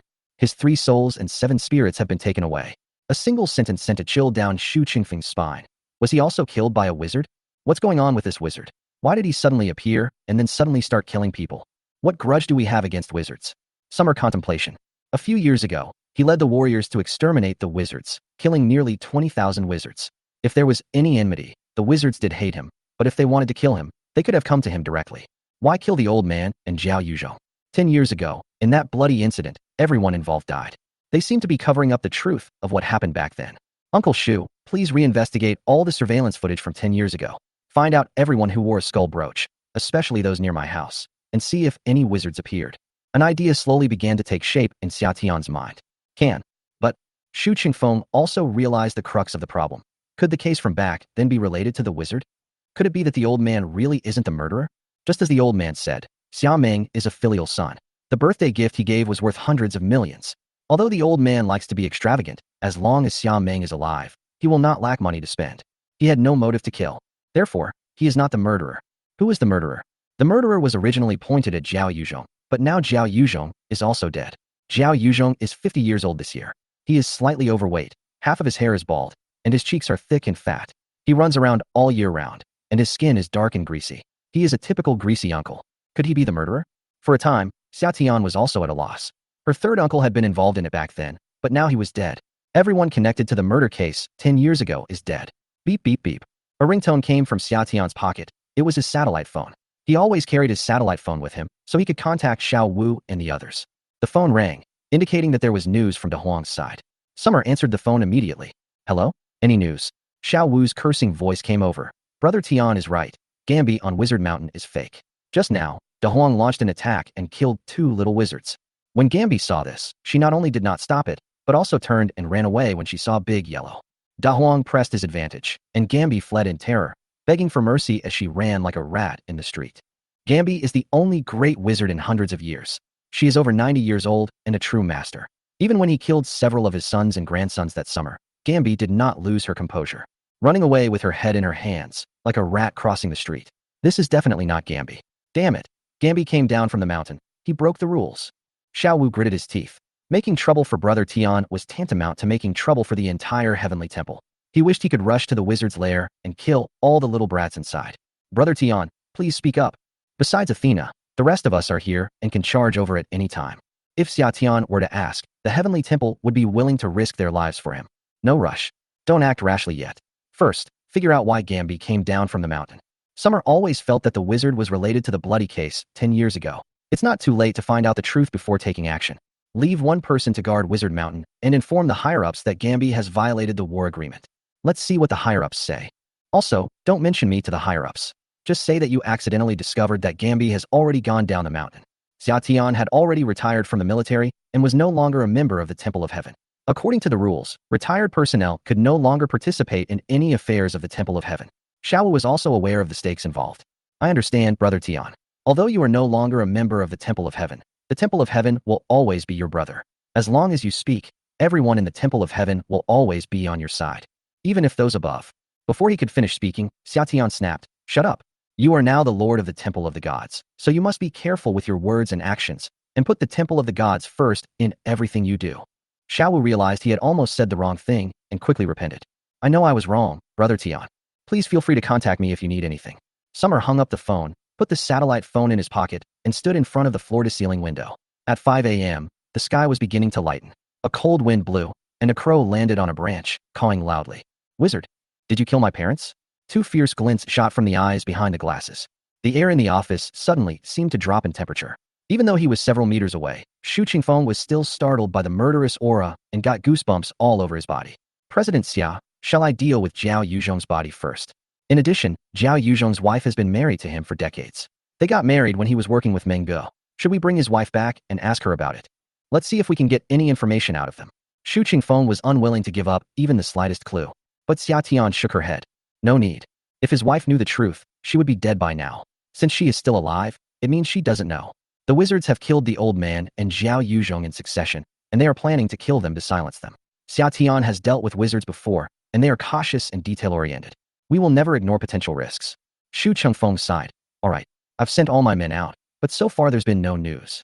In order to investigate a case from 10 years ago, Xu Chengfeng set up a security company.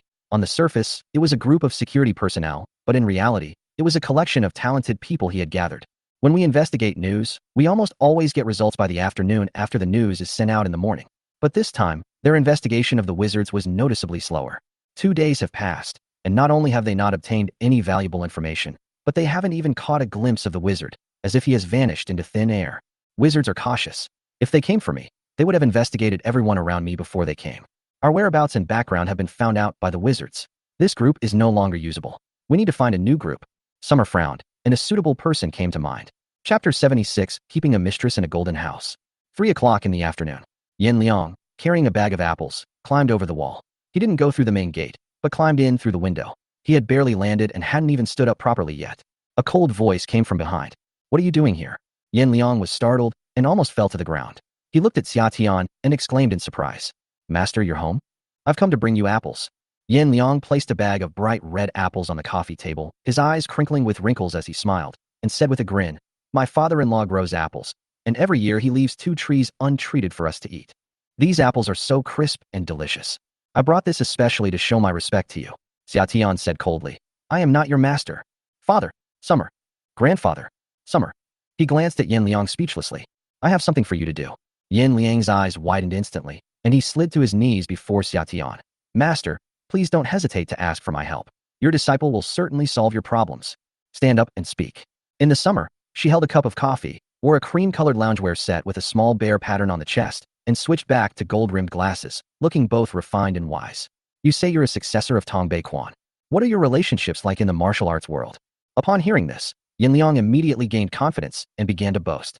Of the 8 major martial arts sects outside the capital, the Thieves Sect, the Goose Sect, the Mechanism Sect, the Thousand Trick Sect, the Orchid Sect, the Divine Tuning Sect, the Red Handkerchief Sect, and the Life-Taking Sect, which one doesn't have people from Yin Liang? My kung fu is not as good as my master's, but I am still one of the top masters in the martial arts world. Who in the 8 outer schools doesn't give me, Yin Liang face?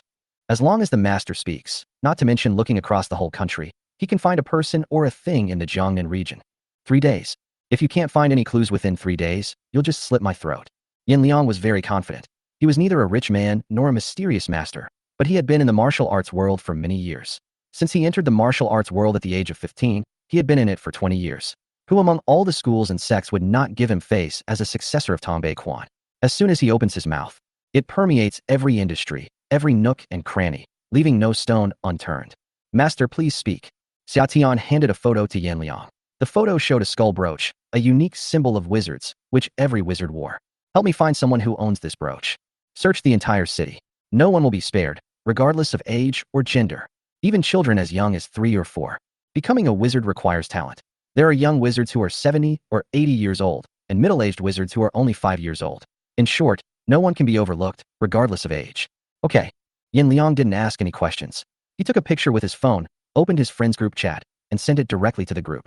Investigate the person wearing this brooch. Immediately, after sending the message, he asked Xia Tian, Master, what should we do if we find the person? Bring it back. Wizards possess incredibly powerful soul-stealing abilities. Those with weak constitutions may have their souls taken without even knowing what happened. Therefore, it is extremely difficult for ordinary people to capture a wizard. Xia Tian said, Let's follow them first. Once you find the person, send me their location immediately, and I'll go there in person. Yin Liang sent a few more messages, and after sending them, he grinned at Xia Tian. Don't worry, Master. We'll have news soon. I've already sent the photos to the Rongmen, the Yaomen brothers, and the prostitutes. They're best at finding people. Rongmen and Yaomen are 2 of the 8 major martial arts sects, namely the Thief family and the Beggar's sect. These 2 families are numerous and powerful, and they frequent the streets year-round, making it easy for them to find people hiding in the city. No strange person can escape their sight. As for prostitution, they hide in dark little houses, never showing their faces, but they know the most about dark, dirty, and sordid things. Han Jinhua, a famous courtesan in the late Qing dynasty. With her own power, she defeated the top scholar, the imperial envoy, and all sorts of high-ranking officials. Even the upper beam of the country, Lord Li, was not spared. Therefore, do not look down on women who work as prostitutes. They have access to people that ordinary people don't, and they've seen scenery that ordinary people can't see. Xia Tian nodded in satisfaction at Yin Liang's methods. Good. Hey. Yin Liang rubbed his hands together, his face full of flattery. Master, look, the weather is nice today. When will you teach me a move or two? Xia Tian glanced at him and said in a deep voice, how long can you hold a horse stance? Upon hearing that there was hope, Yin Liang immediately perked up and shouted, 1 hour at the very least, 3 hours at most. 5 hours. Xia Tian said, if it can last 5 hours, then we can talk about other things. The horse stance is a fundamental skill in martial arts training, and everyone who practices it is very familiar with it. But 5 hours of horse stance training, just hearing about it is terrifying. The Guinness World Record is only 3 hours. Yin Liang has practiced martial arts for so many years, but he has never broken through 4 hours, let alone 5 hours. He paused for a moment, then tried to negotiate the price. But Summer gave him no chance at all. If you can't even last 5 hours, you don't deserve to be my apprentice. Fine, Yin Liang shouted. Gritting his teeth, he said, 5 hours it is. He glanced at the time. It was 3:30 p.m. and would end at 8:30 p.m. He took off his shirt, found a spot by the window, and began practicing horse stance. The extra person in the room was really an eyesore. Xia Tian went back upstairs to do her own thing until it was completely dark when Chu Xia called. Hello. The sounds of Summer are calm. Chu Xia was somewhat displeased. Why aren't you excited at all when you receive my call? Are you not welcoming me? Summer. Is there something you need? Can't I come to see you if there's nothing wrong? Come downstairs. Xia Tian wanted to ask what Chu Xia was going downstairs for, but Chu Xia had already hung up the phone. Summer had no choice but to put down her phone and go downstairs. Outside the door, Chu Xia was wearing a yellow woolen trench coat, a red beret, and a dark green scarf. The late autumn weather was chilly, and her little nose was red from the cold. Her face was rosy and tender. She looks very youthful and energetic. She was carrying a pastry, a bottle of mitai, and some side dishes, such as duck tongues and fried cashews, to go with the drinks. You've come here to have a drink with me? Chu Xia's sudden appearance surprised and delighted Xia Tian. She was like a little sun, illuminating the cold autumn day. I went to the company today and confirmed the date of my debut. On the very first day of the new year. I've come to celebrate with you. Seeing that Xia Tian was blocking the doorway and not letting her in, Chu Xia asked somewhat awkwardly, is no one home? I hope I'm not bothering you. Who could possibly be in my family? Xia Tian didn't understand what she meant. Chu Xia pouted. Who knows if you're keeping a mistress? How could that be? Summer had barely finished speaking when a burly man walked out of the house. He was shirtless, wearing only a pair of underwear on his lower body. His bulging muscles were covered in sweat, and his whole body was steaming. He excitedly ran up to Xia Tian and asked, it's all done. Want to come again? Chapter 77, I'm going to marry Xia Tian. After a 3-second pause, Chu Xia looked at Xia Tian with a peculiar gaze, her voice tinged with suspicion. What are you doing? It's not what you think. Summer is a time of utter despair. Chu Xia's eyes widened. What do you mean? Summer. And this is? Yin Liang then noticed a pretty young woman standing at the door. The pretty girl's nose, red from the cold, radiated youthful energy, and she looked perfectly matched with the mature and composed Xia Tian. At that moment, Yin Liang suddenly had a flash of inspiration and quickly spoke up. Is this your master's wife? He wanted to shake hands, but found his hands were too sweaty, and he was only wearing his underwear, which was really impolite. Wait for me, master's wife. He quickly went back to put on his clothes, then warmly welcomed Chu Xia in, washed a few apples, and said with a smile, master's wife, these are apples that my father-in-law grew himself. They're crisp and sweet. Please try it. I'm pouring you a glass of brown sugar water. If the apple gets cold, you can drink a glass of brown sugar water instead. It's getting cold. I'll get a blanket for my teacher's wife to cover her legs. A woman's lower limbs need to be kept warm. Yin Liang bustled around, bringing blankets and serving brown sugar water. His enthusiasm made Chu Xia feel somewhat flustered, and she didn't know what to say for a moment. Xia Tian noticed her embarrassment and frowned as she said something to Yin Liang. All right, you can go back now. Come over at this time tomorrow, and I'll give you a few pointers. After his bewildered and busy work, Yin Liang's eyes lit up immediately upon hearing these words. He bowed repeatedly. Thank you, master. I will definitely come on time tomorrow. Then I won't disturb master and mistress any longer. I'll head back now. Before leaving, Yin Liang thoughtfully took away the trash and cleaned up the fallen leaves in the courtyard. He even stood outside the window and waved to the two people before leaving. Master, mistress, I'm leaving. After Yin Liang left, Chu Xia asked softly, why did he call me master's wife? Are you his master? Xia Tian was speechless about this disciple. If he didn't need the disciple's help to investigate the wizard, he would never have paid any attention to him. He said indifferently, I am not his master. Chu Xia stared with her round eyes. But he called you master? What he wants to call it is his business. If we don't let him call me master, he'll start calling me dad and grandpa. Rather than those two, let's just call him master. Cut. Chu Xia pouted. He can just call you master. Why does he have to call me master's wife? I'm not your girlfriend. Xia Tian smiled and said, in the dead of night, a single girl suddenly appears at a man's door. What kind of relationship do they have? She's not my girlfriend anyway. You haven't confessed your feelings to me yet. Chu Xia swallowed the rest of her words. Xia Tian joked, she's not my girlfriend, and she can't be just a friend either. After all, it's a man and a woman alone together, and friends know to avoid suspicion. She can't be my superior or subordinate either, so there's only one possibility left. What's possible? Chu Xia looked at him intently. You are the waiter I called. The kind that offers door-to-door service. Summer laughed. Chu Xia's face flushed red, and she put her hands on her hips and shouted, I'll fight you to the death. She flung her small fists at Xia Tian, who pulled her into his arms. The two embraced, Chu Xia's cheek pressed against Xia Tian's chest, listening to his strong heartbeat and feeling his powerful chest muscles and burning warmth. It's said that men's body temperature is higher than women's. Chu Xia didn't know this before, but now she can feel it. It's so hot. Her face was flushed red from the heat, and her body felt weak. She was lost in a daze of passion. Summer spoke softly. You deliberately lunged in, didn't you? One sentence snapped Chu Xia out of her daze. She shoved Xia Tian away, her face flushed and huffed. Who deliberately pounced in? You're so narcissistic. I'm about to become a big star. Snort.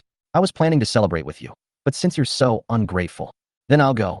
Chu Xia picked up the wine and snacks and was about to leave when Xia Tian hurriedly went over and stopped her. Don't go. We haven't even had a drink yet. Humph. Chu Xia crossed her arms, giving him a I'll never forgive you look. I'm not giving you any more. I'm taking it back and drinking it myself. After saying that, she glanced at Xia Tian with a resentful look. That look seemed to say, hurry up and come and coax me. I was wrong. I apologize to you, Miss Chu. Chu Xia turned her head away. Humph. Even if you call me princess, I will never forgive you. Real. Real. The next second, Xia Tian lifted her pajamas, revealing her 8-pack abs. Chu Xia. Asterisk degree asterisk. Have you forgiven me now? Xia Tian asked. Chu Xia quickly closed her drooling mouth, her little face tense. I won't forgive you. Then how can I forgive you? Xia Tian pinched his chin, looking at her with a smile. Let me touch you? Okay. Chu Xia nodded immediately. That lecherous woman. Okay, I'll let you touch it. Seeing that Xia Tian agreed, Chu Xia was overjoyed, but as she was about to reach out, an indescribable sense of shame welled up within her. She was a typical online pervert. A wolf girl. Online I call you little darling, all the time, but in real life I blush as soon as we make eye contact. Saying it is one thing, doing it is another. Are you going to touch me or not? Summer noticed her embarrassment and urged her on with a smile. Go ahead and touch me. Who's afraid of who? Chu Xia steeled herself and quickly reached out to touch it. It felt very smooth. Who said boy skin is rough? Xia Tian's skin was very smooth, with muscle texture, and it felt great to touch. It felt exactly like she had imagined. Good. Chu Xia nodded in satisfaction. I forgive you. Let's have a drink. They drank until 10 p.m., and Xia Tian took her home. After entering the house, Chu Xia couldn't wait to open the 5 Golden Flowers group chat and announce some big news to her 4 sisters. Ahem. Sisters, you don't need to worry about the engagement anymore. Eldest sister, why? He broke off the engagement. Chu Feiyao. He probably broke off the engagement. He seems like a good person, so he shouldn't make things difficult for us. Chu Feiyun. I think he's backing down because he knows it's difficult. My second sister was busy as always and didn't reply to my messages. Looking at her 3 older sisters' words, Chu Xia said weakly. Yes, that's right. For the sake of my eldest sister's destined partner, my second sister's temple master, my third sister's little divine doctor, and my fourth sister's founder of the Milky Way, I have made this momentous decision. I'm going to marry Xia Tian. Chapter 78, he has 8-pack abs. After a few seconds of silence, the group chat exploded. Eldest sister, Xia, are you serious? You're only 20 years old this year, and you haven't graduated from university yet. You have a long life ahead of you. Don't you love music? Don't you want to be a big star? Your life has endless possibilities. Are you sure you want to give up everything for one person? Chu Feiyao. I can tell Xia likes him, but liking someone is different from love, right? Xia, are you thinking about it? Chu Feiyun. Chu Xia, are you crazy? Faced with her 3 older sisters' doubts, Chu Xia said seriously. I'm not crazy. I'm serious. Chu Feiyun. Are you crazy? He didn't even go to college. He's not good enough for you at all. Chu Xia. He has 8-pack abs. Chu Feiyao.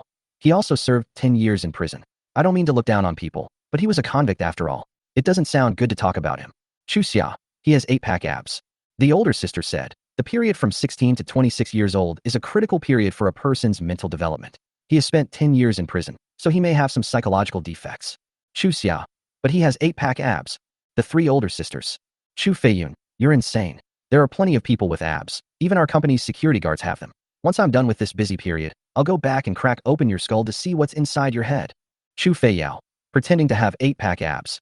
Eldest sister. I really can't do anything with you guys. The engagement was Chu Xia's own business.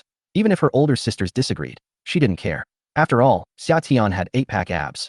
His embrace was so warm, his skin so smooth, and his muscles so firm. I can't imagine how wonderful it is to wake up in his arms every morning. After daydreaming for a while, Chu Xia at Big Sister.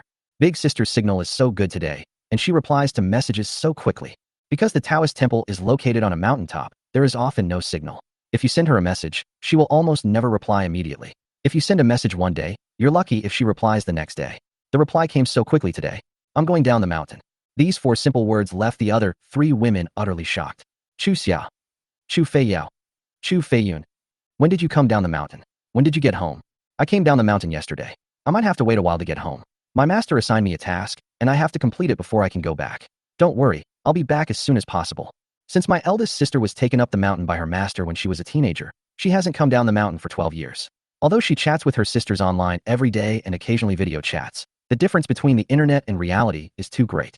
The whole family misses her very much. Chu Feiyun, what mission? You can do the mission after you get home. If you go home tonight, I'll immediately cancel all my work and go back to be with you. Chu Feiyao. Me too, me too, me too. When my older sister goes home, I'll ask my master for leave. Chu Xia. I'm waiting for your older sister at home. Don't worry, I'll be home as soon as possible. I miss you all very much. Inside the 5-star hotel, Chu Huairou, disheveled and looking at her phone, smiled contentedly. After descending the mountain yesterday, she had first indulged in a big meal, eating everything she wanted to do and everything she had ever wanted to eat. I stayed up all night watching short videos and didn't fall asleep until dawn. I'm hungry again now. She ordered takeout. Ding dong. The delivery guy's voice rang out from outside the door. Your food is here. They're here. Chu Huairou responded with a yes, put down her phone to get the takeout, and was about to look up and say thank you to the delivery guy when a dark shadow gave her goosebumps. Her expression turned cold, and a sharp glint flashed in her phoenix eyes. Make a sword with your fingers. She pointed behind the delivery guy and shouted, You wicked creature, you are not allowed to harm anyone. Leave immediately. A dark shadow was perched on the deliverman's shoulder. The shadow resembled a woman, and when Chu Huairou opened the door, she was preparing to bite the deliverman's neck. Upon hearing Chu Huairou's rebuke, the dark figure was clearly taken aback. It opened its blood-red maw and lunged at Chu Huairou. Hurry, hurry, as the law commands. Die. Chu Huairou casually made a sword gesture, her fingers forming a sword, and slashed at the dark figure. The dark figure let out a shrill scream, turned and fled in all directions, and flashed into a guest room. As a female Taoist priest determined to slay all demons in the world, how could Chu Huairou let it go so easily? He rushed forward in one stride. The door lock. She pushed it twice, but couldn't open it. Just as she was at her wit's end, the dark figure poked its head out through the doorway and gave Chu Huairou a provocative smile. Oh shit. How dare you provoke this fairy? Chu Huairou took 2 steps back, took a deep breath, focused her energy in her dantian, and raised one foot. Boom. With a loud crash, the door slammed shut, and screams erupted from inside the room. Who is it? My clothes, where are my clothes? Chu Huairou rushed in. She first saw the 2 women and 1 man on the bed, and was slightly taken aback.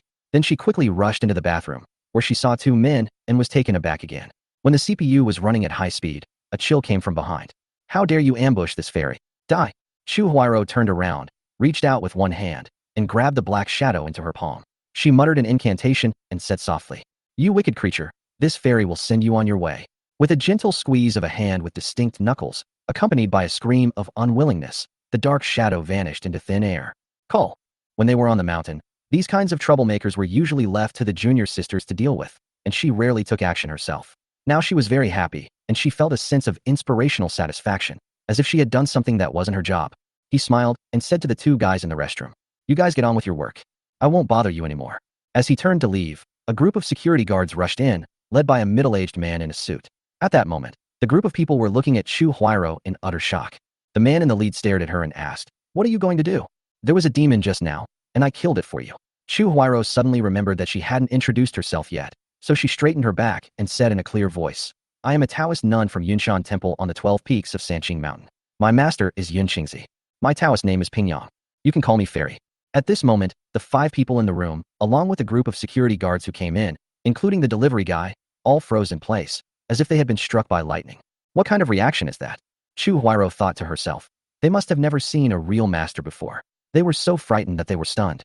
When they come to their senses, will they kneel down and kowtow out to me? When my master came down the mountain, people often called her a fairy, and when they were excited, they would kneel down and kowtow out to her, treating her as a real fairy. Are they going to kowtow out to me too? While I was daydreaming, the man in the suit who was in the lead shouted, Call the police. Chapter 79, The Wizard has been found. Inside the police station, the police returned the ID card to Chu Huairou and verbally reprimanded her, saying, The hotel didn't pursue the matter, but you need to compensate for the cost of the door, as well as the emotional distress caused to the people in the room. Just make a token compensation. I see. Chu Huiro lowered her head, looking wronged, weak, and helpless. Come and sign your name. Chu Huiro signed his name on the settlement agreement. The case is now closed. The police officer looked at Chu Huiro with eyes full of curiosity. Are you really a Taoist nun from Sanqing Mountain? Yes. Do ghosts really exist? Have. So you really can catch ghosts? Meeting. After hesitating for a few seconds, the police officer spoke softly. Actually, something really strange has been happening lately, and I'm starting to wonder if ghosts exist in this world. Put aside your doubts. Ghosts really do exist in the world. At the mention of ghosts, Chu Huiro regained her energy and spoke eloquently. Not only are there ghosts, but also demons, and even some ancient trees have souls. In short, this world is not so simple. What strange thing are you talking about?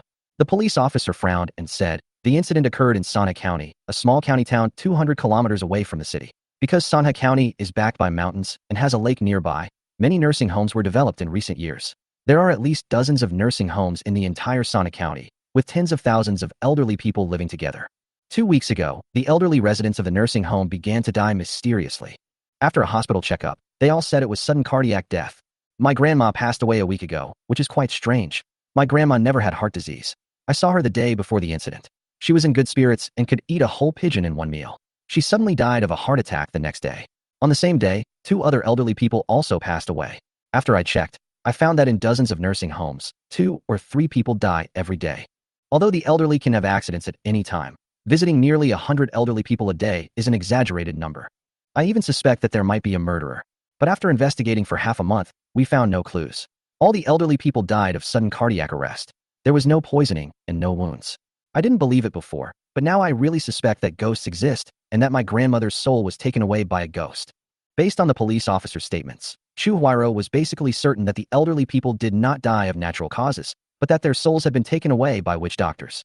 It was truly a case of searching high and low without finding the answer. It turned out that the witch doctors had their eyes on the elderly people in the nursing home. The elderly people were old and weak, making them suitable for soul stealing.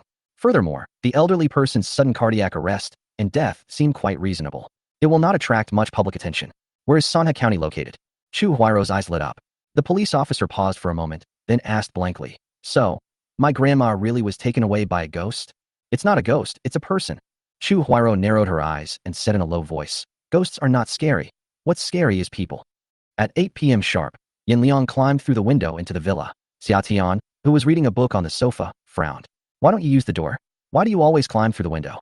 Yin Liang chuckled and said, I don't have the key. I can only knock. How can I ask my master to open the door for me? The windows don't need keys, and there's no need for a plumber to open the door, which is convenient. Summer, how's the investigation I asked you to do?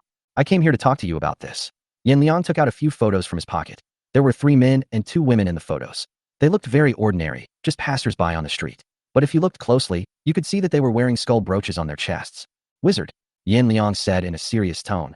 These people have been appearing in the vicinity of Sanha County recently. Sanha County. As a resident of Jiangnan City, I know this scene. During the summer when I was in school, I visited Sanha County more than once.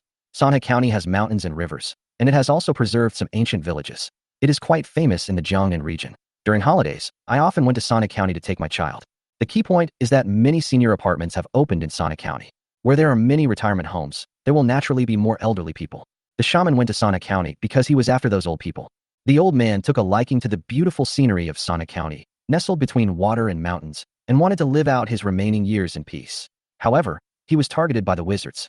Master, seeing Xia Tian's unpredictable expression, Yin Liang spoke cautiously. A friend of mine also mentioned to me that a lot of strange things have happened in Sanha County recently. I heard that hundreds of elderly people die every day at the Sanha County nursing home. In the past, there were at most 1 or 2 people a week, but now there are hundreds a day. Moreover, every one of them died of sudden cardiac arrest, which makes people panic. Everyone says that the place is haunted. Master, are you investigating the mysterious death of the old man? Those with strong constitutions cannot be killed by sorcerers, so they choose the weak, the seriously ill, the young, or the elderly to take their lives. The elderly in nursing homes are their first choice. Can you drive? Summer looked towards Yin Liang. Upon hearing that he was going out with his master, Yin Liang's eyes lit up with excitement, and he nodded repeatedly. I can. I just filled up the tank. Driver, tell me where you want to go, and we'll leave right away. Xia Tian glanced at the time. It was 8 p.m. He would arrive in Sanha County around 9 or 10 p.m. Souls fear the sun, so shamans usually collect souls at night, which was a good opportunity to go there during their soul collecting time. 10 minutes later. In the summer, she changed into a white outfit, sat in the passenger seat, and the two set off. Before leaving, Yin Liang asked with some concern. Master, should we call a few more people? I know a few brothers from the Rong family. Xia Tian shook her head. No need. He can handle a few minor wizards. At the same time, an orange taxi stopped in front of a nursing home in Sana County, and Chu Huairou paid the fare and got out. The driver asked curiously, Miss, are you here at the retirement home in the middle of the night to check on your elderly relatives? Without turning his head, Chu Huairou said, I'm here to kill someone. Chapter 80, I prefer to be called a fairy. Knock knock knock. Chu Huairou knocked on the door of a nursing home called Onkong Nursing Home. Since it was night, the elderly residents were already asleep, and the door was closed. A middle-aged woman in her 40s opened the door a crack and peeked outside. He looked Chu Huairou up and down. She wore a long white dress. Her hair was tied up with a wooden hairpin. A golden sash hung at her waist, and she held a short sword in her hand. A gentle breeze brushed 2 strands of hair across her forehead, making her look ethereal and otherworldly. It's as if they just stepped out of a fantasy drama. Who are you looking for? The woman asked curiously. Chu Huairou spoke gently. I am an agent for a film and television company. Our company wants to produce a TV series about nursing homes and would like to cooperate with your nursing home. Not interested, the woman said, trying to close the door. Chu Huairou said, the cooperation fee is 10 million. Please come in quickly. The woman welcomed Chu Huairou inside. He praised her repeatedly. Girl, you are so beautiful, like a fairy in a TV series. What kind of film and television company are you? Chu Huairou said, I am the general manager of Datong Film and Television Company. Datong is a large company. The general manager is so young. That's really amazing. The woman's face was full of excitement. Chu Huairou smiled gently. In this world, your identity is something you create yourself. How exactly will the cooperation go?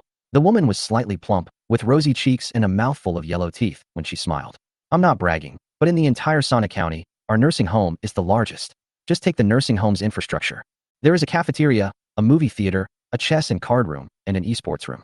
Which nursing home has a gaming room? Only our Hong Kong has it. Listening to the woman's boasting, Chu Huairou maintained a polite smile and said, not bad, not bad. A retirement home with an esports room is indeed nice. I even want to move in myself. After saying that, she glanced at the retirement apartment building behind her and asked a question. That's the accommodation area? The woman nodded and said, the floors above the 3rd floor are the accommodation area, the 1st and 2nd floors are the canteen and public activity area, and there is a large playground in the middle with basketball and football. Some of the elderly people who are in good health prefer outdoor activities. The playground provided by our nursing home is the largest in the entire Sana County. Chu Huairou nodded and continued. So how many elderly people live here in total? As the largest senior living apartment in Sana County, our apartment houses a total of 309 elderly people. The woman spoke of the apartment with a face full of pride. After looking around, Chu Huairou fixed her gaze on the woman's face. How old are you this year? The woman clearly hadn't expected Chu Huairou to be interested in her, and said blankly, I'm 45 years old this year. My surname is Li, and everyone calls me Sister Li. Does Sister Li have children? Chu Huairou continued to ask. Regarding Chu Huairou's question, Sister Li was puzzled, but still answered. He has a child who went to university this year. Chu Huairou then asked, has Sister Li had an abortion? Why do you ask that? Sister Li was taken aback. Chu Huairou smiled and said, I'm just curious. No. Sister Li shook her head, somewhat impatiently saying, I've never had an abortion. Didn't you come here to discuss cooperation? Why do you keep asking me questions? These are my private matters. Chu Huairou smiled gently. A crisp sound. If you've never had an abortion, why are you carrying the weight of a life on your shoulders? There's more than one. Sister Li froze for half a second, and the next second, her hand swiftly slashed towards Chu Huairou's neck. A sharp knife was hidden in her fingertips. If it touched the neck, it would immediately sever the artery. Chu Huairou had anticipated this move. The instant Li Jie made her move, Chu Huairou quickly retreated and kicked out, striking her right under the armpit. He winced in pain and took 2 steps back. She clutched her armpit, glared at Chu Huairou, and questioned her. Who are you? Is it official? Chu Huairou did not answer her question, but slowly drew out the copper coin sword.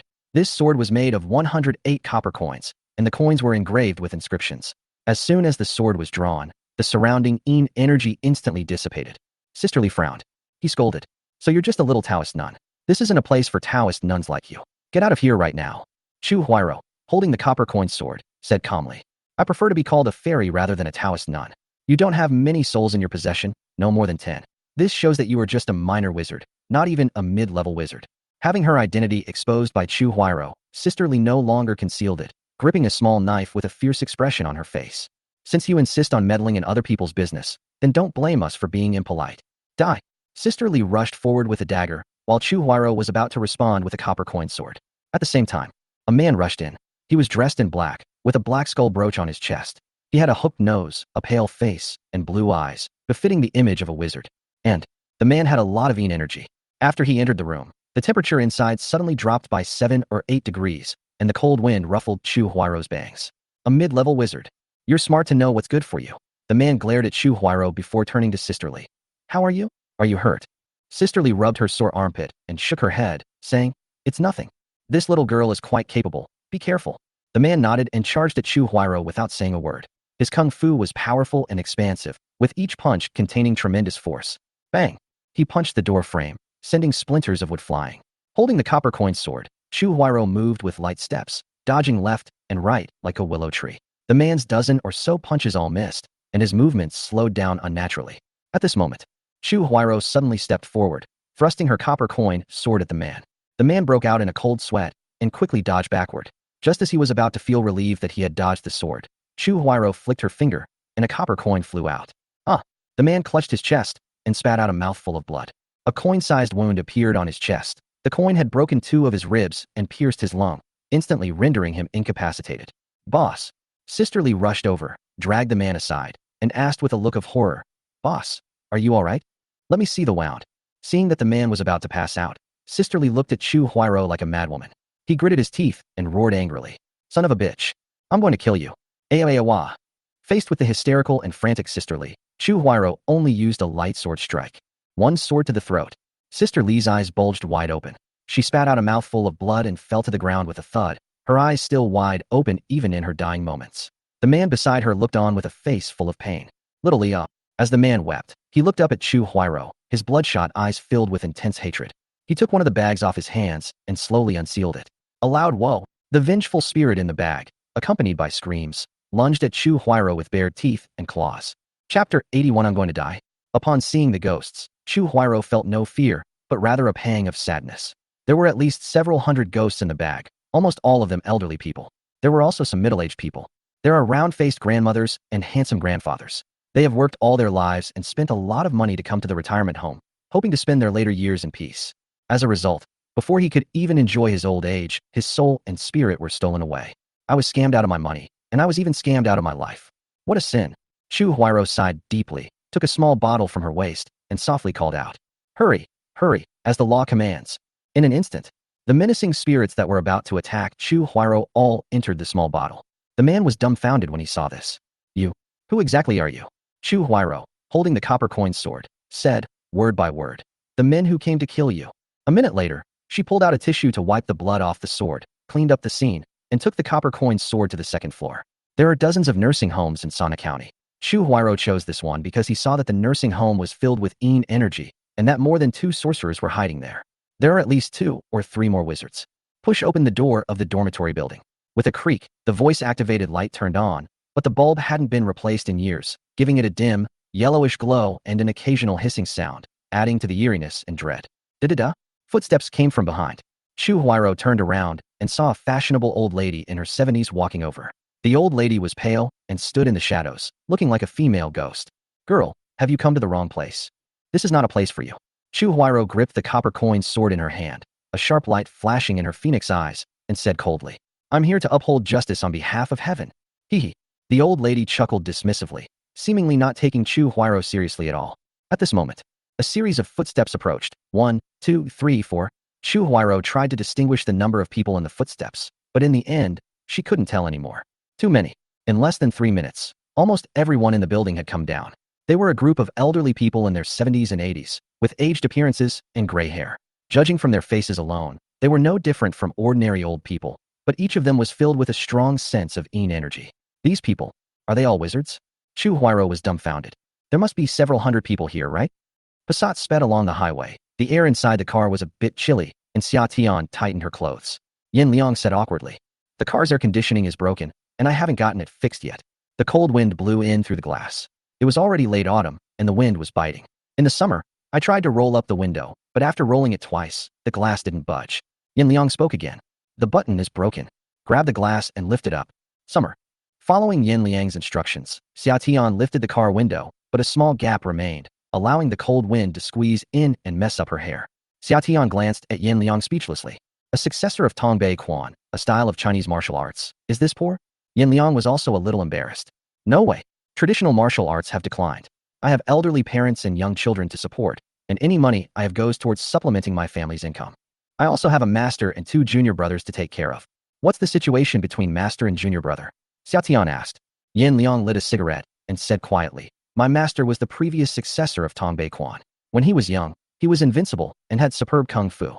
However, because he had low emotional intelligence and a strong personality, he offended many people. Once, my master got drunk and was hit by a car. Both legs were amputated, and one of the junior brothers hit his head and became an idiot. The other one injured his back and was paralyzed from the waist down. My 2 junior brothers are like my brothers, and my master is like my father. I can't just abandon him. Plus, my wife gave birth to twins, a boy and a girl, so I have to work like crazy. This is the life of an ordinary person: master, junior brother, wife, children. For the people they love, they dedicate their whole lives. Xia Tian recalled the appearances of his parents. His mother was a singer, and his father was a business genius. They met through music and had Xia Tian. Because his mother said that all her love should be given to Xia Tian alone, he has no brothers or sisters.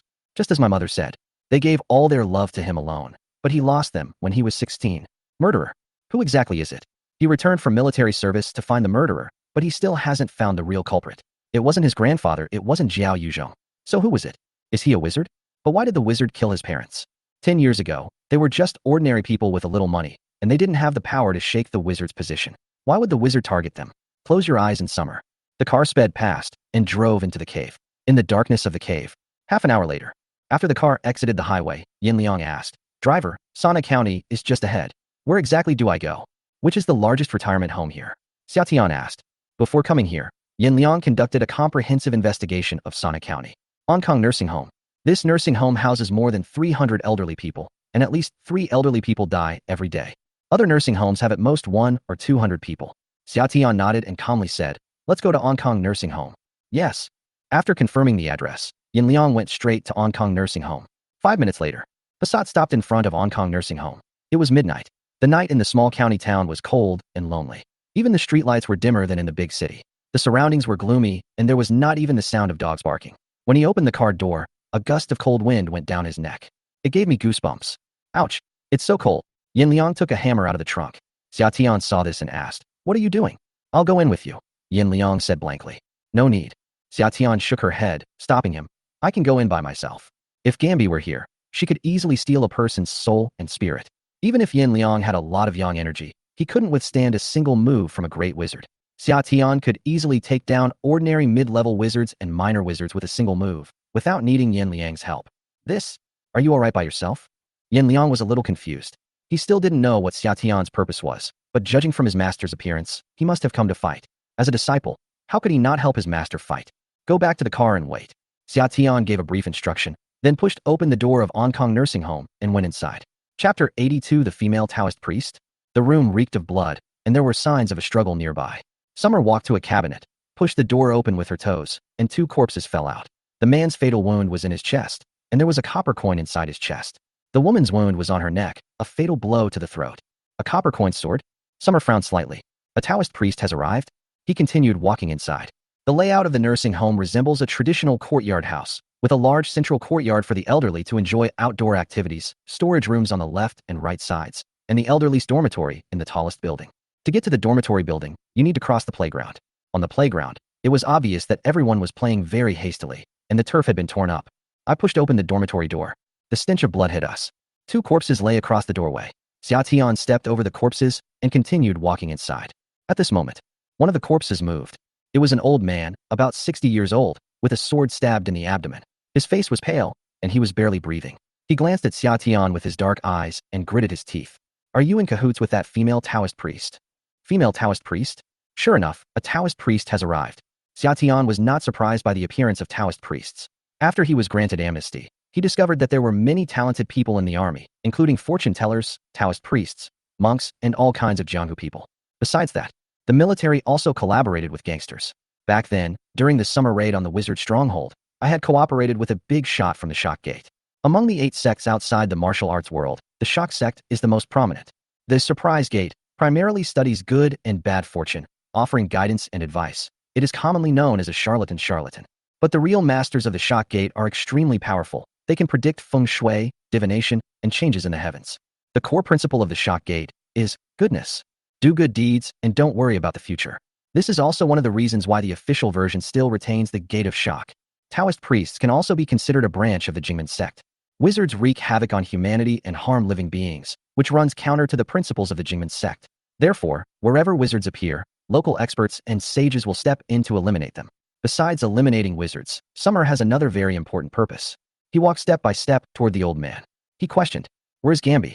The old man was stunned for a moment, clearly not expecting that Xia Tian would know Gambi's name. "Is it something you can address the Grand Wizard by name so casually? You deserve to die?" Oh, in the eyes of the wizards, the great wizard Gambi is a god. But in Xia Tian's eyes, he was nothing more than a cult leader and a defeated opponent. If it weren't for the ceasefire announced by the higher-ups, Xia Tian would have wiped out the wizard years ago.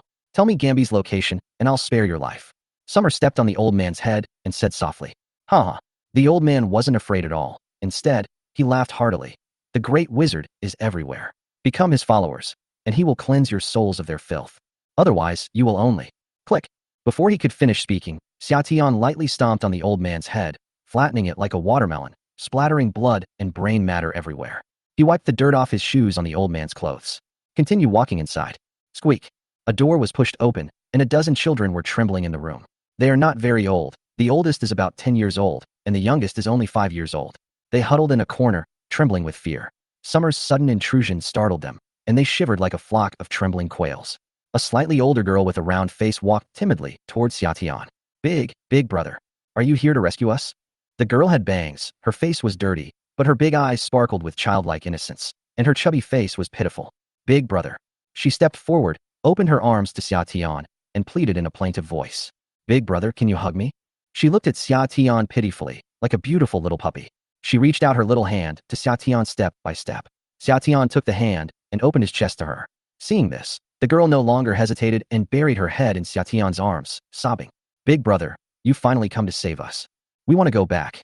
Before she could even utter the word home, the girl's eyes widened, and blood welled up at the corner of her mouth. She stared at Xia Tian in utter shock, unable to believe that this man would lay a hand on a child. She took 2 steps back and then fell to the ground with a thud. Clang. The moment he sat down, the long sword hidden in his sleeve fell out. The hilt of the knife was still stained with blood. She had succeeded once before Summer arrived. Summer looked at the girl, her voice devoid of emotion as she questioned her. "Where's Gambi?" The girl said nothing, gave a cold laugh, then tilted her head and remained motionless.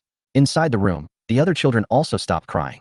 Their cold eyes stared intently at Xia Tian, their little faces devoid of any childlike innocence. They looked more like ghost dolls, standing in a hidden corner, exuding an eerie aura. "Kill him," a boy shouted. The next second, a group of children rushed towards Xia Tian. Seeing this, Xia Tian sighed. When attacking wizards, he least wanted to see these child soldiers. He felt guilty when he started fighting them, but he had no choice but to do so. Clang. A boy of about 13 or 14 years old was holding a copper coin sword and thrusting it at Xia Tian. Xia Tian punched the boy's wrist, and the copper coin sword fell to the ground. 10 minutes later, the room finally quieted down. Summer picked up the copper coin sword. The 108 copper coins, tied with red silk thread and engraved with inscriptions, are all imperial prayer coins made by Emperor Qianlong. The copper coin sword is a personal treasure of the Taoist priests and would never be discarded. Something happened to that female Taoist priest. Xia Tian frowned slightly, picked up the copper coin sword, and walked upstairs. Chapter 83: The True Son of Heaven. In the last stall of the men's restroom on the 8th floor, Chu Huairou felt a sweet taste in her throat and spat out a mouthful of blood. Her face was pale, and her forehead was covered in cold sweat. "The wound on my lower abdomen was very deep." She covered the wound with one hand and took out a few pills from her pocket with the other. She swallowed 2 pills, trying to stop the bleeding quickly, but the knife had injured her internal organs, and blood kept flowing out. She tried to stop the bleeding several times but failed. As blood flowed out of her body, she gradually felt her life slipping away. Right now, she was filled with anger. "Damn it, you brat. Once I get through this, I'll beat her to death." 1 hour ago, she was surrounded by a group of wizards. These wizards were not very powerful. They were all minor wizards, and some were not even wizards at all, just ordinary people, the wizard's lackeys. But they outnumbered each other. Chu Huairou fought and retreated, eventually reaching a small room. Upon entering, she saw a group of children who were incredibly cute, especially the round-faced child with bangs. She looks exactly like her junior sister. She was initially wary of Huairou, but she was surprised when Huairou called her fairy sister. The mere mention of the words fairy sister shattered Chu Huairou's defenses. She gave the girl a warm embrace, and the girl repaid her with a merciless knife. Then, the others caught up, and Chu Huairou climbed out of the window. She used a trick to lure the tiger away from the mountain. The wizards thought she jumped out of the window and ran away, but she didn't run away. Instead, she climbed out of the window and came to the 8th floor. She intended to stop the bleeding from her wound before leaving. But she failed. The wound was too deep, and she also lost her copper coin sword. I, Shu Huairou, the fairy of Pingyang, have been cultivating for 12 years. I have been practicing asceticism every day, unable to go home, and not having enough to eat. I have been practicing asceticism every day, hoping that one day I can act on behalf of heaven. But my first mission after descending the mountain has already failed me. I'm so unwilling to accept this. I haven't been home to see my parents and 4 younger sisters. I haven't eaten snail rice noodles, and I haven't met my soulmate yet. And I'm going to die here. Shu Huairou leaned her head against the wall and slowly closed her eyes weakly. Die? Death will end the pain. Bang bang bang. A knock sounded on the door, and Shu Huairou opened her eyes immediately. All I saw was an old man with withered skin stood in front of her. The old man held a tortoise shell in his hand. Shu Huairou knew that this was a tool used by sorcerers to retrieve souls. This was a mid-level sorcerer. The old man looked at Shu Huairou as if she were a piece of fat meat. He praised it with a tsk. A female Taoist nun, and a virgin at that. She's absolutely stunning. I'm so lucky today. A female Taoist nun like you who hasn't lost her virginity will definitely become a powerful soul slave. Don't worry, after you die, I will find even more powerful male souls to help you with dual cultivation. I'll find 10 for you at once. Day and night. Dual cultivation of day and night. Once you become a blood soul, I can become a grand wizard. Ha ha, I never thought I'd have the chance to become a great wizard. The wizard's words chilled Shu Huairou to the bone. She had heard of the methods wizards used to refine souls. Ordinary soul slaves had little power, and one way for a soul slave to become stronger was through dual cultivation. Being turned into a soul slave was bad enough, but I was also forced to cultivate with 10 male souls every day. Just thinking about that scene made Shu Huairou despair. She'd rather be dead. Oh. Shu Huairou threw a punch with all his might. This punch was too weak for a mid-level wizard. He slightly turned his body to dodge the attack, and looked at Shu Huairou with the gaze of a cat looking at a mouse cornered in a corner. His eyes were full of mockery. Are you angry? Don't be angry. Once I become a great wizard, I'll treat you to the best of everything. If you serve me well, I can even help you find a physical body and be reborn as a human. Are you looking forward to it? He kept rubbing the tortoise shell in his hands, and waves of energy swept over him. Shu Huairou felt her body getting weaker and weaker, and her 3 souls and 7 spirits were about to crawl out of her body. No. Shu Huairou let out a painful scream. Come on, little baby, don't shout. I'll be very gentle. A ferocious smile was on his face, and his eyes were gleaming. No. Shu Huairou shook her head frantically, pleading. Kill me. Let me be a wandering ghost. Don't turn me into a soul slave. Please. I'm begging you, please. Hot tears slid down her cheeks. She tried to awaken the other person's conscience, but who knew that the more she pleaded, the more excited the other person became. Ha ha ha, good. Keep begging me. I like to hear you beg me. Shu Huairou closed her eyes, utterly despairing. Bang. Just then, a loud crash came from outside the door, and a door panel flew over. Boom. Before the wizard could react, the door slammed into him. A man in white was standing on the door. With a slight push of his foot, the man caused the wizard to bleed from all 7 orifices. After struggling for a few seconds, he lay motionless. Shu Huairou stared wide-eyed at the man in front of her. Handsome. So cool. The man was very tall, with naturally curly hair, 2 curled bangs, striking eyebrows, sharp eyes, and a pair of gold-rimmed glasses, making him look both domineering and refined. Are you all right? The man spoke. Shu Huairou wanted to pretend that she was fine, but then she remembered her master's words. Once you meet your true love, don't miss the chance. He is not only your destined partner, but also your spiritual path. Whether you can achieve enlightenment depends on this man. Thinking about this, Shu Huairou said weakly, I can't take it anymore. She buried her face in the man's arms. Looking at the female Taoist nun in his arms, Xia Tian was completely dumbfounded. Although the female Taoist nun was seriously injured, her eyes were bright, her blood and energy were abundant, and her body was very strong. She should have been able to hold on. How could she suddenly be unable to hold on? Let's check the wound first. The wound was deep and bleeding profusely. An ordinary person would have been dead long ago. Fortunately, she was skilled in martial arts and managed to save her life. Take out the silver needles and use them to stop the bleeding. After the bleeding stops, Summer was in a dilemma. He needed to find the great wizard Gambi, and it was really inconvenient to bring her along, but he couldn't just leave her alone. I hesitated for a few seconds. Summer called Yanliang up. Master, I'm here. Are you all right? Along the way, Yanliang saw at least 10 corpses. To be honest, for a moment, he was so scared that he wanted to turn around and run away. Who exactly is his master? A serial killer. Even a serial killer can't kill so many people in one go, right? He was so scared that his calves were trembling, but he also had a little bit of trust in Xia Tian. Although they hadn't had much contact, he believed that Xia Tian wasn't a bad person, so he gritted his teeth and came up. Now, Summer was standing on a door panel, and under the door panel was a person. Bright red blood was flowing out from under the door panel, and the whole bathroom smelled strongly of blood. Yin Liang was terrified by Xia Tian's gaze. Take her away. Xia Tian pointed to Chu Huairou, who had fainted in her arms. She is? Yin Liang was taken aback. Where did this woman come from? She's a Taoist nun. She's injured, and I've already stopped the bleeding, Xia Tian said calmly. Take her away first and find her a safe place to settle down. Yin Liang took the person over and asked Xia Tian a question. Master, when will you be back? Summer turned and left, saying something before she went. Before dawn. Chapter 84. Your parents were killed by a wizard. Where's Gambi? In the summer, a wooden stick was pressed against the jaw of a middle-aged man. Under the dim light, his white shirt was covered in blood, not a single drop of which was his own. From the first floor to the 8th floor. The man before me is the last wizard. Oh. The man smiled, his eyes full of disdain. The lord of the heavenly god palace, codenamed Brother Tian, real name Xia Tian, 26 years old, lives in Jiangnan city. His parents died 10 years ago, and he was imprisoned. Now I'm retired from the military and released from prison. The chairman of Tianhe Group, a renowned young doctor, and also the most annoying grandson of the Xia family. There is a marriage certificate with the Chu family. Currently, he has an ambiguous relationship with Chu Xia, the 5th daughter of the Chu family. The man's words caused Xia Tian's eyes to gradually turn cold. With a slight exertion of force from the wooden stick in her hand, the man's jawbone cracked, and he showed an expression of extreme pain. But he didn't utter a sound. You've come here for revenge? Was my parents' death 10 years ago related to you? Summer asked the question that had been bothering her. Ha ha ha ha. The man burst into laughter, his gaze mocking. Do you want to know the truth? Beg me. Kneel down and beg me. Kowtow to me and call me dad, and I'll tell you the truth. Summer suppressed her anger. It was obvious that the man in front of her was determined to die. Threatening him with death would be useless. Summer had met wizards a few years ago and knew that they were a bunch of lunatics. A cult. It's too difficult to get them to talk. But there is a way. Summer grabbed the man's hair and dragged him down the stairs, one floor at a time. The entire nursing home was filled with the strong smell of blood. Looking at the corpses of his companions, the man's face was filled with pain. But he gritted his teeth and refused to speak. Kill me. You'll never find the Great Wizard.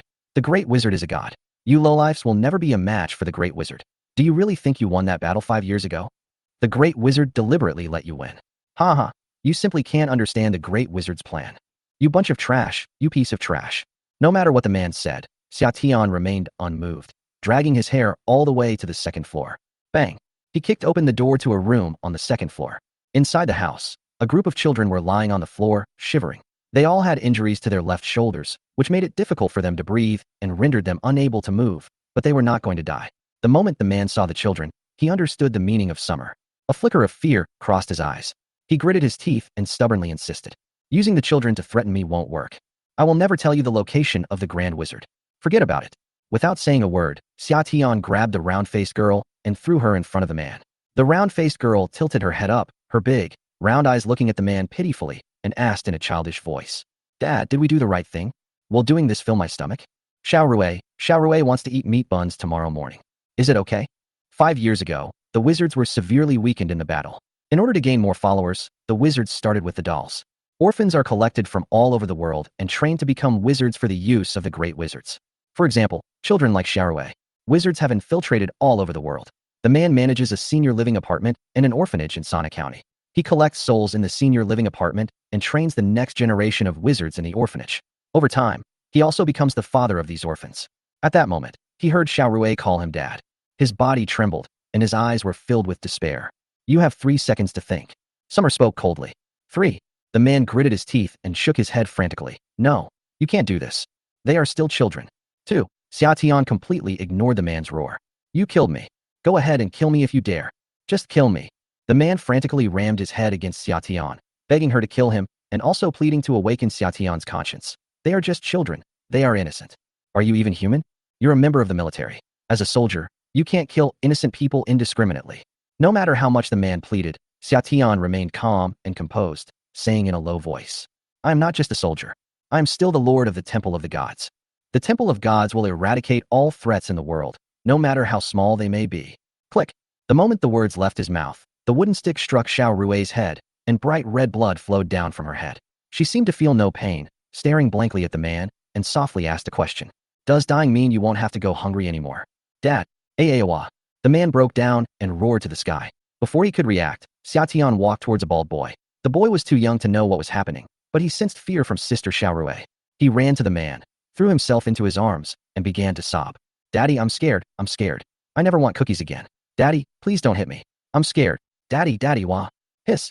The man gasped, his eyes filled with a deathly stillness. After a full 5 minutes of struggle, finally, he sighed. Looking up at Xia Tian, he said with a pale face, "You win. I can tell you everything I know, but you have to guarantee the children's safety." In summer, he stood with one hand in his pocket and the other holding a wooden stick, looking down from above. "You have no right to negotiate." "Explain." The man took 2 deep breaths and spoke calmly.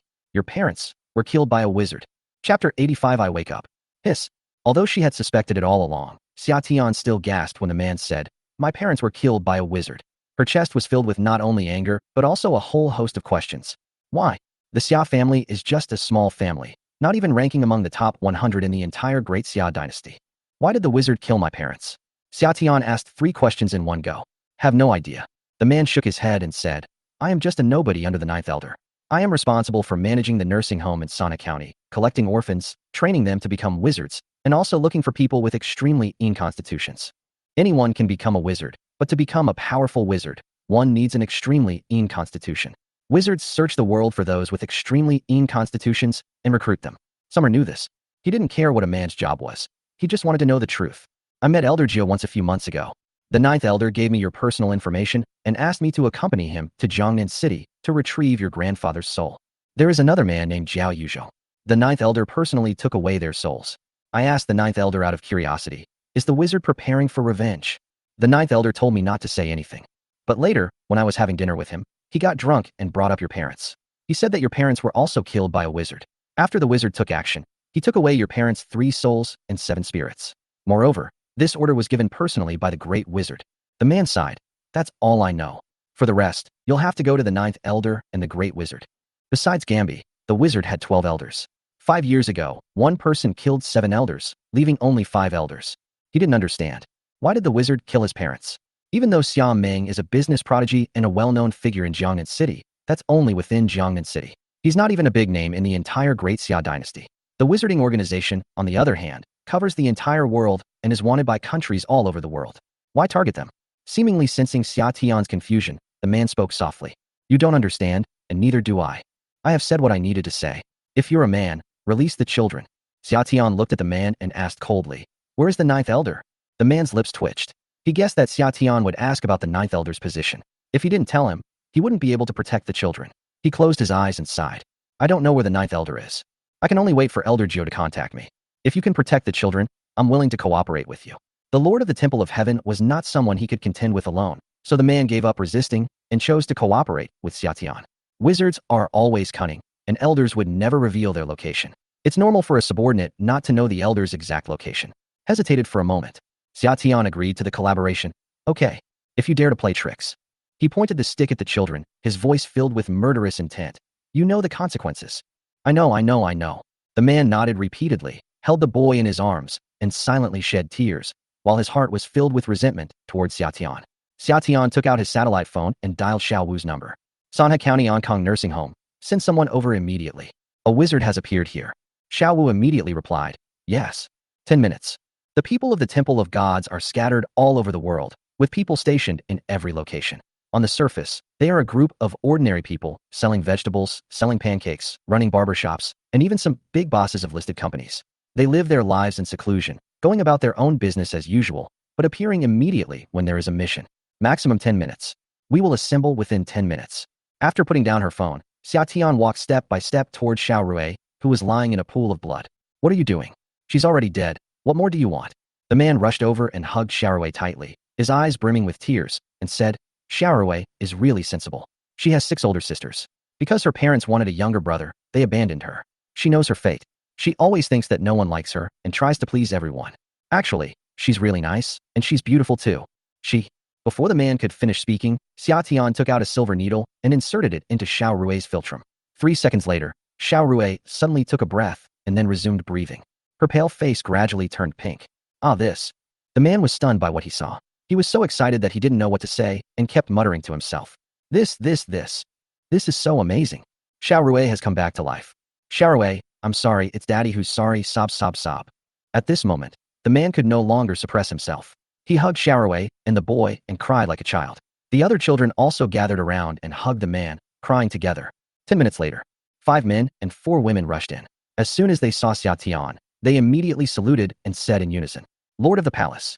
Looking at the 9 people, Xia Tian shook his head and said, I have already stepped down from my position as palace master. You can just call me Brother Tian. There's still an hour until dawn. We need to clear the scene before then. Wipe all the bloodstains clean so as not to cause any impact on society. In addition, Summer pointed at the children and said, take them away. Upon hearing that the children were to be taken away, the man's lips twitched.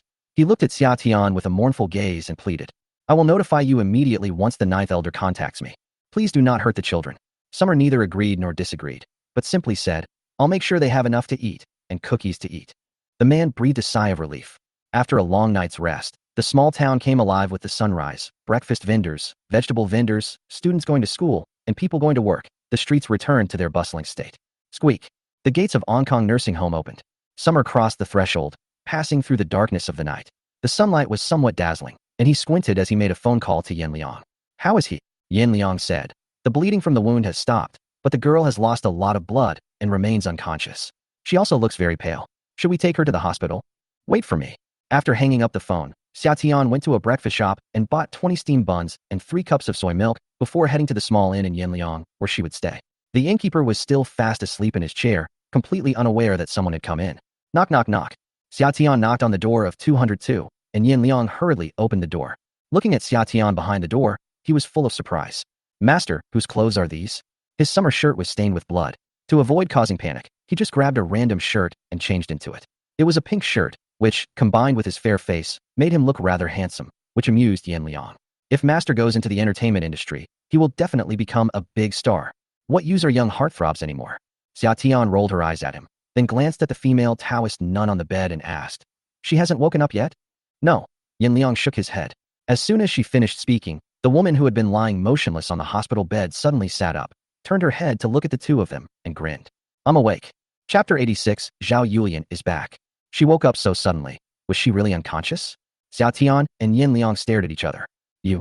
Summer hesitated for a few seconds about how to start the conversation, then silently handed her the steamed buns and soy milk. Are you hungry? Eat breakfast. Then, ignoring Chu Huairo, he and Yin Liang silently ate their steamed buns. Chu Huairo, holding soy milk and steamed buns, was incredibly excited. Even though she had been starving all night, had lost a lot of blood, had almost lost her life, and should have been at her weakest. I was so excited I wasn't even hungry. Xia Tian asked a whole bunch of questions in one go. May I have your name? Where do you live? How old are you? Are you married? Do you have a girlfriend? This series of questions left Xia Tian completely bewildered, while Yin Liang, standing to the side, burst out laughing. Are you checking my household registration? So many questions. Chu Huairo realized she had been a bit abrupt, but she really wanted to understand the man in front of her. He was her true love. Sorry. Thank you for saving my life last night. From now on, you are my savior. May I ask, what is your name? Xia Tian didn't answer Chu Huairo's question directly. Instead, he stuffed the last bun into his mouth, handed her the copper coin sword, and gave her some instructions. Wizards come in all genders and ages. Never underestimate any child soldier. The children I saw in the wizarding territory were no longer ordinary children. They were already little wizards. So, don't let your guard down. Chu Huairo felt a surge of anger whenever she thought of those children. On her first mission after descending the mountain, she almost met her end at the hands of these child soldiers. Once she recovers, she'll seek revenge. However, her most pressing concern right now is finding her true love. You haven't told me your name yet. Xia Tian shook her head and said, My name is not important. Just remember, don't underestimate any wizard. Also, there's more to the story behind the wizard's descent from the mountain. A great wizard is in charge, and your strength isn't enough to shake him. Try not to get involved in the wizard's affairs. Take good care of your health. The Heavenly Temple belongs to a mysterious organization within the country and must never be known to the outside world. Even though Xia Tian has retired from the military, the Heavenly Temple will never be revealed. As for his name, it is even more important not to say it. Who knows whether this Taoist nun in front of him is friend or foe? Xia Tian would never reveal her information to the other party before knowing their true identity. Your wound is deep and has damaged your internal organs, but you are in very good physical condition. Get some rest, you'll get better soon. After giving a few instructions, Xia Tian turned to leave. Chu Huairo panicked immediately. Her true love was gone. Where could she find him? Don't go.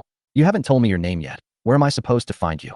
Overwhelmed with excitement, Chu Huairo jumped down, causing her abdominal wound, which had already stopped bleeding, to bleed again. Coupled with the fact that she had been fighting all night and her body was in a completely empty state, Chu Huairo's face turned ashen, and she felt dizzy. The next second, she collapsed straight down. Just as her head was about to hit the ground, Xia Tian rushed forward and hugged her. Yin Liang inquired, Is this time he faking fainting? No. Xia Tian shook her head. He placed her on the bed. Xia Tian took her wrist to check her pulse, frowning as he said, "She's injured her internal organs. The movement was too rough, causing internal bleeding. The wound needs to be readjusted. I'll give you a list, go buy the medicine." Xia Tian quickly wrote a list and handed it to Yan Liang, instructing him, "Be very careful, our identities must not be exposed." The scene from last night flashed through Yan Liang's mind. Blood. Corpse. It definitely cannot be exposed. He swallowed hard and nodded. "I understand, master." After Yan Liang left, Xia Tian used acupuncture to stop the bleeding from her wound. The bleeding stopped temporarily, but she lost too much blood and had no energy. She was in a daze. After working all night, Xia Tian was also a little tired. She wanted to go to the bathroom. As soon as she stood up, a fair little hand grabbed her little finger. "Don't go. I don't know your name yet." Even when Chu Huairou was unconscious, she couldn't forget her true love. "Is my name that important?" Xia Tian shook his head, puzzled. To him, Chu Huairou on the bed was just a beautiful Taoist nun and had nothing to do with him. He would never tell an outsider her true identity. Half an hour later, Yin Liang bought the medicine. After Chu Huairou fed her the medicine and some food, her pale face finally regained some color. The master and apprentice looked at the person on the bed, unsure whether to leave or stay. "Master, are we just going to leave like this? What if her wound gets worse? Sending him to the hospital isn't appropriate either. We can't explain this wound." When Yin Liang went to buy medicine, he saw 7 or 8 people in military uniforms, which scared him so much that he almost abandoned Xia Tian and ran away. Taking Chu Huairou to the hospital was obviously inappropriate. Her wound should be fine now. Xia Tian was very confident in his medical skills, but looking at the drowsy Taoist nun on the bed, he was still a little worried. He sighed. "Let's stay one more day? Go and book another room to rest." Inside the small room, there was only one sofa, which was only 1.4 meters long. Xia Tian, who was 1.9 meters tall, naturally couldn't lie down. He could only sit on the sofa and doze off for a while. Yan Liang glanced at him and then looked at the motionless Taoist nun on the bed. He sighed, then went downstairs and booked a room to rest. Whoosh! Chu Huairou drew back the curtains, and sunlight shone on her. She stretched, and the new curly hair she had done last night, after sleeping all night, made her look like a lion. Her hair was frizzy, but it made her small face look even more delicate. After yawning, she washed up and went downstairs to eat. "Dad, what's for breakfast this morning? Do you still have snail rice noodles at home?" Since Zhao Yulian passed away, Chu Xia and Chu Yuntian have completely let loose, indulging in hot pot, spicy hot pot, cream cakes, all kinds of junk food, even eating snail rice noodles for breakfast, things that were never allowed in the house before. As a practitioner of traditional Chinese medicine, Zhao Yulian strictly adheres to healthy eating standards. "I'm healthy now, but I feel like there's no meaning in living." Therefore, during Zhao Yulian's absence, Chu Xia felt incredibly relaxed. "Dad," she called out, and Chu Yuntian, inside the restaurant, responded in a low voice, "I'm in the restaurant. Breakfast is ready, come and eat." This sound, something's not right. Chu Xia keenly sensed the low tone in Chu Yuntian's voice. Just as she was about to go downstairs, the appearance of someone made Chu Xia's heart sink. Zhao Yulian is back. Chapter 87. You and I are the best of friends. Chapter 87. You and I are the best of friends. "Xia Xia, are you awake? Come and have breakfast." Zhao Yulian tied on an apron and placed a steamed pumpkin, a millet porridge, and a boiled egg on Chu Xia's seat. Chu Xia didn't know why, but even though she was very hungry, she lost her appetite the moment she saw Zhao Yulian. "I'm not hungry. I'll just have a bowl of porridge." "How can you just drink porridge? Drinking porridge will cause excessive stomach acid, raise blood sugar, and not provide enough nutrition." "Good. Eat the eggs and pumpkin too." Zhao Yulian, with the air of a loving mother, placed all the eggs and pumpkin in front of Chu Xia. Chu Xia's lips moved slightly, but she hesitated for a few seconds before remaining silent. After taking a couple of bites, he looked up at Zhao Yulian. "Isn't Mom going to eat?" "I'll eat after you've finished eating," Zhao Yulian said, smiling at Chu Xia the whole time. Chu Xia felt a little uneasy under their gaze and quickly tried to start a conversation. "Mom, when did you get back?" "Last night." As soon as Zhao Yulian opened her mouth, her eyes turned red and tears welled up in her eyes. He said this while crying. "You heartless bunch. I raised you with my own hands, even had my uterus removed to give birth to you. I've served you devotedly for decades, and you kick me out of the house? Do you have any conscience at all? Xia Xia, tell me, do you hate your mother?" The sudden question left Chu Xia feeling like he had a fishbone stuck in his throat. She wanted to say yes, but Zhao Yulian was her mother. She had suffered severe bleeding during childbirth and nearly died on the operating table, requiring a hysterectomy. Gong Kai survived and then devoted herself to raising her. How could she possibly utter the word disgusting?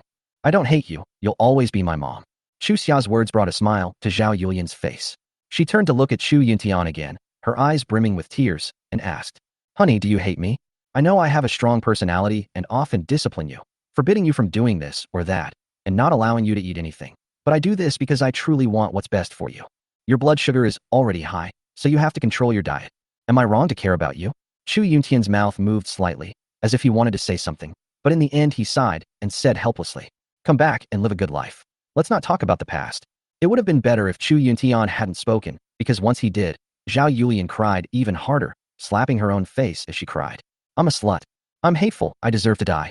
I should have died on the operating table when I gave birth to Chu Xia. I gave birth to 5 children, but I didn't have a single son. I deserve to die. I'm so damn bad." Chu Yuntian was initially a little annoyed, but upon hearing Zhao Yulian's words, he immediately felt helpless. Chu Xia, who was standing to the side, hurriedly got up and helped Zhao Yulian. "Mom, don't get agitated. Please sit down." While comforting Zhao Yulian, Chu Xia also silently shed tears and bowed to Zhao Yulian with a sob in her voice. "Mom, I was wrong. I should have brought you home sooner. This family can never do without you." Zhao Yulian kept saying things like, "I should have died on the operating table," or "my uterus was removed." Every time she said these words, Chu Xia felt incredibly guilty. If it weren't for her, her mother wouldn't have had her uterus removed. If there is a uterus, the mother can have another son. They won't feel ashamed in their grandmother's house for the rest of their lives just because they didn't give birth to a son. It's all her fault. It's all her fault. "Mom, I'm sorry." Chu Xia lowered her head, like a child who had done something wrong. "Xia." Chu Yuntian pulled her aside, frowning as he said, "You did nothing wrong. Don't take the blame on yourself." Just as Chu Yuntian was about to say something, his phone rang. It was Xu Chengfeng. Today is his first day as the CEO of the Xia Group. He needs to represent the Xia Group to discuss cooperation with the Tianna Group. This is a huge project, and there are only 20 minutes left before the meeting starts. He had to get out of the house quickly. Before leaving, he gave Chu Xia a few words of advice. "Xia, don't overthink it. Dad's going to get busy now." As Chu Yuntian hurriedly left, only Chu Xia and Zhao Yulian remained in the room. Chu Xia lost her appetite and apologized to Zhao Yulian once again. "I'm sorry, Mom. I will listen to you from now on, and I will never talk back to you again." Looking at Chu Xia, Zhao Yulian's face showed a loving mother's expression. She hugged Chu Xia and said gently, Xia, don't apologize. It's all Mom's choice. Mom didn't mean to blame you." Upon hearing Zhao Yulian's words, Chu Xia's nose instantly stung with tears. Her mother has sacrificed so much for her, and she actually wants her mother to leave this family. She's so unfilial. This moment, she felt immense regret. The mother and daughter hugged and cried for a while. Then Zhao Yulian started cleaning. As a doctor, she required her home to be spotless. During her absence, although the housekeeper cleaned every day, Chu Xia and Chu Yuntian were both lazy and their things were scattered and messy, which did not meet Zhao Yulian's standards. Seeing this, Chu Xia hurriedly went to help. But as soon as they made a move, Zhao Yulian then spoke up. "Put it down. How could a little kid like you tidy up a room? You're our princess. How can we let a princess clean? Mom can take care of it." "My mom calls me princess?" Chu Xia said weakly. "But before, you always asked me to help you.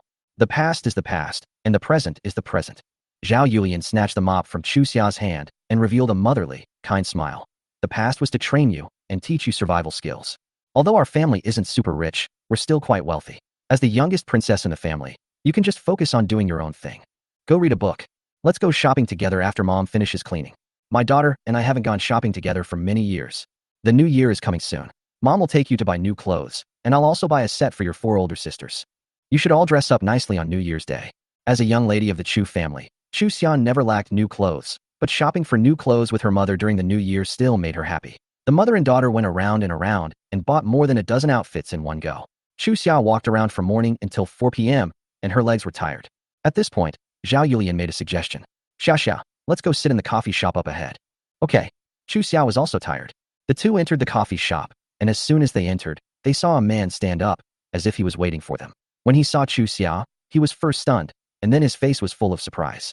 "Greet them warmly. Auntie, you've arrived." Chapter 88. Young Master Zhao Qi. "Mom, who is he?" The sudden appearance of a strange man caught Chu Xia off guard, and she whispered to Zhao Qilian for a question. Zhao Qilian introduced it enthusiastically. "This is young Master Zhao Qi. Young Master Zhao Qi is the owner of our traditional Chinese medicine hospital." "Boss, the Zhao family?" As the richest family in Jiangnan City, the Zhao family has always kept a low profile. In recent years, they have moved their businesses to the Beijing area. Their prominence has long been surpassed by the rising star Tianna Group.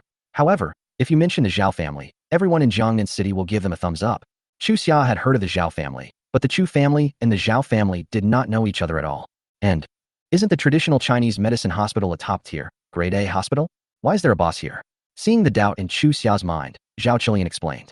6 months ago, the traditional Chinese medicine hospital was put up for sale and was bought by young Master Zhao Qi. Now young Master Zhao Qi is the owner. Zhao Qilian is the vice president of the traditional Chinese medicine hospital, so it's normal for her to know the boss. Only, What is Zhao Qi doing here today, since she and her son are out shopping together? Let's talk about work? Chu Xia said somewhat displeased. If you're going to talk about work, I'll go home first. Don't go. We don't talk about work. Zhao Qilian pulled Chu Xia to a seat and called over a waiter. Give my daughter a cup of your most expensive coffee. Mom knows you like coffee. Young Master Zhao Qi said the coffee here is delicious, so Mom specially brought you here to try it. Zhao Qi, standing to the side, smiled and said, this coffee shop doesn't use foreign brands. It uses our national coffee, made from beans grown in the high mountains of Yunnan. The entire process is handmade, and it's just as good as foreign coffee. I heard from Aunt Zhao that Miss Chu likes to drink coffee and often drinks foreign brands. Actually, you could try our national brands. It's just as good as coffee beans from abroad. Zhao Qi was wearing a white casual suit. He was of average height, but he had a fair complexion, a gentle temperament, and a warm voice. In particular, he kept mentioning national brands, and it would seem unpatriotic not to try them. Chu Xia had no choice but to take a seat. Okay, I'll have a cup. A few minutes later, the waiter placed a hot Americano in front of Chu Xia, and she picked up the coffee and took a sip. It's medium baked, neither bitter nor sour. It smells quite good. If it's dark roasted, it should be even more fragrant. Miss Chu really knows her coffee. Zhao Qi flattered her, then looked up and gave the waiter a wink. The waiter immediately brought over 2 more cups of coffee. Zhao Qi said, the ones on the left are lightly baked, and the ones on the right are darkly baked. Miss Chu, please try them. Chu Xia picked up the 2 cups, took a sip, and a look of surprise appeared on her face. How strange. Lightly roasted food is not sour, and darkly roasted food is not bitter. This coffee is amazing. Zhao Qi smiled confidently. This coffee is the result of 10 years of research. The acidity and bitterness of the coffee have been removed, leaving only the aroma. The light roast has a milder flavor, the dark roast has a richer flavor, and the medium roast is somewhere in between. Customers can choose different baking options according to their own tastes. This coffee is our star product. If Miss Chu likes it, she can take 2 boxes home to drink. Zhao Qi spoke eloquently, demonstrating his extensive knowledge of coffee. Especially when discussing the products, he seemed less like a boss and more like a researcher, which piqued Chu Xia's curiosity. How do you know so much? Did you develop this coffee? No. Zhao Qi shook his head repeatedly and said modestly, I invested in the laboratory, but I am not a real researcher. Our researchers are all top scholars in China. I studied abroad and was exposed to a lot of foreign cultures. To be honest, because I have lived abroad for many years, I have a deep longing for China. 3 years ago, after I returned to China, I started developing products for the Chinese market. For example, traditional Chinese medicine. As soon as a TCM hospital was established, I immediately bought it. For example, tea. I bought 1,000 acres of tea gardens in the Jiangnan and Yunnan areas and exported them abroad to promote my country's tea culture. Secondly, it's coffee. When coffee is mentioned, the first impression that comes to mind is that foreign coffee is better. But in fact, domestic coffee beans are no worse than those from abroad. It's just that the coffee culture is shorter and the production process is not as good as that of foreign countries. With a little effort in research and development, we can't say we can surpass foreign products, but we won't be any worse than them either. At this moment, Zhao Qi was like a young man with lofty aspirations, ready to dedicate his life to the country and to the inheritance of tradition, just like a true scholar. The sunlight shone on his white clothes, as if they were draped in a layer of holy light. Young Master Zhao Qi is truly remarkable.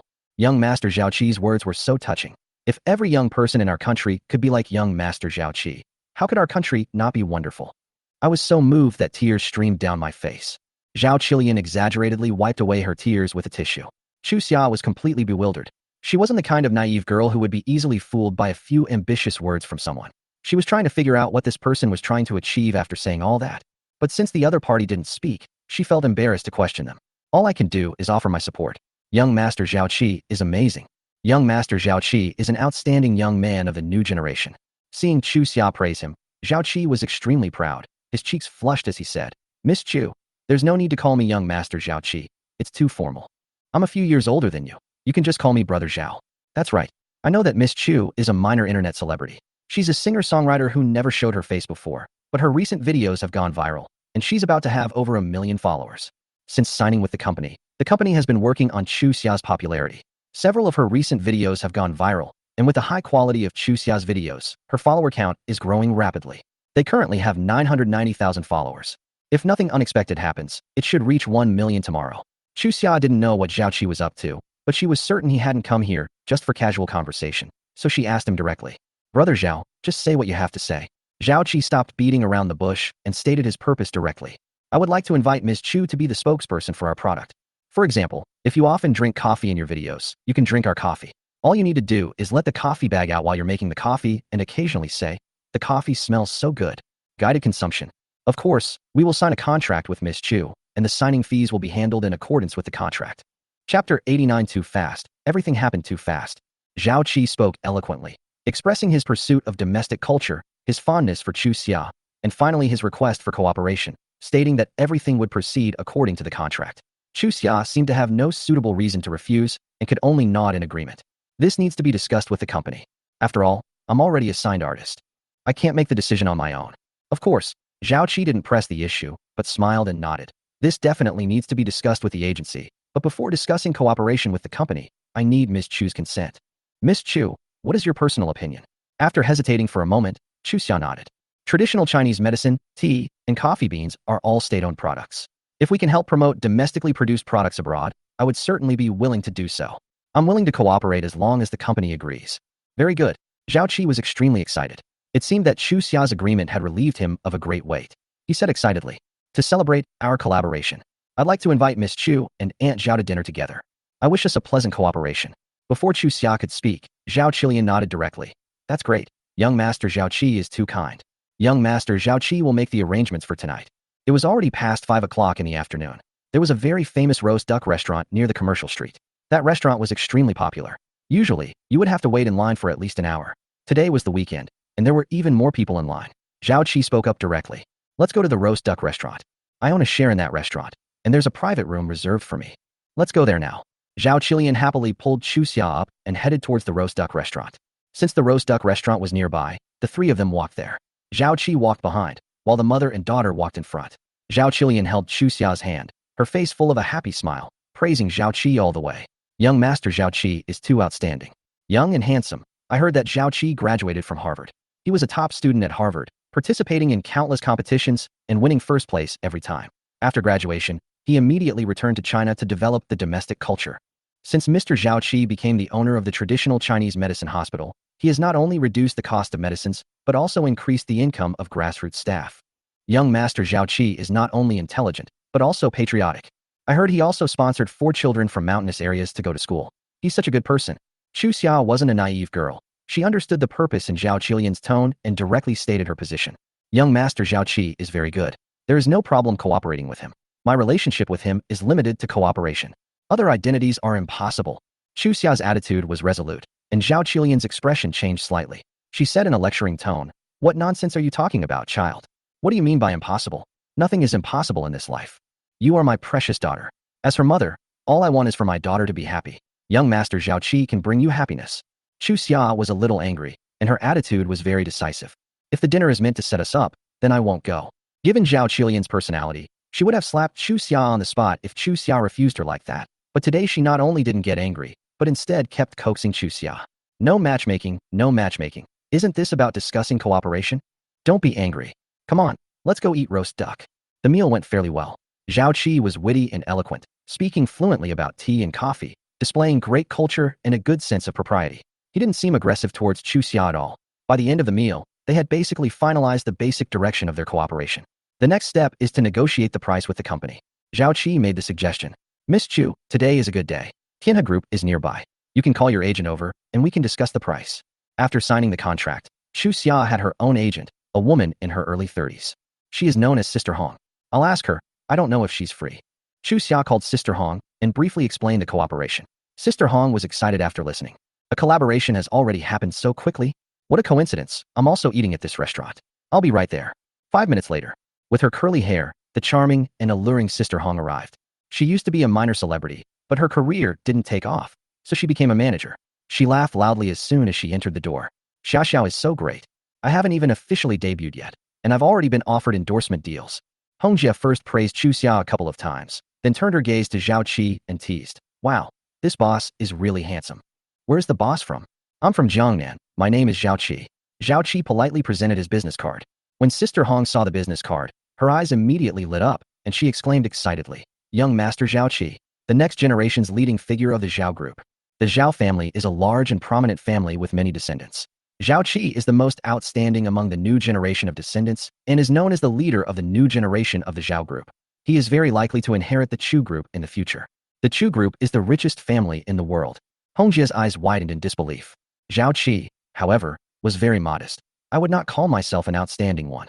My older brothers and sisters are all very excellent. I just run a small business and can't compare to them. I check the prices online. A social media influencer with 1 million followers can get around 500,000 yuan to endorse a product, and they'll get a 10% commission on sales. But Miss Chu's fan base is growing very fast, so it's impossible for her to be paid for 1 million fans. Our company's offer is a 2 million yuan endorsement fee, plus a 20% commission on sales. What do you think? For Tianhe Group, 2 million is a very small number, but Chu Xia is just a minor internet celebrity. Adding a few scenes of her drinking coffee to her videos would be enough. She wouldn't even need to do a live stream or give any introductions. Moreover, as a spokesperson, she can use the products for free. She usually drinks coffee, but now she's saving money on coffee and even starting to earn money. 20% commission. The more you sell, the more you earn. It's like a windfall. Can. Sister Hong readily agreed. We agree to young master Zhao Qi's conditions. If there's a contract, we can sign it now. Zhao Qi readily agreed. Yes. I took the contract with me when I left home this morning. He took out the contract, and after a glance, Sister Hong immediately approved it. No problem. Sign it now. With a flourish of her pen, Sister Hong signed the company name and then handed the pen to Chu Xia. Xia, you sign your name too. It's too fast. Everything is happening too fast. Chu Xia whispered to Sister Hong. Isn't the contract a little urgent? Let's go back and have the legal department take a look. If there are no problems, then we can sign the contract. What are you afraid of? Your older sister is here. Sister Hong patted her chest and said, Would I, your sister, cheat you? Saying anything more would hurt feelings, so Chu Xia had no choice but to shut up and sign her name. Chapter 90 The Outstanding New Generation of the Zhao Family. Chu Xia looked at the contract and felt confused. She was just out shopping, so how did she end up signing a contract? You guys chat. I'm going to the restroom. As Chu Xia left, smiles appeared on the faces of the three people in the private room. Young Master Zhao Qi, from now on Xia is yours. Zhao Yulian asked with a fawning expression. What we agreed on before should still stand, right? Of course it counts. The money will be in my account tomorrow. Zhao Qi smiled generously. After Xia and I get married, you'll be my mother-in-law. I wouldn't dare cheat my mother-in-law, let alone anyone else. Upon hearing the words mother-in-law, Zhao Yulian couldn't stop smiling.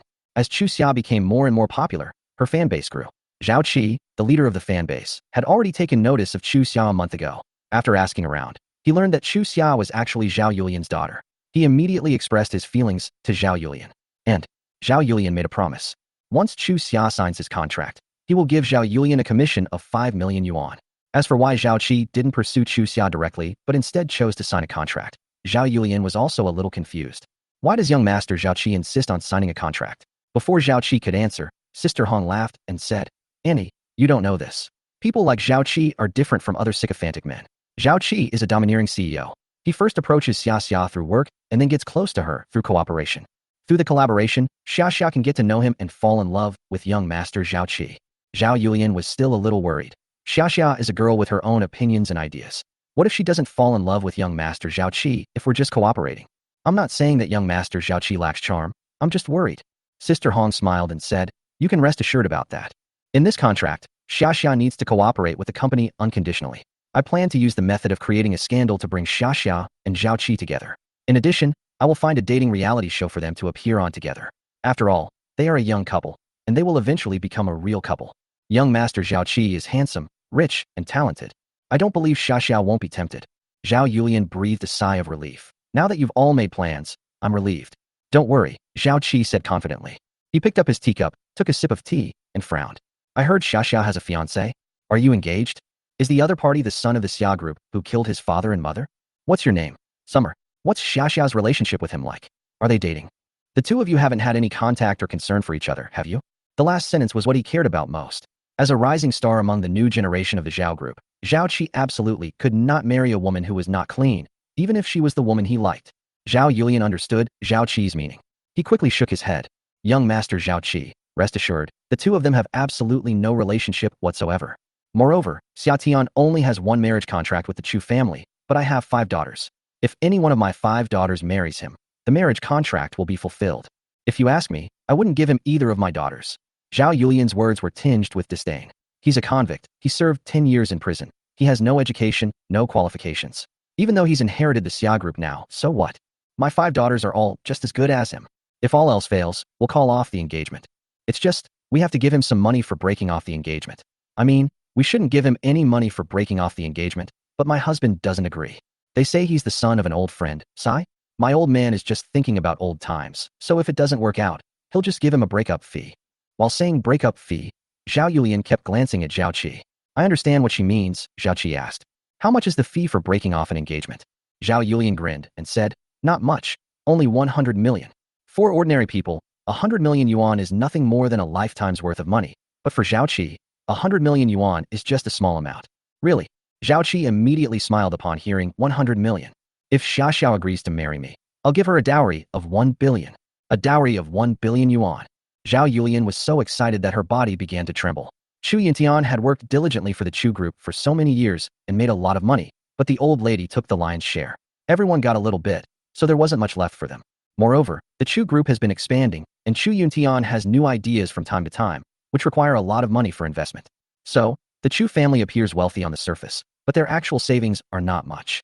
The bride price was 1 billion yuan. Zhao Yulian can retire completely now. She couldn't wait to marry Chu Xia to Zhao Qi right now. Young Master Zhao Qi, the new year is just half a month away. We can set the date for the new year, Zhao Yulian said excitedly. Young Master Zhao Qi can get to know Xia Xia for the next 2 weeks. On New Year's Day, young Master Zhao Qi can propose directly. With my help and my family's help, young Master Zhao Qi will definitely succeed. Propose on New Year's Day and hold the wedding on Lunar New Year. Double happiness. Zhao Qi nodded in satisfaction after hearing this. After the marriage, we immediately helped Chu Xia take a leave of absence from school and have a baby. I want my grandfather to be able to hold his great-grandson before he passes away. As the rising star of the Zhao family, Zhao Qi must solidify his position with his great-grandson. Chu Xia is a perfect match for Zhao Qi in every way, including background, appearance, and talent. More importantly, Zhao Qi likes her. He couldn't forget her when he watched the video, and he likes her even more after meeting her today. I can't wait to get married tomorrow. Won't that guy named Xia Tian cause any trouble? Zhao Qi still had some concerns about the engagement. Won't. Don't worry, he's refusing to budge just because he wants a breakup fee. Give him 100 million and tell him to get lost. He has no education and has been to prison, so he's not a good match for Xia Xia. Zhao Yulian suddenly remembered something and asked Sister Hong. But it seems that he has a good relationship with your Tianhe Group's general manager Cheng Feng. Is Xia Xia's contract okay? Sister Hong smiled and said, don't worry about that. Mr. Wang has always been in charge of Wajiji's business. After Xia Xia signed the contract, he handed it over to me to manage. I have hardly ever met Mr. Xu. Even if he has a good relationship with Mr. Xu, he can't violate the contract. Don't worry. I wish Zhao Qi's company and Xia Xia a long and happy marriage and many children. The three men raised their glasses. Inside the restroom, Chu Xia sent Xia Tian a message. What are you doing? After waiting for 10 minutes, there was complete silence on the other end of the WeChat message. Xia Tian has been out of contact since the night before last. She doesn't reply to my messages and doesn't answer my calls. Where did he go?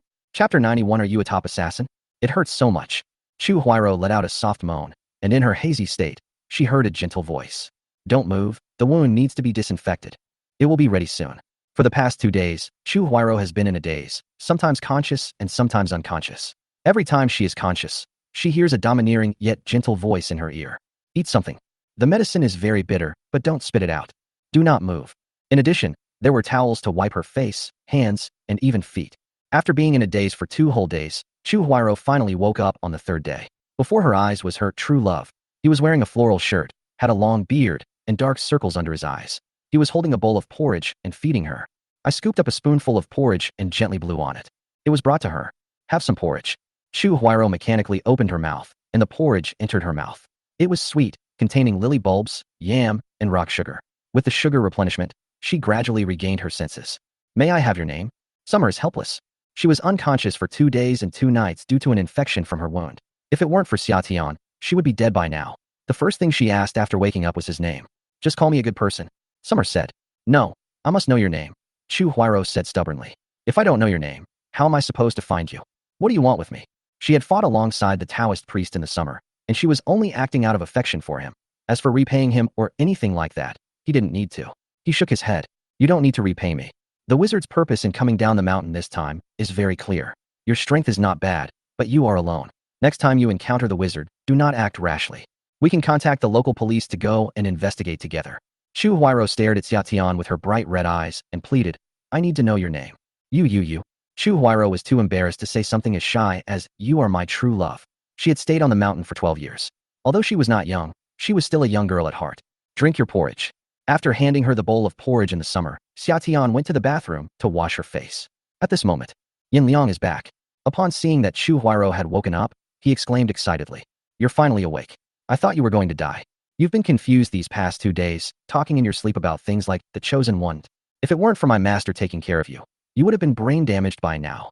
After being confused for 2 days, Chu Huairou finally figured out the relationship between the two. The unshaven, short but strong man in front of her should be the disciple of the true emperor. Since she couldn't get the true emperor to talk, she might as well start with the disciple. Big brother, what's your name? Where do you live? I must visit you to express my gratitude once I'm better. Upon hearing this, Yin Liang immediately grinned. Little girl, you think I look simple-minded and easy to fool, right? If you want to ask me my master's name and address, just ask him. If he doesn't tell me, then there's nothing I can do. Having been exposed, Chu Huairou lowered her head in embarrassment. Xia Tian came out, glanced at Chu Huairou, and said calmly, your injury is fine now. Don't get the wound wet for 7 days, and don't move around too much. If you have an internal organ infection, it's best to rest for a while. This is the prescription. Go back and get some medicine to take. You're in good health and will recover quickly. After giving a few instructions, Xia Tian turned to leave, but Chu Huairou panicked and shouted, where am I supposed to find you? Summer stopped in her tracks, but instead of turning around, she turned her head and left a message. The mountains are high and the roads are long and arduous. If we are destined to meet again, we will meet again in the world of martial arts. If not, I wish you well. Goodbye. Bang. As the door slammed shut, Chu Huairou couldn't help but shed tears. She had finally met her true love, but she didn't even know his name. As she wiped away her tears, a pair of gold-rimmed glasses on the bedside table caught her attention. Is this his? Chu Huairou silently put away her glasses and secretly vowed, I will definitely find him. Patashat. Yin Liang chuckled and said, Master, this little nun has taken a liking to you. She's pretty too, and you're unmarried. So how about we exchange contact information and chat? I have a fiancée. Besides, she's a Taoist nun, not a Buddhist nun. Xia Tian rolled her eyes at him, took out her phone and plugged it into the car charger. Her phone had run out of battery and shut down the night before last. In the past few days, she hadn't gone out or charged her phone while taking care of the female Taoist nun. The female Taoist nun had finally survived this ordeal. He should go back now. There was no response when I plugged it in. Is your charger not working properly? It works great, let me do it. Yin Liang took the phone, plugged it back in, and the phone beeped, indicating it was plugged in. Summer took the phone, wanting to turn it on and check, but it disconnected again when she touched it. It broke again. Yin Liang moved the plug slightly, and the power came back on. He laughed awkwardly. The connection of my charging cable is a bit faulty, so you'll have to hold it at an angle. Stay in one position and don't move. Summer. The air conditioner is broken, the window is broken, even the charging cable is broken. Your car can only fit one engine, but the 4 wheels are still working, right? Summer rants. Hee, what are you saying? My sound system is good too. If you don't believe me, I'll play some music for you. Yin Liang said, about to turn on the sound system. Xia Tian quickly replied, no need. Over the past few days, Yin Liang has been acting as his underling, running errands back and forth. He hasn't asked Xia Tian a single question about anything that happened at the nursing home. But nobody's a fool. Don't let Yin Liang's seemingly simple and strong appearance fool you. He's definitely not stupid. If he doesn't explain things clearly, it might cause panic. Summer hesitated for a moment before speaking. Regarding what happened a few days ago, Before he could finish speaking, Yin Liang interrupted. Don't say anything yet. Let me guess. You're a world-class assassin, aren't you? Chapter 92. Tonight, I'm yours. Summer was speechless. How did you figure out I'm an assassin? From your eyes. Yin Liang glanced cautiously into Xia Tian's eyes. She said softly, I don't understand what murderous intent is, but there is murderous intent in your eyes, especially that night at the nursing home. Your eyes were terrifying. Eyes. Xia Tian touched his eyes and realized that his glasses were missing. Actually, he wasn't nearsighted. The glasses he wore were non-prescription, with slightly yellow lenses that masked the murderous intent in his eyes and made him look gentler. Without the glasses to conceal it, the murderous intent in his eyes was all too obvious. He said calmly, I am not a killer. Next, I will tell you some things about my identity. But you must keep it completely secret. You cannot tell anyone about my identity. Yin Liang nodded fiercely and held up 3 fingers to swear. If I reveal my master's true identity, may I die a horrible death. Master can completely trust me. Once Xia Tian was certain that Yin Liang was truly making a serious oath, he spoke up. I work for the military. The Temple of Gods is the most secretive organization in the military. The identities of everyone in the temple are hidden, and the outside world has no idea that the Temple of Gods exists. Moreover, the Temple of Gods originally belonged to the military, so it's not wrong to say that the people in it are from the military. Military? Yin Liang was dumbfounded. He had been thinking about Xia Tian's personality countless times over the past 3 days. Assassin? Dark? Society? Even some kind of cult. But he never expected that Xia Tian was actually a member of the military. I am currently investigating a group of people who call themselves wizards. The original wizard was a Taoist priest who went astray in his practice. These people are now his followers. They practice a kind of kung fu that can take away a person's 3 souls and 7 spirits. My parents and grandfather all died at the hands of this group. Summer still can't figure out why the wizard killed his parents. These words were beyond Yin Liang's comprehension, and he was so surprised that his mouth dropped open. What happens when a person's 3 souls and 7 spirits are taken away? I'll die. Xia Tian gave the answer directly. If the physical body has a machine to maintain its vitality, it can regain its 3 souls and 7 spirits within 7 days and come back to life. If 7 days have passed, or if the 3 souls and 7 spirits have scattered, or if the body has not been maintained in time and the organs have decayed, then there is no way to come back to life. Good heavens! Yin Liang was completely terrified. After a long while, he stammered. I had heard that there were some masters in the Jiangnan who could catch ghosts. I thought they were just bragging. I never thought that ghosts really existed in this world. What's the deal with those wizards? Is it a cult? Xia Tian said calmly. You can understand it that way. Yin Liang glanced at Xia Tian cautiously, then gave an awkward laugh. I'm sorry, master. I thought. You think I'm a bad person? Xia Tian asked. Yin Liang smiled sheepishly. Looking out the window at the bustling traffic and the vibrant metropolis, Xia Tian's mind was filled with images of fierce battles on the battlefield, of enemy soldiers being bombed and left with only half their bodies. He might not be a bad person, but he wasn't a good person either. 2 hours later, finally back in my hometown in Jiangnan, the first thing I did upon entering my room in the summer was to charge my phone and turn it on. Beep, beep, beep. His WeChat rang dozens of times in a row. He didn't have time to check it and immediately dialed Chu Xia's number. Beep. As soon as the phone rang, Chu Xia answered it immediately. Hey, so you actually know how to call back? You've been missing for 2 days. Where have you been gallivanting around? Although her tone was complaining, she answered the phone immediately, which meant she had been waiting for him. Xia Tian laughed and said, I went to the countryside a few days ago and forgot to bring my charger. My phone died, so I just got back today. What? Missed me? Cut. Chu Xia said haughtily. Who misses you? I've almost forgotten what you look like. You don't miss me, yet you send me 30 WeChat messages? In WeChat, Chu Xia's profile picture has a total of 30 red dots. I posted that because I was bored, not because I missed you. Chu Xia made up an excuse, her tone a little resentful. If you're going to the countryside, just go to the countryside.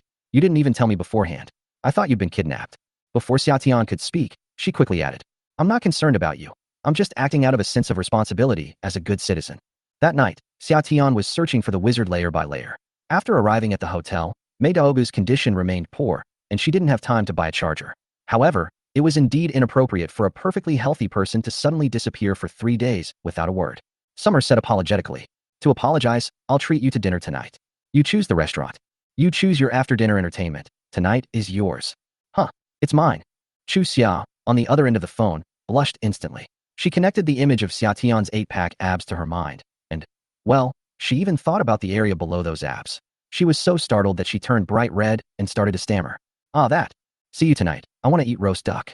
Blessings in all 4 seasons. Meet me at the entrance at 6 o'clock.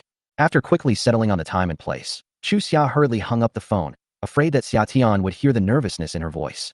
After hanging up the phone, Chu Xia excitedly returned to the filming location. Today is her first day filming an advertisement for coffee. In the past, she always made her videos at home, but now that she has an endorsement, she needs to film the videos at the company. The company provided her with a private room and cultivated her image as an independent woman. Today is my first day in the new house. Make yourself a cup of coffee first to cheer yourself up. Chu Xia, dressed in pajamas, lazily stretched as she boiled water and made coffee. Every angle was captured in close-up, and when the angle wasn't right, she had to reshoot. A 15-minute video took a whole day to film. It is now 5 p.m. She needed to go home and change her clothes before going on her date with Summer. Director, I'll be going now. She had just finished filming the last scene, changed her clothes, and said goodbye, etc. Sister Hong called out to her. Young Master Zhao Qi is coming right away. Please wait a moment. Why wait for him? The contract has already been signed, so there's no need to meet with his boss anymore, right? We're not friends. How can you have absolutely no business acumen? Sister Hong tapped her little nose and, like an older sister, lectured her. Now that you're a signed artist, you need to build good relationships with some big bosses. Business is something that can be opened up naturally when one boss introduces another. In the future, you're going to participate in variety shows, make movies, and TV series. Do you just want to be an internet celebrity? Chu Xia said quietly. Of course I don't want to just be an internet celebrity, but I have dinner appointments with friends. If we don't leave now, it will be too late. No sooner had he finished speaking than Zhao Qi's voice came from outside the door. Who did you meet up with? Chapter 93. Boyfriend or girlfriend? Boyfriend or girlfriend? Zhao Qi walked in with a smile. He was wearing a black suit today. He wasn't tall, but the suit was well tailored, and he looked very charming, like a researcher. Chu Xia greeted him politely. Boss Zhao. Calling me boss is too formal, Zhao Qi said kindly. Just call me brother Zhao. I'm fine, I just came to check on the filming progress. At this moment, The director came over, showed Zhao Qi the first edited video, and praised her, saying, Miss Chu has a very good sense of the camera, and her skin is fair and her features are full, so she hardly needs any retouching. She's cute with just a simple makeup look. Here, I've given it a close-up. The big stars in the industry don't dare to be close-up shots. They simply can't withstand the magnification of the film. But Miss Chu is different. Close-ups highlight her beauty even more. She's absolutely perfect. As the camera zoomed in, every pore of Chu Xia's face was clearly visible in the video. The close-up view made Chu Xia's beauty even more apparent. Her amber pupils reflected the girl's shyness and deep meaning, and Zhao Qi was unknowingly mesmerized. Boss. Boss. The director had to call Zhao Qi several times before she came to her senses.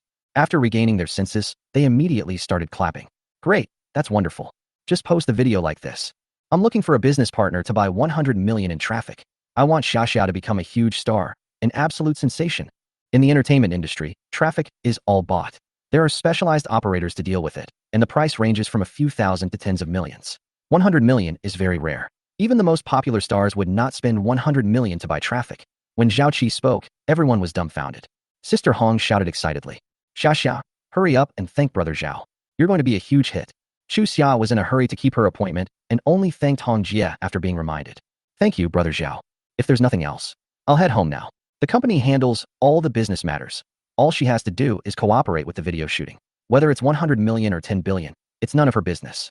All she wants to do is get off work quickly, go home, change her clothes, and go on a date with Xia Tian, etc. Sister Hong grabbed her and winked frantically at her. What's the rush? Young Master Zhao Qi just arrived. Aren't you going to ask if young Master Zhao Qi has anything else to do? Chu Xia said, oh, and looked at Zhao Qi to ask, does Boss Zhao have any other problems? She stubbornly insisted on calling him Boss Zhao and refused to call him Brother Zhao. Instead of answering her question directly, Zhao Qi asked in return, is Xia in a hurry to go on her date? Chu Xia nodded. I made an appointment with a friend. Boyfriend? Zhao Qi continued to ask. Sister Hong hurriedly said from the side, what boyfriend? Xia has never had a boyfriend. She's still a lifelong single. Right? Xia. Hong Jie pinched Chu Xia's back to remind her not to talk nonsense. As an artist, she can't talk nonsense from the day she signed the contract, especially about matters of the heart.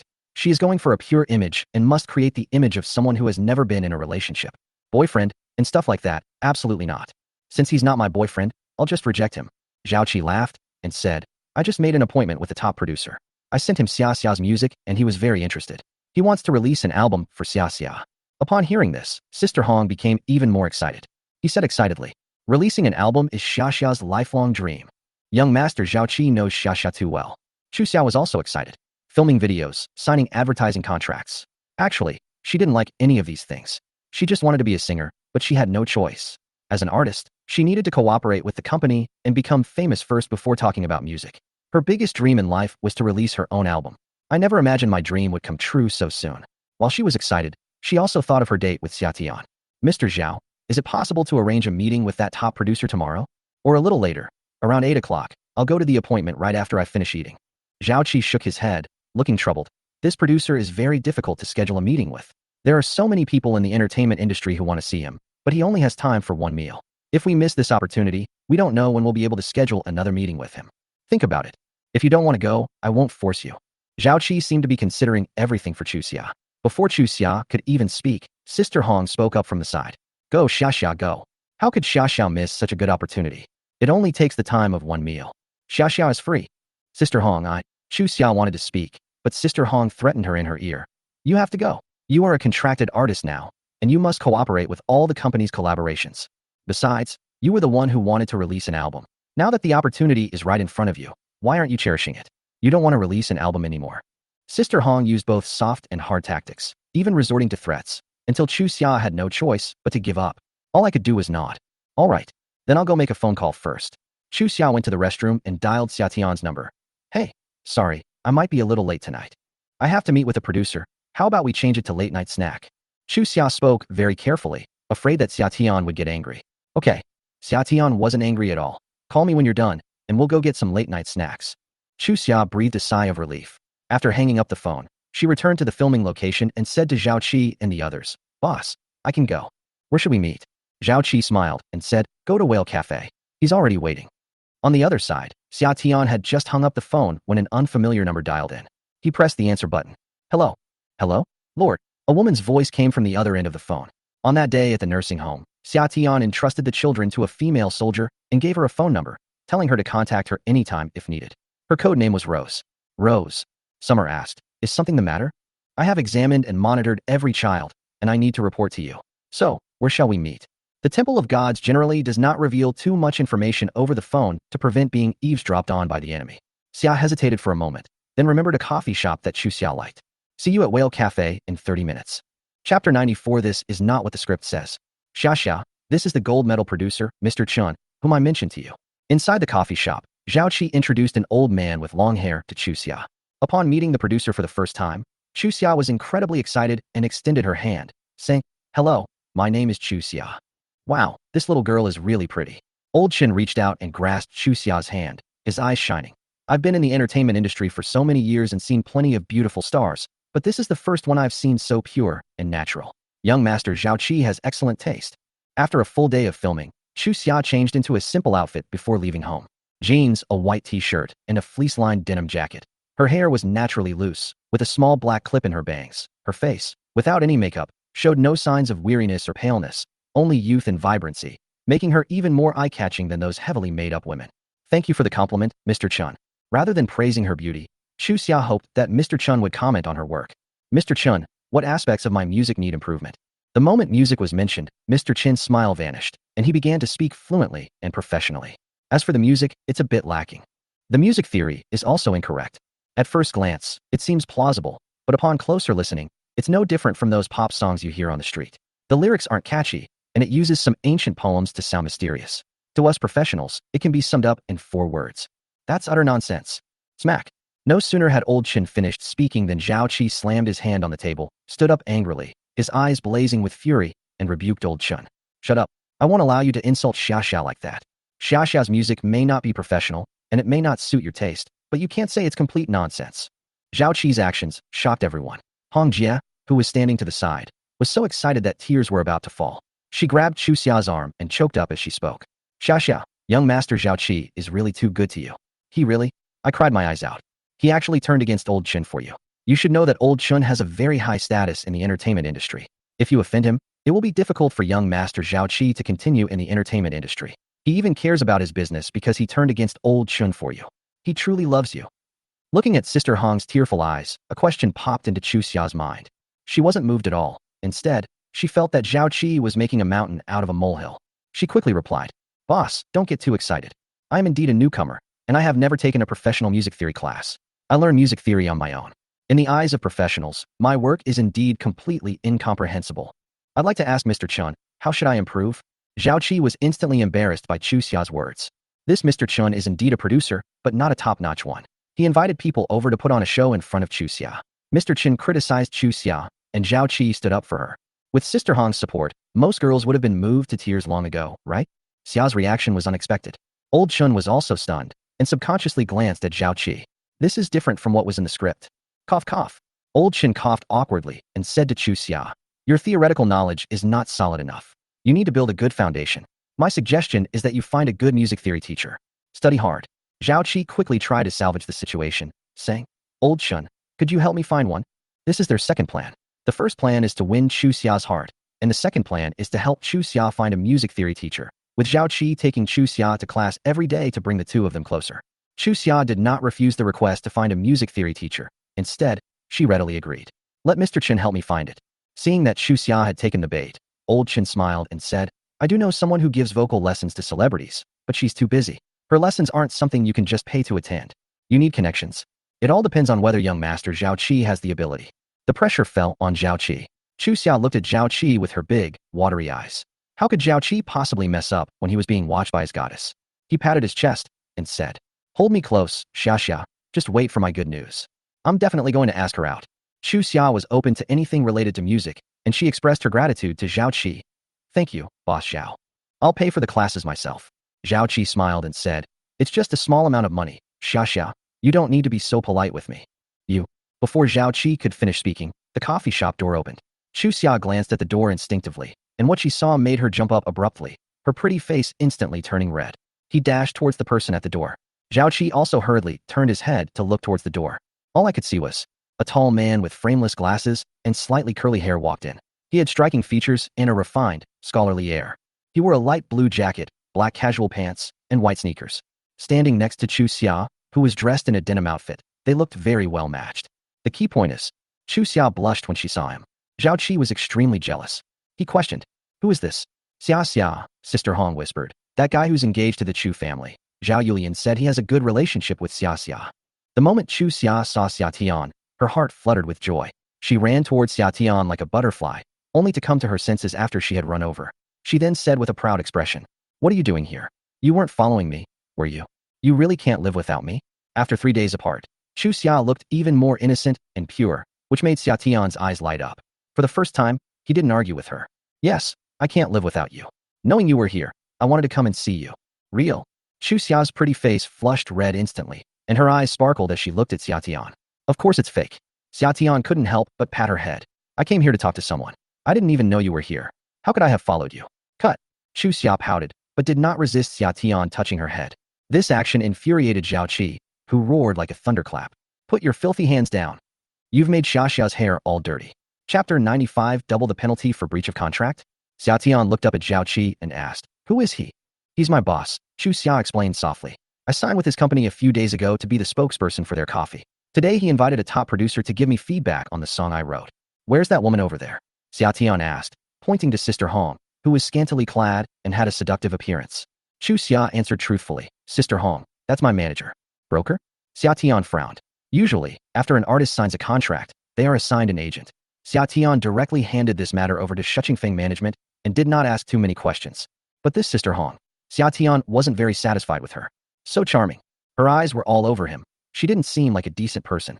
However, there aren't many decent people in the entertainment industry.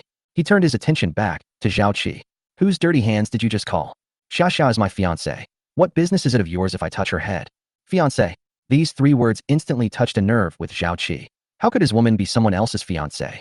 "You're talking nonsense. Xia is not your fiancé." Hongjia, who was standing to the side, got a little anxious and hurriedly stepped forward to explain. That's right.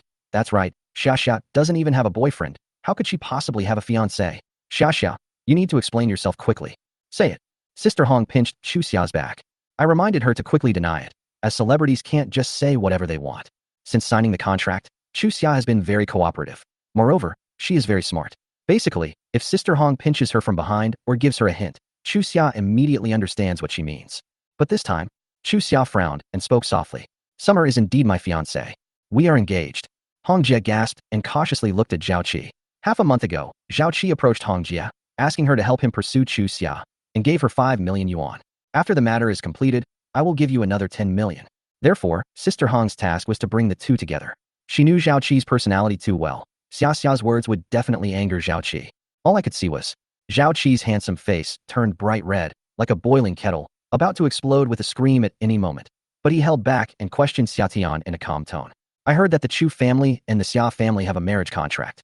The Xia family only has one person, but the Chu family has 5 daughters. It's not yet certain which daughter this marriage certificate belongs to. Even if Xia is willing to shoulder the fate of her family. Then may I ask Mr. Xia, what qualifications do you have to marry Xia? Because you're a murderer? Because you served 10 years in prison? Because you don't even have a high school diploma?" Faced with Zhao Qi's aggressive questioning, Xia Tian remained calm on the surface.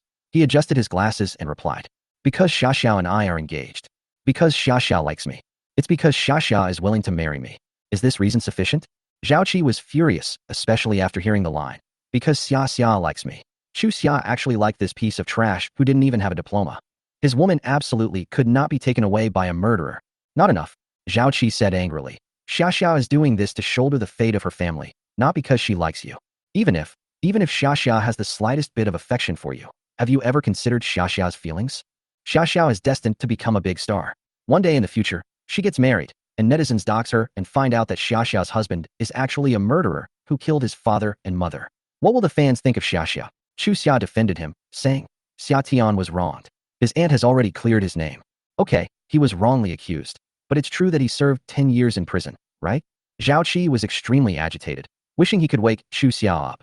"What will netizens think of you marrying someone who served 10 years in prison? What do your fans think of you?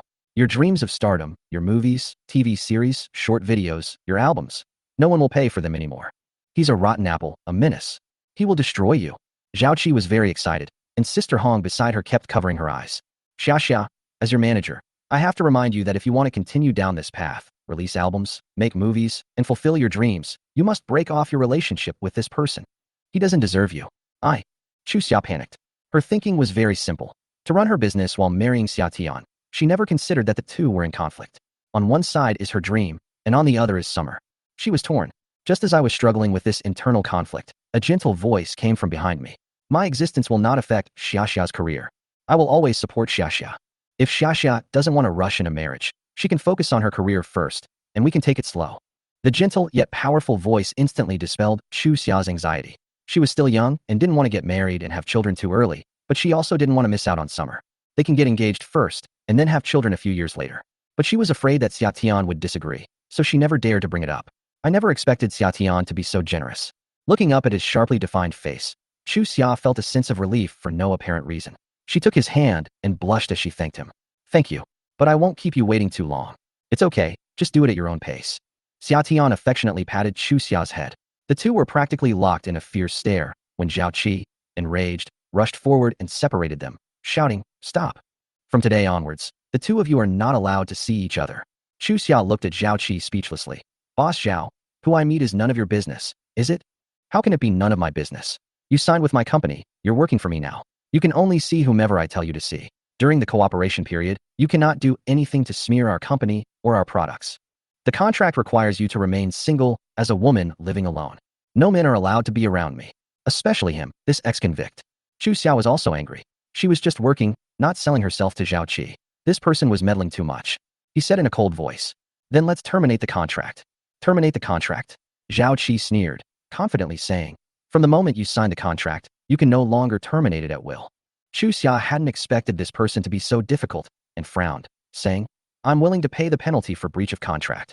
Pay damages for breach of contract?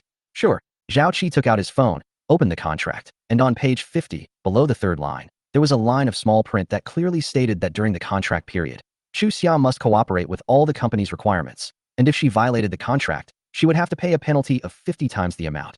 The time frame is 10 years. The annual fee is 20 million, 10 years is 200 million, and the penalty for breach of contract is 50 times that amount, which is 10 billion.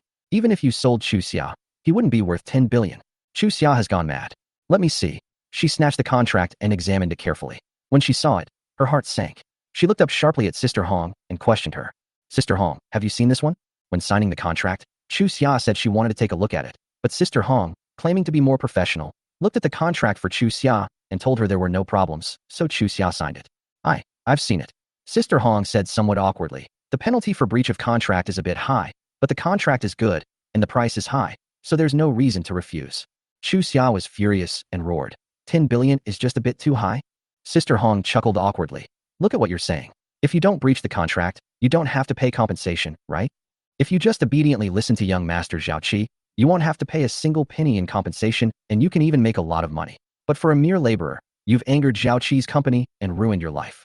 Is it worth it? Chapter 96. You can't afford to pay 100 million. Sister Hong coaxed. You can't afford to lose 10 billion. As the richest man in Jiangnan City, the Zhao Group's legal team is extremely capable and has never lost a case.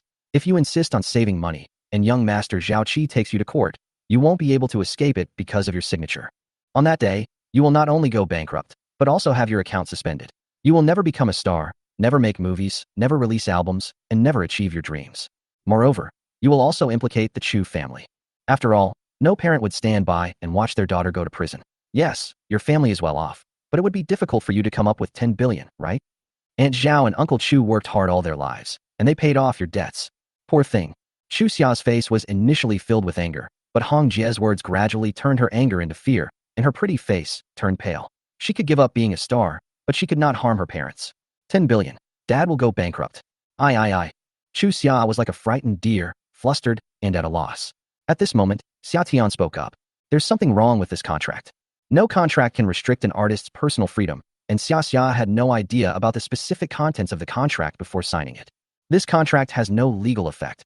Ha ha ha ha. Zhao Qi burst into laughter, looking at Xia Tian as if he were a clown. You say it's invalid, so it's invalid? It's all in black and white, and Xiaxia's signature is also there. It's her own problem that she didn't read the contract carefully. We're all adults, and adults need to be responsible for their own actions. Xia Tian ignored Zhao Qi and turned her attention to Sister Hong. Are you Xiaxia's agent, an employee of Tiana Group? Who is your boss? Hong Jie felt a pang of panic. She had heard of Xia Tian's reputation. He was the son of Xu Qingfeng's good friend. He had appeared with Xu Chengfeng at Tiana Group before, and many employees had seen him. But, so what? He's just a relative of Xu Chengfeng, not the CEO of Tiana Group. Xu Qingfeng doesn't manage the entertainment business, so there's no need to be afraid of him. Who my boss is, what's it to you? How? You still want to see my supervisor? Hee, don't worry about it. I know you have a good relationship with President Xu, but President Xu has helped you time and time again. You always ask President Xu for help whenever you need something. Are you still a child? That's true. When people who are incompetent are bullied, they just call their parents for help. Let me tell you the truth. Even if President Xu came, he wouldn't care about Guaji's business, unless you're the boss of Tiana Group. It's a pity you're not. You're just a loser who spent 10 years in jail, with no experience, no skills, and no education. You're not even as good as one of young Master Zhao Qi's fingers, and you're not worthy of Xia. You. Snap. Before Sister Hong could finish speaking, Chu Xia slapped her across the face and yelled at her. Shut up. I won't allow you to insult Xia Tian. You dare hit me? Sister Hong covered her face, looking at Chu Xia in utter shock. I'm your manager. I helped you transform from a small internet celebrity with 200,000 followers into a big internet celebrity with millions of followers. And I even helped you sign Zhao Qi. You became a star all because of me. You dare hit me? Chu Xia blushed.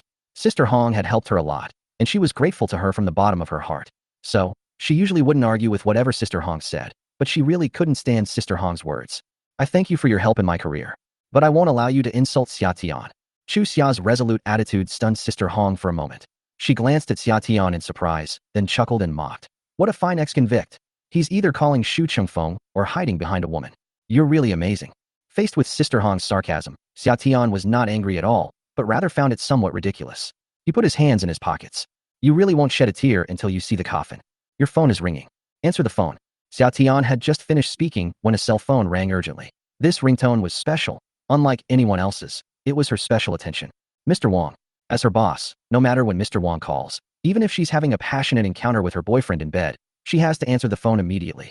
At that moment, ignoring the pain on her face, she hurriedly took out her phone and answered Mr. Wang's call. Hello? Mr. Wang. Yes, I'm with Xia. Oh, you mean the boss of Tiana Group? Is he here too? Where is he? 1 second Hong Jie was on the phone. The next she slowly turned around and looked at Xia Tian with a terrified gaze, as if she had seen some ferocious tiger or wild beast. Even the flesh on her cheeks began to tremble, and her 2 red lips shook. I don't know. I really didn't know, Mr. Wang. Please let me off the hook. Please let me off the hook. Don't want. Mr. Wang, please don't give up on me. I followed you for so long. Can you please give up on me? Mr. Wang. President Wang? President Wang? President Wang. Beep, beep, beep. Mr. Wang hung up the phone directly. Sister Hong's face turned pale, her thin body trembled, and her pair of fox-like eyes, which used to be full of spring waves, were now filled with fear. What's wrong with you? Zhao Qi noticed that something was wrong with her and thought that Xu Chengfeng was causing her trouble. He comforted her, saying, Don't worry, if you can't make it at Tiana Group, just quit and come to my company. Don't be afraid. At worst, I'll just lose my job. What's there to be afraid of? Without even glancing at her, Sister Hong rushed to Xia Tian and knelt down with a thud, begging for mercy. Mr. Xia, I was wrong. Please, have mercy on me this time. There will never be a next time. Please, have mercy on me. I'm kowtowing to you. Bang, bang, bang. She kowtowed 3 times in a row, her forehead bleeding, but she didn't dare to stop. She kowtowed frantically, begging Xia Tian to forgive her. Chapter 97, she actually sold Chu Xia out? Xia Tian pulled up a chair, sat down, crossed his legs, leaned back in the chair, and looked at Sister Hong coldly like a king. What did you do wrong? Sister Hong shuddered, a natural internal struggle raging within her. Seeing that things were not going well, Zhao Qi, who was standing nearby, quickly made a threat. Sister Hong, don't forget who you are. Hong Jie is nothing more than a small pawn in the entertainment industry. Compared to the powerful Zhao family, she is far too weak. If she were to betray Zhao Qi, the consequences would be unimaginable. Given her status, she would never dare to offend Zhao Qi, but compared to Zhao Qi, she dared not offend Xia Tian. I accepted a bribe from Zhao Qi. Zhao Qi gave me 5 million yuan to complete Xia Xia's contract with him because he likes Xia Xia and wants her to become his wife. Furthermore, he promised me a reward of 10 million after I married Xia Xia.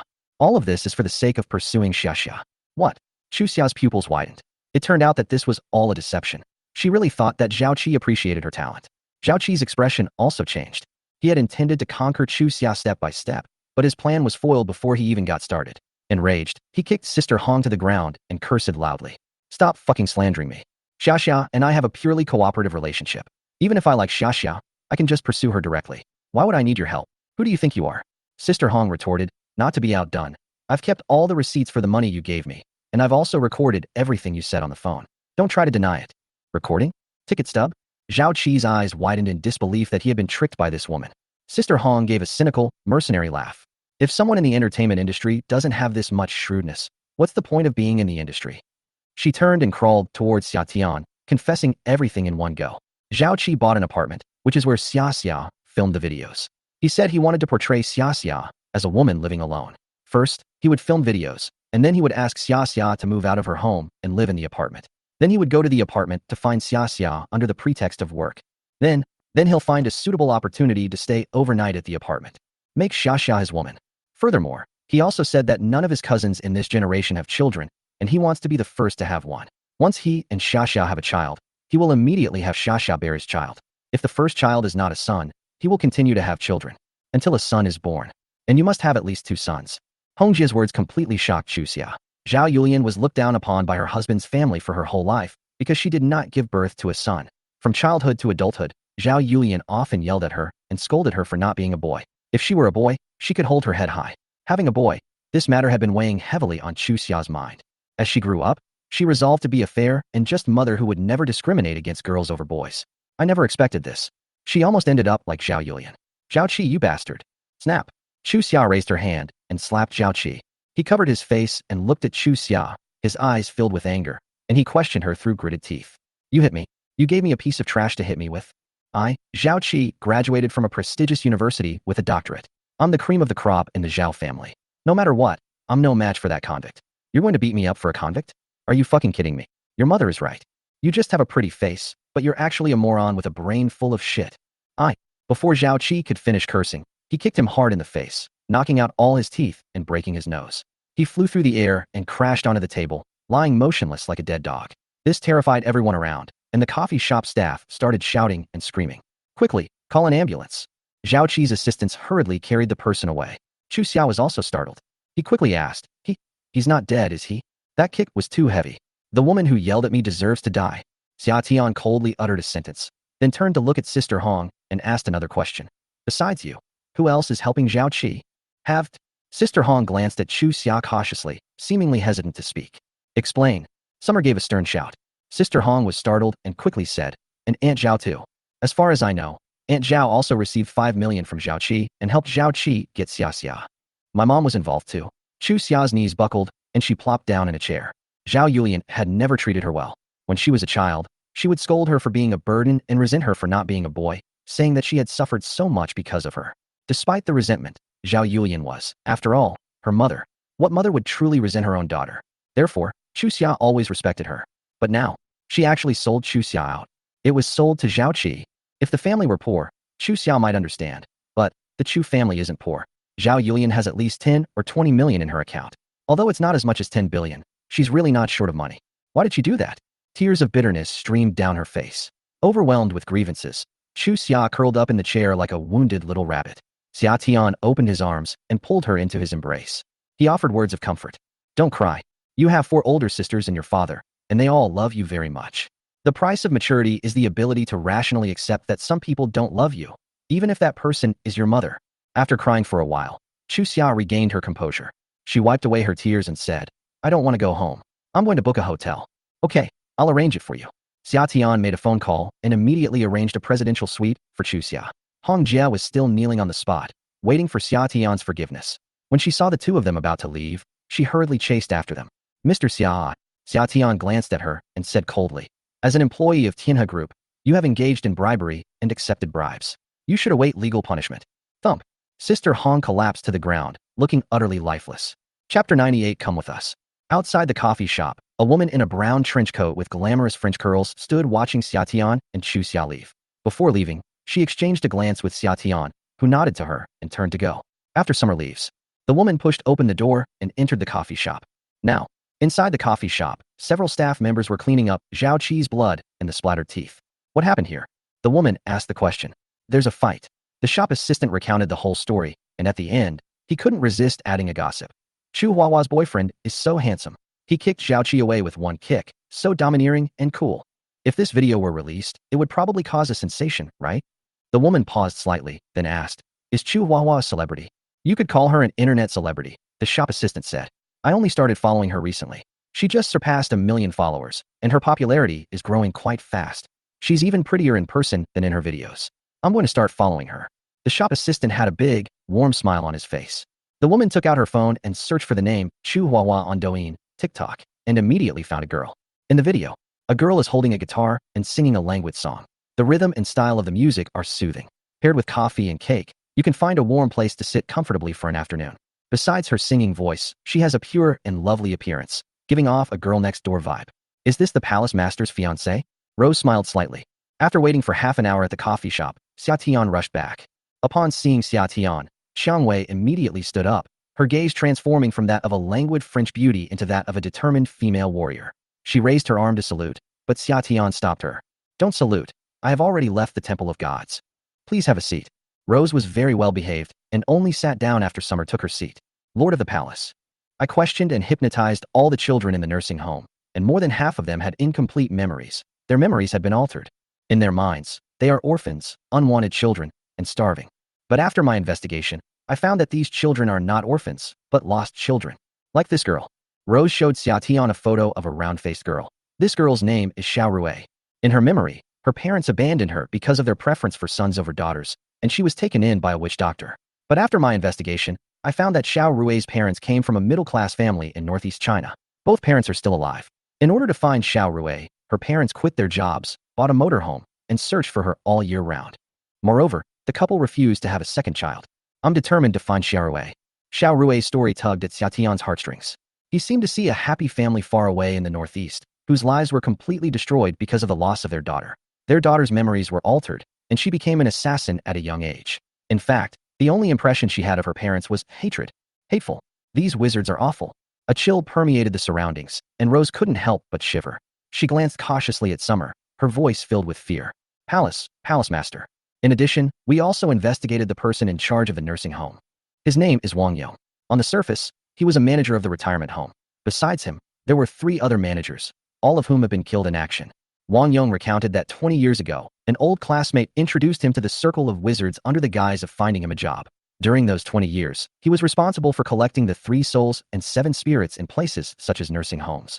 5 years ago, after he became a middle wizard and his level rose, he began to be responsible for training children.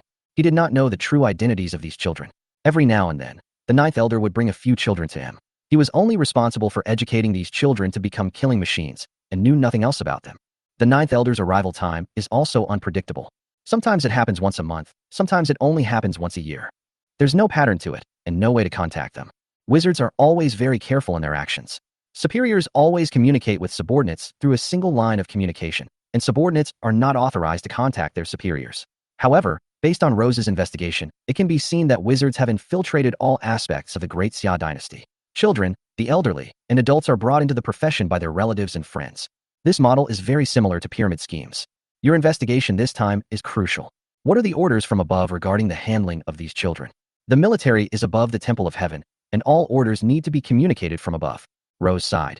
The higher-ups ordered us to release these children and to make it into a story. The police raided a hideout and rescued these children.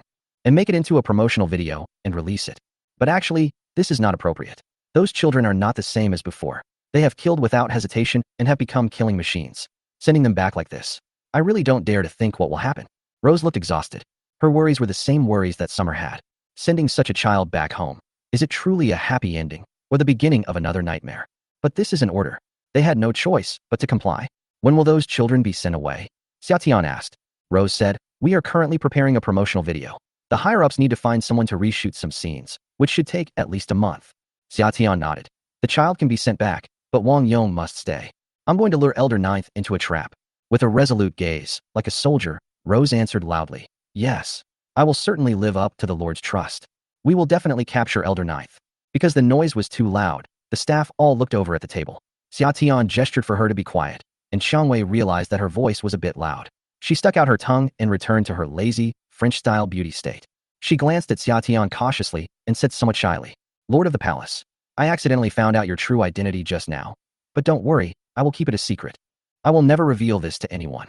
Members of the Temple of Heaven must keep their true identities secret. Xia Tian's code name is Brother Tian. Apart from the next temple master, no one knows his real name and identity. But when he appeared in his true identity during this capture of the wizard, he knew he would be exposed. It doesn't matter. I didn't intend to hide it. My real name is Xia Tian. You don't need to call me Palace Master, just call me Xia Tian. Xia Tian took the initiative to introduce herself. Xiangwei smiled slightly and said readily, my name is Zhao Xiangwei. From now on, Brother Tian and I will be friends. After shaking hands and exchanging a few words, the two prepared to part ways. Just as I was about to leave, a police car stopped at the entrance, and two police officers got out and stopped Xia Tian. Hello, Mr. Zhao called the police 10 minutes ago, saying that you broke all of his teeth. We need you to come back to the police station to assist with the investigation. Come with us. Click. Rose gold handcuffs were fastened to Xia Tian's wrists. Chapter 99, begging my son to marry her. Special care ward of the provincial hospital. In the quiet corridor, a rapid clattering sound came from behind. A woman dressed in gorgeous clothes, with a plump figure and adorned with jewels rushed over, shouting as she ran. Son, where's my son? How is my son? Upon hearing that her son had been beaten, Li Ningxiang, who was getting a beauty treatment at the salon, ripped off her face mask and rushed over. Upon entering the ward, Li Ningxiang gasped. Zhao Qi's face was swollen to 3 times its normal size. His eyes were reduced to slits, his sausage-like lips were turned outwards, and blood kept seeping from the corners of his mouth. Because all his teeth had fallen out and his mouth was under anesthesia, he couldn't speak at all and could only make pitiful sounds. Li Ningxiang was furious that her handsome son had been beaten like this. Someone come here. At Li Ningxiang's command, several bodyguards immediately rushed over. Madam, we're here. Tell me what happened. Li Ningxiang had heard that Zhao Qi had recently fallen for a girl and that things were going well, but she had no idea what exactly had happened. A white-bearded butler stepped forward and recounted the events. Finally, he gritted his teeth and said, that woman named Chu Xia is shameless. The young master is infatuated with her, but she not only doesn't know how to be grateful, she also found some random man to knock out all of the young master's teeth. Madam, you don't know, the young master fainted 3 times from the pain when the wound was being cleaned. A mouthful of teeth. The doctor said that the young master cannot eat for at least 3 months. It would take at least 2 years to implant all his teeth, otherwise, he would have to wear dentures. Young master is only 28 years old this year, and he already has to wear dentures. It's so pitiful. Bang! Li Ningxiang slammed her phone to the ground, shattering the new phone worth tens of thousands of yuan into pieces. Her delicate face twitched violently, her eyes blazing with fury, as if she was about to explode with rage. Son of a bitch. You dare to touch my son, Li Ningxiang? You're asking for trouble. Where is that person named Xia Tian now? The butler said. The person has been detained by the police. We have already arranged for people at the police station to take action at any time. As the most powerful family in Jiangnan, the Zhao family can kill someone with just a word, whether in the underworld or the legitimate world. But, the butler said with some apprehension, he is the current heir of the Xia group, and it is understood that he has a very good relationship with Xu Changfeng of the Tiana group. Chu Xia is Chu Yuntian's daughter.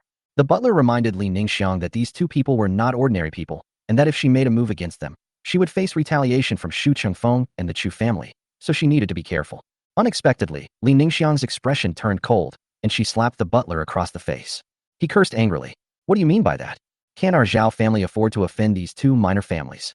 Or am I, Li Ningxiang, afraid of them? The butler realized he had misspoke and quickly shook his head, saying, no, madam, how could you be afraid of them? You can make your move now. Snort. 2 sharp glints shot from Li Ningxiang's eyes. It would be such a waste to kill him like this. Pull out all his teeth, cut off his 2 legs, and cut off his 3rd leg as well. I want to torture you slowly. I will make his very soul tremble. The butler nodded. Yes. What about that Chu Xia? Zhao Qi became like this because of Chu Xia, that despicable woman. Not only is she ungrateful, but she also calls it affection. She knocked out all of Zhao Qi's teeth. A woman like that can't be allowed to live. Eliminate it. Li Ningxiang gave the order. Zhao Qi, who had been in a daze in the hospital bed, suddenly became agitated, shouting ah repeatedly, shaking his head frantically, and raising his hand as if trying to stop Li Ningxiang. Son, what do you want to say? Li Ningxiang rushed over and, seeing that Zhao Qi couldn't bring himself to say it, turned around and shouted, a cell phone. Give me a cell phone. The housekeeper hurriedly handed over the phone, and Zhao Qi typed 4 words. I want Chu Xia. Li Ningxiang's face turned cold, and she scolded. She's just a bitch. I'll find you better ones. You can pick any celebrity in the entertainment industry. Zhao Qi shook his head frantically and continued typing. I want Chu Xia. A strong tone. Are you stupid? What did mom say to you? Li Ningxiang said with exasperation. My son, Li Ningxiang's son, absolutely cannot become a simp. She's just a minor celebrity. She doesn't deserve your affection. Chu Xia. This time, Zhao Qi only typed 2 words. A firm stance. Li Ningxiang took a deep look at her son, sighed, and asked, has this Chu Xia ever had a boyfriend? Did you have a sexual relationship with her lover? The butler immediately stepped forward and replied, Chu Xia and Xia Tian are engaged, but they have not had a relationship. In addition, according to the investigation, Chu Xia has never had a boyfriend and is still a virgin. Li Ningxiang, with an air of superiority, said, "Go to the Chu family and inform them that Chu Xia and my son will be engaged tomorrow. If you disagree, one word, die."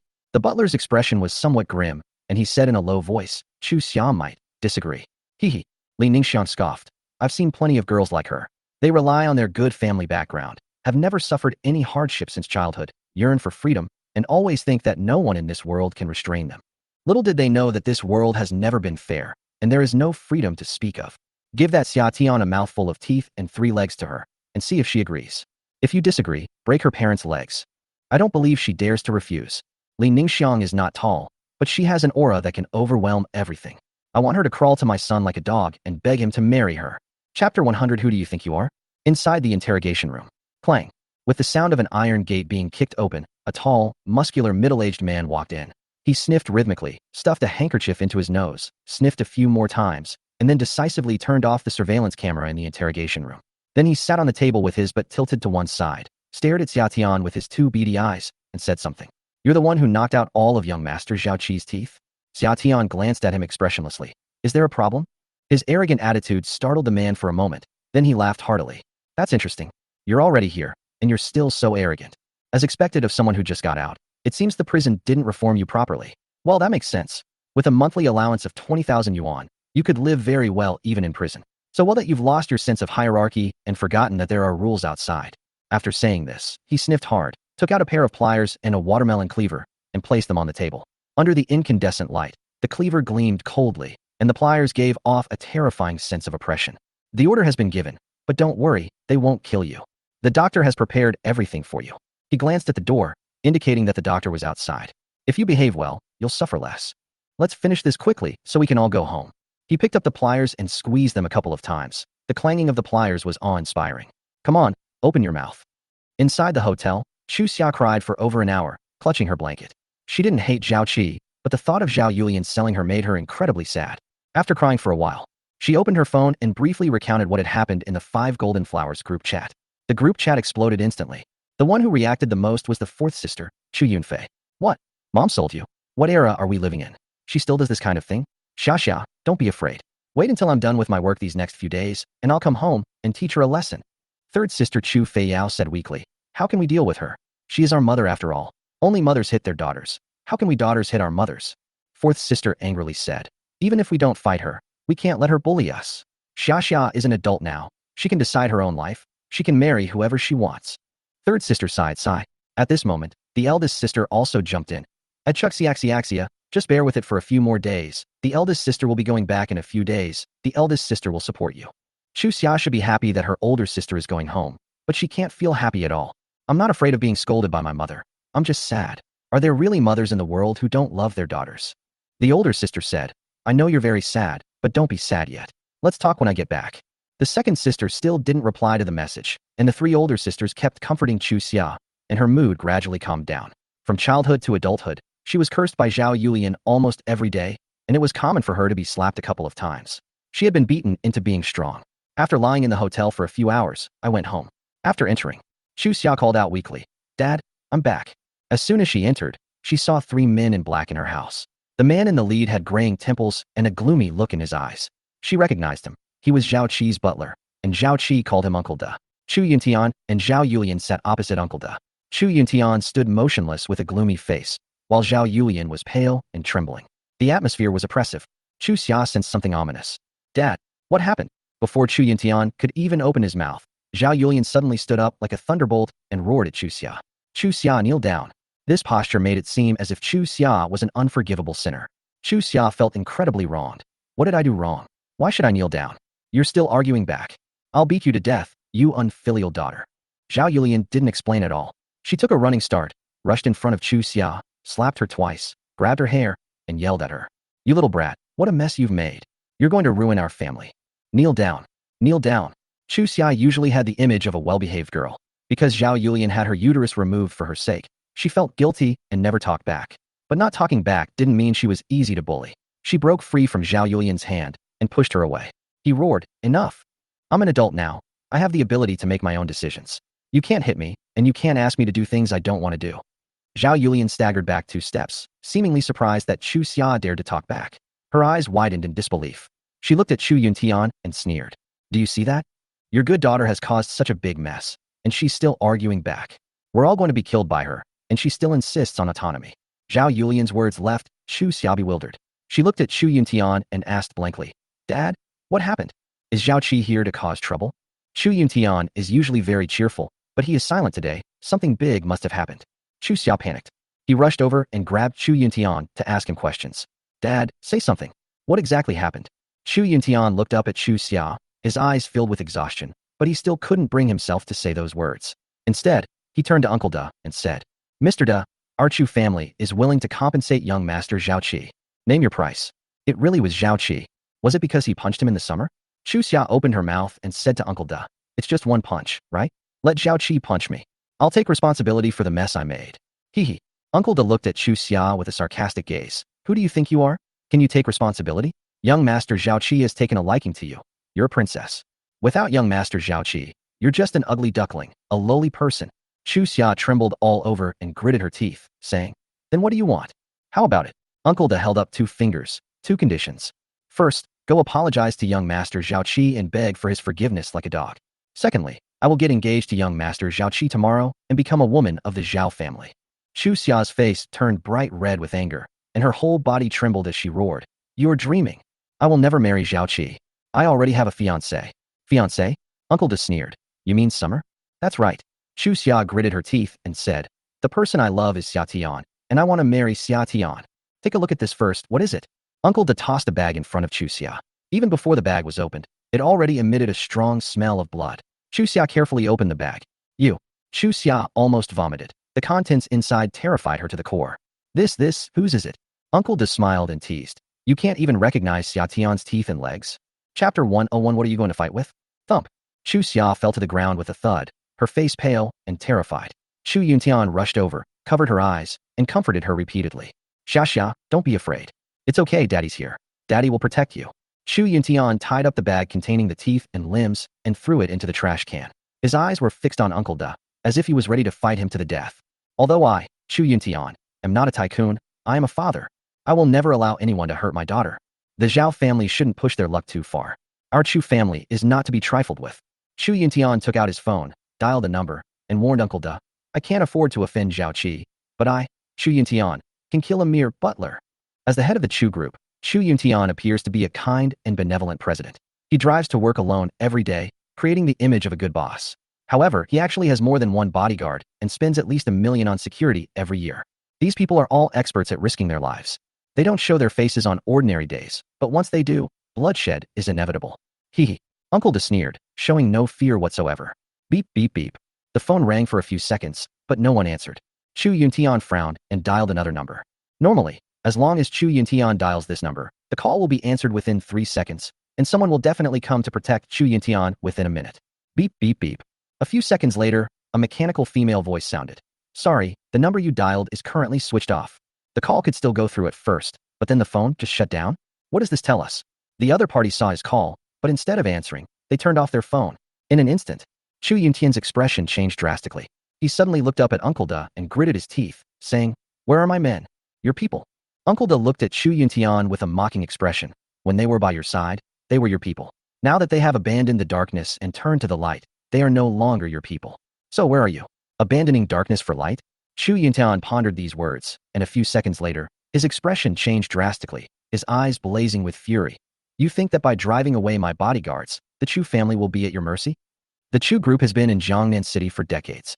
Although its foundation cannot compare with that of the Zhao group, it will never allow itself to be manipulated.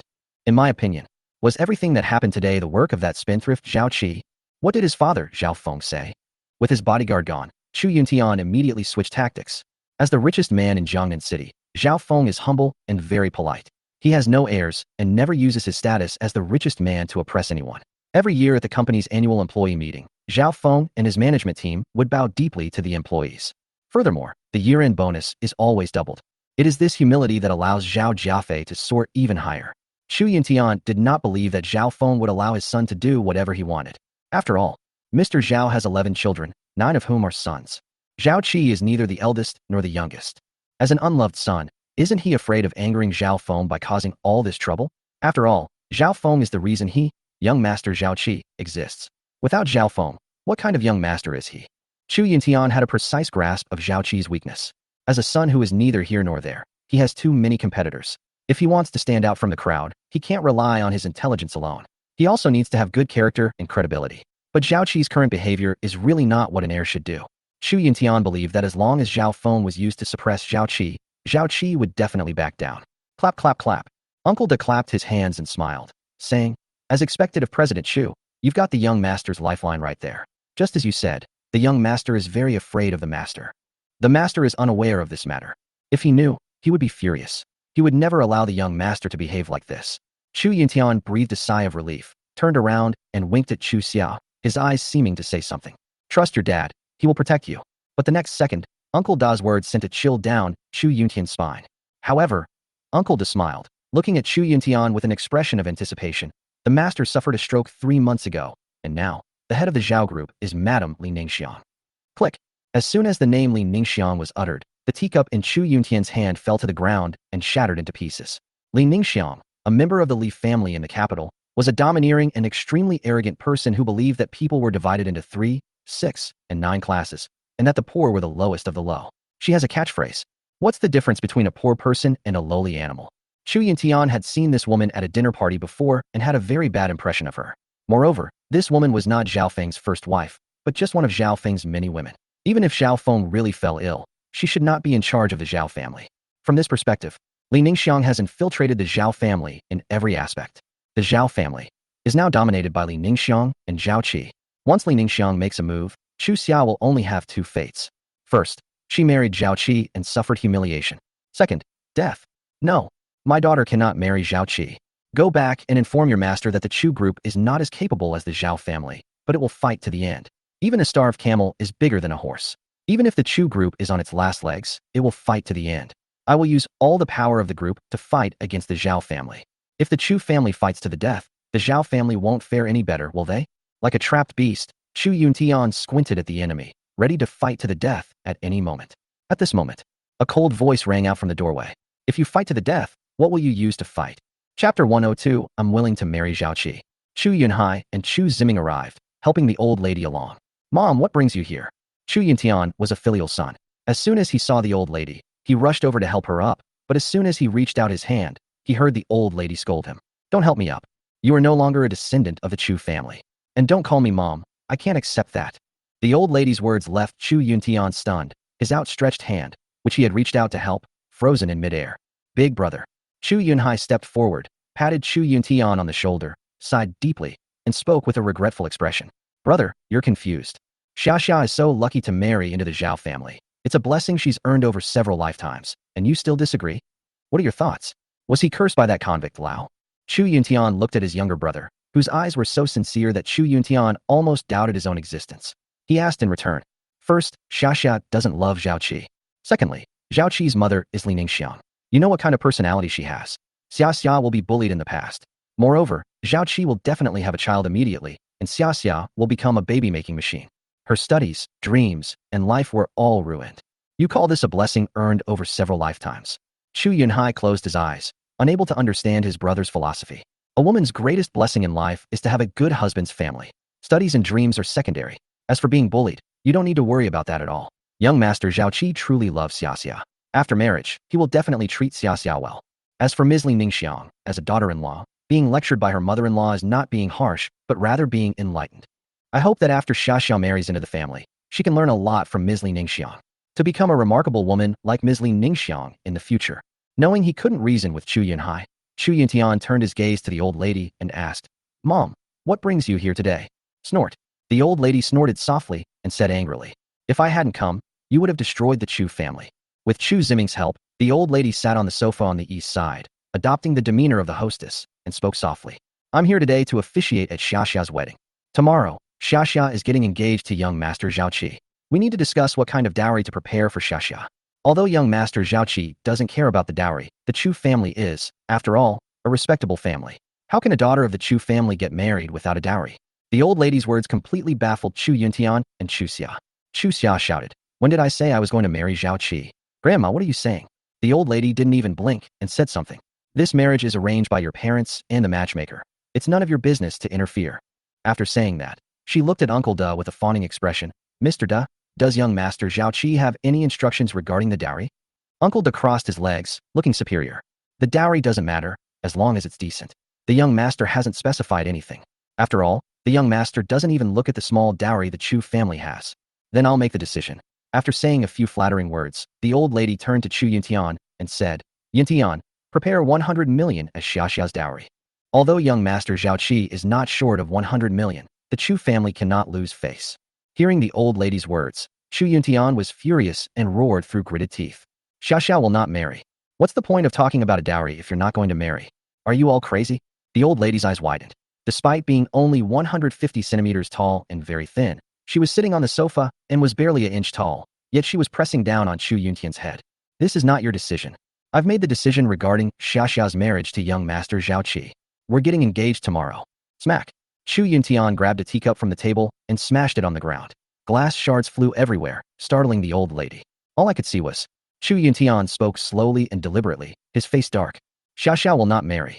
Xiaxia is my daughter. All of you get out of here. The old lady tried to persuade him, but Xu Yuntian didn't give her a chance and roared angrily. Roll!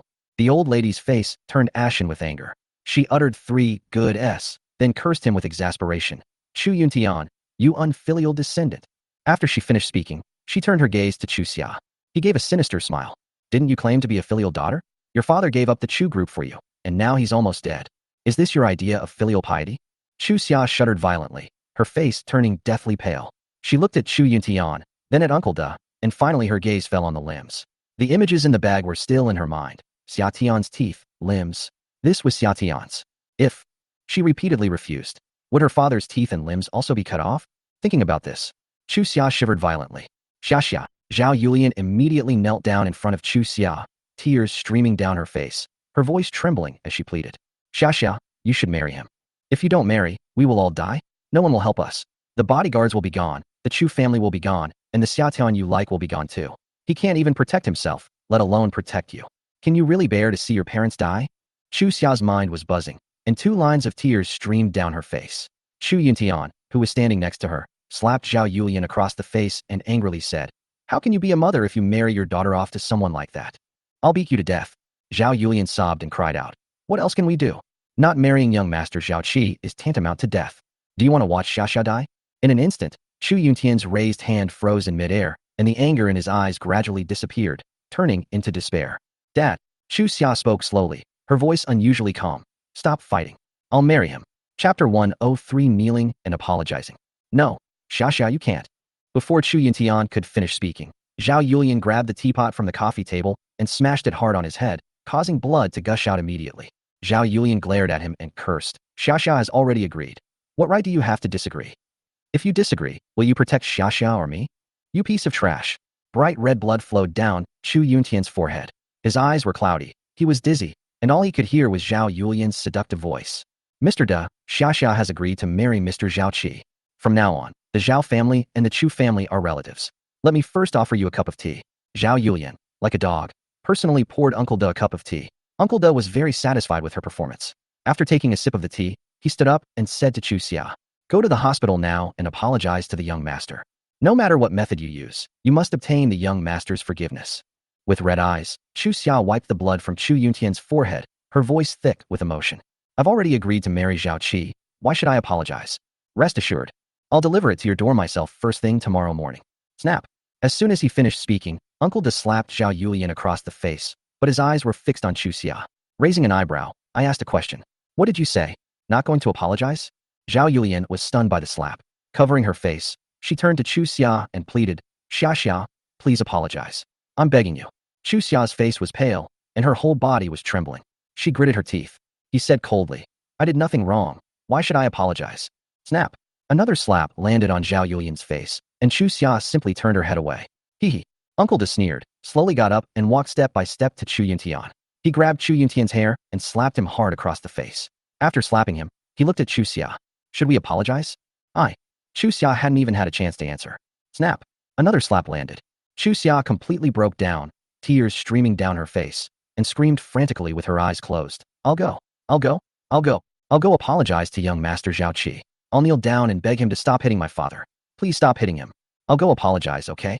Uncle Da took out a tissue, wiped the blood off his hands, and sneered. If you had agreed earlier, your dad wouldn't have had to get slapped. Miss Chu, please. Call. Chu Xia took a deep breath, slowly got up, and walked step by step towards the door. Her life was a matter of heaven or hell. In the first 21 years of her life, apart from Zhao Yulian's frequent manipulation of her, everything else went very smoothly.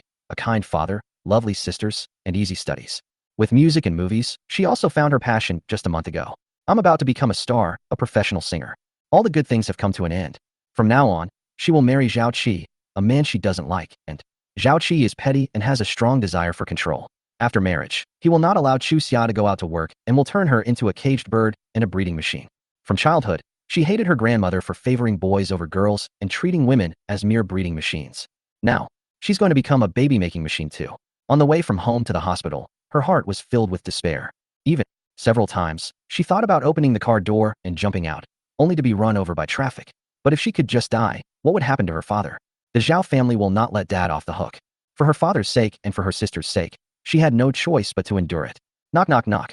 Uncle Da knocked on the door of the special care ward and said softly, Madam, Miss Chu Xia has arrived. Come in. A cold, female voice came from outside the door. Uncle Da pushed open the door and led Chu Xia into the ward. Inside the ward, Zhao Qi's face had become less swollen. He noticed that Chu Xia was quite agitated, making sounds repeatedly. Next to Zhao Qi sat a slightly plump woman wearing a pink fur coat and with tattooed eyebrows. The woman glanced at Chu Xia sideways and said disdainfully, It's not that pretty. They're nowhere near as good as those celebrities in the entertainment industry. After saying that, she stood up and came to Chu Xia, extending a hand. Let me introduce myself. I am Zhao Qi's mother, Li Ningxiang. You can call me President Li or Aunt Li. If you marry my son, you will be my daughter-in-law. Calling me mom is also acceptable. Chu Xia lowered her head and raised one hand, preparing to shake hands with Li Ningxiang. Before her fingertips even touched Li Ningxiang's hand, Li Ningxiang suddenly raised her hand and slapped her. And he cursed sharply. What are you doing here? Get over here right now and kneel down to apologize to my son. Li Ningxiang's fierce tone stunned Chu Xia. She lowered her head, tears streaming down her face. Her slender frame trembled with anger, and her already pale face turned even paler. She wanted to leave, but the thought of Chu Yuntian. He silently stepped forward and said to Zhao Qi, I'm sorry, young Master Zhao Qi. Before he could finish his apology, Li Ningxiang slapped him again. I told you to kneel down and apologize, didn't you understand? With tears in her eyes and her head bowed, Chu Xia slowly knelt down. At this moment, Uncle Do exclaimed in surprise, Madam, someone's coming. Chapter 104 Zhao family eldest sister. Who's here? Li Ningxiang turned her head to look out the window. With the clatter of high heels, a woman pushed open the door. The woman looked very young, dressed exquisitely, with delicate features and a powerful aura. Especially with two bodyguards following behind her, she exuded a strong sense of intimidation. Upon seeing the woman, Li Ningxiang was somewhat surprised. What are you doing here? Snap. Without saying a word, the woman raised her hand and slapped Li Ningxiang across the face. This slap enraged Li Ningxiang, who covered her face and roared. How dare you hit me? I helped you get to the position of president of the Zhao Group. I'm your mother. How dare you hit your mother? You. Snap. Before she could finish speaking, the woman slapped her again. The powerful blow sent Li Ningxiang spinning around before she landed on her bottom. Everyone around was stunned. Uncle Da and the others rushed over to help Li Ningxiang up. They looked at the woman as if they wanted to say something, but ultimately kept quiet. In this situation, he has no right to speak. Yeah. Because all of Zhao Qi's teeth had been knocked out, he couldn't speak, but seeing his mother being beaten, he became extremely agitated and kept yelling ah. The woman turned her gaze to him. Anger flashed in his eyes, and he shouted a rebuke. You piece of trash. I thought you were sensible and could become my right-hand man in the future. But now it seems you're no different from the second brother and the others. Useless people whose brains are controlled by their lower bodies. They can't even walk past a woman. They can't find a three-legged frog, but they can't find a two-legged woman. How many women want to marry you? You don't want them, but you insist on forcing Miss Chu. You piece of trash. After giving Zhao Qi a good scolding, the woman came to Chu Xia. Although she was a woman, she had an air of dominance over everyone, and even Chu Xia was so intimidated by her that she dared not speak. The next second, the woman bowed deeply to Chu Xia, speaking with great respect. Miss Chu, I am Zhao Mei. Zhao Qi's eldest sister is currently the president of the Zhao Group. On behalf of the Zhao family, I offer you my sincerest apologies. This is all Zhao Qi's fault. I have already removed Zhao Qi from his position on the board of directors. In addition, the Zhao family will provide you with appropriate compensation. I'm so sorry. Zhao Mei's words left everyone present stunned. What's going on? Why did Zhao Mei apologize to Xia? Zhao Mei and Zhao Qi are half-siblings, both born of the same father. Zhao Mei is 42 years old this year. Although she is a woman, she has ruthless methods and stands out among the many children in the Zhao family. A few months ago, Zhao Feng suffered a stroke, and she became the president of the Zhao group, managing the Zhao family together with Li Xiangning and her son Zhao Qi. Although they are family, they are not close and usually do not interfere with each other. It's strange that Zhao Mei suddenly came to visit today, and now she's apologizing to Xia? What are you doing? Why are you apologizing to this actor? My son has fallen for her. It's the greatest blessing she could ever have. She's not grateful, so why should she apologize and compensate me? Li Ningxiang was so shocked that she forgot the stinging slap in her face. Zhao Mei looked up at Li Ningxiang, her eyes filled with contempt. Li Ningxiang, I'm really curious how my dad fell for you back then. How can a fool like you even live in this world?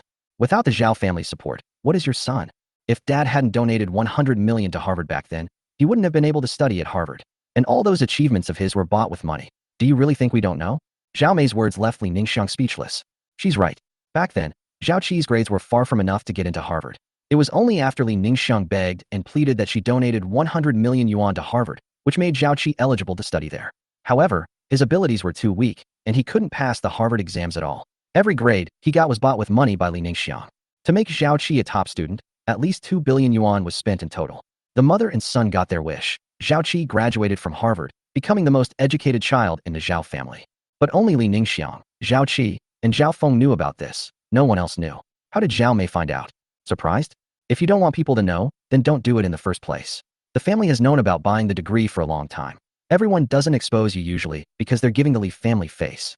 Is it because everyone's been saying so many insincere things that you really think your son is an outstanding person? I'll tell you today that although the Zhao family is the richest family, they also climbed up from the bottom. My father taught us this from childhood. Being a good person comes before doing anything else. You can't even be decent human beings. What are you even doing? Apologize to Miss Chu immediately. Zhao Mei's tone was very firm, and her voice was filled with anger, as if she would kick the two of them out of the Zhao family if they didn't apologize. Li Ningxiang was stunned. Her breathing was heavy. She stared at Zhao Mei with wide eyes, then turned her gaze to Chu Xia. Unable to bring herself to apologize, she turned to Zhao Mei and asked, "What if we don't apologize? You're going to kick my son and me out for the sake of an actor, a complete stranger?" "Oh," Zhao Mei sneered and said sarcastically, "You don't have to apologize. First, get out of the Zhao family. Secondly, I will sue you and your son for poisoning. Third, I will personally send you to prison." Li Ningxiang's expression changed. A bad premonition arose, but years of domineering had long since made her forget what fear meant. She narrowed her eyes and pretended to be stupid. "Poisoning? Who was poisoned?" "You." Zhao Mei pointed a finger at Li Ningxiang and said, word by word, "Poison my dad." Chapter 105. Get the hell out of here. Zhao Mei's words sent chills down Li Ningxiang's spine. A few months ago, 65-year-old Zhao Feng suddenly suffered a stroke and was admitted to the ICU. The Zhao family claimed that it was because of his advanced age and sudden critical illness, but in fact, the real cause of Zhao Feng's illness was poisoning. And the one who poisoned, it was Li Ningxiang. As someone close to Zhao Feng, Li Ningxiang was in charge of his daily meals. If she wanted to poison him, it would be too easy for her. She married Zhao Feng, became one of his many wives, and gave birth to a son for him, all with the aim of helping her son rise to power. Pity. Zhao Feng did not like Zhao Qi. Zhao Qi is already very outstanding. He even earned a PhD from Harvard. Yet Zhao Feng doesn't like him and won't even give him a vice president position. Li Ningxiang, who had endured for more than 20 years, could no longer bear it. Strike hard and kill. Before taking action, Li Ningxiang had already formed cliques. After Zhao Feng was hospitalized, she managed half of the family's business, while Zhao Mei managed the other half. Li Ningxiang knew Zhao Mei well. This woman was extremely cautious, and getting rid of her would be extremely difficult. However, although Zhao Mei is assertive, she knows how to delegate authority. After Zhao Feng was admitted to the hospital, Zhao Mei did not compete with Li Ningxiang, but instead formed a delicate balance with Li Ningxiang, with both sides tacitly acknowledging each other's existence. Everyone has been living in peace all along. Why did Zhao Mei suddenly become so ruthless? What is her purpose? Li Ningxiang squinted at Zhao Mei, her expression turning serious. "Zhao Mei, are you crazy? Do you really think we, a widow and orphan, are easy to bully?" The old man suffered a stroke. What do you mean by poisoning? Regardless of whether Zhao Mei has evidence or not, Li Ningxiang is determined to deny poisoning to the death. Given her connections in the Zhao family, Zhao Mei is unlikely to kick her and her son out. In addition, you want to kick us out, but have you asked Lao Chang and the others? Old Chang is the largest shareholder of the Zhao group, second only to the Zhao family. He is also Li Ningxiang's lover. It is because of Old Chang's support that Li Ningxiang has achieved her current status. Even Zhao Mei has to respectfully call Old Chang Uncle Chang. "Oh," Zhao Mei sneered and said sarcastically, Li Ningxiang, After all these years, you still don't understand me. I never fight a battle I'm not prepared for, and I certainly don't make promises I can't keep. Old Chang has already given up on you. Impossible. Li Ningxiang glared and rebuked. Given my relationship with Lao Chang, he would never abandon me. I know about your relationship. Zhao Mei crossed her arms, her lips curled in disdain, and said contemptuously, you just had an affair with Lao Chang. Back then you were young, and Lao Chang fell in love with your bed and listened to your whispers. But don't forget, you're old now. You're old and faded, and Lao Chang has long since grown tired of you.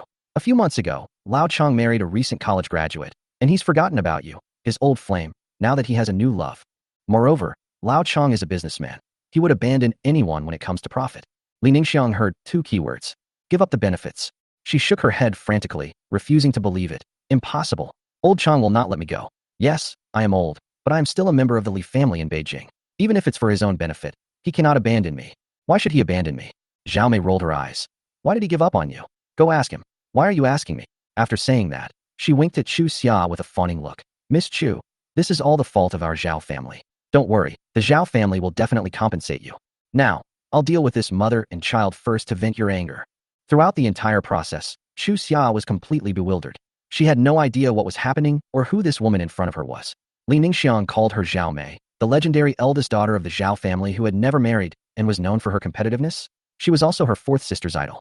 Fourth sister once said that the man she admired most was the founder of Tiana Group, and the woman she admired most was Zhao Mei from the Zhao family. He stood out among the many men in the Zhao family. She slaughtered all her brothers and sisters, leaving none alive. If Zhao Feng were the emperor, Zhao Mei would be the crown princess. An incredibly awesome person. But why would she help me? While Chu Xia was lost in thought, Li Ningxiang had already gotten through to Lao Chang on the phone. Hey, Lao Chang, Zhao Mei is here with me. She's spouting a bunch of nonsense that I can't quite understand. I suspect Zhao Mei's brain has gone mad. Let's kick her out of the group and make my son the president. My son can create more wealth for the group. Although Lao Chang is a big boss, he has a very gentle personality. He is chubby, has small eyes, and always has a smile on his face. He speaks very gently, like a kind elder. But at this moment, he used swear words on the phone. Damn it, Li Ningxiang, you got yourself into trouble and dragged us down with you. Even if you don't call me, I'll still call and yell at you. How did I ever get to know a brain-dead sissy like you? Knowing you is the worst thing that ever happened to me. Get the hell out of here. Beep, beep, beep. Before Li Ningxiang could explain, Lao Chang hung up the phone. Li Ningxiang, holding the phone, was completely dumbfounded. She had known Lao Chang for over 20 years and had never heard him curse at anyone. This is the first time, and it's even a curse at her. What exactly happened? A bad feeling welled up in Li Ningxiang's heart. She was stunned for a moment, then quickly dialed another number. Hello. A cold voice came from behind her. Hearing this voice, Li Ningxiang felt a sense of relief and sighed. Waiter, where are you? Something has happened at the Zhao group, and I need your protection. Come pick me up right away. The waiter on the phone sighed deeply and said quietly, I can't go. Why? Li Ningxiang questioned. Xiao Er replied weakly, my legs are broken, Sister Xiang. I protected you my whole life, and now I've lost both legs because of you. I've already repaid your kindness back then. From now on, we owe each other nothing. Goodbye. No, don't hang up, Li Ningxiang shouted, but Xiao Er ignored her and hung up the phone directly. Li Ningxiang's mind was buzzing. Xiao Er and Lao Chang were gone. The two people she relied on most in the Zhao group had abandoned her. A sudden thought struck Li Ningxiang, and a bad premonition arose within her. Trembling, she opened her phone and dialed the last number. The Li family. Chapter 106 Summer. Is she still alive? The Li family ranks among the top 10 wealthy families in Beijing. As an unpopular daughter in the family, Li Ningxiang had little say in the family when she was young. It wasn't until after she married Zhao Feng, when the Zhao family and the Li family collaborated on some business, that she gradually gained the attention of the family. Especially after Zhao Qi graduated from Harvard, she was welcomed by the Li family. During holidays, Li Ningxiang would take Zhao Qi back to Beijing to pay New Year's visits. After Zhao Feng suffered a stroke, she became even more popular. Zhao Mei, in the entire Great Xia dynasty, apart from the Li family, no one dares to lay a finger on me. Don't be so arrogant. Wait a minute, I'll make you cry. Hee hee. Zhao Mei chuckled dismissively, urging him with a hint of impatience. Make a call right away. I can't wait to cry. Li Ningxiang glanced at Zhao Mei suspiciously, and with a nervous heart, dialed her father's number. She has 14 siblings, and she is the ninth. She is not good at studying, not capable, and is inferior to her siblings in every way. He wasn't born to the first wife. During family gatherings, she couldn't even sit with her father, who was a complete stranger to her. But since becoming the head of the Zhao group, the bond between father and daughter has been restored. The Li family is her strong support. Only if her father intervenes would Zhao Mei dare not touch her. Beep, beep, beep. The phone rang 3 times. Li Ningxiang's palms were sweating with nervousness as she gripped the phone tightly, afraid that the call wouldn't go through. Every second she waited was torture for her. Hello. After ringing 9 times, the call was finally answered, but it was a woman who answered. Xiao Xiang. The woman's voice was very young, sounding no more than 30, but she called her by her nickname. Li Ningxiang's face darkened. She immediately learned the person's true identity, her stepmother. I am 28 years old this year. She is only 1 year older than her son, Zhao Qi. But in name, she is indeed her mother, and she needs to affectionately call her mom. Where's my dad? The stepmother's voice was unusually calm. She said softly, Master is having a meal. He asked me to tell you that he already knows about Zhao Qi's many misdeeds in Jiangnan City. From this day forward, the Li family will sever all ties with you and your son. You are no longer a member of the Li family. Zhao Qi is not a grandson of the Li family either. You don't need to call this number again. The other person spoke in the gentlest and calmest words, but said the words that Li Ningxiang feared most. She screamed like a mad woman. Wait. Mom, what happened? Why did Dad cut ties with us? What did I do wrong? I am his daughter. Also, the Zhao group has a partnership with Dad, right? Then what about future cooperation? The stepmother answered Li Ningxiang's questions one by one. Xiao Xiang, I'm not trying to be mean, but Zhao Qi is a young master from a prominent family. How could he possibly force a respectable woman into something like this? The master said that with your arrogant and domineering personalities, you and your son would be a menace if you stayed in the Li family. As for the cooperation, that's a collaboration between the Li family and the Zhao group.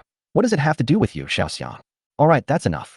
Because of Zhao Qi's matter, the master was so angry that his headache flared up.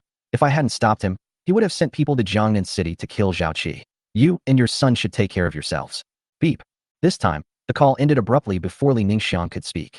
Hearing the beeping sound in her ear, Li Ningxiang was stunned for a few seconds. Then, she looked at Chu Xia, her eyes bloodshot, and said ferociously, What did you do? You bitch, my son is marrying you, not forcing you, and I'm not refusing to give your family a dowry. Are you trying to kill my son and me? You want to bully us, a widow and her orphans? Since Zhao Mei entered the room, Chu Xia has been in a daze. She has no idea what happened. She was originally resigned to her fate, but suddenly she has become a spectator. Now, one of Li Ningxiang's words lingered in her mind. You want to bully us, a widow and her orphans? Orphan, widow, grass. At this moment, Chu Xia's emotions exploded. Unable to bear it any longer, she grabbed Li Ningxiang's collar and slapped her twice, demanding an explanation. Who's bullying whom? I'm asking you, who's bullying whom? Before Li Ningxiang could answer, Chu Xia slapped her twice more and questioned her. I'm asking you, who's bullying whom? Li Ningxiang was old after all, and after struggling twice, she couldn't push Chu Xia away. She screamed, Someone, pull this bitch away from me. Help. Someone come quick. Madam, I'm here. Uncle Da stepped forward and grabbed Li Ningxiang's shoulders. She was about to push Chu Xia away, but Uncle Da held both her arms and she couldn't move at all. She demanded, Xiaoda, what are you doing? Let go of me. Uncle Da, who had assessed the situation, had already seen through everything. He chose to abandon the darkness and embrace the light, grabbing Li Ningxiang and speaking to Chu Xia. Miss Chu, you can do it. It's all Li Ningxiang's fault, including threatening your whole family. That's all her doing. Hit me all you want. Fight however you want to vent your anger. Chu Xia glanced at Li Ningxiang, then at Uncle Da. She had calmed down by now. She turned to look at Zhao Mei, took a deep breath, and asked, Mr. Zhao, what exactly happened? Zhao Mei looked at her with a gentle expression and said, I'm sorry about what happened today, Zhao family. The Zhao family will come to apologize. Although she didn't know what had happened, Chu Xia knew that she was safe and her family was safe, but she was still very sad and couldn't help but want to cry. She asked, her eyes red, Where is Summer? Is he still alive? Chapter 107. Who is he? Who is Xia Tian? Zhao Mei looked blank. She had never heard of this name before. You weren't sent by him? Chu Xia was taken aback. Zhao Mei shook her head. No. Who is he? Buzz. Chu Xia's mind was buzzing. She had thought that Zhao Mei was someone Xia Tian had found to save her. After all, she thought about it and realized that no one but Xia Tian could have come to save her, but Zhao Mei didn't even know Xia Tian. What does this illustrate? Summer's teeth and limbs were really cut off. Ha ha ha ha. Li Ningxiang burst into laughter, looking at Chu Xia with a malicious expression. If you don't let my son and me have a good time, you won't have a good time either. You don't want to marry my son, do you? You can forget about marrying your lover. He's a dead man now. Ha ha ha ha. When a person is overwhelmed with grief, they can't cry. Chu Xia felt as if a piece of cotton was stuck in her throat, making her feel extremely uncomfortable. With red eyes, she looked at Li Ningxiang and questioned her in great pain. What did you do? I asked you what you did. Li Ningxiang crossed her arms and looked at Chu Xia with a smug smile. Don't you already know what I did? Do I really need to repeat myself? Even without the Zhao and Li families, the assets under my name are enough for my son and me to live a carefree life. My son can marry more than a dozen wives and live happily ever after, but your mistress will be miserable. I would have given my life for you. If you had promised my son earlier and come over to take care of him, none of this would have happened. It's all your fault. His death was all because of you. You killed him. You jinx. She was initially shocked when both the Zhao and Li families abandoned her. But then she thought about it and realized that she owned hundreds of shops and 2 commercial buildings with assets worth hundreds of billions. She could live a life of comfort without ever having to do anything. What did she have to be afraid of? In contrast, consider Chu and Xia. Although it is unknown what methods she used to make the Zhao and Li families abandon Li Ningxiang, Xia Tian paid the price with her life. This battle, she, Li Ningxiang, did not lose. Squeak. Just then, the sound of a door opening came from the entrance. Everyone looked up and saw a tall man in a turtleneck sweater, with a refined and artistic temperament, walk in and walk towards Chu Xia under everyone's gaze. He gently patted Chu Xia's head and spoke softly. Xia, I've come to take you home. You. Chu Xia froze for half a second, as if she couldn't believe the person in front of her was real. She subconsciously reached out and touched Xia Tian's chest. They have warmth. They are living people. Xia Tian glanced at the other people in the ward and said to Chu Xia affectionately, "Don't touch me like that outside. If you want to touch me, we can do it when we get back."